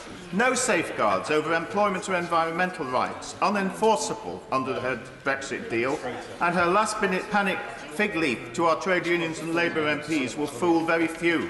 Now, the government's own statistics show her deal reducing the size of the UK economy by at least 3.9%, 100 billion hit compared with 2016. Jobs lost, growth stalled for us in Blackpool and other small towns, a grim prospect. No Brexit dividend for public services or the NHS, which that mendacious bus promised. And now the British Retail Consortium has pointed out, as we've heard, that could lead to price rises from no deal, in Blackpool, for example, ranging from at least 9% to the mid-20%. No one in my constituency voted to be worse off from this scenario, or the no deal she's wasting millions of pounds on already. Our major northwest industries, such as the BAE and the ongoing supply chain, hundreds of jobs in and around Blackpool dependent on them, would suffer from no deal. On top of that, the government has failed to secure any deals for beyond 2020 for the tens of millions of pounds and hundreds of jobs dependent on university research programmes within the EU. No opportunities for our students and apprentices to continue benefiting from the Erasmus programme. An end to EU social and regeneration funding, which has benefited us strongly in the North West. The universities closest to my constituency, Lancaster, UCLan, Edgehill, our own excellent Blackpool and the Fylde colleges, would be put in severe jeopardy.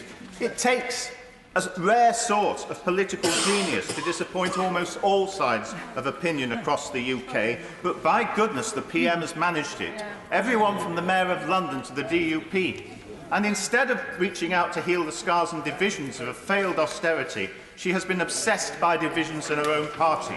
The huge irony being that her deal is now unwanted by 2 out of every 3 Tory party members. Not since Chamberlain went to Munich to meet Hitler and came back waving a piece of paper saying peace in our time has a British Prime Minister had so inept or ignoble a conclusion to negotiations.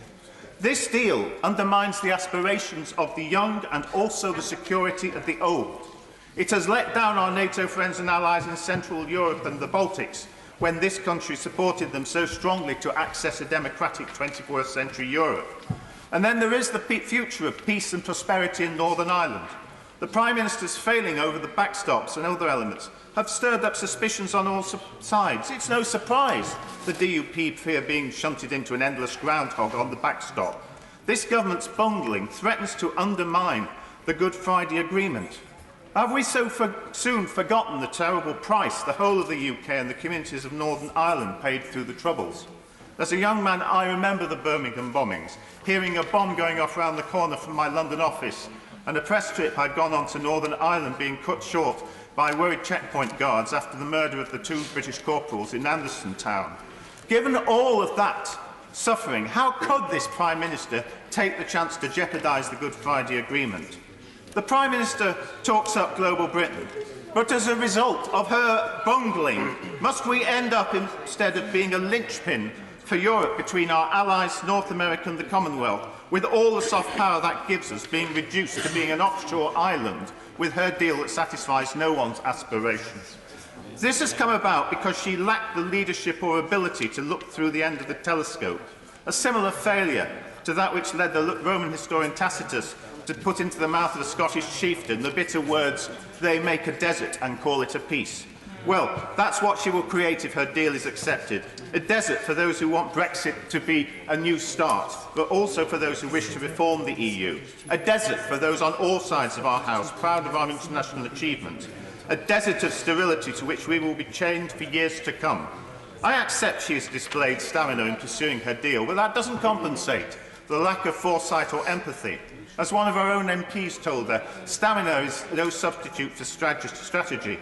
But so boxed in has she become, she's convinced she's some form of 21st century Joan of Arc. hearing voices instructing her what to do. But she's not Joan of Arc, she's not heard heavenly voices, and if she's walking to a Brexit stake, it's to one of her own construction. And if she cannot see that, this House should remember another occasion when the national interest overrode a Prime Minister, when Leo Amery challenged Neville Chamberlain by quoting Oliver Cromwell's words, "You have sat here too long for any good you've been doing. He's run out of In time. the name of God, go." Thank you. Helen Grant. Mr. Speaker, there are two particular matters that I would like to raise tonight. First, I would like to refer to the vast international opportunities that await our nation if we deliver Brexit. Second, I would like to touch on what I see as the responsibility of all members of this House to ensure that we grasp those opportunities. I'm in no doubt that a great future awaits the United Kingdom after we've left the EU. I saw this for myself when I led a trade mission to Nigeria at the end of 2017. Being the country of my father's birth, Nigeria is very close to my heart. But it's also a nation of huge opportunity, rich in history and culture, vibrant and charismatic people. Also a growing service industry and manufacturing sectors. Whilst there, I had numerous meetings with large and small businesses, government departments and agencies. They all expressed a massive willingness to do more and huge excitement about the opportunities that Brexit will bring, allowing our two nations to trade more closely. For me, this was a glimpse of global Britain in action, spreading the rule of law, boosting prosperity, sharing our expertise, engaging fully with Commonwealth friends and international partners. But, Mr. Speaker, grasping these opportunities as we leave the EU is not inevitable. Our future success is not a given. It will require effort and spirit from us all. Such effort and spirit should be burning brightly in this chamber now, like a beacon, right here, right now, in fact, in this House. But it isn't. On day one, back in Parliament last Monday, colleagues returned to ugly discord, both in this House and on the streets surrounding. My honourable friend, the member for Broxtowe, was subject to abuse and harassment by a mob outside College Green. And the day, in fact, I should say the evening, the night, ended with a viewing of the Channel 4 production Brexit, The Uncivil War, a title that I think says it all. Again, a reminder of the horrible referendum campaign and how the tactics of both sides whipped up dangerous anger and division. This week, Mr. Speaker, we have a chance to stop the madness. We must be more respectful to each other. We've got to work harder to be more understanding of different viewpoints. I actually regret the fact that pragmatism and compromise seem to have become dirty words. In fact, they're crucial ingredients to success. For those of us that have spent significant periods of time in the outside world prior to entering politics, compromise is perhaps more highly valued. In any negotiation where there's reasonable balance of bargaining power, no one ever gets everything they want when they want it. I believe that it is our duty and responsibility as parliamentarians to find a solution to the Brexit deadlock. We were elected to find answers to difficult problems, to make difficult decisions in the best interests of our country. We cannot shirk the issue, we cannot avoid it. We've got to play the hand that we've been dealt. The answer is not, in my opinion, a second referendum with a ghastly division and uncertainty. The answer is not no deal, which threatens to bring havoc to so many. And the answer is certainly not kicking this most important of cans ever further down the road. The nation needs us to stand up and deliver, really stand up, really be together. We owe it to them, and we will be failing our electorate if we fail to do that. The answer, therefore, Mr. Speaker, has to be a compromise solution, a solution that honours the referendum result by providing greater control over our borders, our laws and our money, a solution that preserves our economic and security partnerships with the EU, a solution that delivers for all of our constituents. Despite the obvious imperfections, the withdrawal agreement on the table delivers, I believe, for this country. And for that reason, Mr. Speaker, I will vote for it. Just before I call the honourable gentleman, the member for Scunthorpe, I must point out what some members will have noticed, namely that, most unfortunately, the timer display to my right is not functioning. That is gravely to the disadvantage of opposition members. I have, I'm afraid, been advised that it cannot be repaired while the House is sitting. So I would encourage members to try to take, no, not to cross the floor of the House, no. It's a nice try by the right honourable gentleman. I don't blame him for making the attempt. Whether they'll be particularly inspired by the prospects of sitting near to him is a matter for legitimate speculation and conjecture. But no, what I would say to members is they should try to take account of exactly when they started speaking, and they may be assisted by their whip as well. I know it's very imperfect, so I'm glad the honourable gentleman's kept his sense of humour at this time of night, but we will have to keep going to the best of our ability. Mr. Nick Dakin. Last year, Mr. Speaker, we commemorated the centenary of the end of the First World War. A sombre remembrance. Last month, we celebrated 100 years since the first election where women and working-class men voted. Both anniversaries remind us of the progress we have made. But progress isn't inevitable. This year, we remember 80 years since the outbreak of the Second World War, just 21 years after the war to end all wars. Shocking, Mr. Speaker, a reminder of the fragility of peace. The last 70 years have been ones of peace, freedom and prosperity, driven by positive relationships with our partners in Europe. The 70 years before were ones of war, oppression and economic depression, driven by negative relationships with our European neighbours. Peace, freedom, prosperity, things worth having, things we take for granted when we have them, but regret them when they're gone. We had a second referendum on our relationship with the EU in 2016. Many in this debate have reminded us of its outcome. 17.4 million votes, 52% for leave, and 16.1 million votes, 48% for remain. But there is another way of looking at the results that helps explain why we're finding it so difficult to deliver the will of the British people. 62% of eligible voters, 29 million people, did not vote leave. No wonder we are struggling, Mr. Speaker.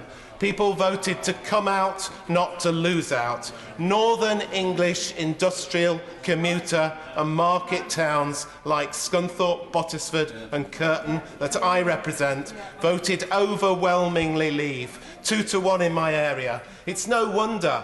They are fed up of the change to their communities as migrant workers take jobs in agriculture, food production and small manufacturing. They see this as depressing wages. They see their high streets change and shrink. When things close, the courts, the banks, the shops, it always seems to be ours that close. When investment is made in roads, in rail, in shiny new projects, it always seems to be in the big cities, in London and the South East. Communities like the ones I represent are right to feel neglected because they are, despite our best efforts.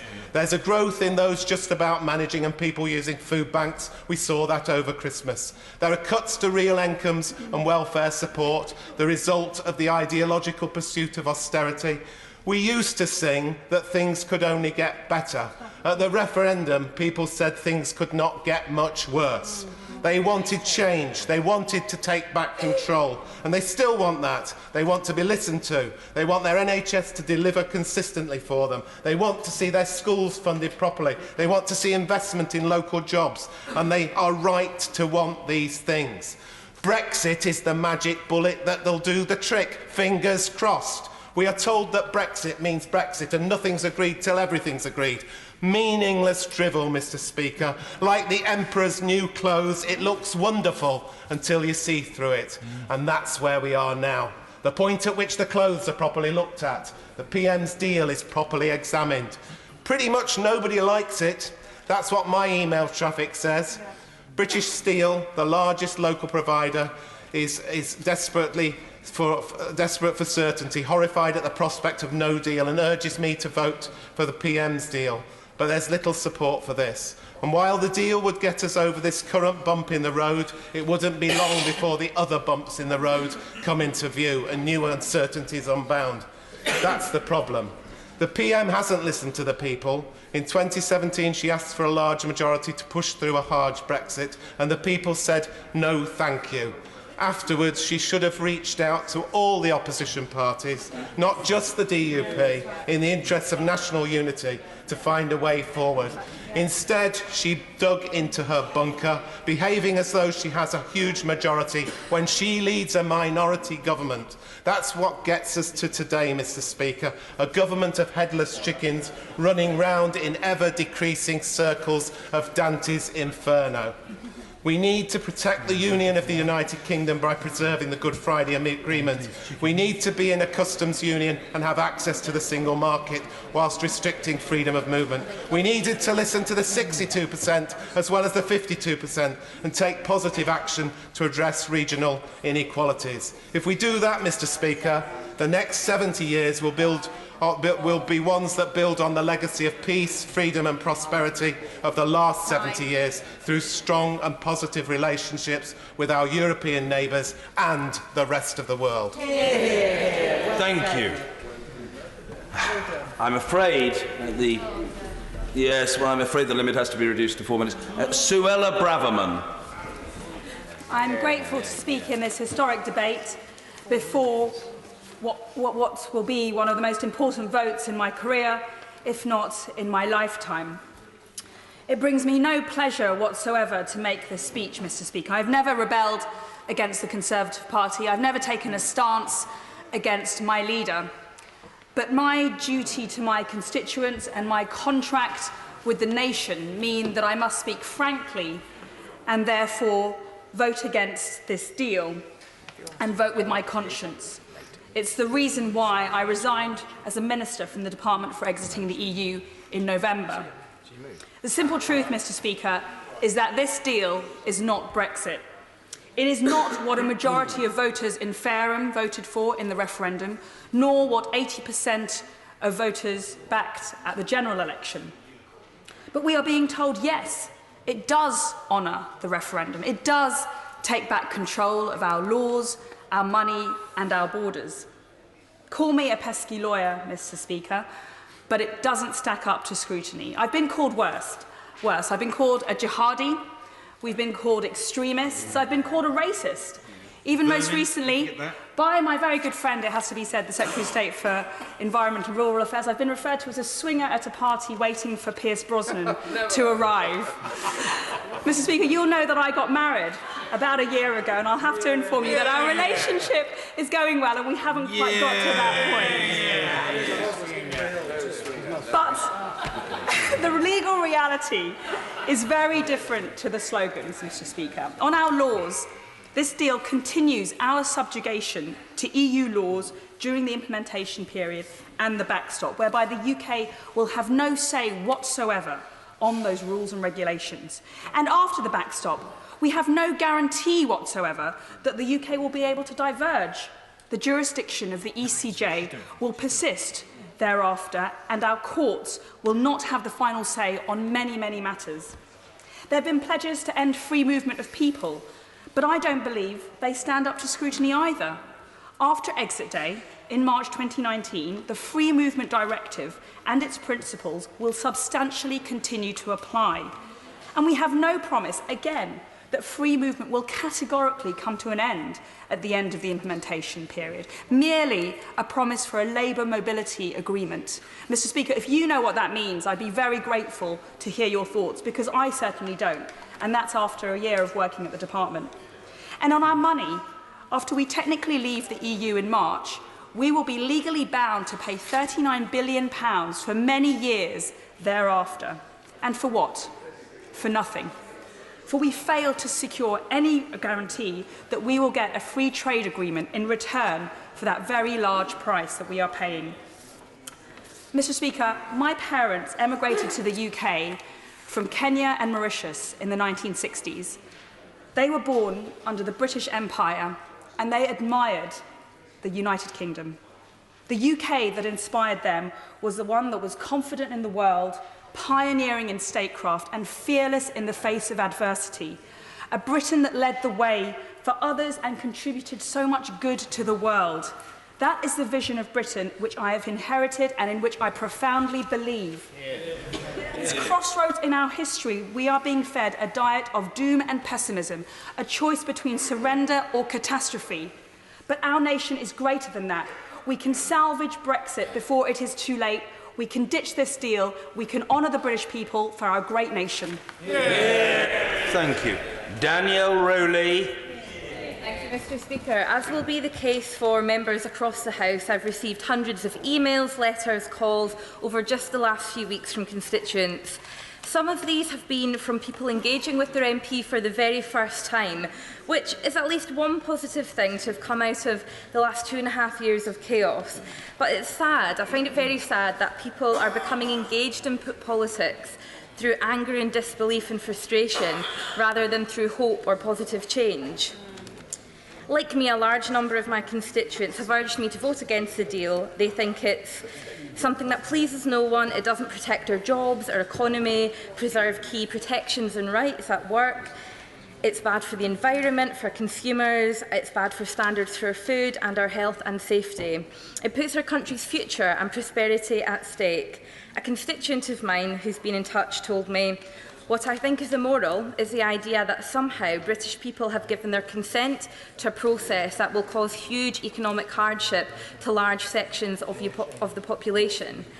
And I agree with him. We have a critical responsibility in this place, not least to the poorest and most marginalised in our society, to protect our economy and public services.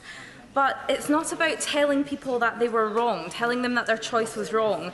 We need to look at the reasons why people voted the way they did and explore the root of those problems, and then work to get genuine change for people while protecting them but respecting their choice at the same time. That's our duty. And my honourable friend on the front bench who opened the debate highlighted this perfectly. A number of constituents also expressed their concerns about the rights of EU citizens. People who have contributed so much to this country are feeling unwelcome, and some have left as a result.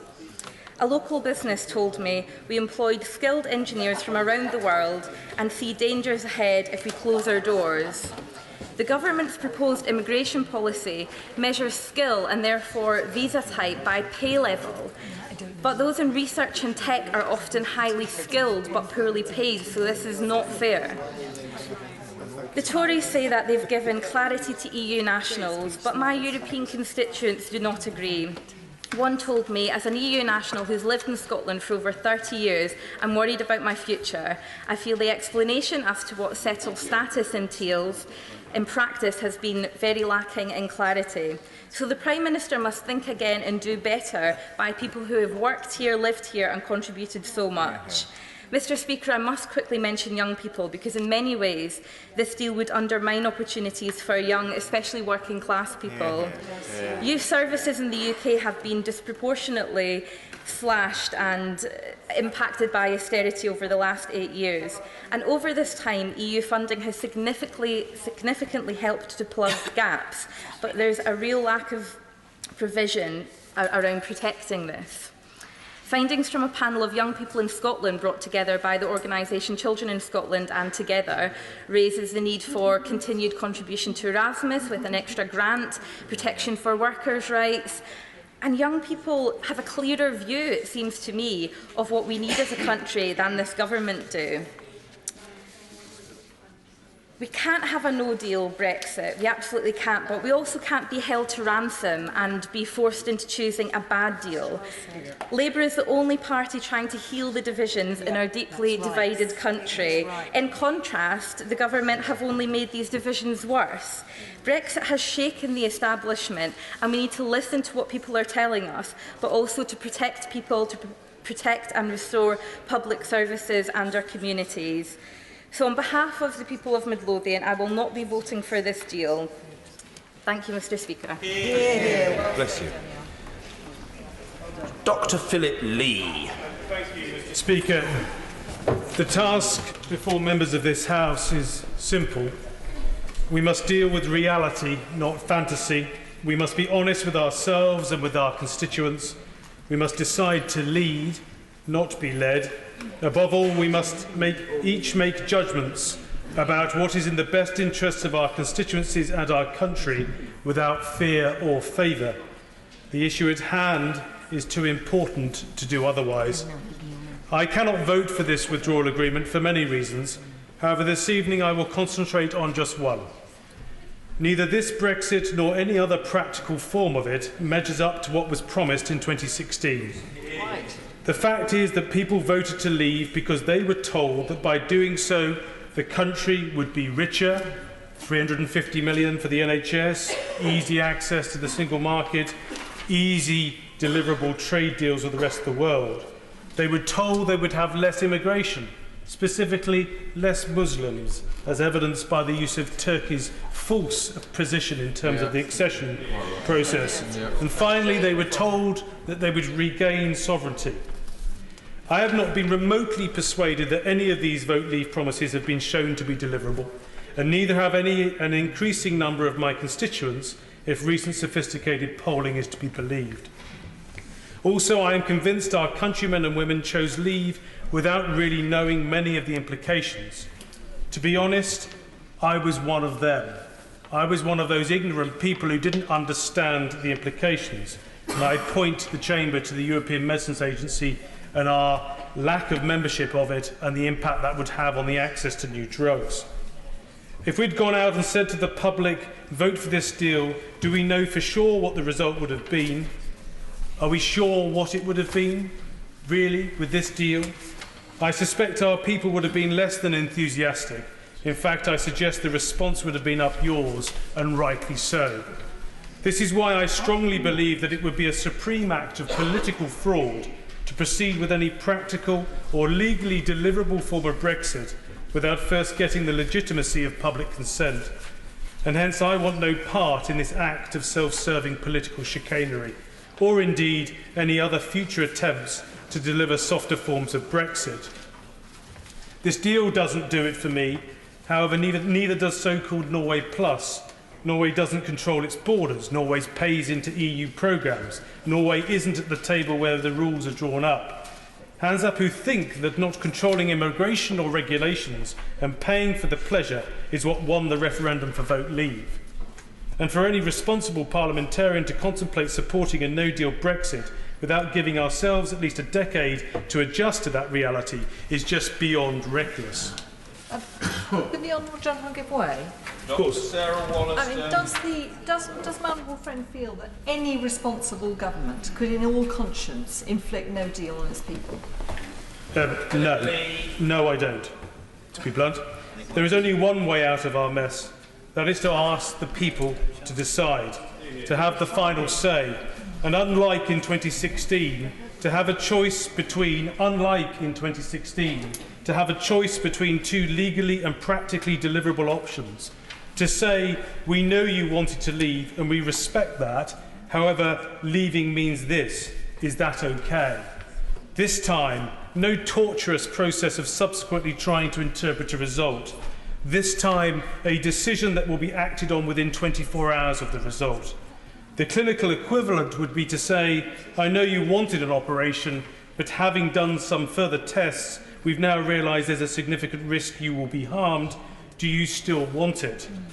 The government has clearly worked hard to respect the referendum vote in 2016 to deliver a workable Brexit, but its mandate is exhausted. It needs the legitimacy of a new vote. And in response to the argument of some colleagues, it's not true to say that the public will never forgive us if we don't deliver Brexit, but it's certainly the case that if we deliver a bad deal, the public should never forgive us. If the public vote for this Brexit, fine, but I'm not voting for it because there has not been informed consent to it, it's not in my constituents' interests, and it's not in my country's best interests. Mark Hendrick.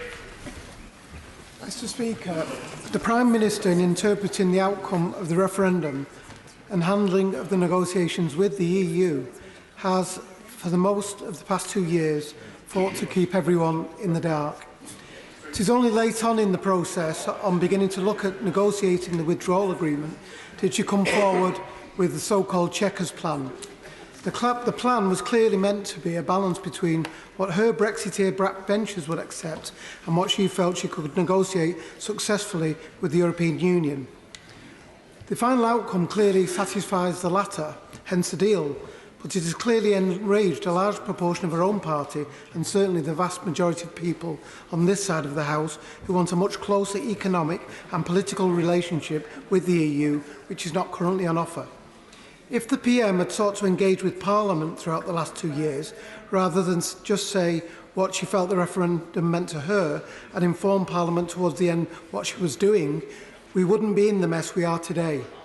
Any progress on this matter will require consensus across this House and not a take-it-or-leave-it approach amounting to blackmail, which the Prime Minister is trying to pursue.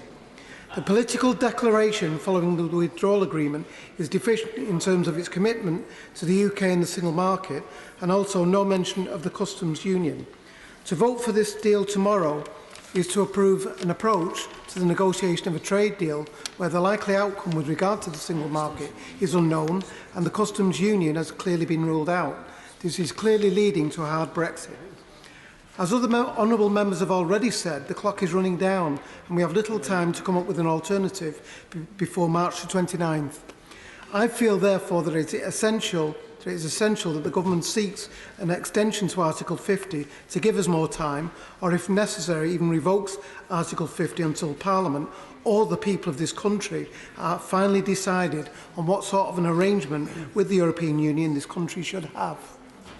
The people of this country who voted in June of 2016 in this referendum could not have known all the consequences of their vote at the time and the likely impact on jobs and prosperity in this country. Any politicians that tried to warn them of this were described as scaremongers or pursuers of Project Fear. Much of what the Remain campaign said at the time has either become true, such as a heavily devalued pound, flight of capital from the country and job losses in key industries, or it is on its way to becoming true should we leave on March the 29th.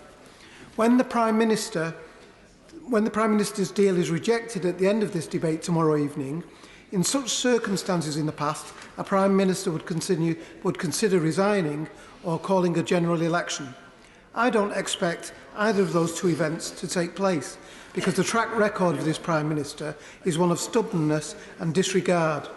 I do expect her to come forward sometime soon after with her plan B, which must include either an extension of or revocation of Article 50. In addition, a genuine attempt to involve Parliament in finding the way forward that can form the basis of further discussions with the European Union around realistic arrangements for UK access to the single market and a membership of a customs union. Although the European Union has said that this deal is the final deal and they will not negotiate another one, well, they would say that, wouldn't they? If Parliament can come to a consensus and the Prime Minister can respect that consensus, then the EU must give serious consideration to that consensus. The Prime Minister should continue to work on that basis.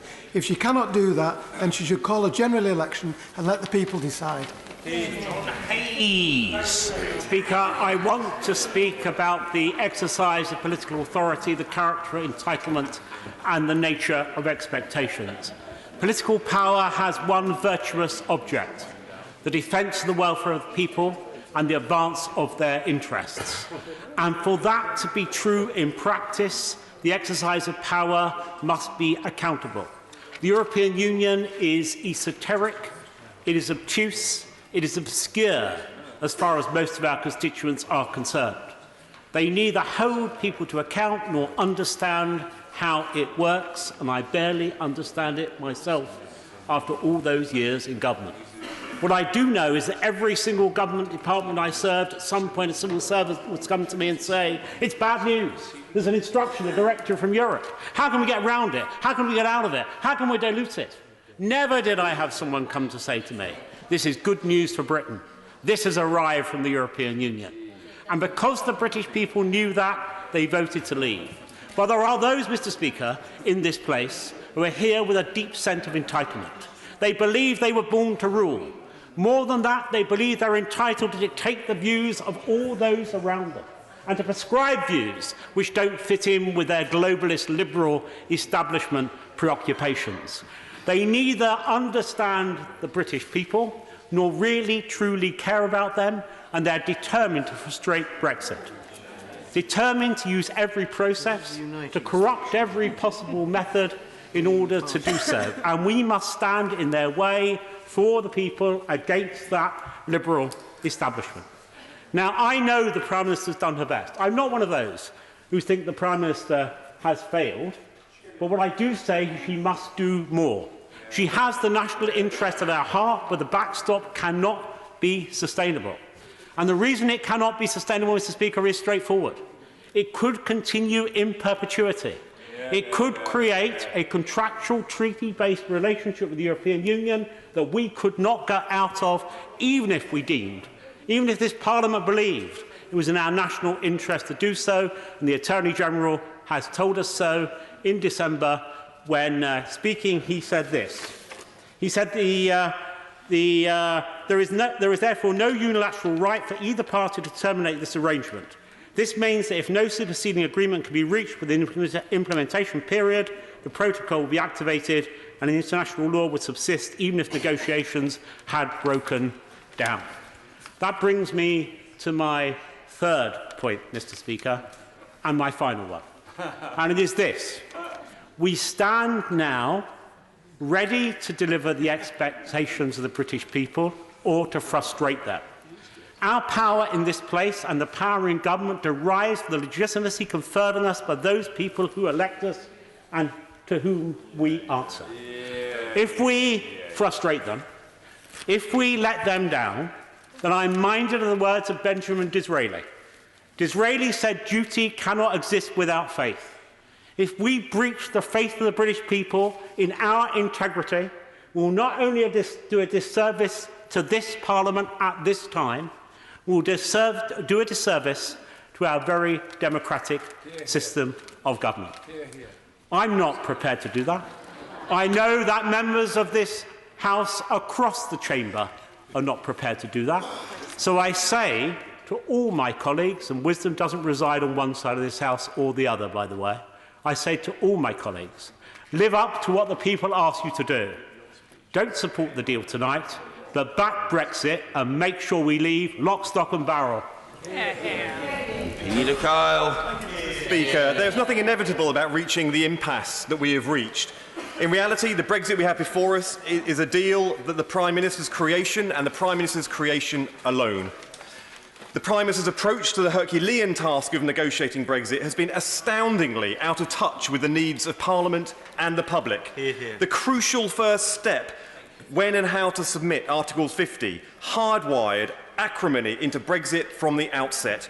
Acrimony between Parliament and the Executive, and acrimony within and between the communities that we represent. It set us on a course where failure to command a majority within Parliament and the public was inevitable.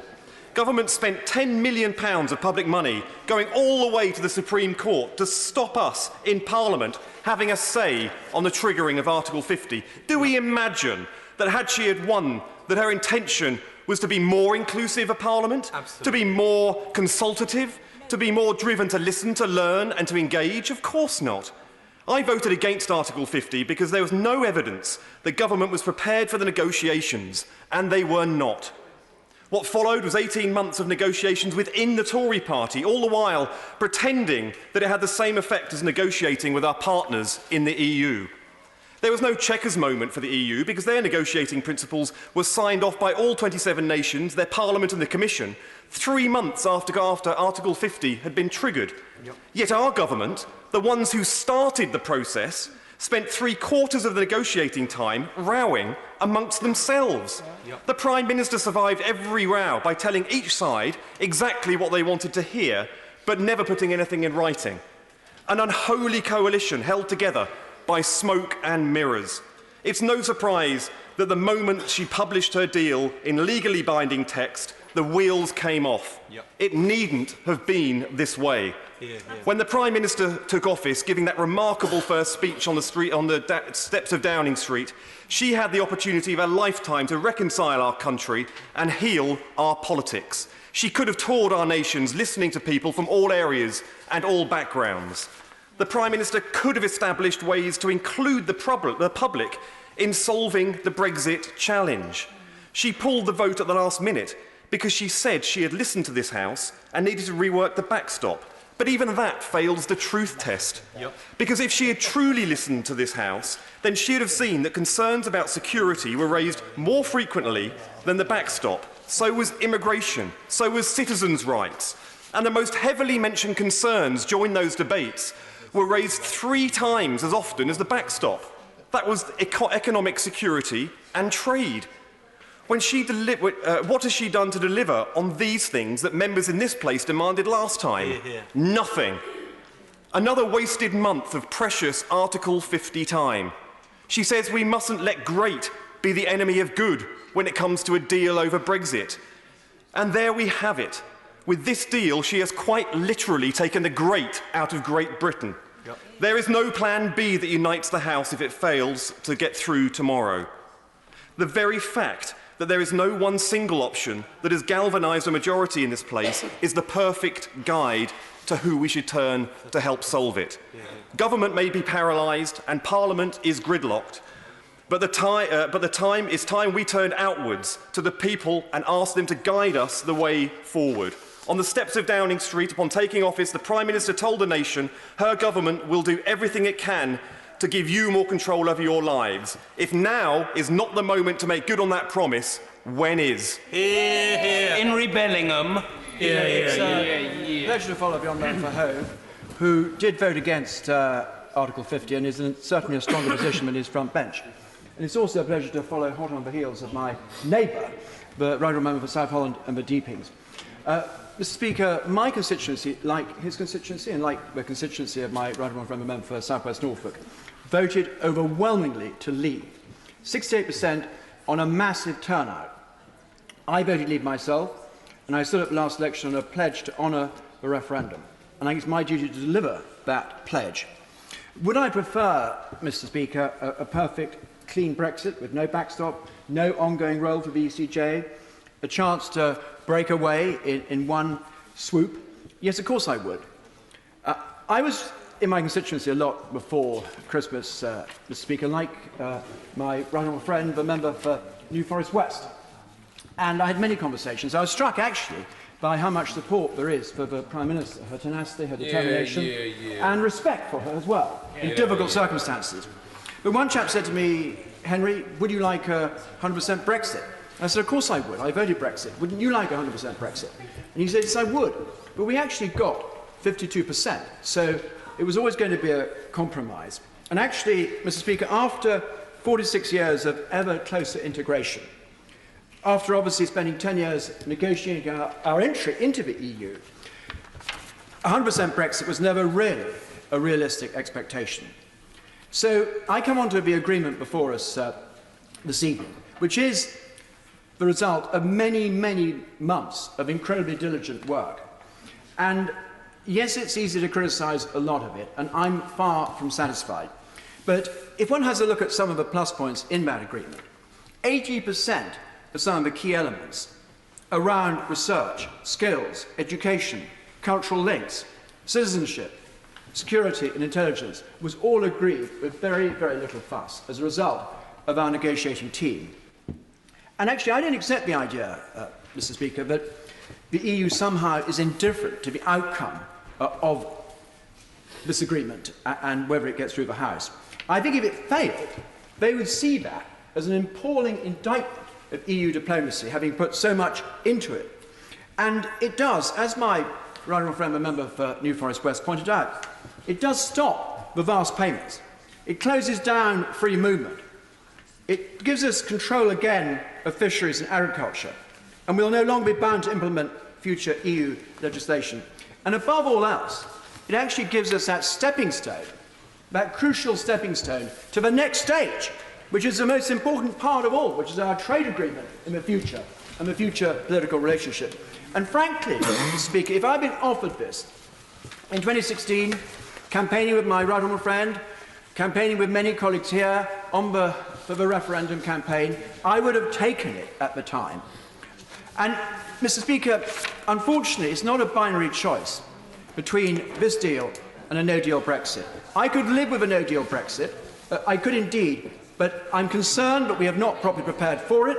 Yeah. And I'm concerned also that it could lead to a constitutional standoff between the government and Parliament. And as for a second referendum, that I think would be a complete disaster. Yeah. People would say to us, we voted in the referendum at your request. We then spoke. And we asked you to implement it. You then asked us again at the last election, and 82% of you campaigned on a platform to implement the result. And now you're coming back to us to ask us again. Mr. Speaker, I'm going to reluctantly vote for this agreement tomorrow night, Mr. Speaker. But I'm also reminded of what a lot of constituents have said to me. Order. He's got the benefit of the clock. I'm very sorry, because I enjoy listening to the right honourable gentleman. Preet Kaur-Gill. Speaker, in May I gave a speech in this place calling on the government to put aside their differences and their rigid ideologies, overcome their stubbornness and focus on what matters, a deal that works for people, families and businesses in the West Midlands and across the country. I think it is clear, Mr. Speaker, that what this government have put in front of us does not do that. This deal presents a threat to the 3 universities in my constituency. Across the West Midlands, we attract over 8,000 students from the EU each year and employ around 5,000 academics who are EU citizens. The universities in my constituency are concerned about the impacts of this deal. What does it do to their ability to attract students and staff? And what about their continued ability to collaborate with other institutions in Europe? This deal doesn't answer these questions. Having spoken about these universities, I am pleased to reference the report, The NHS and Health Law Post-Brexit, written by the academic group The UK in a Changing Europe, and which includes researchers from the University of Birmingham and was launched in Parliament in December 2018. So what does this Brexit deal mean for the NHS? In this report, they raise fears about the likelihood of medicine shortages taking place across the UK, and they are rightly worried about the lack of guarantee of continued access to European Union-wide public health networks and vigilance systems which facilitate the protection of patient safety. The government have not adequately addressed any of these and the damaging effect of this deal on the NHS, which will be felt around the country if it goes through. According to analysis commissioned by Birmingham City Council's Brexit Commission, 1 in 10 registered nurses in the West Midlands are from the European Union. In a sector which already has high vacancy and amid low retention of nursing staff, they fulfil vital roles working in older adult nursing homes and providing help and support for some of our most vulnerable citizens. I would ask for a guarantee from ministers that those so-called low-skilled or unskilled workers will still be able to come from the EU, but despite the much-delayed white paper which finally slipped out just before Christmas, we still have a cabinet and government at odds over its future immigration policy. So let me say this, Mr. Speaker. Blindly following an ideological desire to severely cut EU migration will damage our economy and leave vulnerable industries already heavily hit with large numbers of vacancies like social care even closer to breaking point. And furthermore, I have had charities and civil society groups come to me worried about the government's intentions of replacing the EU structural investment funds with a shared prosperity fund. The lack of detail, coupled with indications and rumours about how the funds will be distributed, are worrying, and these vital organisations are hesitant to plan for the medium and long term. This anxiety about the future is also true of these organisations and aid agencies based in the UK but operating abroad. They are already experiencing the impact of the government's lack of clarity over Brexit, with currency fluctuations resulting in funding shortfalls for overseas work, and there are serious threats to their future programmes and jobs that this government has not addressed. The Greater Birmingham Chamber of Commerce evidenced that almost a quarter of West Midlands-based businesses export exclusively to the EU. These businesses need continued access to the EU, and this deal does not guarantee this. SMEs, meanwhile, have already experienced problems as a result of the failure of the government's negotiations. And with, according to the FSB, 1 in 5 small businesses employing someone from the EU and 7 in 10 smaller employers relying on mid- or low-skilled staff, there is a real danger of Brexit making the current skills gap much worse. And these SMEs do not trust this government to get it right.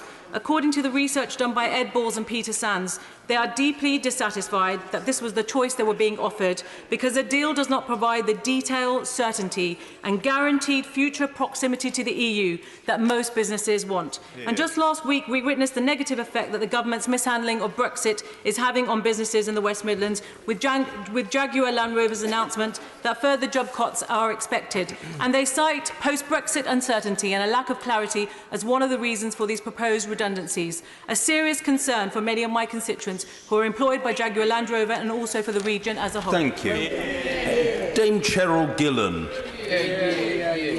Representing a constituency that voted mostly Remain and voting Leave myself, I've been particularly careful to listen to the hundreds of representations that have come into my office.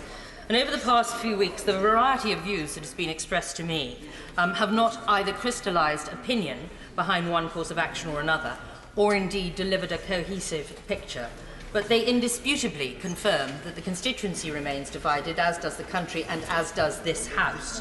What is also sad is that my correspondence has also reflected the unedifying spectacle of people who are trying by hook or by crook to reverse the decision of the electorate or pursuing some perfect exit outcome, and in the course of so doing are dragging down people's opinion of this place and the people that work here. Two themes have emerged. Firstly, that almost everyone I talk to wants MPs to stop setting procedural tricks and traps for their perceived opponents and just get on with leaving the EU, as was promised. And secondly, they recognise the Herculean feat of the Prime Minister in bringing back a deal at all that we could vote on in this place. But it has proved a deal that cannot be unequivocally backed by a large amount of people in this House. For example, the backstop provides a great barrier for me in making my decision. I voted to leave because it's quite obvious to me the EU is going in the wrong direction for this country. It intends to subjugate this country and its other member states.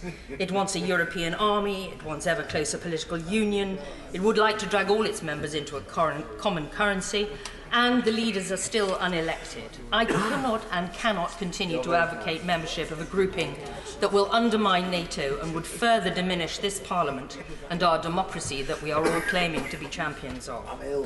I really want a country that is led by Queen and country, not by people from abroad. And quite frankly, I would have liked to have walked out the moment the referendum vote had been declared, and that's actually what most people think should have happened.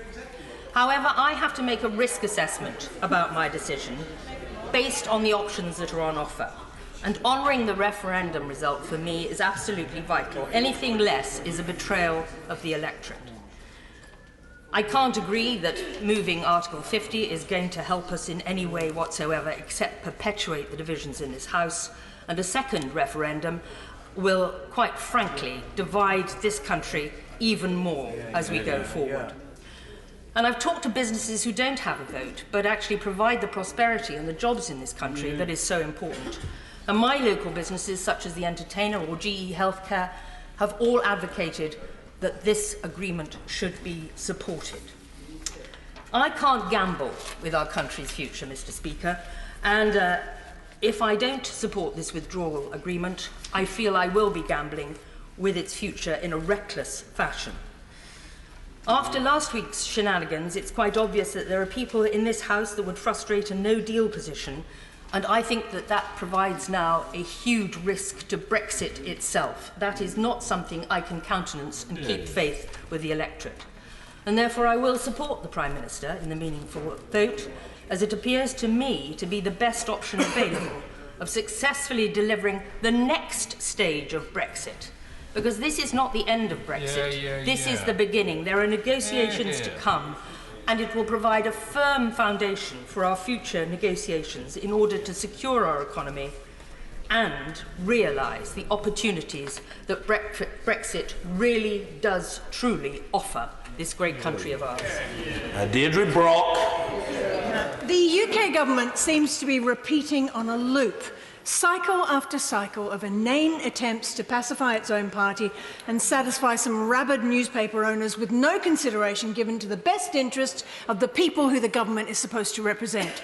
trip after trip to Brussels to tell the other member states what the UK wants out of its resignation from the EU, return after return, trying to explain why there's been no advance made, no advantage gained, no real progress at all. Statement after statement made in here, blaming the other states for having the audacity to stand up for their collective and individual best interests and for the interests of their people. Time after time, we have been treated to demonstrations of just how little understanding of the EU there is in the government ranks. And the last trips have been shining examples of just how impotent the UK has become, how out of touch with reality the government has become, how much influence has been lost in the last couple of years. A Prime Minister went looking for help with domestic problems to find that there were no longer helpful faces around the table. Her inability to articulate an argument in favour of clarification of terms already agreed is the dirty mirror to the long and pointless succession of meetings held by her ministers, who also managed to walk out of the room with nothing. Just a few weeks before the UK leaves the EU and the new imperialists of Brexit are having to face up to the uncomfortable truth that the UK is now at best a middling power in the world. No longer does Britannia rule the waves. These days she is queuing up for a ticket to the ferry.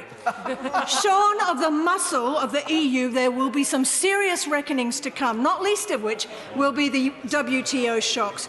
I mean, it's repeated so often it's become a political meme. We can trade on WTO rules and all will be well in the world. There is a fond imagination that WTO rules are like the rules of a club. Rules that everyone obeys, like gentlemen should, and that no one would think of going outside the letter and spirit of. The truth is that the WTO is a bear pit of contrasting interests and competing economies.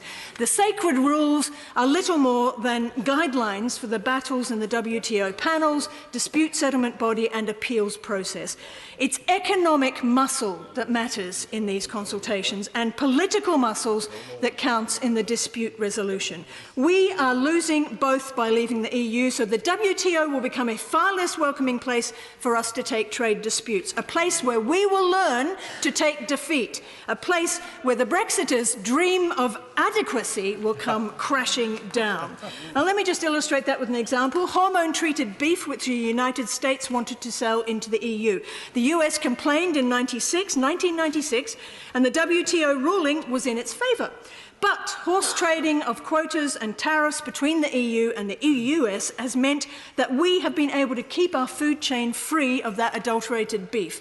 The UK simply doesn't have the strength to resist that ruling. No way to offer the quota for high-quality beef without harming our own farmers and not the economic resilience to soak up the tariffs. The WTO is the dystopia of free trade, a baleful and distorted place where profit is king. And yet, there we head, this ramshackle handcart gathering speed, driven by a Prime Minister who cannot control her own government, far less her own party, egged on by a Labour leader who has a similar lack of control over events on his side. A Tory Prime Minister deferring defeat for a month and a bit in the hope of finding some magic beans over Christmas, watched by a Labour opposition leader frightened to bring her down in case he has to face up to some of those issues. Connor Burns. Thank you, Mr. Speaker. Like, in common with many others on both sides of this House, I, on the eve of the referendum, sent an email out to thousands of my constituents, not to tell them how I thought they should vote, they knew well enough how I thought they should vote, but to urge them to participate in this referendum where every vote would count. And I said in that email, there are men and women of goodwill and common decency on both the Leave and Remain sides. Many I disagree with are my friends, yet we disagree in goodwill and with good faith. When it is over, the result must be respected, for it will be the collective judgment of the British people, and as Democrats, that demands our respects.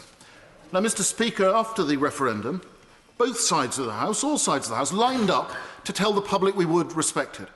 But as the urgency of that instruction of June 2016 has faded with the passage of time, people have now started to come out of the woodwork to indicate that we don't actually respect it. And there is an undercurrent here of people actually sort of saying that those who voted Leave were maybe a bit thick or mildly racist. that it was impossible to comprehend that you could be internationalist, global in outlook, liberal, tolerant, decent and pro-immigration and be in favour of leaving the European Union. And so we get the calls for the so-called second referendum. Mr. Speaker, we've already had the second referendum. We had the first referendum in 1975, right. We had the second referendum in 2016, and if people want to articulate the case for a third referendum, I say bring it on. But let the 41 years elapse between the second and the third, so stick it in your diaries. We'll have the third referendum in 2057. Mr. Speaker, you cannot make a once-in-a-generation decision every 3 years.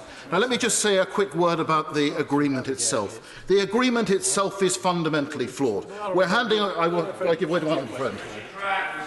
The agreement is flawed in many ways, but not least we will be subject to the binding rules of the ECJ, despite what we're told by the front bench.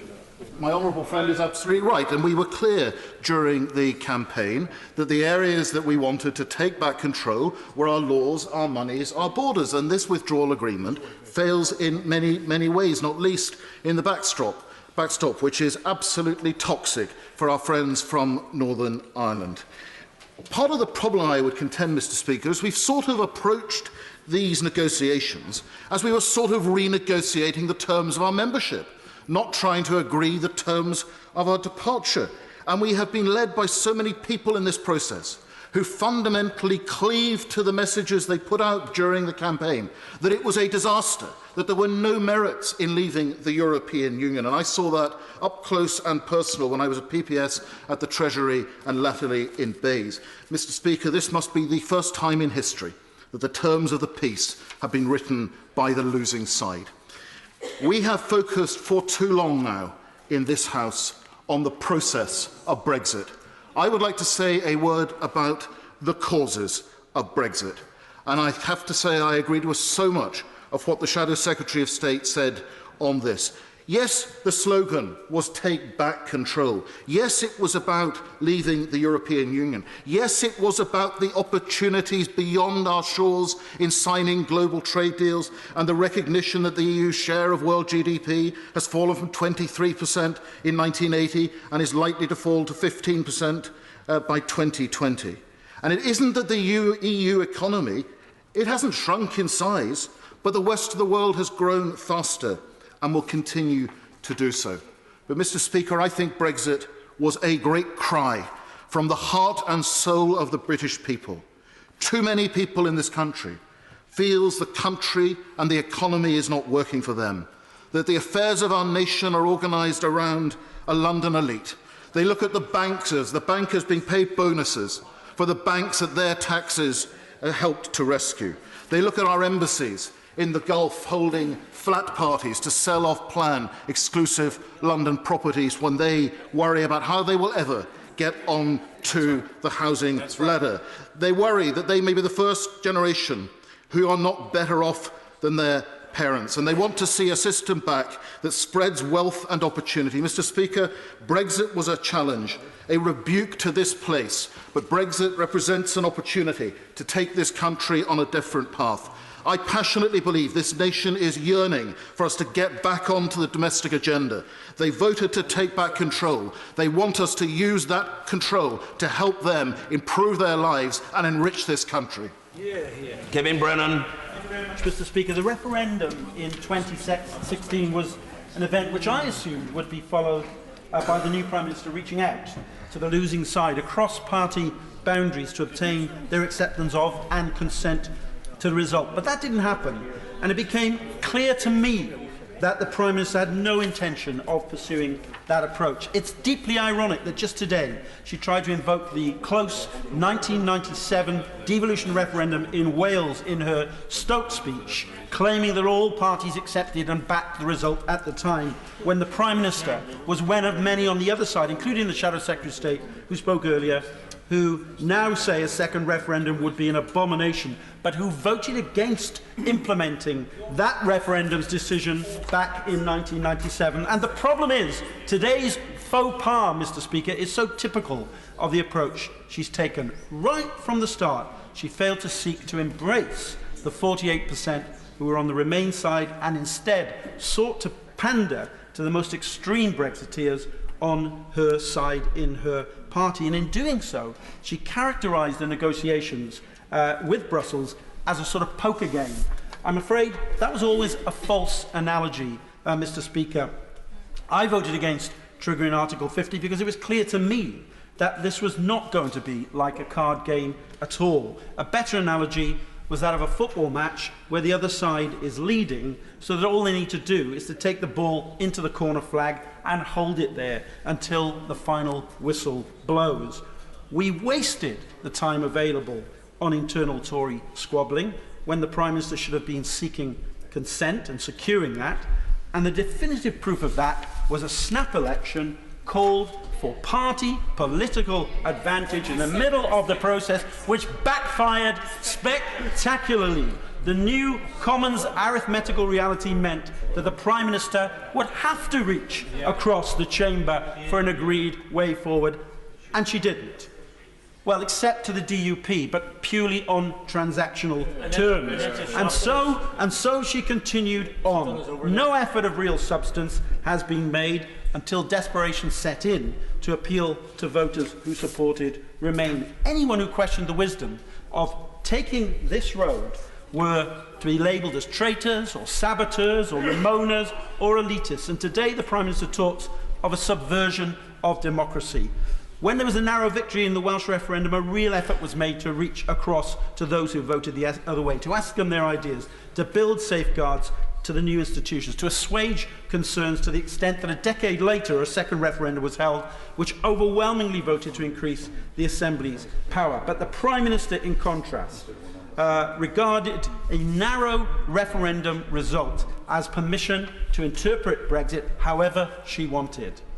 Well, as a result of that, Mr. Speaker, as a result of that, we have leadership that's led us into a constitutional crisis. I read reports on the weekend of a 64-metre-long fatberg in Sidmouth in County Devon. And I apologise to honourable members for this analogy, but what we're facing in reality here is a sort of political fatberg which has to be dealt with. It'll be unpleasant and it'll be smelly to do so, but it has to be cleared up. And it's clear to me, increasingly clear to me, that clearing the blockade may require putting the options, including the option to remain, back to the people for a final say if we're not to have a general election. Nothing has changed in the Prime Minister's approach in all that time, which is why we need a new Prime Minister and a Labour government to clear up this mess. Thank you. Jacob Rees-Mogg. Thank you. Thank you, Mr. Speaker. The problem with the withdrawal agreement is that it doesn't do what the Conservative Party said we would do. In our manifesto said we would leave the customs union, but Annex 2 under the backstop would keep us in the customs union. We have had endless guarantees that the United Kingdom would not be divided. But the whole appendix divides Northern Ireland from the rest of Great Britain, something that unionists are opposed to in principle, not just as the details of a treaty, but because it seeks to divide our country. The Conservatives and those who campaigned for Brexit always said that we must be free from the jurisdiction of the European Court of Justice. Why? Why? Because the court is a political court as well as a legal court. And because, Mr. Speaker, something that I know you think is very important, it could overrule this House and overrule our democracy and make laws for us that could not be stopped by Parliament, unless, of course, we withdrew altogether, which is what we are doing with the purpose of taking away its authority to rule over us. And for this, for the potential of being locked in a customs union, for dividing our nation up, and for allowing the European Court of Justice to continue, we are going to pay our European friends £39 billion of taxpayers' money. For that we get nothing in return, no guarantee of any trade deal in future, but a vacuous political statement that could mean anything to anybody. And in the detail of this treaty and its failures, and its inability to deliver the Brexit that people voted for, perhaps we forget the economic benefits that come from making decisions for yourselves. We know in our own lives that the decisions we make for ourselves are likely to be better than those made for us by other people. But that is true as a nation as well, because any decision made in this House is accountable to the British people. And the aim for us as politicians on all parties is to see the standard of living of the British people improve generation after generation, as my honourable friend, the member for Bournemouth, was saying in his speech. That is something we seek to do. In the Conservative Party, it was one of the founding principles that Disraeli followed, the condition of the people question. And the advantage of leaving the European Union is that we can once again make these decisions for ourselves, that we can have a trade system that opens us up to the world rather than being the fortress that the European Union has created to try and maintain its standard against the winds that blow from the rest of the world, that have made the rest of the world grow so much faster than Europe has managed in recent times. A Europe that is mired in recession and economic failure. Would he allow me? Of course I'll give you. Well, I'm very grateful to my honourable friend. Can I just reassure him that I think if he took just a minute longer, he might just persuade me to join him in the lobbies? Well, I'm delighted to hear that, because I think there will be a cascade of people going into the lobbies against this bad deal, because it denies us the opportunities that will make Brexit a success. It takes us further away from that ability to open up our economy to the benefits of free trade, to the benefits that will allow the prices of food and clothing, of footwear to be reduced, increasing the standard of living, most particularly of the least well-off in society. Whereas instead we are tied into a protectionist racket that keeps prices high and makes our economy less efficient, that means that the rest of the world is overtaking us and the whole of Europe because it becomes less competitive as it seeks an outmoded, anti-competitive system, thinking that it can simply protect itself. And this withdrawal agreement, with no end in sight to the backstop, a backstop that could go on for generations. How long did the backstop turn out to be for Norway when they voted not to join before they got a fully fledged deal of their own? Mr. Speaker, over 20 years. So temporary in European terms is something that for most of us is a generation.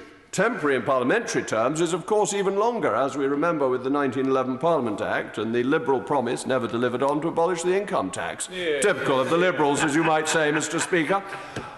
And we risk denying ourselves these extraordinary opportunities, and in doing so, taking ourselves away from the electorate who we promised to deliver on Brexit for. And ultimately, whatever we think, surely we owe it to our voters to deliver, because otherwise, why should they ever trust us again? Rosie Duffield. Thank you, Mr. Speaker. Mr. Speaker, how on earth do I sum up in the little time I have my feelings and grave concerns about the biggest issue to dominate our political landscape since the Second World War? How on earth do I represent the outpouring of emotion, the sense of division, anger, confusion and disenfranchisement experienced by the citizens of our country and those in my constituency of Canterbury? People are angry with us. They are angry for so many different reasons. Angry because they were led to a cliff edge wearing a blindfold by a privileged and reckless few, then told to jump without knowing how soft or hard the landing would be, or if they would indeed survive the fall. Angry because of the distortion, propaganda and willful manipulation of facts for political gain. Angry because Parliament is currently unable to function and politicians debating the issue repeat the same hollow soundbites over and over again, ad infinitum, like a broken record. Some of those few that led us here are long gone, or indeed have never graced these green benches themselves. They are safely and comfortably sitting back, enjoying vast private wealth reserves, watching from a distance as others are left having to untangle their legacy. Let us remember that out there are millions of ordinary people who have done exactly what successive governments have always encouraged them to do, worked hard, paid their taxes, kept going when times were tough. There are families who have built and lost businesses, seen jobs come and go, watched as their communities felt the tightening grip of recession and then the nasty, strangling hands of relentless austerity. People like this feel betrayed by us, the politicians. I'm here to speak honestly for and on behalf of the people of my constituency in Canterbury, people who've written to me in their thousands. Mr. Speaker, I would struggle to find a single comparable constituency in terms of the direct impact that could be caused by Brexit. In Canterbury, we have the University of Kent, also known as the European University, along with Canterbury Christchurch University. These are the biggest employers in our area. They rely on their close links with Europe. Strong academia relies on exchange programmes, European partner campuses and freedom of movement for those who teach the next generation of British workers. Tourism and hospitality is the biggest employer of under-30s in my area. Canterbury is very often the first place EU visitors stop when they come into the UK via our Kent terminals. Our beautiful cathedral receives around 1 million visitors every year. Our whole constituency welcomes over 7 million visitors. Those visitors stay in our hotels and B&Bs, use our restaurants, visit our independent retail businesses and study in our language schools. They drink in our pubs, enjoy our apples, they eat our local oysters and chips on Whitstable Beach. They wonder at the English vineyards they drive past, through villages such as Barham and Charlton, now producing and exporting some of the best wines in the world. Major employers such as the Kent Brewery Shepherd Neame, based in Faversham, and the Whitstable Oyster Company tell me that seamless import and export is vital to any post-Brexit future in our area. Our hospitals also have research departments benefiting from close borderless cooperation with their EU partners.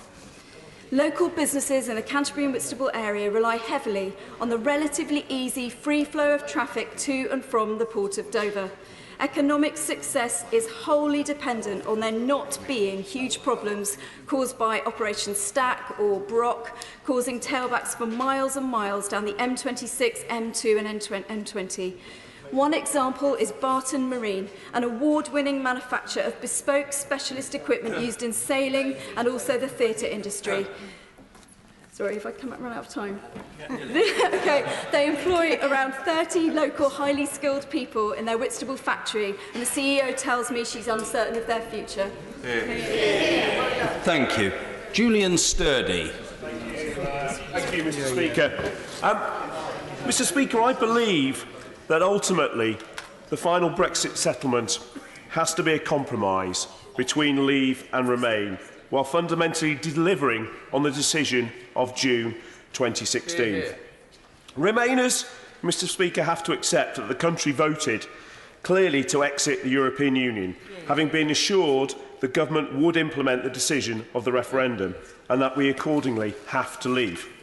And Leavers, like myself, Mr. Speaker, have to accept that the vote to leave was not overwhelming, as nearly half of our fellow citizens voted to remain, and that the Brexit that is enacted therefore has to reflect their preference for a close partnership with Europe.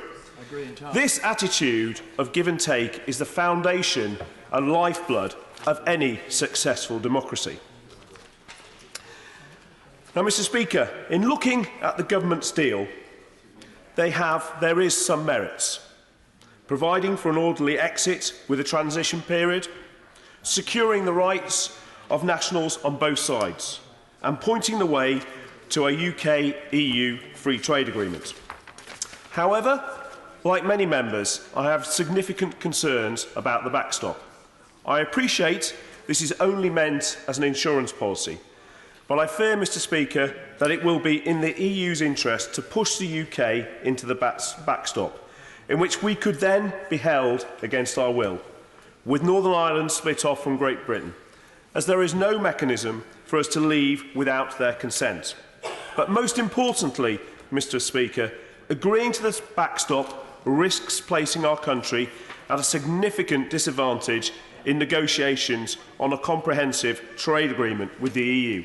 And I very much, Mr. Speaker, want a trade agreement with the EU. But we would risk going into those talks with one hand tied behind our back, compelled to agree to almost anything they propose, either to avoid going into the backstop or to escape from it. There is a real risk of an open-ended negotiation while we remain trapped in the backstop or in an extended transition period. The deck ultimately will have been stacked in the EU's favour, making a satisfactory final relationship very difficult. And almost unbearable pressure could be placed on the UK side. And I think a simple example of that has to be the French President's comments on maintaining current access to UK fishing waters. But ultimately, agreeing to the deal, I believe, represents a leap of faith. And that is why currently I could not vote for that. However, saying that, I don't believe no deal or no Brexit are acceptable alternatives. The government's deal, ultimately, in delivering a second referendum, we would just continue and even deepen division and uncertainty on what would be an abdication of our responsibility as elected representatives to deliver a workable solution. And I also have grave concerns about no deal. I believe it would lead to an economic correction. No one knows to what extent or how severe that correction might be, but there is a large amount of crystal ball gazing, a gamble which could cost growth and jobs. And I think it's reasonable to question, is that gamble worth taking? I hoped, Mr Speaker, the Prime Minister would be able to present an agreement to the House after the pause with a formal guarantee and a mechanism that would give us power to leave the backstop. There is amendments that might be able to do that, and if that is the case, I would be prepared to change my position. But ultimately, as it stands at the moment, it is currently unacceptable with the backstop. Extremely grateful. Gerald Jones. Thank you, Mr Speaker.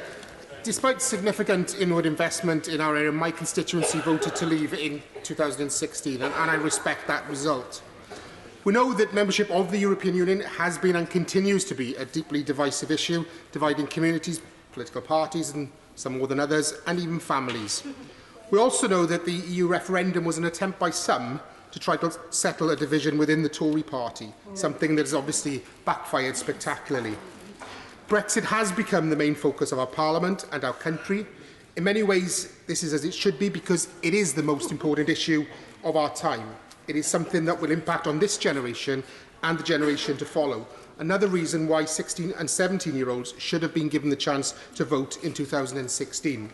However, I am sure that I'm not alone in thinking that it is incredibly frustrating that we are not able to focus as much attention on the many other important issues of the day as we should. I, along with other honourable members, voted to trigger Article 50 to allow the Prime Minister to start negotiations on a deal to honour the result of the referendum. Mr Speaker, the deal that the Prime Minister has negotiated does not do that. The current deal has succeeded, as we are aware, in uniting Leavers and Remainers in opposition to it. In fact, only 6% of constituents who have contacted me since the 1st of December support the Prime Minister's deal. The deal that the Prime Minister has negotiated does not protect jobs, workplace rights or environmental standards. It won't ensure frictionless trade for UK businesses, and it provides no certainty about our future relationship. It provides no guarantee that the UK will continue equivalent arrangements with key EU programmes and agencies. And the government's own economic analysis shows that the deal will make our country poorer, with GDP falling by around 3.9% and every region of the UK being worse off. I know that if this is the case, poorer areas of our country and communities like mine will fare worse still. And I cannot, Mr Speaker, vote to support a deal that will do that to the people that I represent.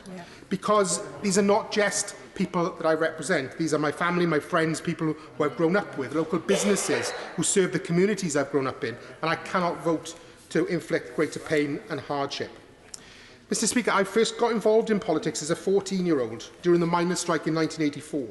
The reason that I did was that I witnessed an uncaring government rip the heart out of my community and many others around me, and I could not stand back and do nothing.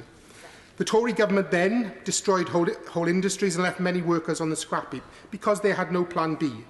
Well, history does repeat itself, and if we don't learn the lessons of the past, it is clear that the Tories have learned absolutely nothing from the damage they did in the 1980s and 90s and the damage that their austerity has done over the past 8 years.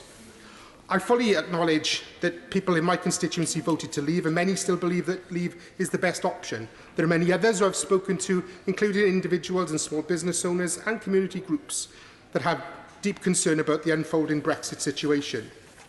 EU citizens who have made my constituency their home face uncertainty, and students face uncertainty over programmes like Erasmus+. If we get this wrong, our country will live with its consequences for decades to come. Mr Speaker, I will vote against the Prime Minister's deal. I will also continue to vote against any attempt to take the UK out of the European without a deal, as I believe that this would prove a disaster for our country and for people in my constituency. And when, Mr Speaker, the Prime Minister's deal is defeated, I hope that she will listen to Parliament and come back and try to remedy what she has caused. If she cannot or will not do this, then she should step aside and make way for a general election. Andrew Bridgen. Mr Speaker, I'll be the first to concede that the Prime Minister did not inherit the best hand in these negotiations, with her predecessor making no preparations whatsoever for a leave vote at the referendum. But the referendum in North West Leicestershire, it was not close. It was 61 to 39. In the East Midlands, it was 59 to 41 to leave the European Union. And leave the European Union we must, Mr Speaker. But this withdrawal agreement is not the way to do it. It's not delivering the Brexit that 17.4 million people voted for. At least when you're in the European Union, you can leave, whereas I think when we get into this withdrawal agreement, we will never be able to leave. We'll be handing over our major bargaining chip, £39 billion of taxpayers' money. For what? The bulk of the divorce payment during a transition period, with the vague promises of a future relationship which is in no way legally binding. And many of my colleagues and members of this House have rightly pointed out their concerns around the backstop to prevent a hard border on the island of Ireland, a hard border which was already dismissed before it became a political issue by HMRC Northern Ireland and Customs and Excise in the Republic, where they stated that the existing infrastructure was quite sufficient to deal with the border in the island of Ireland. A border that all parties concerned have said they would never implement, neither the EU, the Republic of Ireland or the UK, and a border in which the World Trade Organization has stated is unnecessary due to security concerns. And we're told that neither the UK nor the EU wish to use the backstop, and the EU would be uncomfortable with the backstop. However, reading through the agreement, it looks like the deal of the century for the European Union if we sign up to this. Not only do they get to keep £100 billion of trade surplus we have, trade deficit we have with them, but they also have an agreement that prevents the EU from partaking in free trade deals to access our people to cheaper goods and services. This effectively makes the Department for International Trade redundant. No country with an existing EU trade agreement needs to deal with the UK, and any country that doesn't have an existing free trade agreement with the EU will be subject to tariffs set by the EU. All this agreement will do is prolong the uncertainty. We could go into years of negotiations over a free trade deal. I campaigned to leave, and leave we must, on the basis of sovereignty. This agreement would see our country, instead of getting back control, losing control and losing sovereignty. Even the Prime Minister's own Brexit advisor, Ollie Robbins, is reported to have warned her that there's no guarantee that Britain will be able to exit the backstop, which risks leaving us trapped in the EU's customs union indefinitely. And I have the very strong opinion that the final relationship that the European Union has in mind for the UK, if we ever get to that point, will be something very, very similar to the backstop. And let's also remember that under this withdrawal agreement, we'd also be subject, if we got to a final agreement, to the remaining EU 27's veto of the final deal. We already know that the French will want our fish, that Spain will want at least joint sovereignty of Gibraltar, and everybody else will want a piece out of it. This is a bad deal. It's not getting back control of our money, our borders and our laws. It's not regaining our sovereignty, it's losing our sovereignty. I'm not walking away from the Prime Minister. She walked away from her Mansion House speech. I cannot support this withdrawal agreement. I'll be voting against it. And quite honestly, if I did voted for it, my chairman rang me last night and said, don't bother coming back to North West Leicestershire, you'll be deselected. Lucy Powell. Thank you very much, Mr Speaker. I rise also to speak against this deal, but it's clear that the House does now need an opportunity to show what it is for as well as what it is against, and I hope that in the coming days we'll have the opportunity to do that. As my friend, the Honourable Member for Hove, so eloquently and brilliantly put, the Prime Minister's last-ditch attempts to reach out across party lines were too little, too late. Unfortunately, the Prime Minister has shown yet again her tin ear to Parliament. And it's a real shame because we didn't need to be here now. She could have taken up the offers from the Leader of the Opposition to have some cross-party talks. She could have taken the temperature of Parliament long before we got here, and maybe if she'd done so, we wouldn't be here now. Yeah. So now we face deadlock in the Commons while the country is crying out for us to deal with Brexit. I fear that entrenched positions are getting wider apart, divisions are getting deeper, and our political discourse is getting more and more toxic. Right. Absolutism is ruling when reaching out and building a compromise and consensus are what is needed. However, my sense, and I think it's reflected in the debate tonight, my sense is that we are now reaching a point where there is a growing appetite for a consensus to be reached. However, there's clearly no majority in Parliament for the Prime Minister's deal. There's no majority in Parliament for no deal. And whilst I fully respect those who advocate for Remain, there is equally no majority in Parliament for a second referendum. And I fear that the strategies of all those concerns is about running out of the road so that one of those options becomes the last person standing. So that's why I've come to the view that we're going to need a plan B when the deal is defeated tomorrow. And that's why I came together with my friend, the Honourable Member for Harlow, to co-author a report seeking for a Common Market 2.0 option with the backing of the cross-party Norway Plus group. I just want to say at this point, I completely understand that many people want us to remain in the EU. I believe that we are better off economically and politically in the EU. I used to be the Director of Britain in Europe, for goodness sake. However, I understand the sentiment that led to the Brexit vote in the first place, and I respect it. Part of this was a deep scepticism about politics and politicians, so we can't ignore or seek to overturn the result. We really can't say, sorry, we can't all reach an agreement, back to you guys. And what's more, I don't think referendums give rise for rational, complex decisions either. So the Common Market 2.0 makes the case for a Brexit that delivers on the result of the 2016 referendum while protecting the economic interests of working people by becoming part of a new common market with the EU that already exists. It creates a long-term partnership that keeps us closely aligned. It offers real frictionless trade through full single market access and a new customs union. It would guarantee workers' rights, provide new controls over free movement in certain circumstances, allows for more money for public services as our contributions would be significantly lower, and it gives us a voice over the regulations that govern the single market. I know it's not a lot of people's first choice or ideal, but I think this is an option for a plan B that we all need to consider. I hope that over the coming days, as ministers and the Prime Minister have said many, many times that they want to know what Parliament is for, not just what it is against, that we will be given the opportunity to really say what we are for and come together and decide that sometimes we can't get our ideal, but we've got to get a plan B. Raymond Chishti. Mr. Speaker, it is a real pleasure to follow my honourable member for Manchester Central. Although we disagree on the issue of how we deliver on Brexit or Brexit in itself, it is a real pleasure because we are all amongst equals in this place. We take a difference of opinion, but we are all amongst equals in this place. Mr. Speaker, 65% of my constituents voted to leave the European Union in 2016.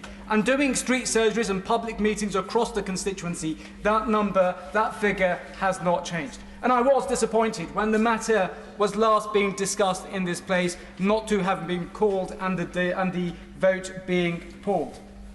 Mr. Speaker, the question is this. What has substantially changed since that time and now, when the matter was going to be put, and the matter being put tomorrow before the House? And the answer to that, Mr. Speaker, is nothing. And I refer my honourable and right honourable colleagues to the words of the right honourable member for Belfast North. He says, despite a letter of supposed reassurances from the European Union, there are no legally binding assurances, as the Prime Minister talked about in December. In fact, there is nothing new, nothing has changed. And these are our DUP colleagues who help keep us in government. We talk about 3 million extra jobs. We talk about 3 million apprenticeships. And I talk about 1.9 million more children go to good and outstanding schools in our great country. And that happens under a Conservative government. And the Conservative government because we are supported by the DUP. And we have to take their views and concerns into account. Mr. Speaker, for me, this is a difficult decision in that I've never ever voted against the Conservative Party in my 9 years in Parliament. And I had to resign as the Vice Chairman of the Conservative Party and at the same time as a government trade envoy for Pakistan, a country in which I was born and came to this great country at the age of 6 not speaking a word of English. And it was this great party which said about aspiration that you can work hard, be whatever you want to be, and be a Member of Parliament at the age of 31 to represent your own hometown. And to step down as a trade envoy where trade had increased by 10%. And I'm grateful to the Honourable Member for Hammersmith, then Trade Minister, for his brilliant support in achieving that. But the point is this, Mr. Speaker. Our manifesto commitment on page 36 made it clear. Leaving the European Union meant leaving the single market and the customs union and the jurisdiction of the ECJ. What we have now does not achieve that at all. In the opportunities that our great country has in having those brilliant trade deals with partners around the world, they are limited. I was in the United States in Christmas at the 116th Congressional Opening Session. Our parliamentary counterparts over there were very clear. They want to negotiate a trade deal with us, but they understand that if we have European regulation intertwined with the trade deal that we have now, that limits our opportunities to do that great trade deal with them. And they are, apart from our key trading partners, they are our #1 country for security, whatever kind of relationship that we have with, in relation to Brexit. For me, Mr. Speaker, security is the #1 priority for our great country, and the United States is a key partner in delivering that. The point I make, Mr. Speaker, is this. I do not think it is right at all to say we have another referendum. Members of Parliament win their seats by 1 vote when they come here. None of them ever say they should not take up their seats. So therefore we should honour and deliver the public mandate. And in my constituency, Mr. Speaker, it was about sovereignty. British people electing British members of Parliament who have a final say in relation to laws about how our country is governed. Thank you. Dr. David Drew. Speaker, thank you for calling me slightly earlier, and I thought you might have called me, and I'm eternally grateful for that, and I'm delighted to follow on for the honourable gentleman. Now, there could be few times in the history of Parliament where MPs have faced two such difficult issues as Iraq and Brexit. And they have parallels. For Iraq, those of us who voted against it were continually leaned on by the executive and told if only we knew what they knew, we would vote for invasion of Iraq. It turned out to be one of the biggest foreign policy disasters that this country has known. And I fear Brexit will follow, becoming one of the biggest domestic policy disasters that this country has known. Now, earlier in this debate, the honourable member for South Holland and the Deepins quoted Disraeli. I think if Disraeli came back in this House now, he'd be struck not by the differences, but by the similarities. There are huge divisions in this country now. Two of the great novels of the 19th century, Sybil and Coningsby, explained those huge divisions and what it meant to this country and what it meant to the poor of this country. Now, I can disagree with the honourable member for Bournemouth West, but I share his analysis. Why did people vote for Brexit? They voted for Brexit because of austerity. They felt they'd been left behind. They felt that they had been ignored. And it didn't have to be that way. Other countries within the EU chose a different route. The Portuguese, in particular, under the government of Antonio Costa, chose to take on the Troika, who came in and told them they were bankrupt and they would have to cut and cut and cut more. And they chose not to. And they've taken them on, and that country has recovered more quickly than any other in the southern European countries. And that is why Brexit is such a poisonous debate. Now, I believe that the Prime Minister's deal is the wrong deal. As I said earlier, we're given a false perspective. The idea it's my deal or no deal is completely wrong. We should reject this deal. We should recognise that this is a race to the bottom. And as the honourable member for Edinburgh North and Leith said, this magical idea that somehow WTO rules are going to be so good for us as an economy, well, you need to know what they involve. You need to look at the economic underpinning and what that will require us to do. It isn't the salvation. That's why we must rule out no deal. We must obviously vote against the Prime Minister's deal, but then we've got to come back with something substantive, and we will have to test that electorally. Personally, I want that to be by a general election. But if we're driven towards a referendum, much as I hate referendums, that is something we will have to face up to try and bring this country back together again, because the divisions have been made so great and the policies have been wrong, and we need to recognise that and do something about it.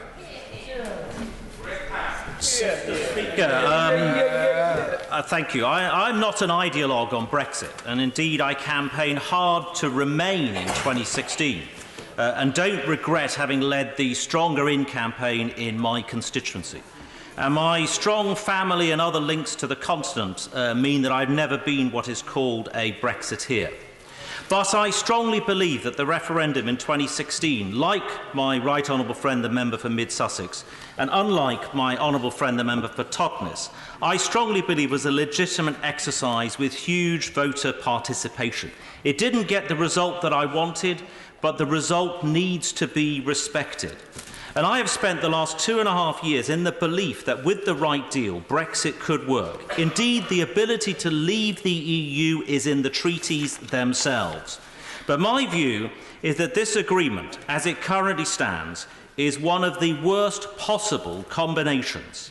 And I'm stating for the first time today that I will vote against it tomorrow night, as the deal currently stands.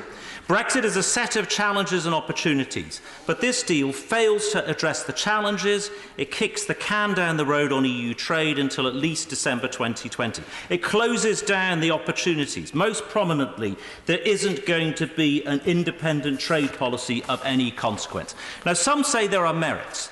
The Prime Minister lauds and promotes some of these. For example, it ends free movement. But for me and my inner London constituents, free movement has never been a particular issue. 11,000 nationals of EU countries in Chelsea and Fulham are all very welcome to stay. One is even my wife. So the Prime Minister's achievement in ending free movement isn't much of an achievement at all for me and my constituency. The three principal reasons I oppose this agreement are, first, that it treats Northern Ireland very differently to the rest of the UK. Secondly, the backstop itself. These have been featured quite heavily. The third, Mr. Speaker, is this, that I believe embedded within the agreement is being in a customs union with the European Union for the long term, not just in the backstop. That is the stated goal in the future partnership. It is a myth that the withdrawal agreement plus the future partnership opens up all possible future trade outcomes. No, the economic partnership, quote, should build and improve on the single customs territory provided for in the withdrawal agreement, which obviates the need for checks or rules of origins. It builds and improves on. That, I think, is unacceptable. There isn't going to be any independent trade policy in a customs union or in any single customs territory. Indeed, Sabine Weyand, the number 2 to Michel Barnier, briefed EU ambassadors afterwards. The future relationship requires the customs union as the basis for the future relationship. Mr. Speaker, this gives rise to all kinds of problems. Trade agreements, the Turkey trap, trade remedies, which will be contracted out to Brussels in defence of those key industries in the UK. Like steel and ceramics, the UK will lose its say and contract out that policy to Brussels. Trade preferences, incredibly important, how we treat the developing world. That will now be a matter for Brussels. It will be an area of a huge loss for UK influence in foreign policy and so on. In conclusion, Mr. Speaker, I've already talked earlier today about some of the comments from some of the EU senior officials. I'm not going to repeat those now, but always worthwhile studying what somebody you're negotiating with is saying about the same thing. Most, maybe all of the other alternatives are preferable to this agreement as it currently stands. Brussels needs a deal too. Barnier's mandate is to achieve a deal. Unless the deal can pass the House of Commons, Mr. Speaker, it isn't a deal at all. They're a champion. Mr. Speaker, Rotherham overwhelmingly voted to leave the EU, and I take very seriously my job to represent my constituency. I want to support this deal, but I can't currently, as there are some fundamental flaws, not least that it omits protections of workers' rights. The political declaration is vague and non-binding. It is not a framework for a future trade deal.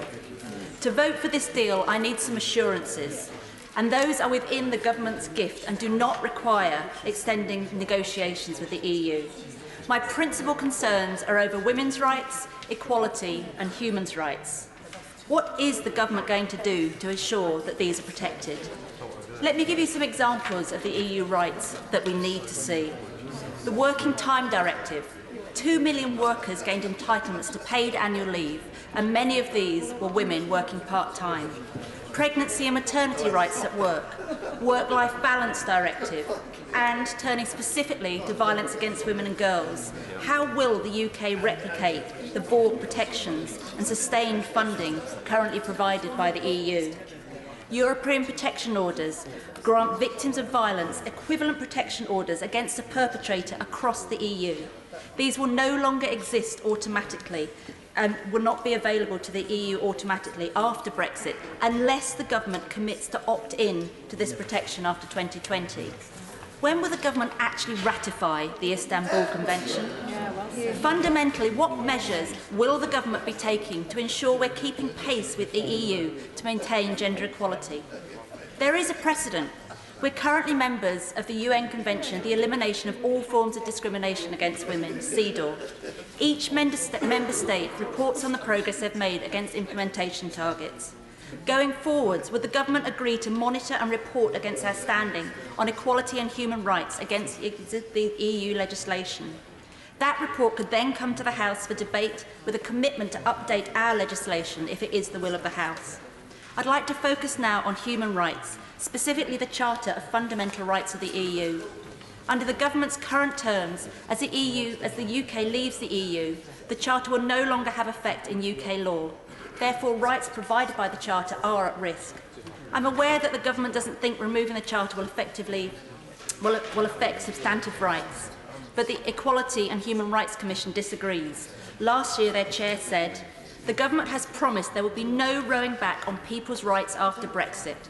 If we lose the Charter protections, that promise will be broken. It will cause legal confusion and there will be gaps in the law. The reason the Charter is so important is it gives rights to us all. The right to dignity, protection of personal data and health, protection for workers, women, children, older people, LGBT and disabled people. I understand why the government doesn't want to adopt the Charter. It's because it has the potential to override acts of Parliament. We shouldn't be afraid of this. As we've seen with universal credit, it is possible for the government to get things wrong, and having a safeguard of the Charter is an excellent safety net we should all seek comfort from. Let me give you some examples of Charter rights that do not have equivalent protection in EU law. Articles 20 and 21 on equality before the law and non-discrimination. Article 24, the right for a child's best interest to be a primary consideration in all actions taken by public or private institution. The Charter contains explicit prohibition against discrimination based on someone's sexuality. I urge the Minister to take this point seriously. Yeah. James Morris. It seems many years ago that I was one of the 81 Conservative rebels who voted for an in-out referendum in 2011 when the then coalition government was against that referendum. And I did some work in the previous Parliament to make sure that we had a manifesto commitment in the 2015 Conservative Party manifesto for an in-out referendum, and indeed we had that referendum in June 2016. Now, I happen to be marginally on the Remain side in that referendum. But as a result of the result of the referendum, I have consistently said that I would vote to ensure that we deliver Brexit for the people that I represent in the Black Country and the West Midlands and for the wider country. And I have continued to vote in this House to achieve that objective of Britain leaving the European Union. Now, in this debate and tomorrow, this House faces a real choice about the direction in which we want to take our country. And before I came into this House, Mr. Speaker, I was an entrepreneur. I worked in business for almost 20 years. And I've always been a pragmatic person. I've always been a pragmatist, looking at how we can get things to work. And on the balance of what I see before me in the political landscape and in this House, reluctantly, I will be supporting the Prime Minister's deal in the lobbies tomorrow, because I think it is incumbent on us now to put the divisions and the debate about Brexit behind us. And what the Prime Minister's and the government's deal delivers for us is a real centre ground where, on the one hand, and I have great respect for the honourable gentleman for North East Somerset, what some people would call the ideological fantasy of a pure Brexit, and also, on the other hand, we have an opposition which is obsessed with tactical manoeuvring to try and force a general election. And if we don't put and make the right decision now, Mr. Speaker, if we don't make the right decision now, we will potentially face a constitutional crisis. We could face years of debate in this country about the direction of Brexit, which would have profound damage to our economy because of uncertainty over a long period of time, profound damage to the fabric of our democracy, as the people who voted in the referendum would potentially see their wishes not implemented by this Parliament, which would be a profound wound to our democratic process. And I also fear, Mr. Speaker, that Britain's reputation in the world, Britain's reputation as a permanent member of the Security Council, as one of the world's most effective military powers, our reputation of the world will be undermined at the very time that we should be grasping the opportunities of the future, and where Britain can lead the way as we leave the European Union and shape our future relationship with the European Union, and really grasp those opportunities and exert our enduring power in the world, which has always been the British way. We must do the right thing. We must be pragmatic. I will support the deal in the lobbies tomorrow night, and I urge my colleagues to do the same. Thank you, Mr. Speaker. I think as we reflect on this debate and the debates that have taken place over the last few days, few weeks, few months, and indeed the day or two to come, I think the question the public will ask, and the question for ourselves, is how have we got ourselves into this mess? We are, frankly, weeks away from leaving the EU if the current timetable stays as it is. We have a government determined to carry out a vote tomorrow, which, by all accounts, it's going to lose and lose substantially. And yet we carry on in a parallel universe as though that isn't happening, which does no service to either our country or indeed this Parliament. So when the Chancellor responds, I think it's incumbent somewhere for somebody to start talking about what is going to happen. Across this House, we've been speaking to each other. Who's changed their mind? And yet we're in a constitutional crisis. Our country is facing a national emergency. A no deal, as the Chancellor himself knows, would be a complete catastrophe. And yet we cannot, amongst ourselves, decide on where we should go, as my honourable friend from Manchester Central and indeed others have said. Who is going to get what they want? My honest view is that nobody's going to get exactly what they want. And most people in here, everyone in here, has fundamental principles, Mr. Speaker, that they really feel strongly. We've had some brilliant speeches, including from people I fundamentally disagree with. But at the end of the day, how are we going to resolve this in a way which benefits our country? And that is a question that it seems to me, as a Parliament, we have, at a very late stage, only just woken up to. Now, I could, if I wanted to, I would say that, you know, this person was responsible, that person was responsible. But for goodness sake, I say to the Chancellor, does he not think that a government facing this national emergency would have reached out to the opposition front benches. Absolutely. Would have reached out. Would have reached out. Oh, if they would have reached out. It's all right, the Honourable Member for Dudley. It's exactly what I mean, the Honourable Member for Dudley South Chuntering. There we go. There we go. There we go. Let's shout at each other. What I'm saying is that we need to actually reach a point where we seek consensus and where we seek to actually work in the national interest. And that, Mr. Speaker, to be frank, is why there is a majority in this House for Parliament taking control and trying to deliver that. That is why members of Parliament from all parties across the House have said we are going to have to come together to try to resolve this matter. We can't carry on with loud-hailers at each other. We can't carry on with just saying, I'm right, you're wrong. The people of the country are fed up with it. They want this Parliament to act, and they want this Parliament to come to a consensus, an agreed way forward, which is of benefit to this country. And they expect us to act in a mature way to actually deliver that. Hear, hear. Cheryl Murray. Thank you very much, Mr. Speaker, and it's a pleasure to follow the honourable member for Gedling.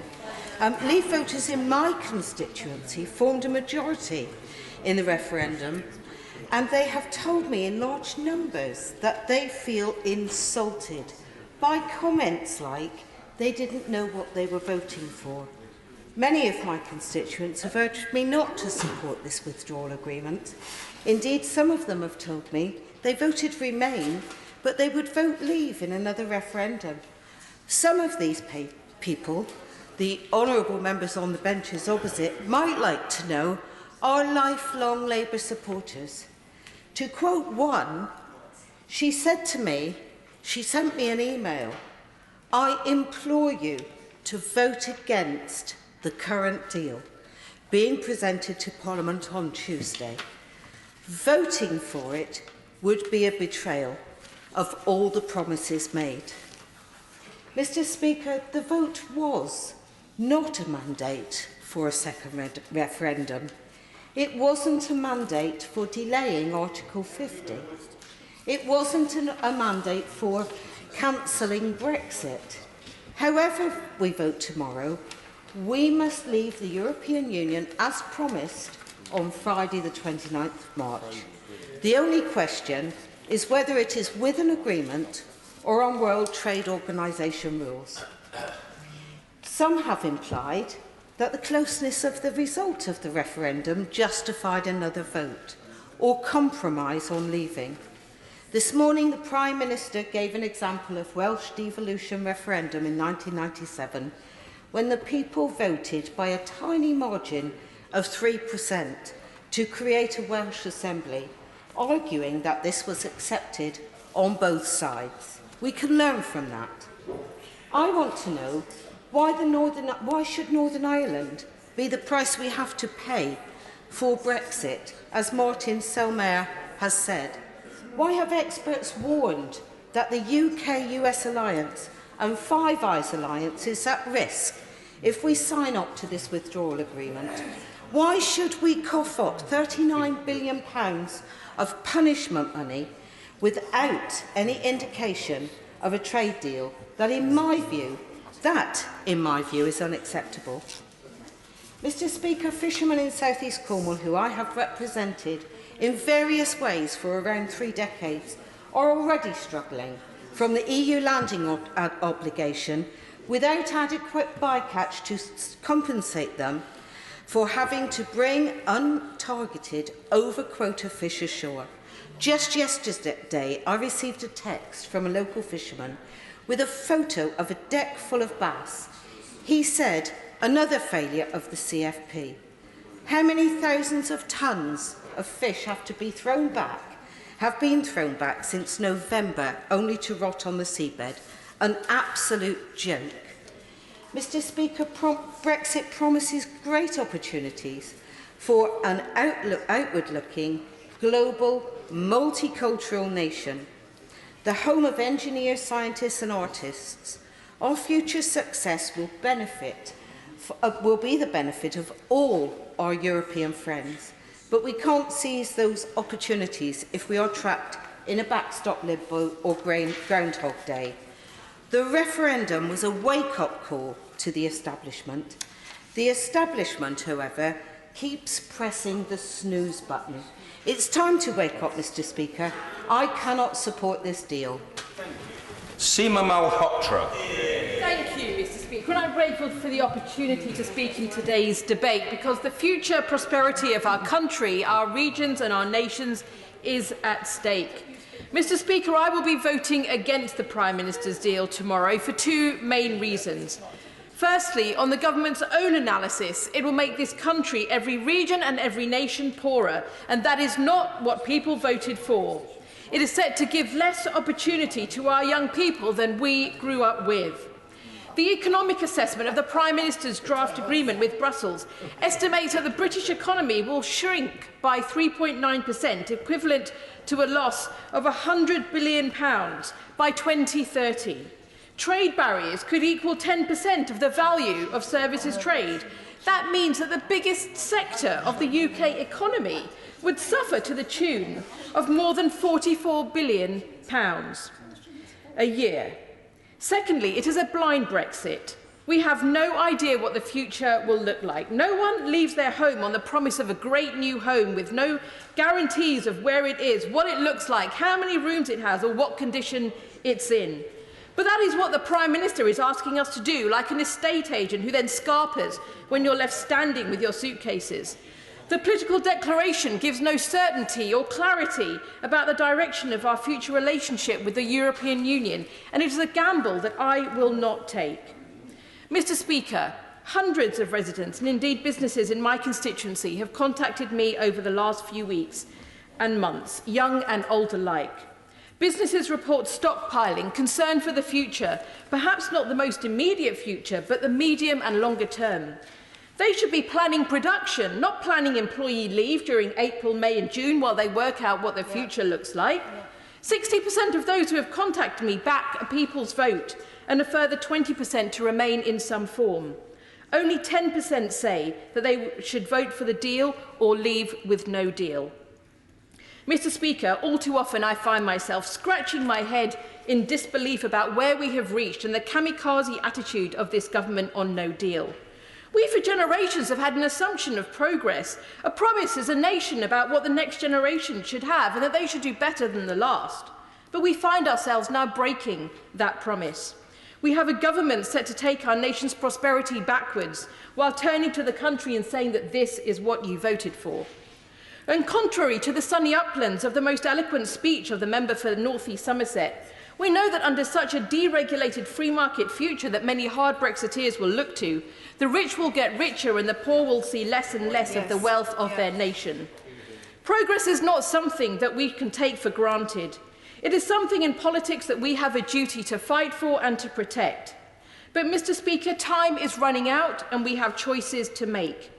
It would be my preference to remain and reform, and I would support a second referendum between remain and a deal as agreed by this House. If we are to leave, then it should be leaving in a way that delivers on the referendum, but with the least damaging economic impact. A single market and customs union solution, a common market 2.0, as a base from which to build our future relationship. Thank you. David T.C. Davis. Thank you, Mr. Speaker. The EU Remain campaign had everything going for it. They had the endorsement of all the political parties. They had money from big business. They had £9 million worth of taxpayers' money for a propaganda sheet. They had the celebrity endorsements from the lovies, the actors and the singers, and one overpaid football commentator, and they had the churches and the charities. And they even managed to enlist the Treasury Department to carry out Project Fear, and still they couldn't win. The people of this country voted to leave. But they weren't satisfied, Mr. Speaker, because they then decided to deride and sneer at Leave voters, describing us as racist, xenophobic, bigoted little Englanders, too stupid to understand what it was that we were doing. And they did everything they could to undermine that result, trying to overthrow it in the High Courts, trying to thwart it in the unelected House of Lords using one of the hereditary peers. using big businesses like Starbucks, I believe, announcing yesterday that they were going to support a second referendum, and now in this very chamber, using members of Parliament who are happy to stand on election manifestos, committing themselves to delivery of the referendum result. Now, it is true that this deal before us is not the one that those millions of us who voted to leave would actually have hoped for. But some of the blame for that lies with those members of Parliament who announced very loudly from day one of the negotiating process that Britain couldn't possibly leave the European Union without a deal. What sort of a negotiation process is it when people are saying that we can't actually walk out of the negotiating room? They suggested that Britain, with the 5th largest economy in the world, was unable to govern without the guiding hand of Juncker and others in the bloated bureaucracy in Brussels. And having made it harder to get that deal, to get a decent deal, they are now making it impossible for the Prime Minister by voting the whole thing down. And I don't believe, frankly, with some of these people, some of them who've sat as ministers in a Conservative government, who used the Whip's office to demand the loyalty of backbenchers when they were imposing rather questionable policies. Some of them, I have to say, rather second-rate ministers, in my opinion. But having made it much harder for the government and the Prime Minister, they now seek to vote the whole thing down, not because, Mr. Speaker, they want a second referendum or a Norway deal or something else, but because they don't want any kind of Brexit to take place at all. And they will, of course, be joined by principled, decent members of Parliament, like my friend behind me here, who will vote this down because they believe in Brexit and they believe that this deal isn't going to deliver. And all I would say, respectfully, to the friends of mine who I respect and admire who sit around in these benches is this: do they really want to be sharing the division lobby tomorrow with Conservative MPs who've done so much to thwart the will of the British public? Because nobody knows actually what is going to happen if and when this deal is voted down, this compromise deal, if it fails. What will happen then? Some people will say that we'll get a hard Brexit, which I would fully support, but others will be doing their very best to stop any form of Brexit happening. And all I can say, Mr. Speaker, is that I'm not a gambler, so I'll take the compromise that's there in front of me. It is time to settle this matter once and for all, but Britain did vote for leave and Brexit must happen.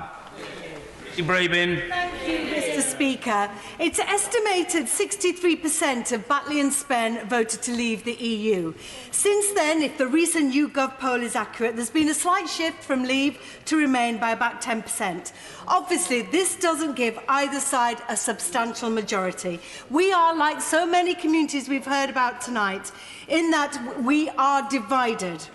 And this has been broadly reflected in my mailbox, with revoking Article 50, leaving with no deal, and a second referendum all receiving significant support, and a smaller number of emails for the deal that is on the table. Though what is clear through all of this correspondence is that the sense of feeling and emotion attached to our exit from the EU is substantial. I have met people who've never voted before the referendum or since, but they were asked for their opinion and they gave it, not because they were resentful or racist, but because they wanted a better future for themselves and their families. Our community has suffered disproportionately because of globalisation. Austerity, falling wages, insecure jobs and poor infrastructure has been the norm in our community, and they saw a chance to make a change. For once, their opinion mattered, and whatever the outcome, the government would implement it to take back control, if you will. But restrictive red lines were put in place before common negotiating ground was found, and we've had one arm tied behind our backs ever since. But the truth is, this House of Commons is too sensible to let us crash out. The EU does need a relationship with us based on cooperation and sharing. And out there, away from this Westminster bubble, in a school hall in Batley and Spen, I received some testing and refreshing questions on Brexit. Clever young women such as Sophia, Hannah, Jamila and Faiza wanted to know what the relationship with the EU would look like. How will it affect their future education, their family's small business, the curriculum, their opportunity to move around Europe, and whether, more troublingly, democracy was now officially dead.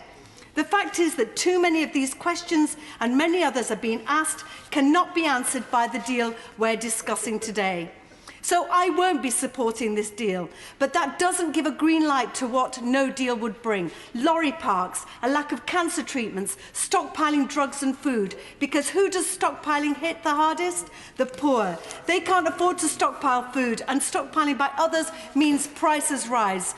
My food bank has seen a 50% rise in numbers due to austerity. Homelessness locally has doubled. But if ifs, buts and maybe scenarios cannot distract us from the substantive issues in front of us and to what we know, an economic downturn is almost inevitable. An employer of over 600 in my constituency, PPG, who make paint, are facing concerns on more than one front. They import raw materials, export into the EU, work on a fast turnaround. They need support. But let me finish very quickly on this last point. Going forwards, in this febrile atmosphere, we must lead from the front with calm and purpose, because if we don't, the tensions I feel in community halls and pubs across my constituency will only get louder and angrier. With religious hate crimes up fivefold in the last 5 years, Batley and Spen is at a tipping point, and for some in Batley and Spen, Tommy Robinson is a welcome visitor.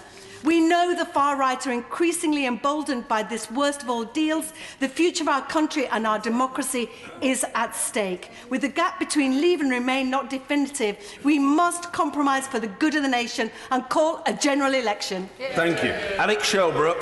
Thank you, Mr. Speaker. Mr. Speaker, there is a lot of opposition in this chamber for the deal, and I think most people recognise it is probably going to go down tomorrow night to defeat. But when I look around the chamber and I listen to the speeches, and this is the first time I've taken part in the debates on this actual issue, Mr. Speaker. I've been involved in the statements and the UQs, but it's the first time I've spoken in the debate.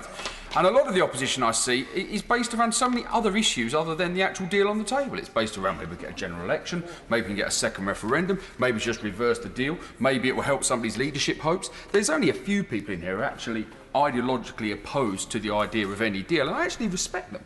Because actually, it's a position they've held, and they've held for a long time. And they have a view, which I disagree with, and I will try and argue against, but at least it's an honest position. Now, the trouble is that when I talk to my constituents in Elmet and Rothwell, roughly 90% of them just want to get on with it, just want the deal done, just want us to move forward. 5% definitely want no deal, want nothing to do with Europe whatsoever. And 5% definitely want to reverse the deal, think it was terrible we had a referendum in the first place. But 90% want to just get on with it. And I believe that's what this deal delivers. Do I like the backstop? No, Mr. Speaker, I do not like the backstop. But it is a compromise, and I'm willing to make the political judgment in this that to move this forward and get to the 29th of March and leave the European Union, delivering on what I personally believe delivers for most of the reasons that people voted to leave, and, crucially, protects the economy while seeking the new trade deal, then actually we can move things forward. And I think that's where roughly most of my constituents are as well. They want to move things forward. I take issue with my right honourable friend for Uxbridge when he wrote in the Daily Telegraph that hard Brexit was what people voted for in Brexit, or they voted for no deal. That's not true. That is not true, because the people were told on the Brexit side that you would be able to get a trade deal. So it's not true to say that there is no deal. And the three areas which concern me, Mr. Speaker, is first of all, no deal. I don't believe that no deal works for this country. I look at the small manufacturing organisations in my constituency who feed up the supply chain to the big organisations who do export and need that frictionless trade and need that ability to move goods freely over just-in-time scenarios which have been built over many, many years and decades, and know that that knock-on effect will affect them directly. I honestly believe that if this decision was to be reversed, that there wouldn't be an international business in the world who would say, great, it's all over and done with, let's invest in Britain. Because surely the question would be, well, when are they going to change their mind again? And I also don't support a second referendum, Mr. Speaker, because I don't see what it actually delivers. I've probed members this evening who are supporting a second referendum. They've come up that it would only have two questions: remain or take the deal. Well, as I've pointed out, I think the genie is out the bottle. I don't think we can reverse this into Remain. I think we need to get a solid trade deal and move forward. But I equally fear, just building on the comments towards the end of the Honourable Lady for Batley and Spen's speech, someone who I have a great deal of respect for, she's absolutely right, that there is a growing far-right sentiment which has been uncovered and given a platform and empowered by this. And a second referendum surely would be one of the most divisive and, quite frankly, evil campaigns we've seen, far worse than the last one, because we're seeing this raise its head. We're seeing it out on College Green. We're seeing it being exploited by those tendencies who have no respect for democracy at all. And so I fear that, A, you have a very nasty campaign, but B, you don't actually solve anything. So if it comes back and says, has the deal, you're still going to be having some of the similar arguments in here. By backing the deal, which I will be doing tomorrow night, I hope that we start to move this agenda forward, that we can move on to the second stage of Brexit. I believe it honestly delivers for about 90% of my constituents, and I wish this House would actually support it tomorrow night. Thank you, Mr. Speaker. Weststreeting. Thank you, Mr. Speaker. When people in Ilford North and people across the country voted to leave, they did so for many reasons, but always with the promise and expectation of something better. So when this House votes tomorrow, there is only one question we should ask of ourselves and the government. Will this deal leave us better off than the deal we enjoy today? And it is abundantly clear that the promises made by the Leave campaign cannot be kept. They were never honest about the choices, compromises and trade-offs involved in leaving the most sophisticated political and economic alliance the world has ever seen. Their hubris was astonishing. Claims of only upsides, not downsides, that we would hold all the cards and could choose the path we want, that this would be the easiest trade deal in human history. Well, political gravity came to bite just as quickly as leading Leavers left the cabinet faster than rats fleeing a sinking ship. The Prime Minister claims this is the best deal on offer. She tells us that this is a better deal than any third country enjoys with the European Union. Well, she may be right, Mr. Speaker, but what she cannot say is that this deal makes us better off than we would otherwise be as members of the European Union. Every single analysis suggests it would be worse off than we are today. This is not what people voted for. That's why a constituency as divided by Brexit as mine is overwhelmingly united against the Prime Minister's deal. It is time to stop pretending that there is a better deal to be had at this 11th hour.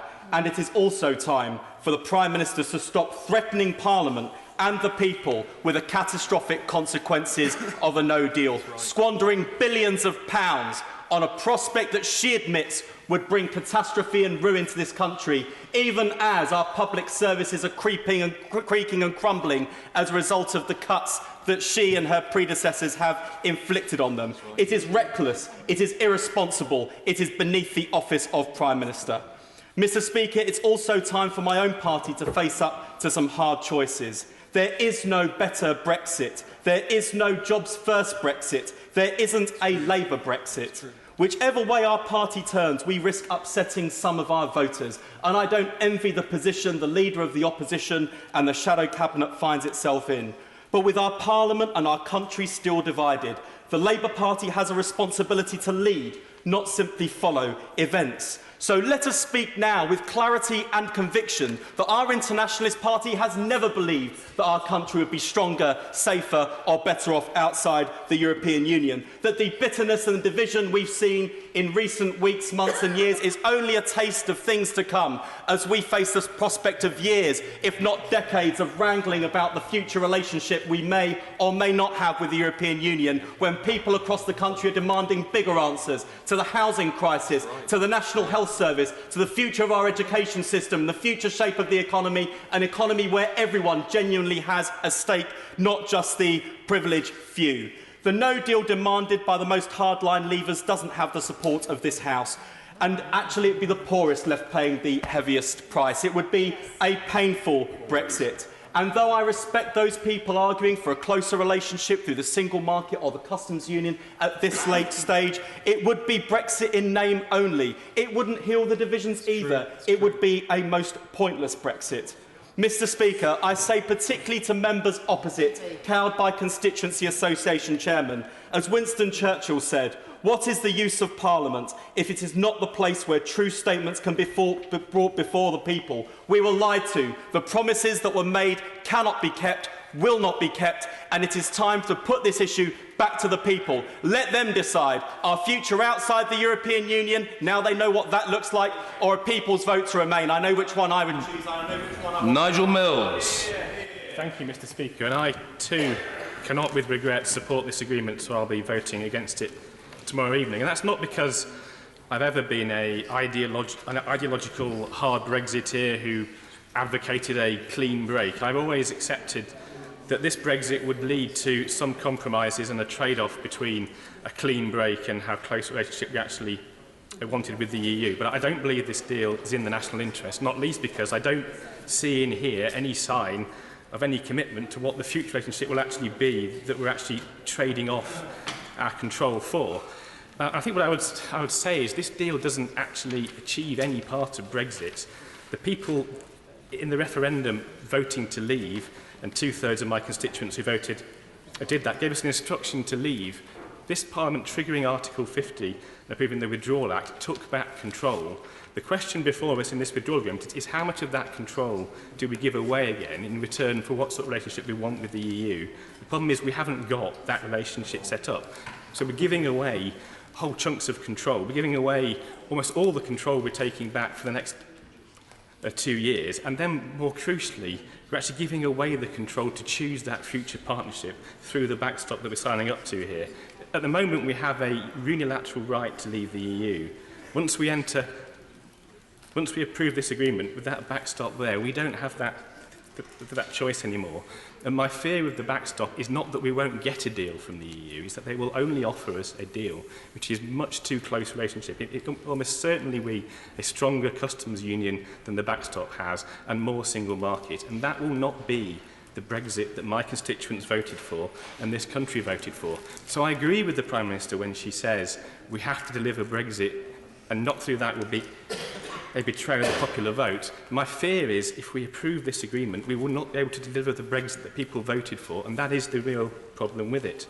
Now, 2 years ago, I would never have believed that this government would bring to Parliament a deal for us to vote on that would involve us paying £40 billion over, giving away some of the control we're taking back without having the future partnership in place. I could never have conceived I would vote for that. I could never conceive that this House would vote for that, and I suspect tomorrow we won't. But I recognise we have to find a way forward to this. So I would say to all those who are going to be in discussions in the next weeks as to how we take this forward, the only way forward is either to reform the backstop so we have an exit date or take it out of the deal completely.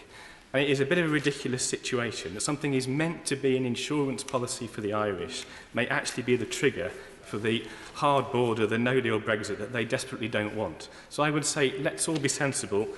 The way to avoid whatever that hard border is, and I've been through this whole document, all 500 and something pages, and there is still no definition of hard border in here to actually work out what we have to satisfy to get out of the backstop in the place. I spent the early part of 2018, after the joint agreement, asking everybody I could to define the hard border we'd ruled out. I asked the Prime Minister, I asked the Secretaries of State for Northern Ireland over the last year. We even went to Brussels and asked Michel Barnier to define the hard border we were ruling out. And nobody would ever define what it was we were guaranteeing not to have. And that is the problem. How can we trust we can ever get out of the backstop with the deal if we don't know what the requirements are to get out of that?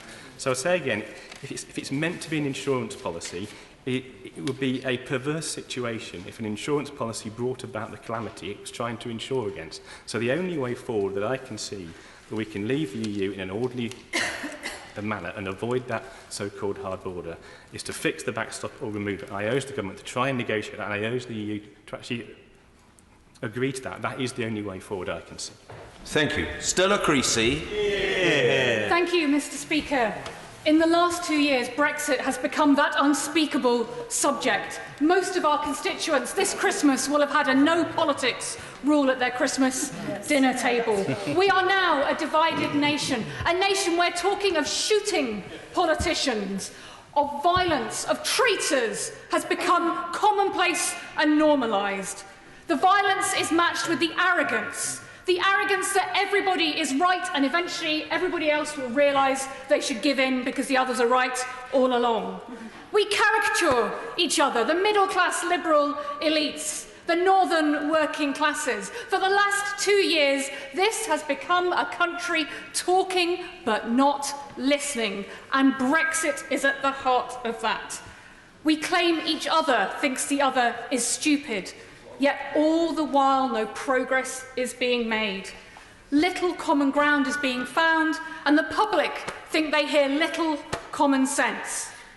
There is one thing we will all unite around, for tomorrow the worst-kept plot twist in British politics will finally happen.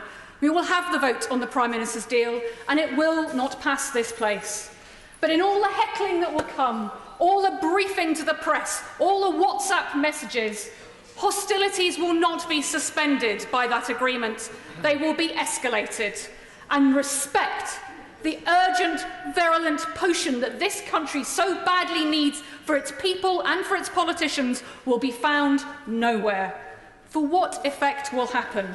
We vote tomorrow against this deal, nothing will change, and I will be voting against this deal, but we will be no further forward as a country. Time has been preciously wasted at every single stage of this process. Right. The can has been kicked so far down the road, it is in the rest of Europe.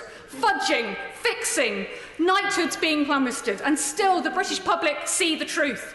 They see medicines already being stockpiled, the ferries being bought, the EU citizens being made to pay to stay, the lorries being parked and the jobs being lost. No wonder this was doomed from the start. Those red lines the Prime Minister set made getting a deal impossible for anybody that could have a positive outcome. There is no way of being outside of institutions that can abolish borders without creating them yourself. Of course there was going to need to be a backstop. The Prime Minister says this is the best deal possible. It's really not. The entire shape of this deal has been defined by the desperate desire to end freedom of movement and leave the single market accordingly. But I know from the Chancellor's own figures what leaving the single market will do for my constituents. And I know what leaving freedom of movement will do for our public services and our economy. These red lines might have been red meat for the Brexiteers, but they will lead to many more of my constituents simply being in the red. But the truth is, I understand and I respect everybody in this House for the views that they hold and the responsibility we all bear on finding what happens next. George Bernard Shaw said that progress is impossible without change, and those who cannot change their minds cannot change anything. Right. It is not enough for all of us to believe that we know what is right and that will do. So tomorrow we will vote against this deal, Chancellor. That is a given. But the day after and the day after that, the British public deserve us finding ways to listen and work with them and hear their voices in finding a better deal. I believe that comes from a people's vote and a citizens' assembly. I want to work with colleagues to look at those options, but above all, I know we have to work together. This country needs and deserves nothing less. Gillian Keegan. Thank you, Mr. Speaker. It's a pleasure to follow the Honourable Lady in this historic debate. The process of leaving the European Union was designed at the outset to be extremely risky for any member state wishing to exit. Article 50, whether we like it or not, is our starting point. It's what's made this negotiation difficult, and it's what makes this decision difficult. In deciding how to vote, I have spoken to constituents at public meetings and consulted with many businesses. I have also used my own judgment, which is informed by 30 years of experience working in the car manufacturing, banking, technology and travel industries. But as somebody who voted to remain, I have also sought to honour the decision to leave. I am not of the view that the British people chose the wrong answer. They rarely do. We may be the House of Commons, but they are the true home of common sense. And they can see what we all know, which is that the European Union is not perfect.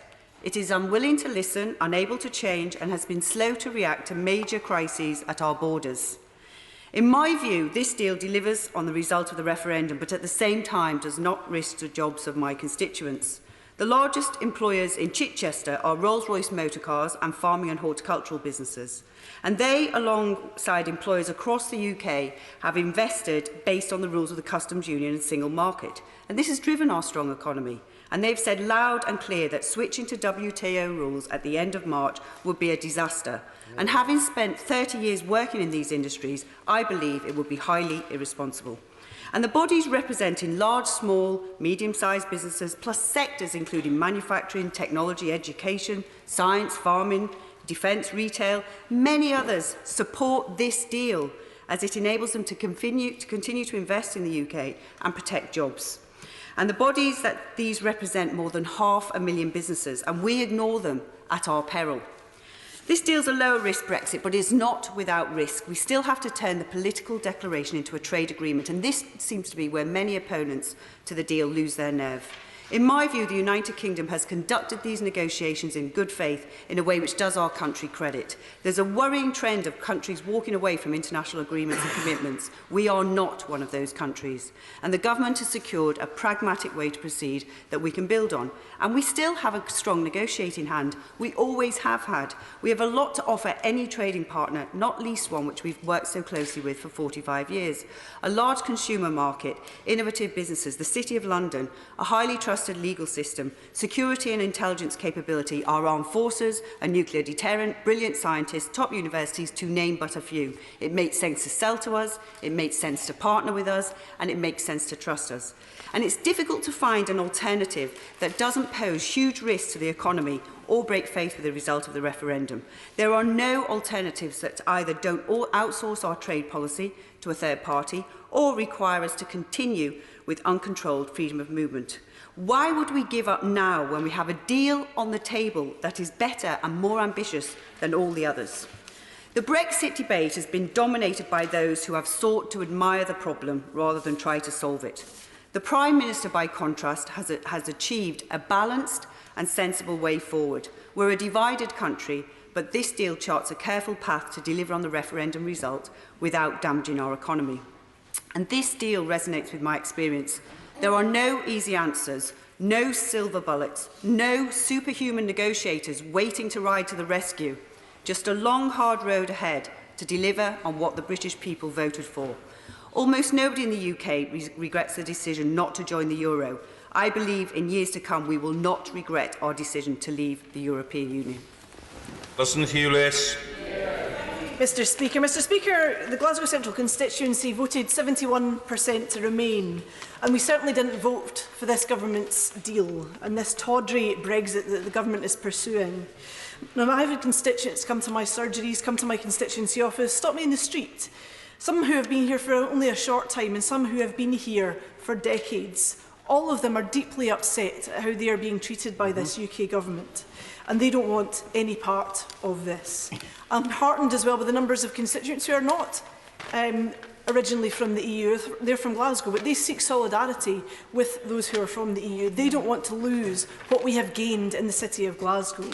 Now, Glasgow won City of Culture in 1990, and over the decades that have passed, the city has changed hugely. It has become a European city, and proudly so. We hosted last year, in partnership with Berlin, the European Championships, building on our sporting success from the Commonwealth Games, and we are proud to see our part in Europe. The culture of our city has been hugely improved as a result of our links with Europe. Scottish Ballet, our national company in Scotland, celebrates its 50th birthday this year, Mr. Speaker, and they have many European dancers enhancing their company. The RSNO as well is based in my constituency, which is over 125 years old, and again have many from around the world who come. And not only do they bring talent into Scotland, they tour and they share the glory that we have within our arts sector in the city with the rest of the world. We have as well within my constituency the Royal Conservatoire of Scotland, one of the top 5 institutions in the world, and the Glasgow School of Art, which is world renowned. Both of these institutions would struggle without access to both European staff and to European talent to come and share with other students. We have Strathclyde University and Glasgow Caledonian University, who again make a huge contribution to the economy of Scotland and to the wider culture within the city. There are 1,230 EU nationals working in higher or further education in Glasgow, and that is a huge bonus to our city. But what we will struggle to achieve after the UK gets it, if the UK gets its way, is that we will not be able to continue with this because there will be an 80% reduction in EU nationals coming to our country due to the thresholds in the immigration white paper. And the impact of this will be absolutely devastating for our city in so many ways. But I want to speak, Mr. Speaker, about the impact on young people within Glasgow. And I'm very, very proud that many organisations, youth organisations and others in schools contribute through the Erasmus Plus project. And I spent some time with Pollock-Shields Primary in my constituency, a school that, whose pupils have more links really with Pollock-Shields, with Pakistan, than with Europe, but the school has worked incredibly hard to build up those European links over the years. And I heard very passionately from the pupils who had already been on exchanges with their partners, the Colegio Hernandez and Valencia, about what that meant to them, how that had broadened their horizons, how that had meant that they could go out into the world and try new things and learn new things and have new experiences. And I don't forgive this government, and I will never forgive this government, for making this future so much greyer for our children in years going forward. They want to make this country smaller, whereas Scotland wants to look outwards into the world, to participate in the world, to send our people outwards and to bring people inwards, and to celebrate those things that we hold dear and those things that we have in common. Because, Mr. Speaker, Scotland wants to be a part of that world, and we want no part of this insular, devastating Brexit that will cause so much pain. Thank you, Mr. Speaker. I rise in support of the Prime Minister's withdrawal agreement in the name of the government. I rise in support of this agreement because I believe in compromise. I know that this is a word which these days in our current politics is not very popular. Everybody, as the Honourable Lady for Walthamstow says, believes that they are right all the time, refusing to look and see where we can find common ground. I believe that in a 52-48 nation, the Prime Minister needed to find common ground, find a balanced compromise, and I believe that this deal reflects that. For those who voted Remain, like myself, it gives a 2-year transition period, an unprecedented partnership in security, agreement on citizens' rights, and the pathway to a deep trading relationship. For those who voted Leave, we're leaving the European Union. We're leaving the common agricultural policy, the common fisheries policy, ending free movement. And if we want high alignment, we can choose that. If we want low alignment with the European Union, we can choose that too. I believe, to many on this side of the House and on other sides of the House, who a few years before the referendum didn't want to be part of the European Union, if the former Prime Minister David Cameron had offered them this deal, they'd have bitten his arm off. And I believe that we should all consider that. Now, in the time remaining to me, I'd like to examine sort of what happens on the no-deal scenario, if we end up with no deal. Now, I think we've heard a lot from many members about how devastating this would be. But I would just urge all members of this House, and anybody who thinks that no deal is, if not necessarily a good idea, won't be that bad and is manageable, to speak to any manufacturing business, retail businesses, agriculture, the National Farmers Union, the CLA, many senior civil servants who have worked on these issues in government and know the parlous state of how things are. And then when considering WTO rules, actually examine what that really means. The tariffs and quotas would need to be negotiated individually, country by country. Do not expect every single country to accept it unilaterally. There would be a negotiation. That would take time. And all the countries are watching this debate. They would see the difficulties we're in and may seek to take advantage of that. This would take time. It would not be straightforward. And for those who say, well, we'll just do zero tariffs on everything, just to make things easier. Well, we could do that. But if we did that, we'd have to do zero tariffs for every single country. To do the contrary to that would be against WTO rules. And what would that do to manufacturing in various parts of the economy and to agriculture, who would be suffering from the consumer shock of a no-deal Brexit? There are also other areas not covered by WTO rules. These, I'm sure we could work them out over time, but these would need to be negotiated with the European Union. And how easy would the negotiation be if we'd walked away from the withdrawal agreement and refused to pay the money and refused to fulfil our obligations as had been agreed? There are those that suggest that this agreement puts us in a poor negotiating position, and I think it is fair to say that it is going to be a difficult negotiating position. We are one country against 27. That is going to be difficult. It is also going to be difficult to get the 27 to agree because they will have divergent interests. But that was always going to be the case, whether that's a WTO exit, and a negotiated exit like this. That is always going to be difficult. And in my last seconds, I'd like to urge the Chancellor and the government in this way. The first point, please, please, if this deal doesn't succeed, speak across the House, consider... Thank you very much. Thank you very much, Mr. Speaker, and it's a pleasure to follow the honourable member. I rise today to oppose the government's motion and to give the speech that largely I was due to make a month ago when the vote was pulled. It's also a speech and a stance that has developed over the past 2.5 years when my party have campaigned consistently in Parliament and in communities across the country, demanding that the public, the people, have the final say and not the politicians.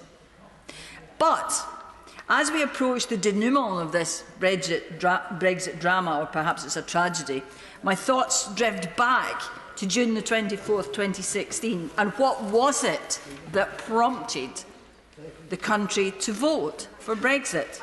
Well, actually, I agree with my honourable friend from Bournemouth West.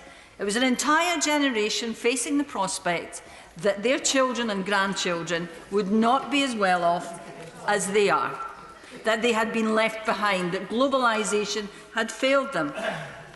But more than 2 years later, I don't believe this government has provided either any answers to those questions or solutions or a coherent way ahead.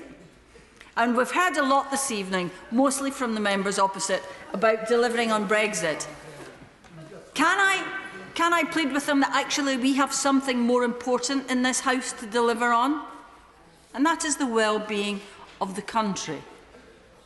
When the electors go into that ballot box and they send us here, it's not simply to follow out an instruction. It's to have the courage to do what we believe is right for us and for them and for the entire country. And that's where we are just now. And while I remain implacably opposed to any EU departure, I believe that this decision, possibly the most important decision any of us will face politically, that it was important to take the time and seek the advice and listen to the views of my constituents in Edinburgh West, my constituents who voted Remain. And their mind has not changed. If anything, it's firmer in the resolve that this chaotic, uncertain shambles of a Brexit is not what they wanted or deserve. This deal, the best deal the government could negotiate, will, according even to the government, leave us less well off than staying in the European Union. Our constituents deserve better. All of those people who voted Leave deserve better. They voted Leave believing what they were told, that it would benefit the NHS, and now they discover that the NHS will lose vital staff. In Edinburgh, we have Scotland's highest concentration of non-UK EU citizens, 39,000 people. They are vital to staffing our universities, our tourist industry. 50% of those who work in hospitality in Edinburgh come from elsewhere in the European Union. And as before, we talk about stockpiling medicines and food and lorry jams. You see, Mr. Speaker, when I ask this government for reassurances, I'm worried not just about my health or the health of all those my friends who are worried about the medicines that they need, but about the health of the country. And that's why when the Prime Minister called on us earlier this evening not to block Brexit, because that would be a subversion of democracy, and say to the people that we were elected to serve that we were unwilling to go against what they had instructed, I would say to the Prime Minister, that's not why they sent us here. They sent us here to have the courage and the wisdom to stand up for what we believe is best for the country, and that's not this deal. Thank you very much, Mr. Speaker, and I'm pleased to follow the member for Edinburgh West. Now, the outcome of the referendum in Taunton Deane reflected exactly the national average: 52% Leave, 48% Remain, and I committed to respecting the outcome. But I believe this means not just who won and who lost, but the balance of the vote. I hear the Leave side saying there was a roar for change. But if 17.4 million people represent a roar, I put it to you that 16.1 million must represent a loud growl. I voted Remain, but I've never been fearful of leaving. In fact, I'm astonished by how many people agreed that this was a very difficult decision with many shades of grey, but then suddenly they seem to find it so absolutely black and white. For 2.5 years, I have listened to the same dominant voices, many with great intellect, and amongst these I put my right honourable friend from North East Somerset and my right honourable friend from Beaconsfield. But look how polarised their views are. And no one has a monopoly on wisdom. No single person on either side has all of the answers. And I came to Parliament after a long career working as a team member. And I believe that party politics can only function properly if we act as a team. And I'm saddened that not everybody seems to see it this way, Mr. Speaker. Extricating from the tentacles of a 40-year relationship with 27 other countries is no mean feat, and negotiations have been long and complex, but certainly not inept. And I have yet to hear a speech in this House that convinces me that anyone would have made a better fist of it than our Prime Minister. It's clear to me, though, that we must find a way through this with goodwill and with compromise. My view is to support a deal which gains the most for the most people, respecting the balance of the vote, i.e. leaving, whilst crucially respecting the needs of business. Now, business in Taunton Deane have been at pains to point this out to me at every stage and to get on with the deal so that we can move on and to keep close links at the same time with the EU and frictionless trade. This was stressed to me vehemently by the head of Prytech, a company that makes the soundproofing for cars in Wellington. It's also been stressed by food manufacturers, the main industry in the southwest, and by sheep farmers in particular, who rely entirely, almost, on the EU for their exports. But I also want to be clear that whilst the deal works for those people, it also works for the many companies that are already trading on the worldwide stage, and many of them want to go many steps further. And this deal also works for them. Somerdale Cheese and Sheppey's Cider and our 9 trade commissioners are at this very moment forging opportunities that we can sign up once the deal is over the line. And one of the most exciting opportunities for me that this deal offers is the chance to leave the Common Agricultural Policy and the Fisheries Policy and to recreate our own land use strategy. This is a real opportunity, and we've already started through the Ag Bill and the Fisheries Bill, so let's get this right. This deal may not be perfect, but it does enable us to move forward, and I believe that I myself have personally moved a great way towards this deal because I was originally a Remainer, and I would urge other colleagues to move forward too. Let's do it not just for the people in this House, let's do it for the young people out there too. Like my son who's just gone to university, and I promised him that when he gets out in a few years' time, this will be done and dusted. And he and his generation will be part of that generation that will forge a new era that we are paving the way for right now. And I urge colleagues to support the deal. Very much, Mr. Speaker. 70% of my constituents voted Remain in June 2016. If I look at my own inboxes, letters and emails, of about 5,000, over 90% take the same view, and indeed more than 20% of Hammersmith and Fulham residents are EU 27 citizens, which is the 3rd largest proportion anywhere in the UK. And that helps make Hammersmith a very good place to live, but also to do business. At Christmas, Novartis announced it was moving its UK headquarters to the new Imperial College Life Sciences campus at White City. L'Oreal has its UK and Ireland HQ in Hammersmith, Broadway. West London is the European Centre of Commercial Broadcasting. And if I look at SMEs, we're proud to have Charlie Bigham's at Park Royal, employing 500 people in the UK's fastest growing ready meals business, and Jascott's Wine Merchants, importing wine to the restaurant trade and employing 50 people in Old Oak. These are very different enterprises with one thing in common: a fear of a chaotic Brexit.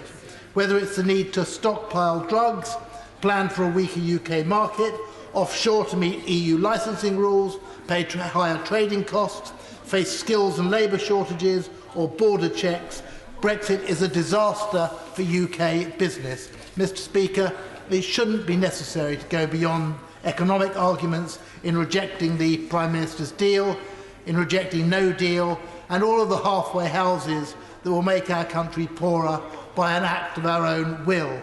But there are equally compelling social, cultural and political reasons for wanting to take part of a great project which has in a few decades transformed one of the most conflicted regions of the world into one of the most harmonious, and which gives more opportunities for the next generation than any before.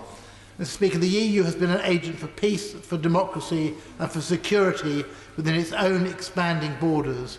Following the collapse of dictatorships in Greece, Portugal and Spain, the EU offered an alternative and more attractive path, as it has for former Warsaw Pact countries.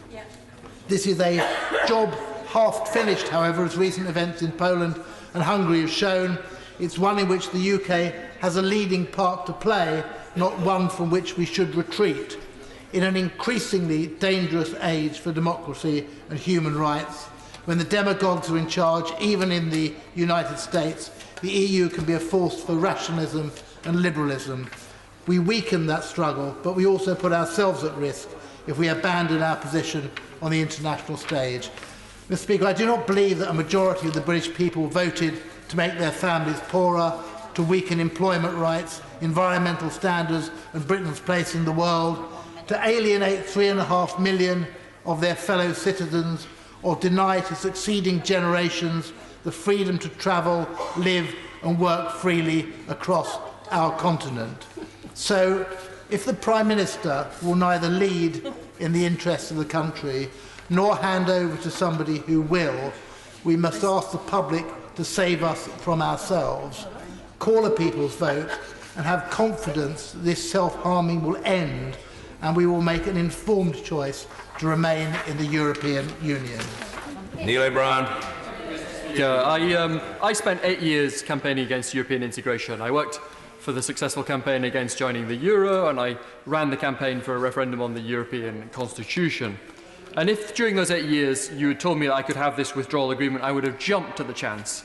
This is a deal which means that we take back control over immigration, we stop paying £10 billion a year into the EU, we no longer have to follow new EU laws, and above all, we get out of the process of ever closer union and we stop giving away more and more powers every year. What is the alternative to this deal?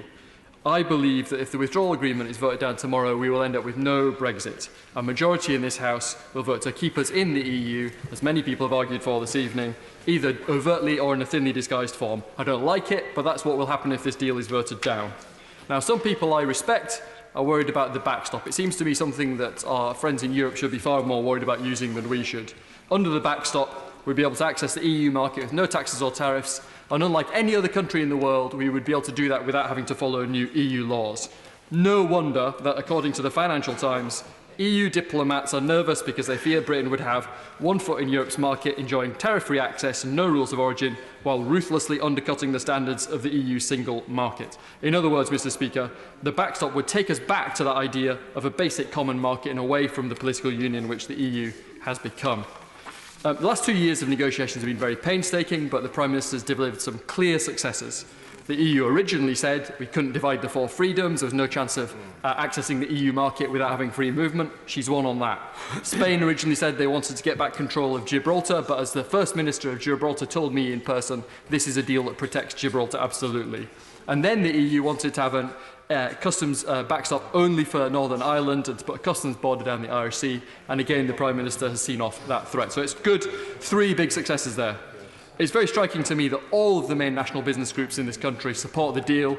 The Federation of Small Businesses, the British Chambers of Commerce, the CBI, the engineering employers, the National Farmers Union, the Scottish Fishermen's Association, they're all backing it. The voice of business is clear. They want us to get on and back this deal. But there is more to this deal than keeping business moving, Mr. Speaker. So let me finish with a little bit of history. I believe it was a mistake by Ted Heath to say there'd be no loss of sovereignty when we joined the EEC. In the 1980s, it was a mistake not to see the revolutionary consequences of the Single European Act, which Mrs. Thatcher came to regret. In the 90s and the noughties, it was a mistake for successive governments to push through the treaties of Maastricht and Amsterdam and Nice and Lisbon without ever putting it to the people in a referendum. But if we now vote to turn down this deal, it will turn out to be another historic mistake, Mr. Speaker. A mistake for those of us who oppose European integration, because the trap will snap shut and the majority in this House that wants to stop Brexit will do so, and we will have snatched defeat from the jaws of victory. But in the longer term, actually, it would be a mistake for those on the other side too. Imagine the bitterness of a country where 52% of people feel their wishes have been overridden. Imagine that they will feel that this country is not really a democracy anymore. It doesn't have to be like this. This is a good deal. It gives us full control over immigration, stops us paying in billions every year, gives us control over future laws, gets us out of ever closer union. But on the other hand, it keeps trade flowing and it gives us a framework to keep cooperating with our friends in Europe on science, on culture, on security and the environment. I think the withdrawal agreement or something like it is the only thing that can unite and move this country forward. So I support it in the very strongest possible terms. Melanie on. Thank you very much, Mr. Speaker. Like all colleagues, I've been inundated with emails from my constituents in Great Grimsby about the withdrawal agreement vote previously in December and now coming up very quickly later today, it would seem. For those who worry that MPs do not read their emails, I would just like to say to Chris from Scartho that you want to remain. That Pete on the Willows, he wants a closer deal than the deal currently offers. Sue in Yarborough, I hear that you want a clean break regardless of Northern Ireland jobs or wages being impacted. And Christopher in the same area, you're telling me that I should reject this calamitous Chequers betrayal and we should just leave. I hear all of those views. I hear the 70% of the people in my borough who voted to leave. I understand that. But just 11 of all of the emails that I have received tell me to back the Prime Minister's deal. And I'd like to touch on two specific issues. Why specifically I'm disappointed in the Prime Minister's approach with her parliamentary colleagues. On Friday, I wrote to the Prime Minister to ask her why, less than a week before her vote on the withdrawal agreement, she was apparently considering accepting an amendment that asserted an increase in assurances over workers' rights. Her consideration tells me that her agreement fails to protect people's rights at work. And in that letter, I pointed out that I gave her the opportunity 2 years ago to quell any fears or concerns that colleagues might have about reductions in protections for workers by adopting a bill that I put forward.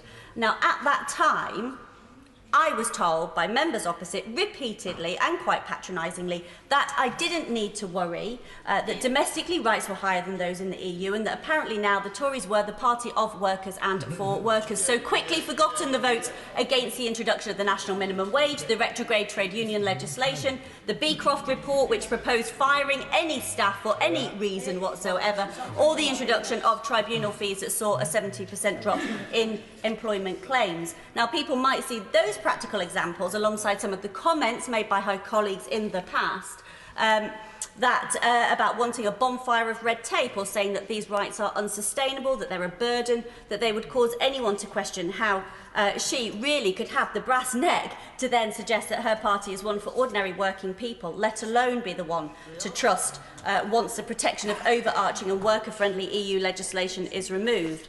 Now, despite the best intentions of my colleagues with their proposed amendment, I fail to see how a passing reference with just a few lines can substitute the detailed considerations and fully worked out suggestions of a full bill that was put forward. And if the Prime Minister is so committed, genuinely committed to those protections, how is it that not one person from her government has ever sought to discuss any of those principles with me or Labour's front bench, and it has taken this week for her to come to go and talk to the TUC and talk to the major trade unions? Now, I've said to my constituents that this deal is a vague worst of both worlds Brexit, satisfying neither Leave nor Remain supporters. But worse than that, it fails to convince people like me who, despite campaigning for Remain, have said that they will respect the outcome of the referendum and that they were committed to getting the best possible deal for their constituents, in particular mine in Grimsby, protecting jobs, job opportunities and their rights. And part of that was around seeking support for fish processing. When I spoke to the Chancellor last about asking him questions about when he's had discussions with Norway and Iceland, he was really incredibly dismissive in his response, talking about the UK becoming an independent coastal state, failing at all to answer the questions around the trading relationships that Norway and Iceland currently have that will impact on their ability to have any kind of free negotiations with us. We will be listening from the other side of the door when they are negotiating, waiting to see what kind of scraps will be thrown to us through the transition phase. Richard Drax. I'm grateful to Mr. Speaker to call me in this debate, and it's a pleasure to follow the member for Great Grimsby. Maybe I just need to remind us all that we voted to leave the EU. And leave the EU, I think, is really a very simple instruction that somewhere along the path has lost its clarity and intent.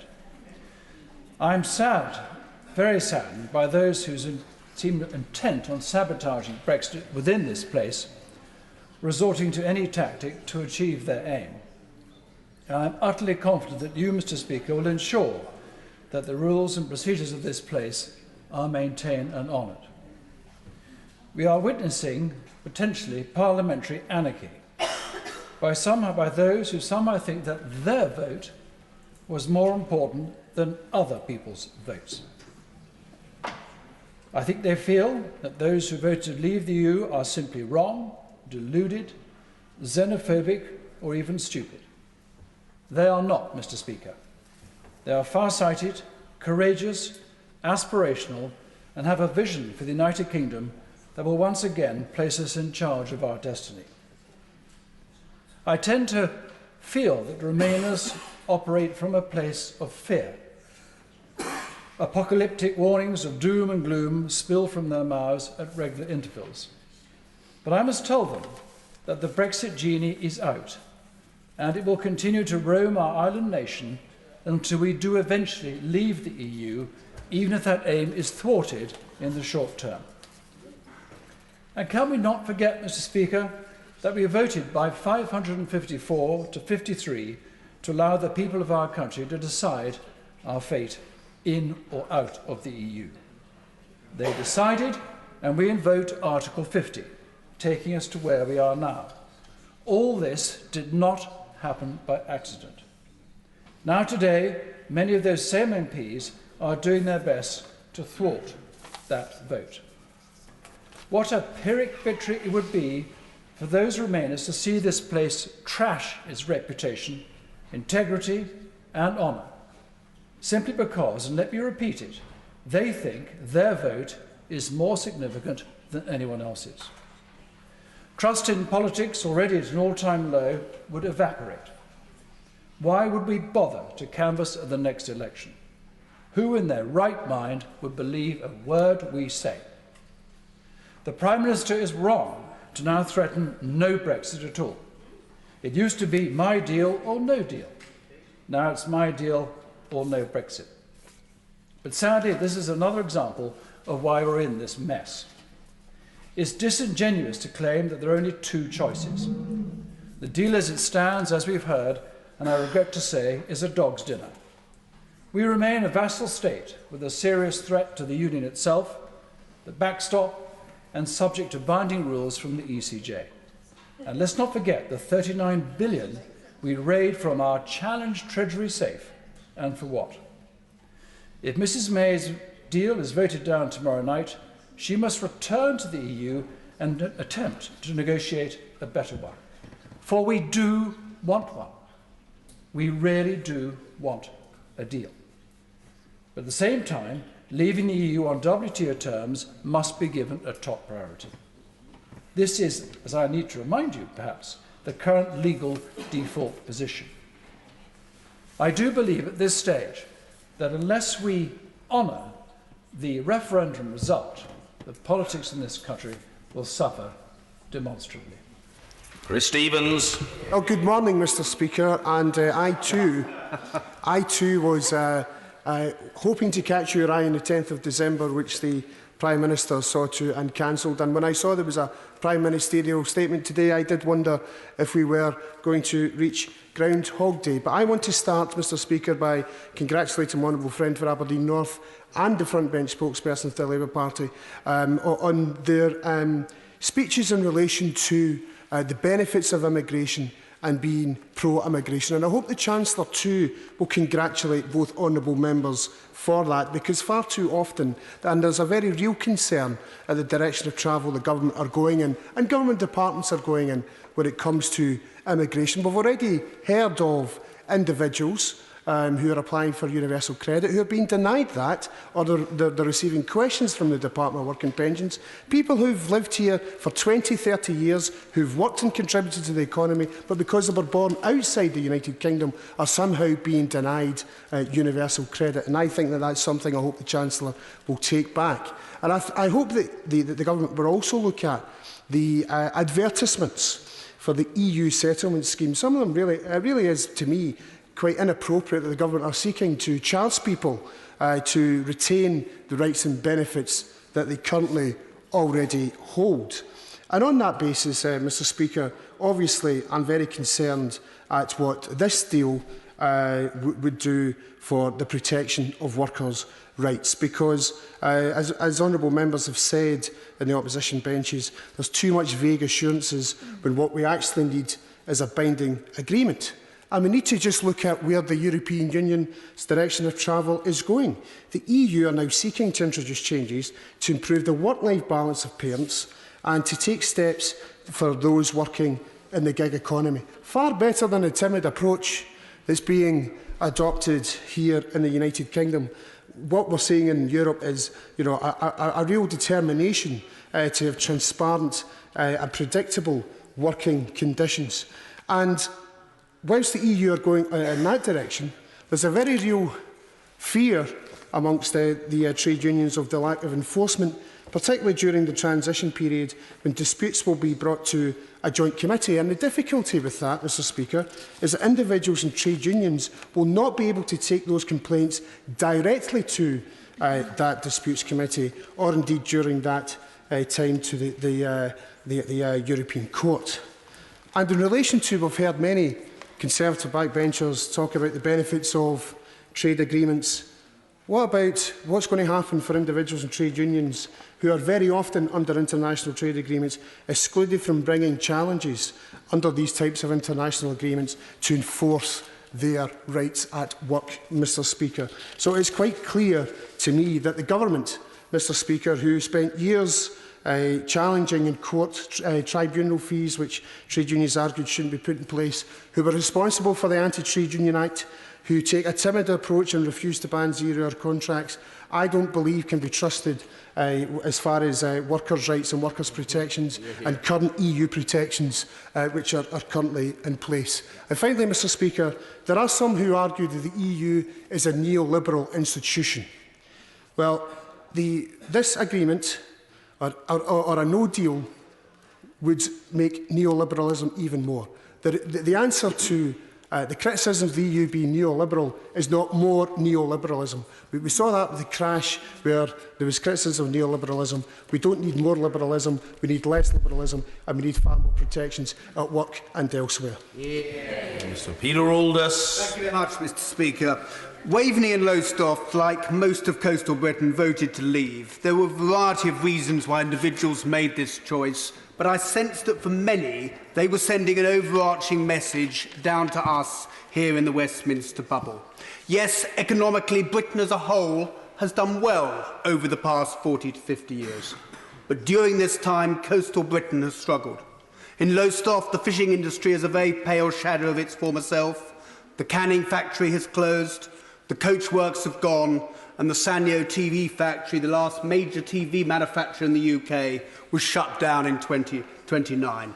The message that Brexit sent from towns like Lowestoft is that they have not done well in this period, and we need to do something different. This is a message that as the negotiations and the debates drag on, we must never forget. When it comes to those negotiations, there was always going to be a need for hard bargaining, for making difficult choices, and yes, making concessions. The negotiations on fishing have not been straightforward. I had hoped that the UK would resume its role as an independent coastal state as from December 2019. Instead, we shall do so, hopefully, at the end of December 2020. That said, as matters stood, As stand, we shall be controlling access to our waters, deciding who can access them on what terms. This is something that the EU, in particular the French and the Dutch, do not like. But the Prime Minister has steadfastly refused to compromise, and it is important that she continues to do so in order to provide the opportunity to revive the East Anglian fishing industry. Ultimately, looking at the deal, Mr. Speaker, I ask myself, does it deliver Brexit? From a pragmatic perspective, on balance, I believe that it does. I look at the alternatives. They are not particularly palatable. Leaving the EU with no deal in place has many risks. There is a push for a second referendum. To my mind, that would be very wrong. It would significantly undermine the very ethos of democracy, and the very many people who voted for Brexit would lose all confidence in the democratic process. Something that has been missing from the Brexit debate since before the referendum is the vision for the UK in the future. Mr. Speaker, in this country has many immediate challenges to address, such as welfare reform and housing. But there is an exciting vision ahead, future ahead, and we need to set out how we are going to deliver it for the benefit of all our citizens. However, to deliver such a vision, we need a Brexit deal in place. The one which is in front of us, indeed the only one that has been in front of us, is, I believe, on balance acceptable, and therefore I will be voting for it. That said, I sense that tomorrow it will be defeated. But it is the nearest thing that we have to delivering Brexit, to delivering a deal, to honouring our pledge to the British people. And in the next few days, people need to be pragmatic and work together to get this deal over the line. Thank you. Justin Madders. Thank you, Mr. Speaker. This is the issue where I've had the most contact from constituents, as I'm sure most members have, and they've all asked me to represent their views, and in the time that we've got, it's simply not going to be possible to do them all justice, especially given the contradictory and incompatible messages that I've had. This time is that this process, wherever it ends up, is going to lead to a huge group of people feeling disenfranchised and disconnected from the political process. And the binary nature of the referendum has created a schism in society, splitting families and friends in a way that will take years to fix. The longer the process goes on for, the wider those cracks are. And yes, there are many issues that are simply not getting the attention they need because Brexit, and actually many of the causes of Brexit, are not being addressed because of that. And those are the big issues that I want us as a country to be tackling. Brexit has sucked the life out of all of the political debate in this country and toxified dialogue in the process. And the danger is it could become even worse if we cannot be seen to be trusted, if democracy is no longer seen as something that works. And my starting point is what this process means for democracy. I voted to have a referendum, and I did so with the expectation that the result would be binding. I campaigned to remain, so of course I was disappointed by the result, but I accepted it as a Democrat. I was also, of course, re-elected here on a manifesto that confirmed I would abide by the result in common with many other members here. And there have been plenty of constituents who have expressed their frustration and anger at the posturing that goes on here, and their perception is that too many honourable members are using Brexit as a vehicle for their own ends. I have no issue with those members who have been honest with their constituents from the start, who say they want to stop Brexit, especially those that represent the overwhelming view of their constituents.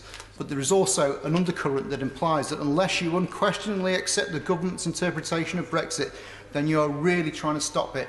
Well, I find that insulting. I find it puerile, but also, most seriously, I also find it dangerous because it says to people out there that we're insincere, that we're playing games and we're too wrapped up in our own egos to govern effectively. Some people say that the vote was for Parliament to take back control, and that doesn't mean MPs should always do what the government wants. In fact, it should mean that MPs are free to do the opposite. The reason why we're in this mess is because there was a division in the Tory party, and a referendum was seen as the way to heal that divide. But rather than bring people together, it has pushed people further apart, and division has seeped out into the rest of the country, so that political dialogue has become so polarised that many people with different views have just stopped listening to one another. Of course, the irony of this agreement is that many who voted Leave and Remain are like or opposed to this deal, but the reasons they've given are so diametrically opposed, any consensus will not last beyond today now. I've had a few constituents say I should support the Prime Minister's deal, but if the best arguments are about what might happen if you vote against something rather than positive reasons why you should vote in favour, one has to accept that the offer cannot stand on its own 2 feet. And I'm not falling for the bluff of a no deal, and I refuse to be threatened by something I know no responsible Prime Minister will allow. So we have to restore trust. And the first step to do that is to be honest. We cannot pretend this agreement is anything other than a desperate fudge, the embodiment of weak leadership, a mishmash of contradiction that needs radical revision if it is to be passed. It does nothing to address the fundamental issues we need to in order to create a society that works for us all. We have to be candid that whatever route we take now, it comes at a cost. Some of those costs are easier to quantify than others, and none are certain. We will also probably need more time to sort ourselves out. But it is up to us in here, in Parliament, to show leadership and find a solution that brings people back together, protects our national interest and restores faith in the democratic process. Thank you. Robert Courts. Thank you, Mr. Speaker. It's an honour to rise to speak for a brief few minutes in this historic debate, and it's an honour to follow the honourable member for Ellesmere Port and Neston with his passionate speech.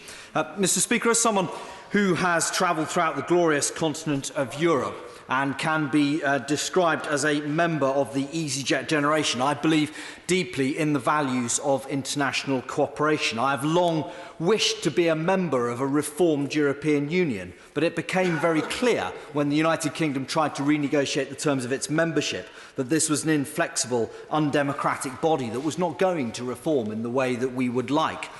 I therefore decided to vote to leave on the basis that the EU was heading for an undemocratic federalism that the UK had never desired, and above all because I wanted to see our historic democratic parliamentary freedoms preserved.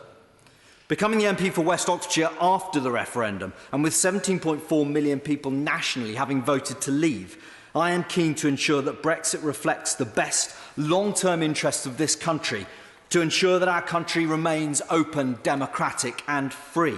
And I passionately want to ensure that when constituents from all parties in all parts of the country go to see their MPs, that MP sits in a parliament that is able to make change, that is a functioning democracy, where the country is able, where the laws that govern the country and the country's destiny is made here by elected politicians. Now, the withdrawal agreement has much to commend it. There's a multitude of technical but important points that govern interconnected peoples, such as the resolution on citizens' rights. But it is with the greatest pain that I've decided I cannot, in its current form, support it. The backstop is the headline act. We are all tired of hearing about it, but we must consider what it means. The backstop would see the UK remain in a hybrid customs union with the EU, whereby the UK will fully align itself to the EU's customs regime, including its external tariff schedule, and unable to sign meaningful trade deals with other countries. The UK's home market, let us not forget, is the 5th largest in the world, will become a bargaining counter for EU negotiators to exchange for benefits for their own countries, because they would not be required to reciprocate on their trade deals. It seems to me unthinkable that for a country of our standing, of our proud history, to surrender control of our trade policy to an organisation on which we will no longer be a member and will have no regard for our interests. And I know I will be told that this is temporary, but even if technically temporary, the backstop has every likelihood of being indefinite, with the EU effectively holding a veto over our ability to leave. Even under Article 50, we have a clear, legal, sovereign right to exit our arrangements, but not here. There's no unilateral exit mechanism from the backstop, nor is it time-limited. This is almost unheard of, Mr. Speaker, in international relations. Mr. Speaker, I cannot emphasise enough. I do not criticise this deal on the basis that it's not ideal, or that it is not perfect, or that I want more. This is no objection based on some ideological purity. I'm a pragmatist, and I want to see a deal and a compromise as much as anybody. But, Mr. Speaker, I cannot agree to just anything, and I do feel it is best if in this place we speak our minds. We should be able to tell the British people that sometimes a compromise becomes a compromise too far. This deal gives £39 billion without serious commitments in response. It divides our union and it leaves the UK at the mercy of the ECJ in practice, if not in name. We should never be ashamed to say that it is noble for a country to seek democratic, accountable self-government and to live in amity with its neighbours. It's for that, Mr. Speaker, that we must strive. My conversation was an aid to the honourable gentleman. Ruth George. Thank you, Mr. Speaker, and it gives me pleasure to follow the honourable member for Witney. The debate on our relationship with the European Union has been dominated today by slogans, by emotion, but it's actually about our trade arrangements, which are a very practical matter, and it's business that is most effective. What amazes me is that this government, which constantly preaches to this side of the House about not being on the side of business, never sat down with businesses to work out what they actually needed from our deal with the European Union. I have sat down with the businesses in my constituency, both individually at business summits, to see what they want from our deal. And they have a wide variety of concerns. The biggest one was regulatory divergence, the threat of which is already preventing companies in my constituency from tendering for contracts. They're worried about tariffs and import duties, which raise their costs, about losing EU funding in grants and loans from the European Investment Bank, which have already reduced from £7 billion a year to just £2 billion in 2017 and will restrict investment in our businesses even more. They worry about the cost and paperwork for visas, making it harder and more expensive to access skills and for their people to move around Europe. They worry about access to single euro payments area, SEPA, and the VAT information exchange system. These may be very boring issues, but they're very real and they're very practical for all of our businesses. They worry about losing not just our access to free trade with the EU, but with the 65 countries to which they get preferential free trade access and the further 25 agreements due to take effect. And friction at our borders, which will make just-in-time production impossible and lead to late payments if contracts can't be fulfilled in time. It's no wonder that the small and medium businesses in my constituency are in despair. Several have already had to set up offices and transferred jobs to EU countries in order to continue bidding for contracts.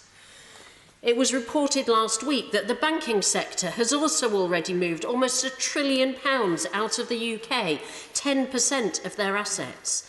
And more businesses will continue to move the longer that we go on with no practical deal in sight.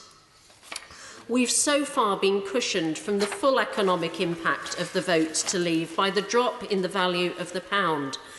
But we've started to see inflation creeping up, things becoming more expensive, because our deal with the EU doesn't just affect businesses, it affects people.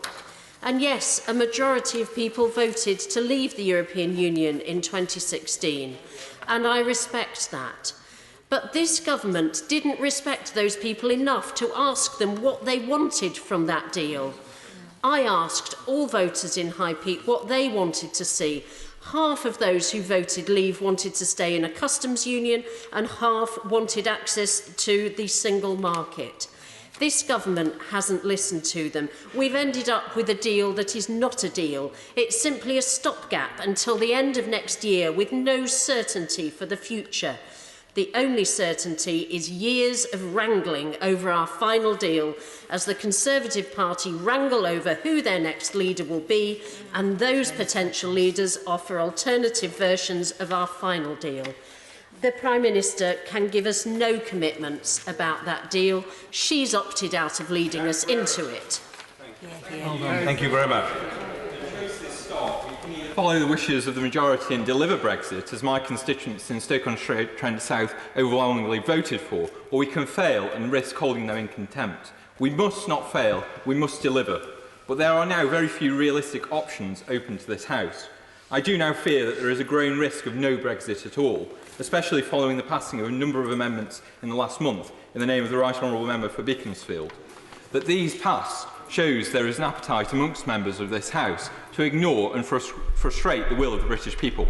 They would either leave us saddled with a horrific Norway-style deal, or shockingly, it would mean no, we don't leave at all. As an MP representing a predominantly Leave seat in Stoke-on-Trent South, I tell the House no Brexit is not an option. It would hold the electorate and our democracy in total contempt. That is precisely what supporters of a second referendum are asking us to do, delaying Brexit by at least a year, stopping us from leaving on the 29th of March. That is not a choice that I could contemplate, deepening divisions instead of healing them, going back on our word instead of respecting people's choice. It is concerning that we see a rise of extremist views, both on far left and far right.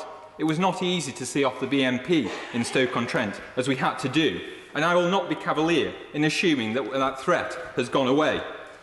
I will vote tomorrow to secure the Brexit that people in Stoke-on-Trent South want to see, an end to free movement and control of our own money and laws. Essentially, this means leaving the single market and the customs union. Indeed, anyone who does not accept that Brexit means leaving the single market and customs union is deluding themselves. Staying within the customs union would tie us permanently to the trade policies of the EU, preventing us from forging stronger links globally. Whilst I agree a managed no deal could be beneficial and would not have the apocalyptic impact some have predicted, I do fear that delivering no deal in an orderly way is now far from certain. After what has been witnessed here over the last week, the numbers in this House are quite likely stacked against allowing no deal. Members could obstruct the necessary legislation for managing the process, frustrating Brexit. The worst case, disorderly no deal, crashing out of the EU, would, according to a number of my local businesses, be incredibly disruptive for our local economy and jobs in Stoke-on-Trent. That is not what the people of Stoke-on-Trent voted for. So I am left to consider what is before us. The withdrawal agreement delivers much of what my constituents voted for: control of immigration at our borders, protection of manufacturing jobs, and ends to vast amounts of annual transfers of money to Brussels, and a commitment to the creation of a new free trade area with the EU, building on the global opportunities through forging new trade. But what really worries me is the backstop. The concerns expressed many times across this House must be addressed. We cannot be trapped in something that is indefinite and which we cannot leave.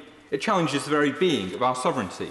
I look to support the amendment in the name of my honourable friend, the member for South West Wiltshire, which would time limit the backstop. The government really needs to be sure we have such safeguards in place. I have consistently voted for measures to make sure that we enact Brexit in this House, and I have to make the choice, as we all do, in weighing up the risks on all sides. I have spent many weeks determining this and doing so. The vast majority of my constituents are fed up with politicians and want to get on with delivering Brexit. They want us to get on to pursue the fantastic new opportunities for global Britain that will benefit every community throughout our union that have until now felt left behind. They wanted to see us deliver the leave that they voted for, honouring the result of the referendum and regaining control on the 29th of March. Thank you, Mr. Speaker. We have come a long way since June 2016. No more hiding from the facts that any Brexit will leave us worse off, and that the best any post-Brexit government can do is damage limitation. If we go ahead with Brexit, we will have to find new ways of stimulating the economy. No longer bound by EU rules, those who argue for slashing regulations will quickly gain the upper hand. The race to the bottom will soon begin. Amongst the first regulations on the bonfire will be those that protect the environment. The European Court of Justice, so hated by Brexit fanatics, has been an outstanding protector of environmental laws and regulations. The recent environment bill brought in by this government does not include a watchdog with anything like the power of the ECJ. Climate action will soon lose out. There will be an increased incentive to support fossil fuel companies for short-term economic gain. Green energy projects which are becoming increasingly affordable and promise long-term economic gain, but still require upfront investment, will be the first victims. Who would provide the investment in a struggling post-Brexit economy? Once more, climate action will lose out. A post-Brexit government will be under huge pressure to quickly sign off new trade deals. This will be a great opportunity for any country to take advantage of our weakened position. Take America. A trade deal with America will most likely involve opening up our economy to fracking companies. Even if we try to build environmental protections into such trade deals, the reality is that commercial interests will be dominant. The case of Lone Pine Resources versus the Canadian government shows what awaits us when we enter into trade deals with more powerful nations. The government of Quebec put a moratorium on fracking in 2011. The fracking company Lone Pine Resources has sued for over $100 million of lost profits under the terms of the North American Free Trade Agreement. Outside the EU, our power to protect ourselves against the interests of large global companies will be much diminished. The European Union is an international heavyweight when it comes to striking trade deals. It has not struck a trade deal with America precisely because it refuses to give up on its own standards in areas like environmental protection. And because of its power as the world's largest and most successful trading bloc, the EU has the economic clout to walk away from trade negotiations that are not in its interest. On our own, we will have not anywhere near the same clout. Even if we tried to protect our environment, our resolve would quickly collapse as the urgency to find new trading partners would force our hand. No form of Brexit will hold this race to the bottom. Not the Prime Minister's deal, blind Brexit deal, which offers no legal guarantee against future deregulation, not a no-deal Brexit, and not even the softest of soft Norway plus Brexit deals. Brexit is fundamentally a right-wing project. It seeks to deregulate our economy and hand the reins to powerful vested interests. It is a political fantasy to think we can go ahead with Brexit and mitigate its worst effect.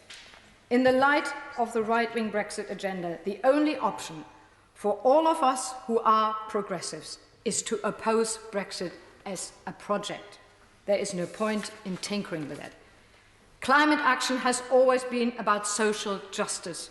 In the 21st century, the battle to save our planet is inseparable from the battle to limit the power of big business and build a better world for all. I call on all progressive politicians in this House to see Brexit for the right-wing project that it is. We can stop Brexit, and the democratic path to it is a people's vote with the option to stay in the European Union. Thank you. Colin Rake. Mr. Speaker, and it's a pleasure to speak after the Honourable Lady, the member for Bath. Too often we're in this place when we talk about the implications of Brexit on business, we speak about multinationals, our car manufacturers, our pharmaceutical companies, our banks. Not often enough, perhaps, in terms of SMEs. And as such, Mr. Speaker, I can draw the House's attention to my registered member's interest.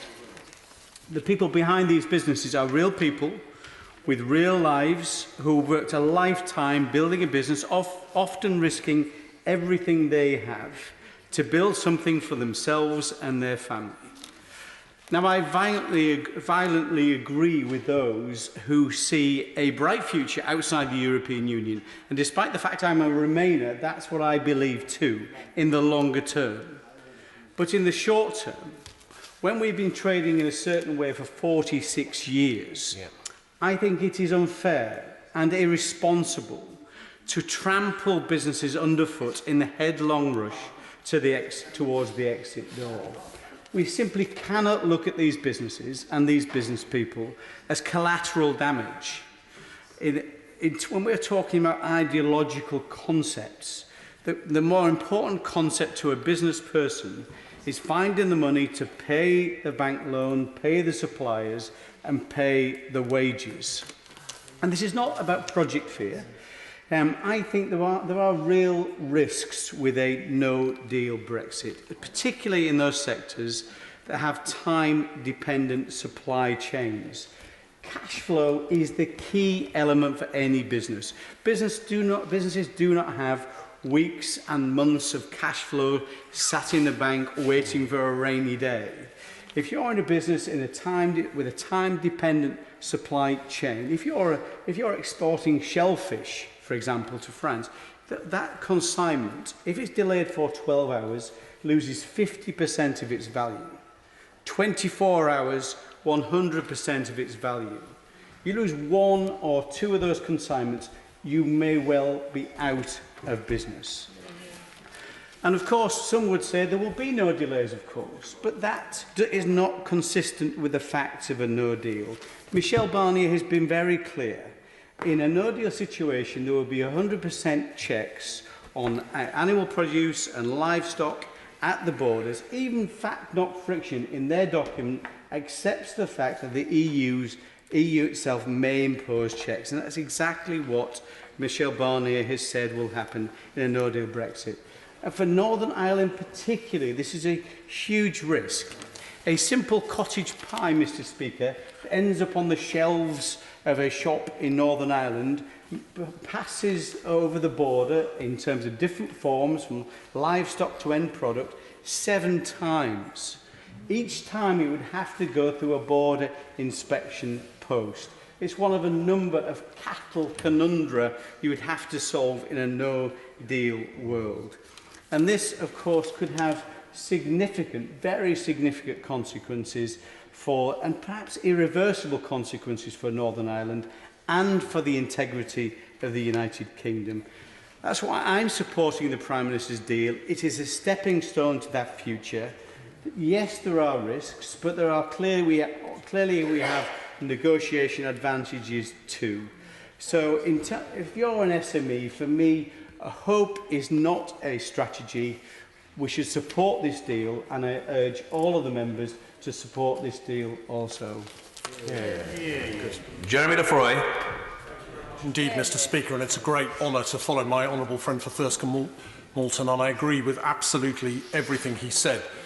Before Christmas, Mr. Speaker, I spoke in this debate and the other debate on no deal and outlined my position in favour of this agreement. So today, I want to concentrate on 2 aspects which relate to the business of today. One is exports, and the other is finance of our business more generally. My honourable friend, the Right Honourable Friend, the Secretary of State, outlined quite clearly the success of British exporting over the past few years. Exports up by 38.1%, I believe, since 2010, to £630 billion in the year to November 2018. And this is when we are within the EU. I do not see that the EU has shackled us in our export performance over the last few years. I fully accept that there are areas where we could do still better. But what we need to do, Mr. Speaker, is to build on what has been achieved under the coalition government and under the most recent Conservative-led governments, because it has clearly been successful. So we need to see more emphasis on supporting SMEs into exports. We need to see more emphasis on promoting our trade links, our trade network, and I declare an interest as one of the Prime Minister's trade envoys. We need to see a greater emphasis on the already increased amount of UK export finance. We need to see that going to the smallest possible businesses. So what I would ask the Chancellor and I would ask the Secretary of State is, let us ensure that as we leave the European Union, we redouble our efforts on exports, because of course our businesses, particularly SMEs, will face challenges as we move into the new situation under the Prime Minister's deal. But with that support, they can do very well. And the second point I want to make is about the financing of our businesses more generally. We often hear of the great amount of inward investment we have in the UK, and that is to be welcomed. But one reason we have so much inward investment is because we do not invest in our own businesses. The City of London is not as good as it could be in providing capital to British-based businesses. So we don't see the kind of businesses that we see in Germany with the Mittelstand, or in Italy with the equivalent in Italian, which I don't know, of the Mittelstand, where family businesses have turnovers of billions of pounds, euros, dollars, because they get the finance from their capital markets. We have the biggest capital markets pretty much in the world, but they do not, with a lot of noble exceptions, but they do not support British-owned businesses as much as they could. And so what I want to see as we leave the European Union is I want to see our capital markets, and I want to see the British Business Bank, which has been excellent in the work it has done, but it could do 5 times more than it does, perhaps along the lines of the German Kreditanstalt für Wiederaufbau and other development banks. I want to see British institutions support British-owned businesses. And along with that, Mr. Speaker, we have to be absolutely sure that we invest in innovation and research. And that is where the role of our universities is so vital. And I declare an interest as a trustee of one of our universities. It is absolutely vital that universities are supported in whatever way possible. So if they are going to lose some research funding, that needs to be replaced and more. Thank you. Richard Graham.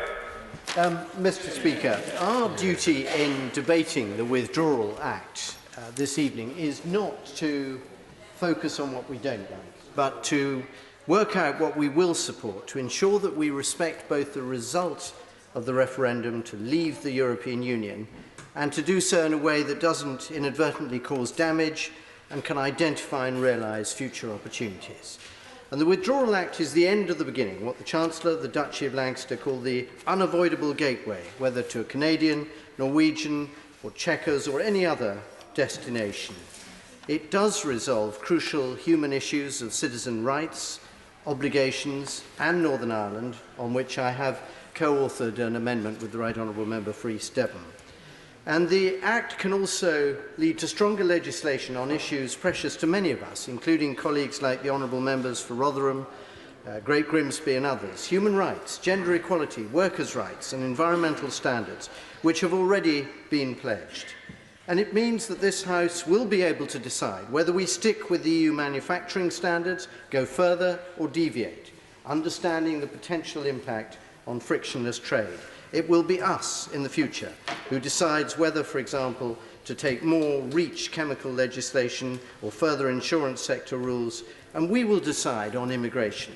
As the Home Secretary said, no limits on skilled labourers and seasonal arrangements for agricultural workers. These are the opportunities that this deal gives us, alongside a transition that provides for certainty before future change. Now, it won't be easy. We've surely learnt that already, but there can be advantages for these stubborn, independent-minded islands used to maintaining the balance of power in Europe against centralist tendencies. Now, some of my colleagues prefer a no-deal solution. They believe there is a way, as an invitation this evening put it, to open up the political space to take a different approach. But the nation's employers simply do not agree. I've spoken to manufacturers, big and small, retail and service companies, our university in my constituency, and many other traders and investors as the longest-serving of the Prime Minister's trade envoys in the House of Commons, working with one of the fastest-growing regions in Southeast Asia. And not one has told me that no deal is the best way forward. They tell me instead that fear of uncertainty is holding back investment, jobs and apprenticeships and beginning to lose them contracts. Are they all scaremongering? The FSB, Business West, the NFU, Gibraltar, the Falklands, or even a Gloucester family-owned SME who told me on Friday that customers and jobs will go elsewhere, and we are 14 weeks away from the most damaging impact on our economy for at least a generation. They, the supply chains of aerospace, automotive and cyber sectors, cannot all be wrong. And I do not believe that, faced with this evidence, that any government could take the risk of no deal, or that this Parliament would ever vote for no deal.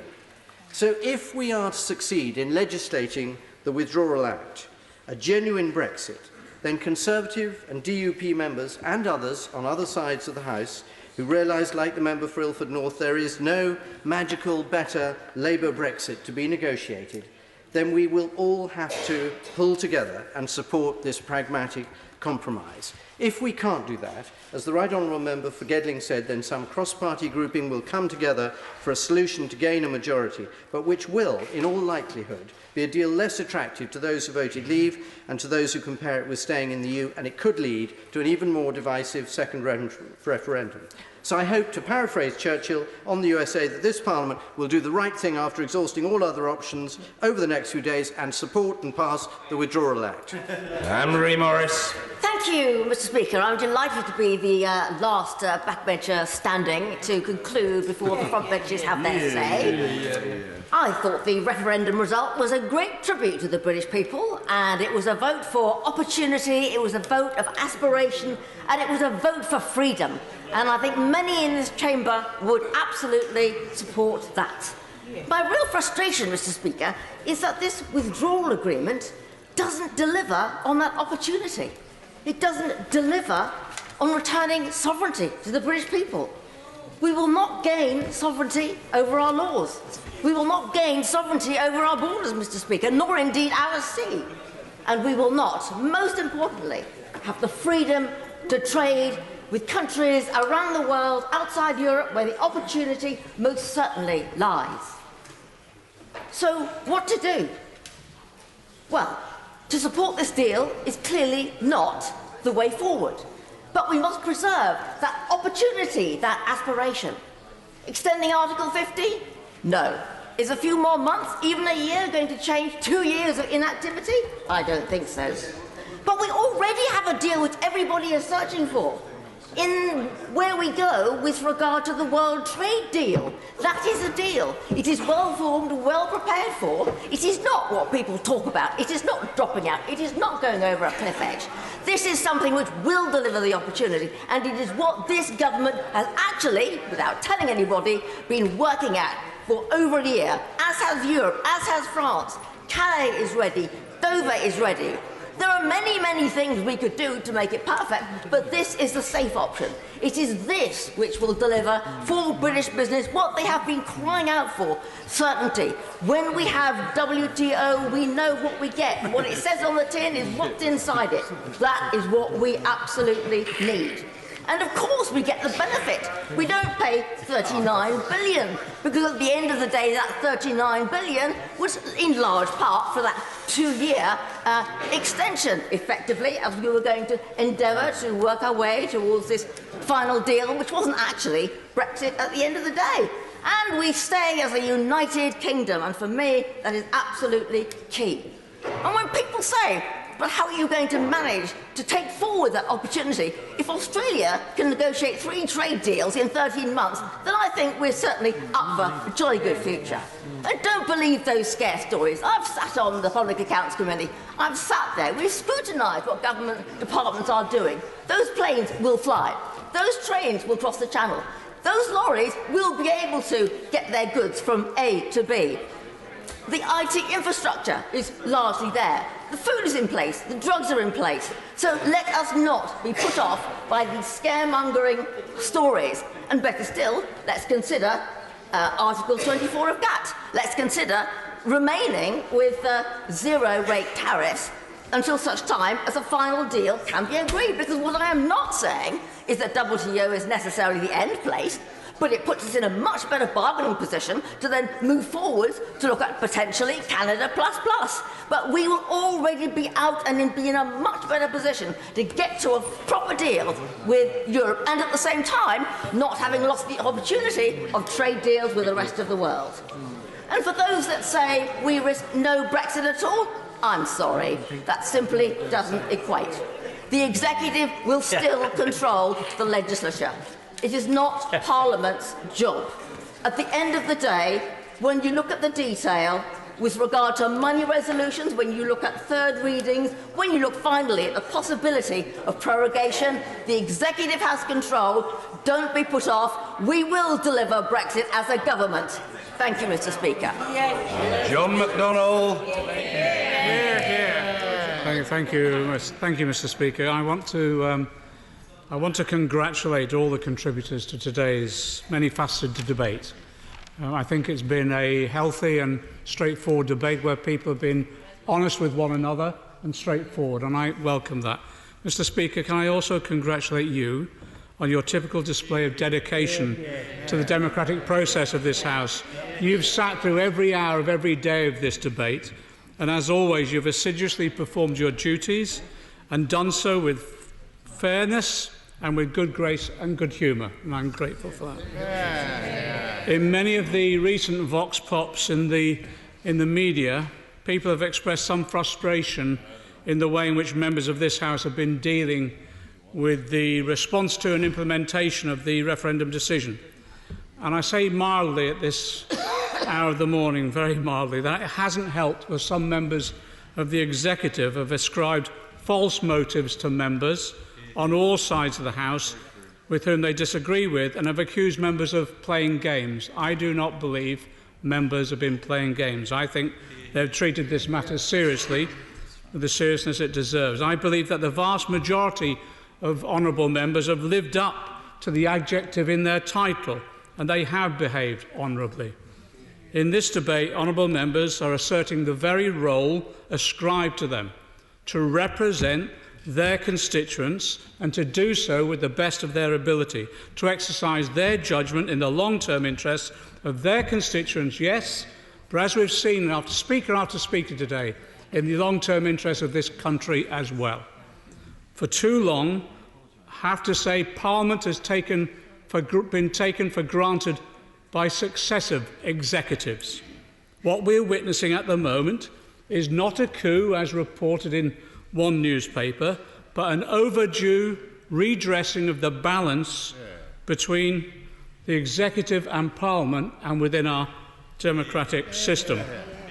It's a simple and actually not a very radical rebalancing. And as we've heard in this debate, I believe that the overwhelming majority of members are not seeking to ignore the referendum result, but to make sure that a Brexit is not imposed upon us that undermines our economy, costs people their jobs and threatens their livelihoods.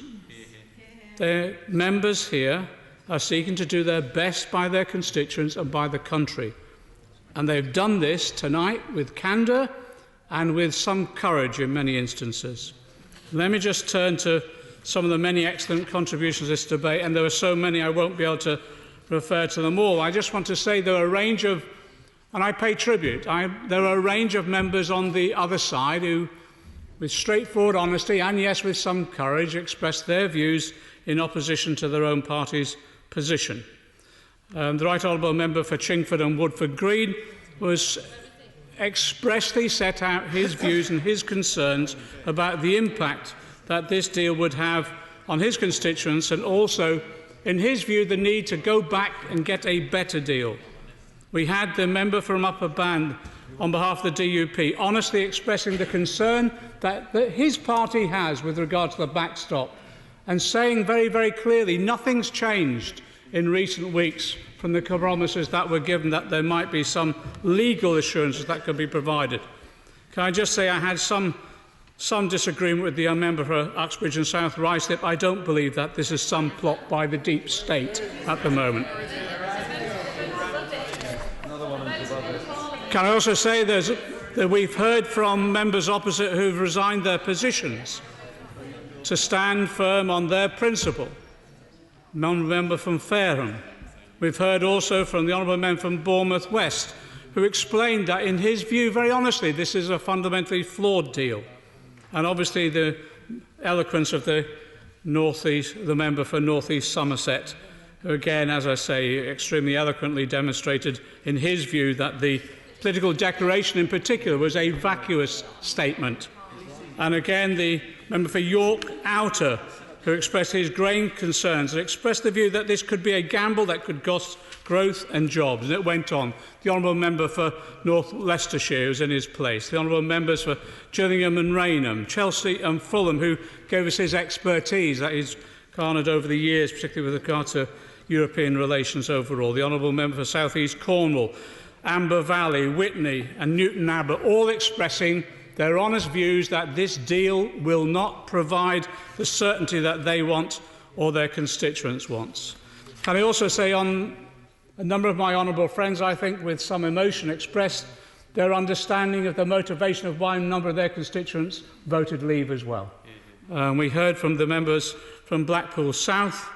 This is the first time I've heard Tacitus quoted in this House, but it was a breakthrough in itself, who quoted not only Tacitus, but Oliver Cromwell and Joan of Arc.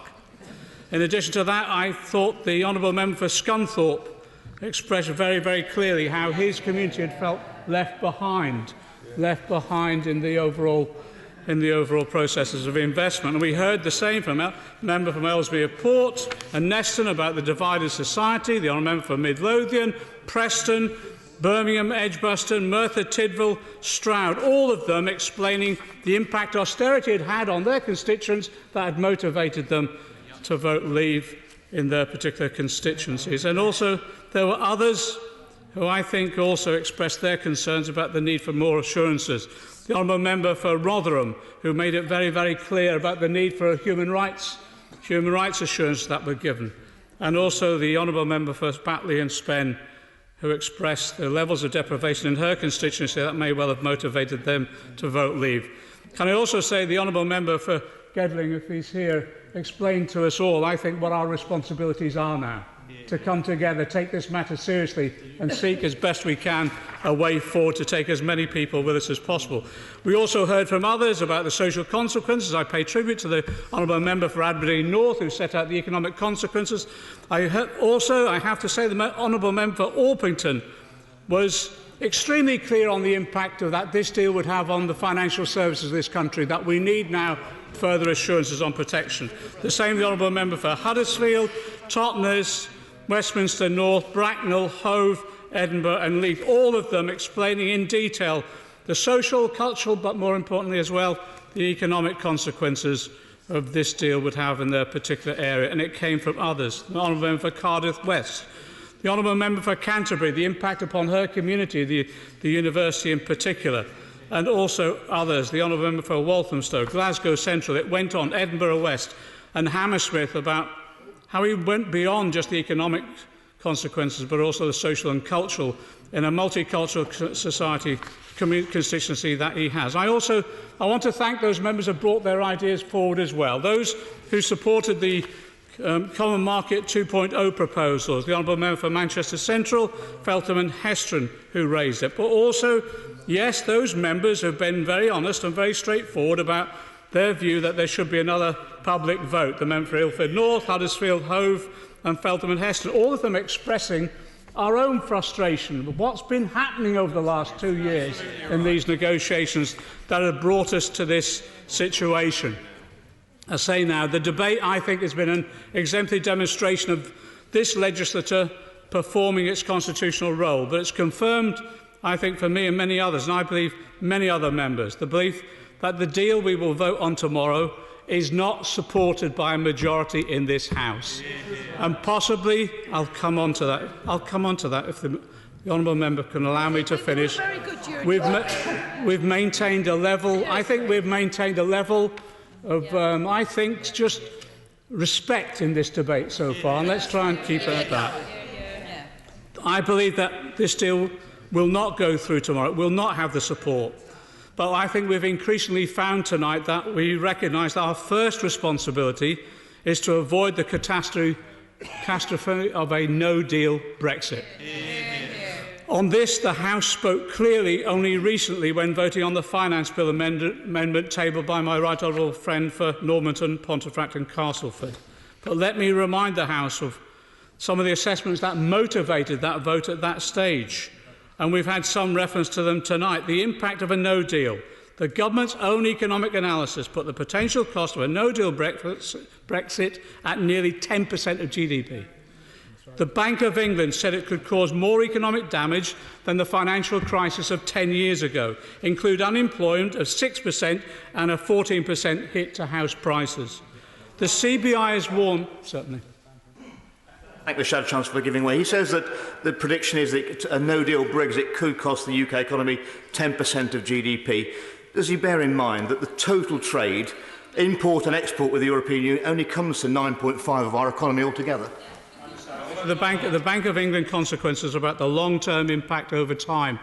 And I have to say, yes, we can treat some of these assessments with scepticism, but it isn't just the Bank of England, it's the Treasury itself, it's the CBI, it's other representative organisations, it's the National Economic Social Research Council as well. All of them have been flooding in, expressing their concerns. The CBI has warned of a lost decade.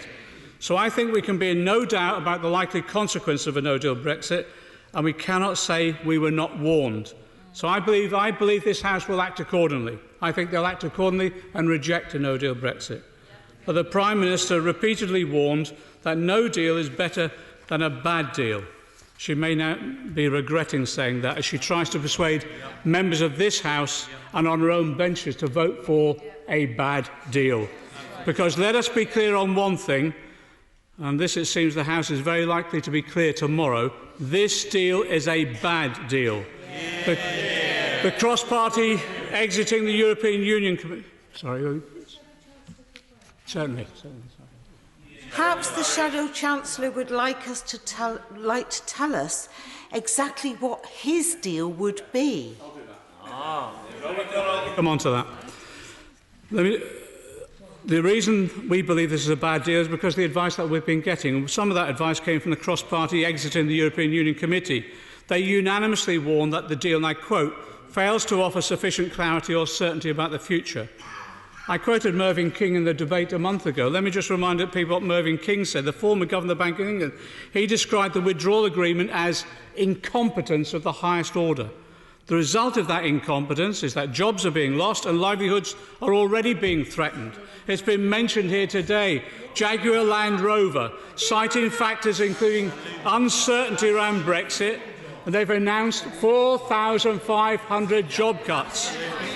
Ford are planning to cut 1,000 jobs in Bridgend. Honda will stop production at its Swindon plant for 6 days in April. And government ministers are fully aware of the consequences of these actions. We debated recently the government's own analysis of something approximating the Prime Minister's proposals. And the government admitted itself, as has been raised in this debate, the economy would be 3.9% smaller as a result of us agreeing this deal. To put that in context, it's over £80 billion cost. In the long term, the damage is even greater.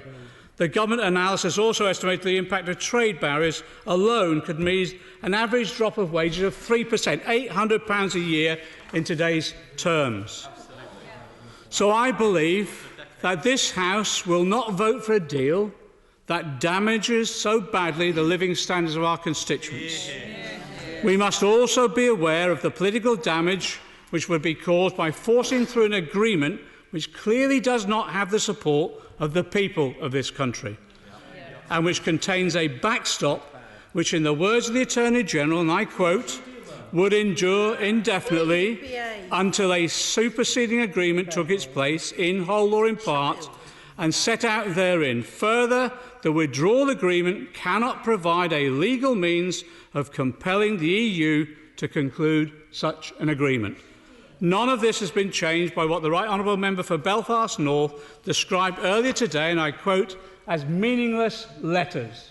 Meaningless letters. On this side, let me be clear what we're proposing. Let me be clear how we would negotiate different priorities from this government. We would prioritise a permanent and comprehensive customs union with a say in future trade deals. We would deliver a strong collaborative relationship with the single market.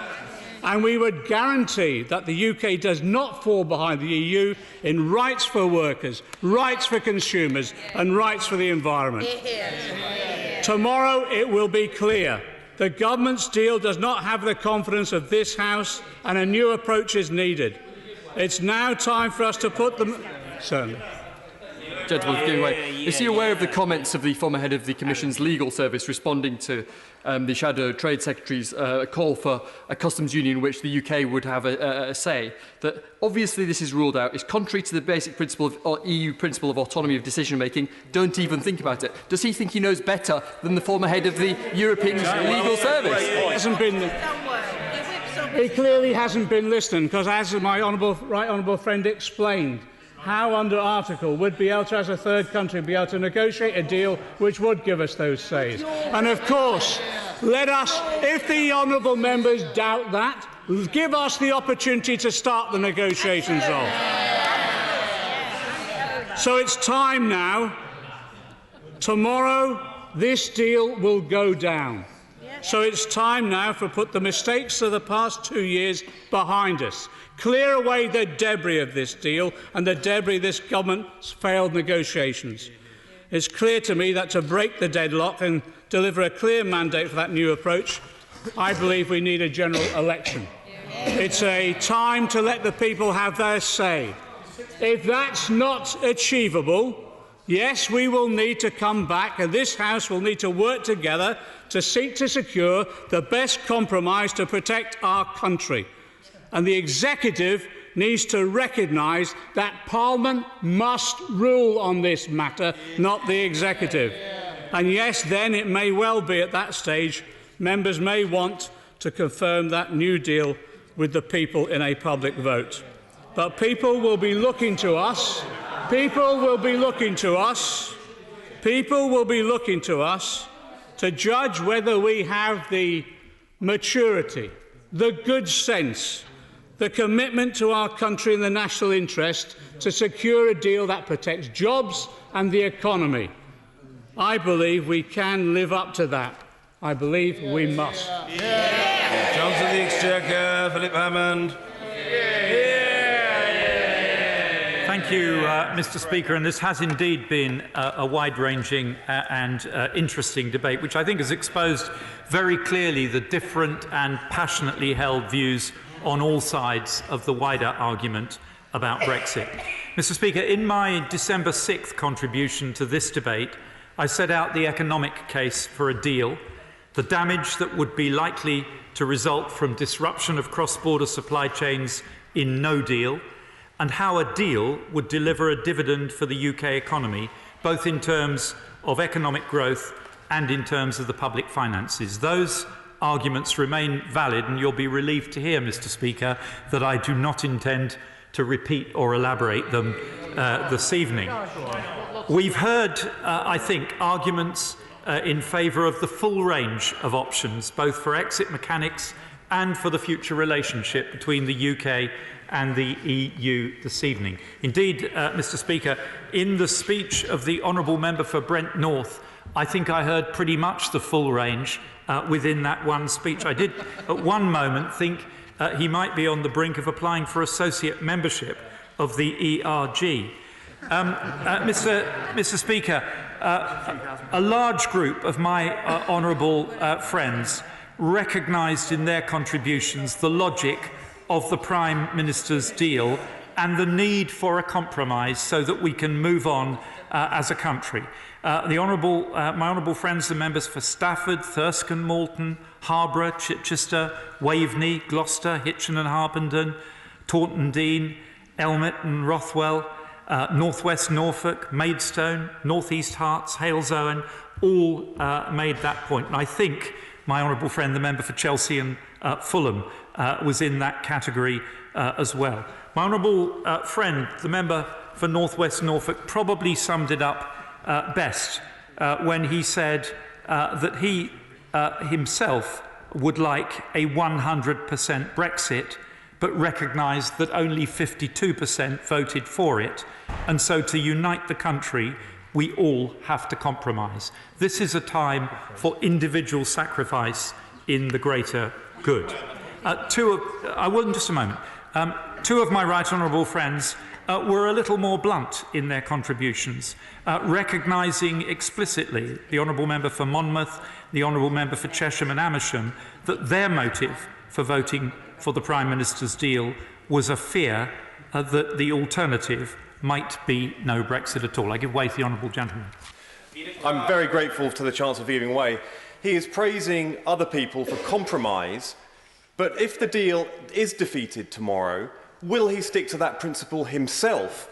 And will he compromise further with other people who are expressing other views around here, particularly those of us who think that the public should be brought back into this discussion? Hear, hear.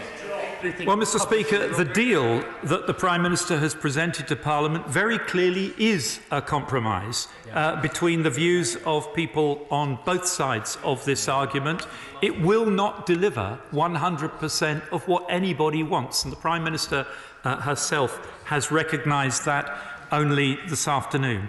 Mr. Speaker, I want to mention my right honourable friend, the member for New Forest East, because I think he summed up what is still a dilemma for many, that the middle is being West, New Forest West, thank you, Mr. Speaker, that the middle is being squeezed from both sides, and I wish him well in his consideration of these important issues over the next 24 hours. Honourable members opposite made many points. A group of them, the Honourable Member for Rotherham, and I think the Honourable Member for Gedling, Blackpool South, Scunthorpe and Merthyr, all, while clearly rejecting the Prime Minister's deal, and I acknowledge that, I think were signalling that they would wish to be able to support a deal and to find a way forward. And I recognize and explicitly recognised that no one is going to get everything that they want. I listened carefully to the contributions and the concerns that were expressed, and I believe that the architecture of the Prime Minister's deal is capable of accommodating such concerns if that is what we as a nation want to do. And it is in that spirit that the government has accepted the amendment proposed by the honourable members for Bassetlaw and Don Valley. But we must distinguish between adjustments to the negotiated future relationship and seeking to renegotiate the withdrawal agreement, something that is simply not deliverable, and I shall return to that theme later. A number of honourable members on the other side, the honourable member for Bath, Aberdeen North, Midlothian, Edinburgh West, Huddersfield, simply wished to turn the clock back and pretend that this whole thing never happened. And I would urge that honourable members expressing that view consider carefully the wider consequences for our political system if that were to happen. And I would say to Scottish colleagues who express that view that their arguments would be more powerful if they could show an ability to consider the consequences for the UK as a whole, as well as the consequences for Scotland. The honourable member for Manchester Central, I thought, made a crucially important point, that the House needs to find a way to show what it is for, not just what it is against. And she went on to make, I think, the sole pitch of the evening for the Norway model. A group of my honourable friends, which I will describe... on the Norway model? Yes, of course. Very grateful to the Chancellor. Has he, by any chance, read the powerful letter in the FT today from the former EU Financial Services Commissioner, Jonathan Hill, who said that he'd yet to meet anybody who felt that the Norway model would work for the UK's financial services industry? In fact, he felt that EEA members had so little influence on the EU's rulemaking for financial services that they were ending up being very, very grateful if anybody even replied to any of their correspondence. Mr. Speaker, I've been making effectively that same point myself for about the last year. We concluded that the EEA model would not work for Britain's most important sector, financial services, and the deal that the Prime Minister has negotiated has good and strong provisions for financial services within it, and will be a much better result for the financial services industry than the EEA model would do. I will give way very briefly to the honourable gentleman, then I must make some progress.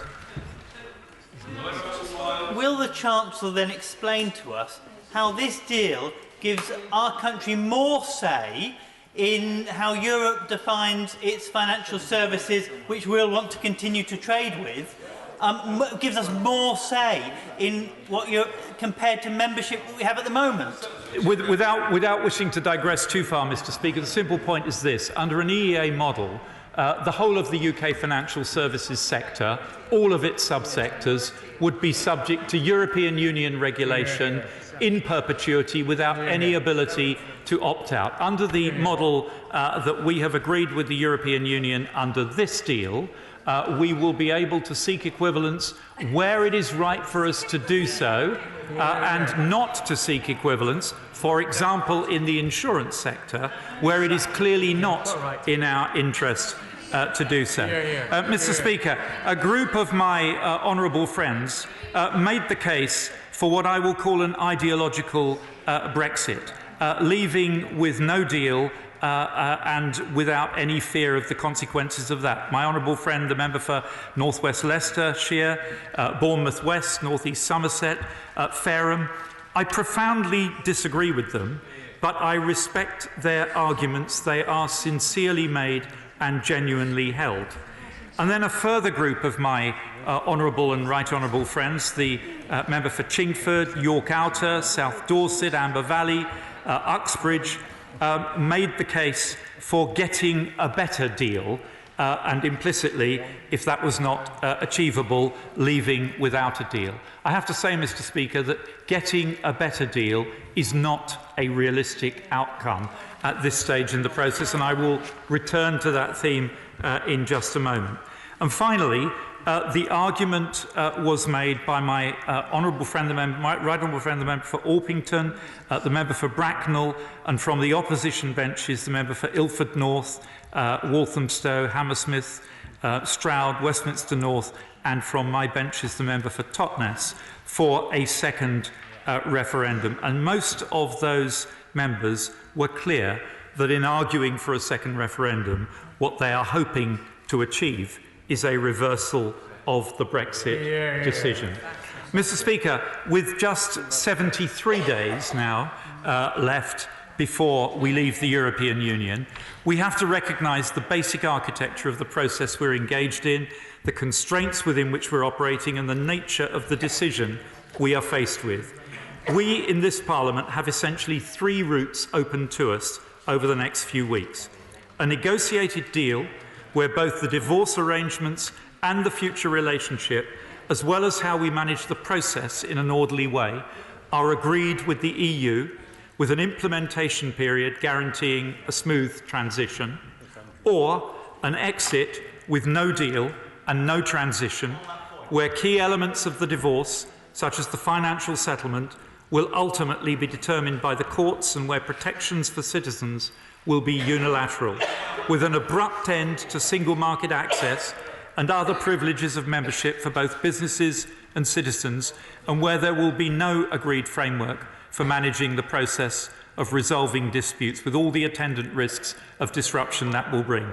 Or, third option, a revocation of the Article 50 notice and no Brexit at all. I give way to the honourable member for Ilford North. I'm grateful to the Chancellor for giving way. Throughout this process, he has been by far and away the coolest head around the cabinet table, constantly advocating for the economic interests of the deal over some of the hotheads, many of whom left the government. Why on earth, at this late stage, is he still countenancing the mere prospect of no deal? How can he justify spending billions of pounds on preparing for a no deal that he doesn't want, the Prime Minister doesn't want, this House doesn't want, the country doesn't want, businesses don't want? It's fueling uncertainty, it's adding to anxiety, and it's costing the taxpayer. It's reckless and irresponsible. Why on earth is a serious person like the Chancellor still persisting with this absolute fantasy? It's a disgrace. Rule it out. Well, Mr. Speaker, we are engaged in a debate here, and whether the honourable member likes it or not, a number of my colleagues have advocated the merit of a no-deal exit. I have made it very clear that I do not agree with them, but I respect their position because it's a sincerely held position, consistently expressed, and while I don't agree with them, I will vigorously defend their right to express their point of view. And Mr. Speaker, those are the three possible outcomes from where we are now. And it's clear to me that the majority of this... I won't give way, I need to make some progress. The majority of this House is opposed to no deal, and for very good reason, in my view.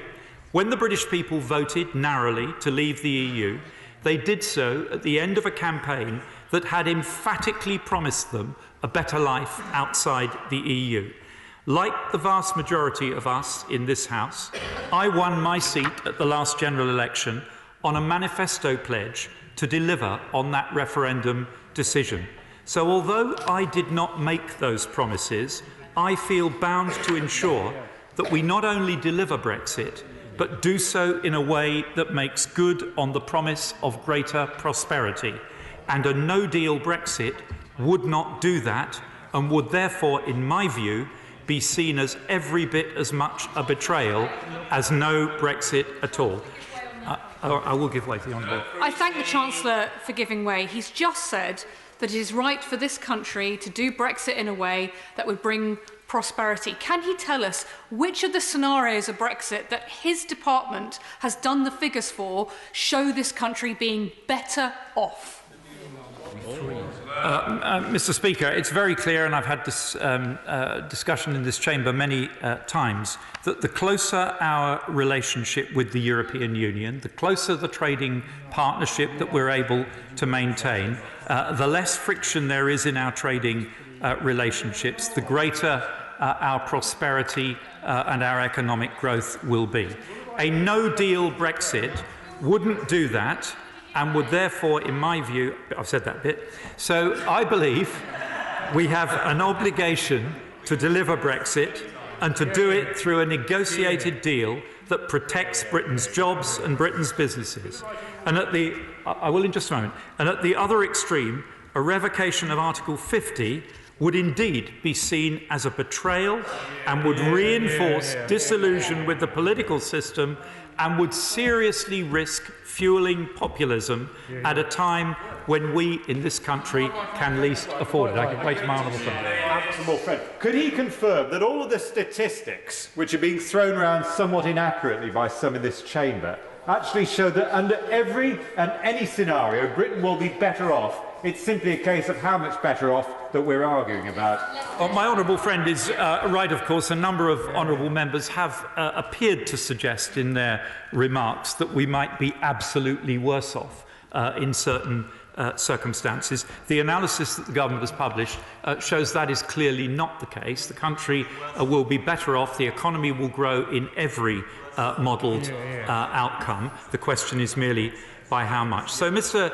Speaker, I believe the great majority of honourable and right honourable members either have come or will come to the same conclusion as me, that the only Brexit that will protect our economy for the long run while honouring the referendum decision is a negotiated, orderly, agreed Brexit with an implementation period to allow a smooth process from our membership of the EU to a future close partnership with the EU, which protects the vital trade, economic security and cultural links between the UK and our neighbours. In short, Mr. Speaker, a deal.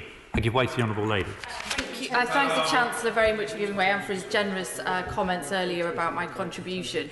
Just to be clear, and I say this to offer an olive branch to the government, the EEA Norway Plus Common Market 2.0 option would involve us voting for the withdrawal agreement, but with a different political declaration that would more closely align us with a single market and a customs union. You might want to think about that before dismissing it. The honourable lady, I'm very grateful to the honourable lady, and she acknowledges something which the Chancellor of the Duchy of Lancaster said in his contribution a couple of days ago, and it's very important for us to remember that any form of negotiated solution requires a withdrawal agreement, and that has to be a withdrawal agreement with provisions around the financial settlement, around citizens' rights and around the Irish border in it. And the EU has made it clear they're not prepared to renegotiate the withdrawal agreement that has already been negotiated.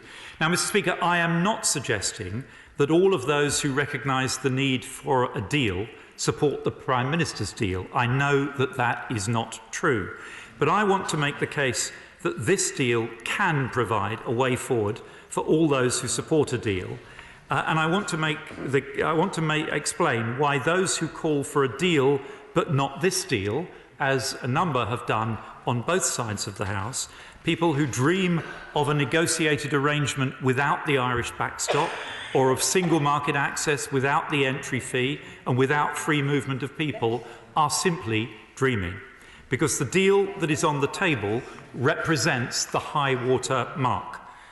A withdrawal agreement is a necessary precondition to any negotiated deal with the EU and to any form of transition or implementation period. And without a withdrawal agreement, the EU will not negotiate any form of future relationship. On citizens and on money, we've reached good outcomes in the withdrawal agreement. On the Irish protocol, clearly, none of us is comfortable with the temporary backstop arrangement, which is why all of us, UK government, Irish government and the EU, will be seeking to avoid its use under any circumstances and have all committed to using our best endeavours to ensure it will never be used, and that in the unlikely event that it is replaced by new arrangements as rapidly as possible. And Mr. Speaker, it is not a trivial point that the backstop fundamentally challenges the EU's core principles. And we should be in no doubt either that the EU means what it says. The withdrawal agreement is not open for renegotiation. If we want a negotiated future relationship of any kind, and I say this to the Honourable Lady for Manchester Central, it will be based on the withdrawal agreement that is before the House tonight. I will, of course. I'm extremely grateful to the Chancellor giving way. So we've heard once again, Mr. Speaker, that the backstop is undesirable, that nobody wants it. We've heard today that it's temporary, that it is an insurance policy. Every insurance policy is time limited. And if neither side want it, and everyone acknowledges it's temporary, why can't we put a date? Why can't we end it at a particular time? Surely that's not unreasonable. Well, I don't know how much engagement my right honourable friend has with the insurance industry, but I think they would balk at the notion that an insurance policy is time limited. If you're covered by an insurance policy against the acquisition of some terrible disease, asbestosis, it may be 10 years, 20 years later before you discover that you are a sufferer, but you will expect the insurance that has been put in place to cover you. And the European Union and the Irish government is very clear that the withdrawal agreement is negotiated on the basis that the backstop provides an absolute reassurance that in every circumstance, the Irish border would remain open. The Prime Minister said earlier this evening in this House that her deal is a compromise, and she's been clear from the outset of this process with her Lancaster House speech that achieving an agreement would require compromise. The political declaration that's been achieved has exceeded our expectations in terms of the commitments that the EU has made. An agreement to construct the closest economic relationship between the EU and any advanced economy in the world. A free trade area for goods with no tariffs, no fees, no charges and no quantitative restrictions. A commitment to an ambitious relationship on services and investment, including financial services, building on the most ambitious achievements of recent EU trade deals, and agreement for further cooperation across a wide range of sectors from transport to energy and data. It provides a strong basis on which to negotiate the legal text of our future partnership agreement, and the Prime Minister has made clear that we expect Parliament to take a prominent role as we shape the political declaration into legally binding text. And those, I will give way one last time to the Honourable Lady. I thank him for his generosity in giving way, and despite what he's just set out, is the real reality of the situation is that nothing that he has said tonight will be as good as the situation we have just now as a EU member state. Well, Mr. Speaker, it's a balance, and I have personally come to the conclusion that the damage that would be done to our political system, the resulting instability and the economic consequences of that would mean that going back the economic cost of going back would outweigh the economic cost of going forward. And I'm sorry if the honourable lady doesn't agree with that, but I can assure her I have thought very, very long and hard about this. Mr. Speaker, those who believe, as his tests suggest the Leader of the Opposition does, that it's possible to have the exact same benefits of being in the EU while being out of the EU, well, you agree, the right honourable gentleman agrees with me because he wrote so in The Guardian this morning. While being out of the EU, they are simply wrong. And I recognise that there are people on this side of the House who have a principled objection to the Prime Minister's deal. And I respectfully disagree with them, but I recognise that their motives are honourable, and I wish I could be as charitable about the Leader of the Opposition and the Shadow Chancellor. They say they reject the Prime Minister's deal because they want a strong and collaborative future relationship. But the Prime Minister's deal delivers that. They say they want fair management of migration in the interest of the economy and communities. But the Prime Minister's deal delivers that too. They insist on measures to defend rights and protections, to protect national security and the capacity to tackle cross-border crime, and to deliver for all regions and nations of the UK. But the Prime Minister's deal does all of those things already. The only one of the Labour leader's tests that the Prime Minister's deal does not meet is the demand that Britain should receive, as a non-member, the exact same benefits of membership. And, Mr. Speaker, I did not say it. And, Mr. Speaker, even the Leader of the Opposition must be able to work out that such a demand could never be delivered. And, of course, in reality, that is why he has made it. So I say to the Leader of the Opposition, it's time to put the national interest first, to stop chasing unicorns, and to start engaging in the real debate. Mr. Speaker, the deal before the House honours our pledge to implement Brexit, delivering control of our borders, laws and money, while also fulfilling our vision for a future partnership with the EU that will support Britain's prosperity and security in the years ahead. In short, delivering the Brexit that was promised in the referendum. That makes it a remarkable achievement, a compromise that everyone in the UK can get behind, however they voted in the referendum. That is, Mr. Speaker, after all, one of our great strengths as a nation, an ability to compromise and find a way through. That is what gives our society its resilience, and it is a characteristic that perhaps has been less in evidence in the Brexit debate over the last couple of years, but one we now need to rediscover as a matter of urgency. The fact is, Mr. Speaker, no one is going to get exactly the Brexit they want. But in this deal, we have a way forward that everyone can live with. Time is not on our side. We as a House now need to move swiftly and decisively to get behind the deal, to make the tough choices that are needed to simultaneously deliver the Brexit people voted for, to protect our economy and our national security, and to give them the brighter future they were promised. Neither no deal nor no Brexit will allow us to come together as a nation and move on. Both will leave a sizable proportion of the population feeling cheated and betrayed. The deal is the compromise that can bring the whole nation together, and I commend it to this House. Order. The whip to move the adjournment of the debate. I beg to move that the debate be now adjourned. The question is that the debate be now adjourned. As many as have that opinion say aye. Aye. Contrary, no. I think the ayes have it. The ayes have it. Debate to be resumed what day? Later today. Later today. Thank you. Order. We come now to motion number 2 on corporation tax. The whip to move.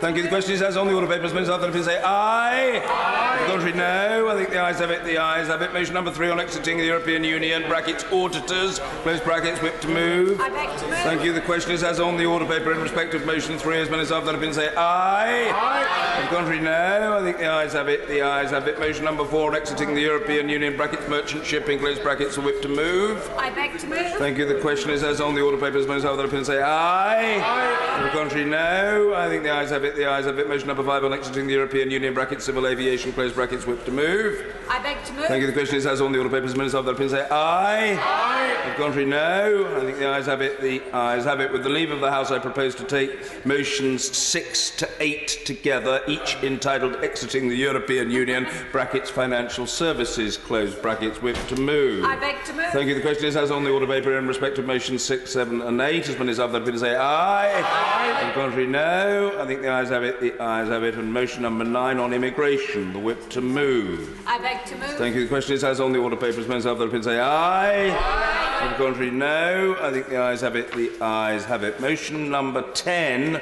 on the Committee on Standards. The whip to move. I beg to move. Thank you. The question is as on the order papers. Members of the opinion say aye. Aye. On the contrary, no. I think the ayes have it. The ayes have it. And motion number 11 on the Committee of Privileges. The whip to move. I beg to move. Thank you. The question is as on the order papers. Members of the opinion say aye. Aye. On the contrary, no. I think the ayes have it. The ayes have it. Order. We now come to motion number 12 relating to the Health and Social Care Committee. Mr. Bill Wiggin to move. I beg to move. Thank you. The question is as on the order papers. Members of the opinion say aye. Aye. On the contrary, no. I think the ayes have it. The ayes have it. Order petition. Mr. Patrick Grady. Thank you, Mr. Speaker. I know people have been waiting all day for this. But the Green Deal is an extremely serious matter, and even though the hour is late, it's very important that the voice of the people of Glasgow North is heard. The petition of residents of Glasgow North declares that the government-backed Green Deal scheme has adversely affected residents of Glasgow North, both financially and psychologically. Further, that many residents have, in good faith, invested their life savings or accrued several £1000s of debt to pay for work that was carried out by companies approved by the Green Deal scheme. Further, that in some cases the work, including installation of insulation and of solar panels, was incomplete. Further, that some were substandard, and in many cases residents were given incorrect information, which led them to believe that they would save or make money, when in fact they have simply lost money. And further, that in other cases the installer did not apply for building warrants, and as a result they are unable to sell their properties or have the peace of mind that their homes are safe to live in, or that the insurance policies residents continue to pay are valid without a building warrant. The petitioners therefore request that the House of Commons urges the Government to financially compensate and protect people who have found themselves suffering in this way after signing up to this government-backed scheme using government-approved installers. And the petitioners remain, etc.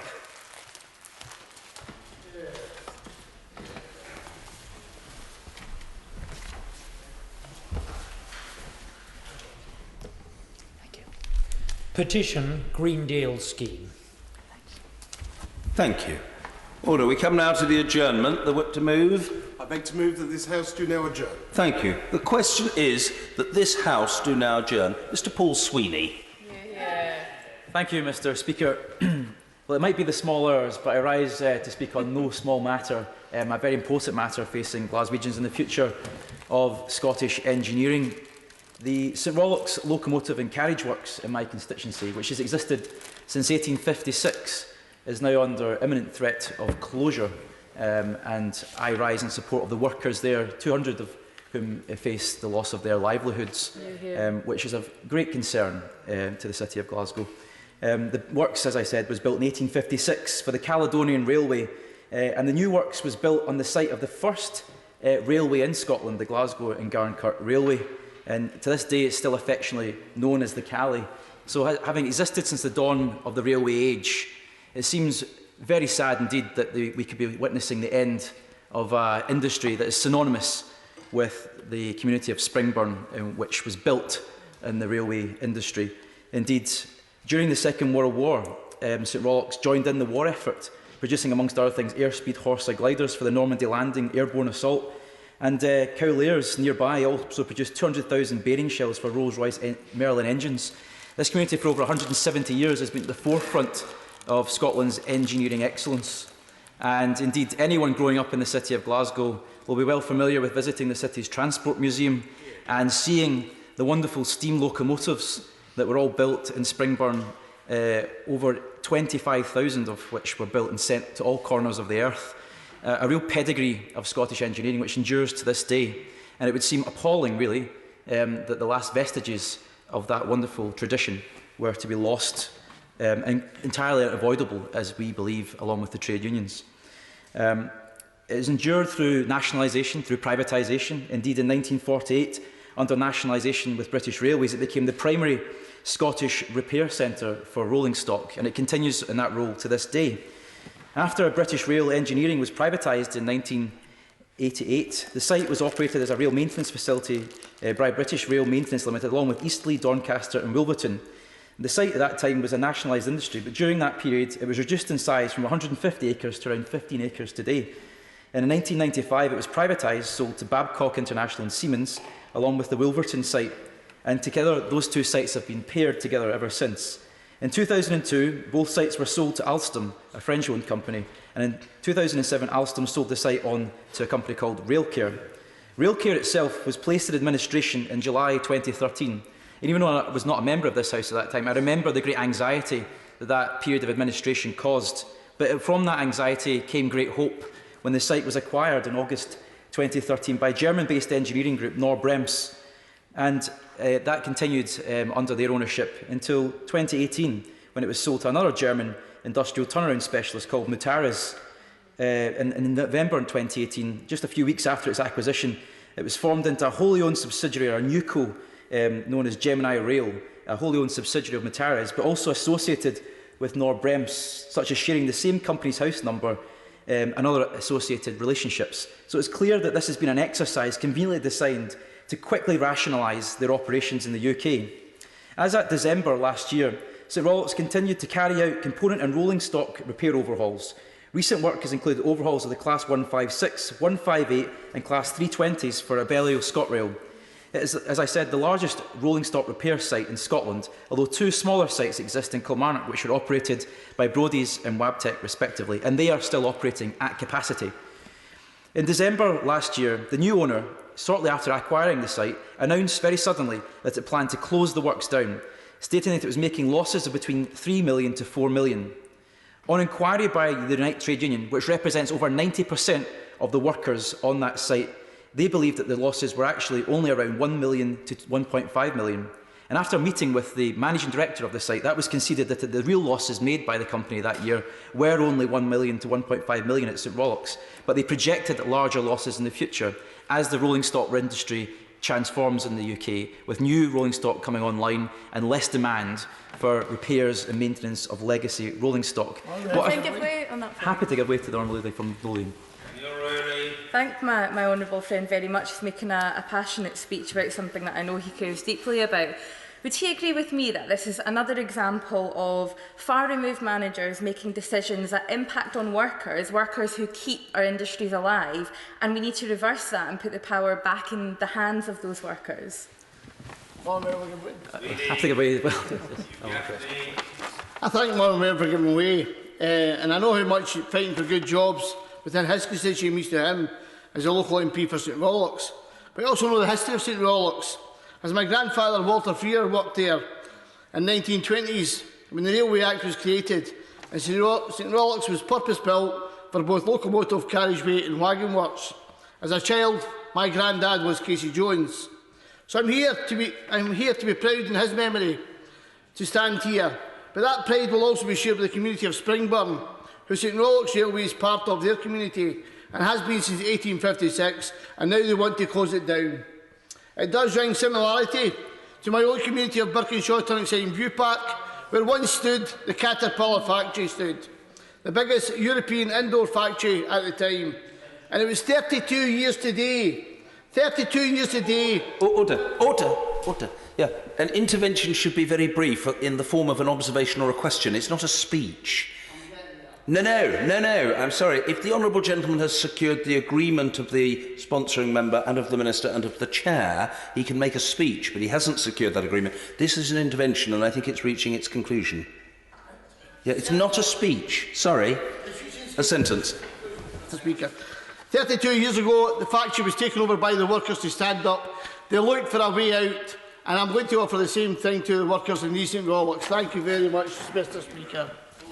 Well, I thank both my friends for making those contributions, and the member for Coatbridge, Triton and Bellshill, typically passionate about this issue as well. And I agree with both my friends about the points they are making about workers' control and workers being having their livelihoods and their value misrepresented by remote management. Indeed, one of the big problems that the St Rollox site has faced over the last period when it's been under private ownership has been the increasing branch plant relationship that has developed between the Wolverton site in Milton Keynes and the Springburn site in Glasgow. And what's happened is all the white-collar operations have been moved to Milton Keynes, and the entire operation is controlled, and its centre of gravity is increasingly moved towards Milton Keynes. There isn't the same vigorous entrepreneurial spirit that once existed there, fighting to bring in contracts, fighting to expand the site, fighting to invest in the site, is increasingly being allowed to wither on the vine. And deliberately, work has been turned away from St Rollox and Springburn, allowing it to almost become a self-fulfilling prophecy that it would be destined for closure.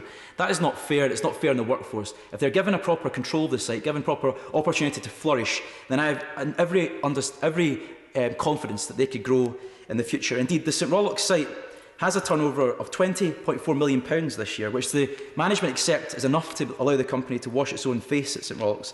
But it's believed that it's believed that closing the site down will leave Scotland's railway at a huge disadvantage strategically in maintaining its own rolling stock, dependent on railway maintenance facilities in other parts of the UK. Unite the Union, who are represented in the gallery, and others are seeking a postponement of the serving of the statutory 45 days notice to allow more time for a rescue plan to be developed. It is understood that there are a series of contracts that could be bid for, which would allow more than assure that the short to medium-term future of the works could be secured, though the company maintained that it would do little to address the fundamental issue of overhead costs to operate the site. It has come to light that the compulsory consultation notice is likely to be served on the workforce this month. Apparently, this is due to the cost of overheads that Gemini, the new owners, are experiencing in running such a large and underutilised site. But however, there's a solution in the offing. Transfer of the overall site operation and custody to ScotRail and/or Network Rail would be a solution that could see Gemini retain its operations as a tenant, or indeed ScotRail operate it entirely in-house as a standalone operation. Happy to give way for the honourable member. Thank my constituency neighbour for giving way, and does he welcome the fact that the Scottish Transport Minister has also called for a delay to the statutory consultation, which he did after our counterpart in the Scottish Parliament, Bob Doris, raised this at First Minister's questions. Does he welcome the efforts of the Scottish Government to bring all the stakeholders round the table to find a way forward for the site? Yeah. Glasgow North for his intervention, and he raises the actions that have been already taken so far. Very rapid response indeed from elected members of all parties to respond to this critical issue facing such a strategic and iconic industrial facility in Glasgow. And just to outline, well, I'll come to the details of that action in just a moment, but I want to outline the extent of work that could have been brought into the site, but curiously, the current management haven't been entrepreneurial enough to bid for, never mind secure the work. And that includes Class 320 work for ScotRail and its fleet owners Evershot, which is £6.5 million potentially of work, 156 class work for Northern Rail, £3 million, 156 work for ScotRail, £2 million, class 156 retrofitting for ScotRail, another £1.5 million, and 153 class work for ScotRail, which is another £3 million. Not only that, there's exam and inspection work unable to be done at other ScotRail depots around Scotland because they're at capacity and they don't have the workforce. In addition to that, high-speed train conversion work that is also available, and also Class 170 work of another £3.5 million, as well as the Caledonian sleeper work. There's a huge array of potential opportunities and investment to be brought into the site, but they haven't even considered bidding for it. And I think that's quite bizarre that the company wouldn't be doing that. Why, if it's not a branch plant economy and a branch plant relationship? Happy to give way on that.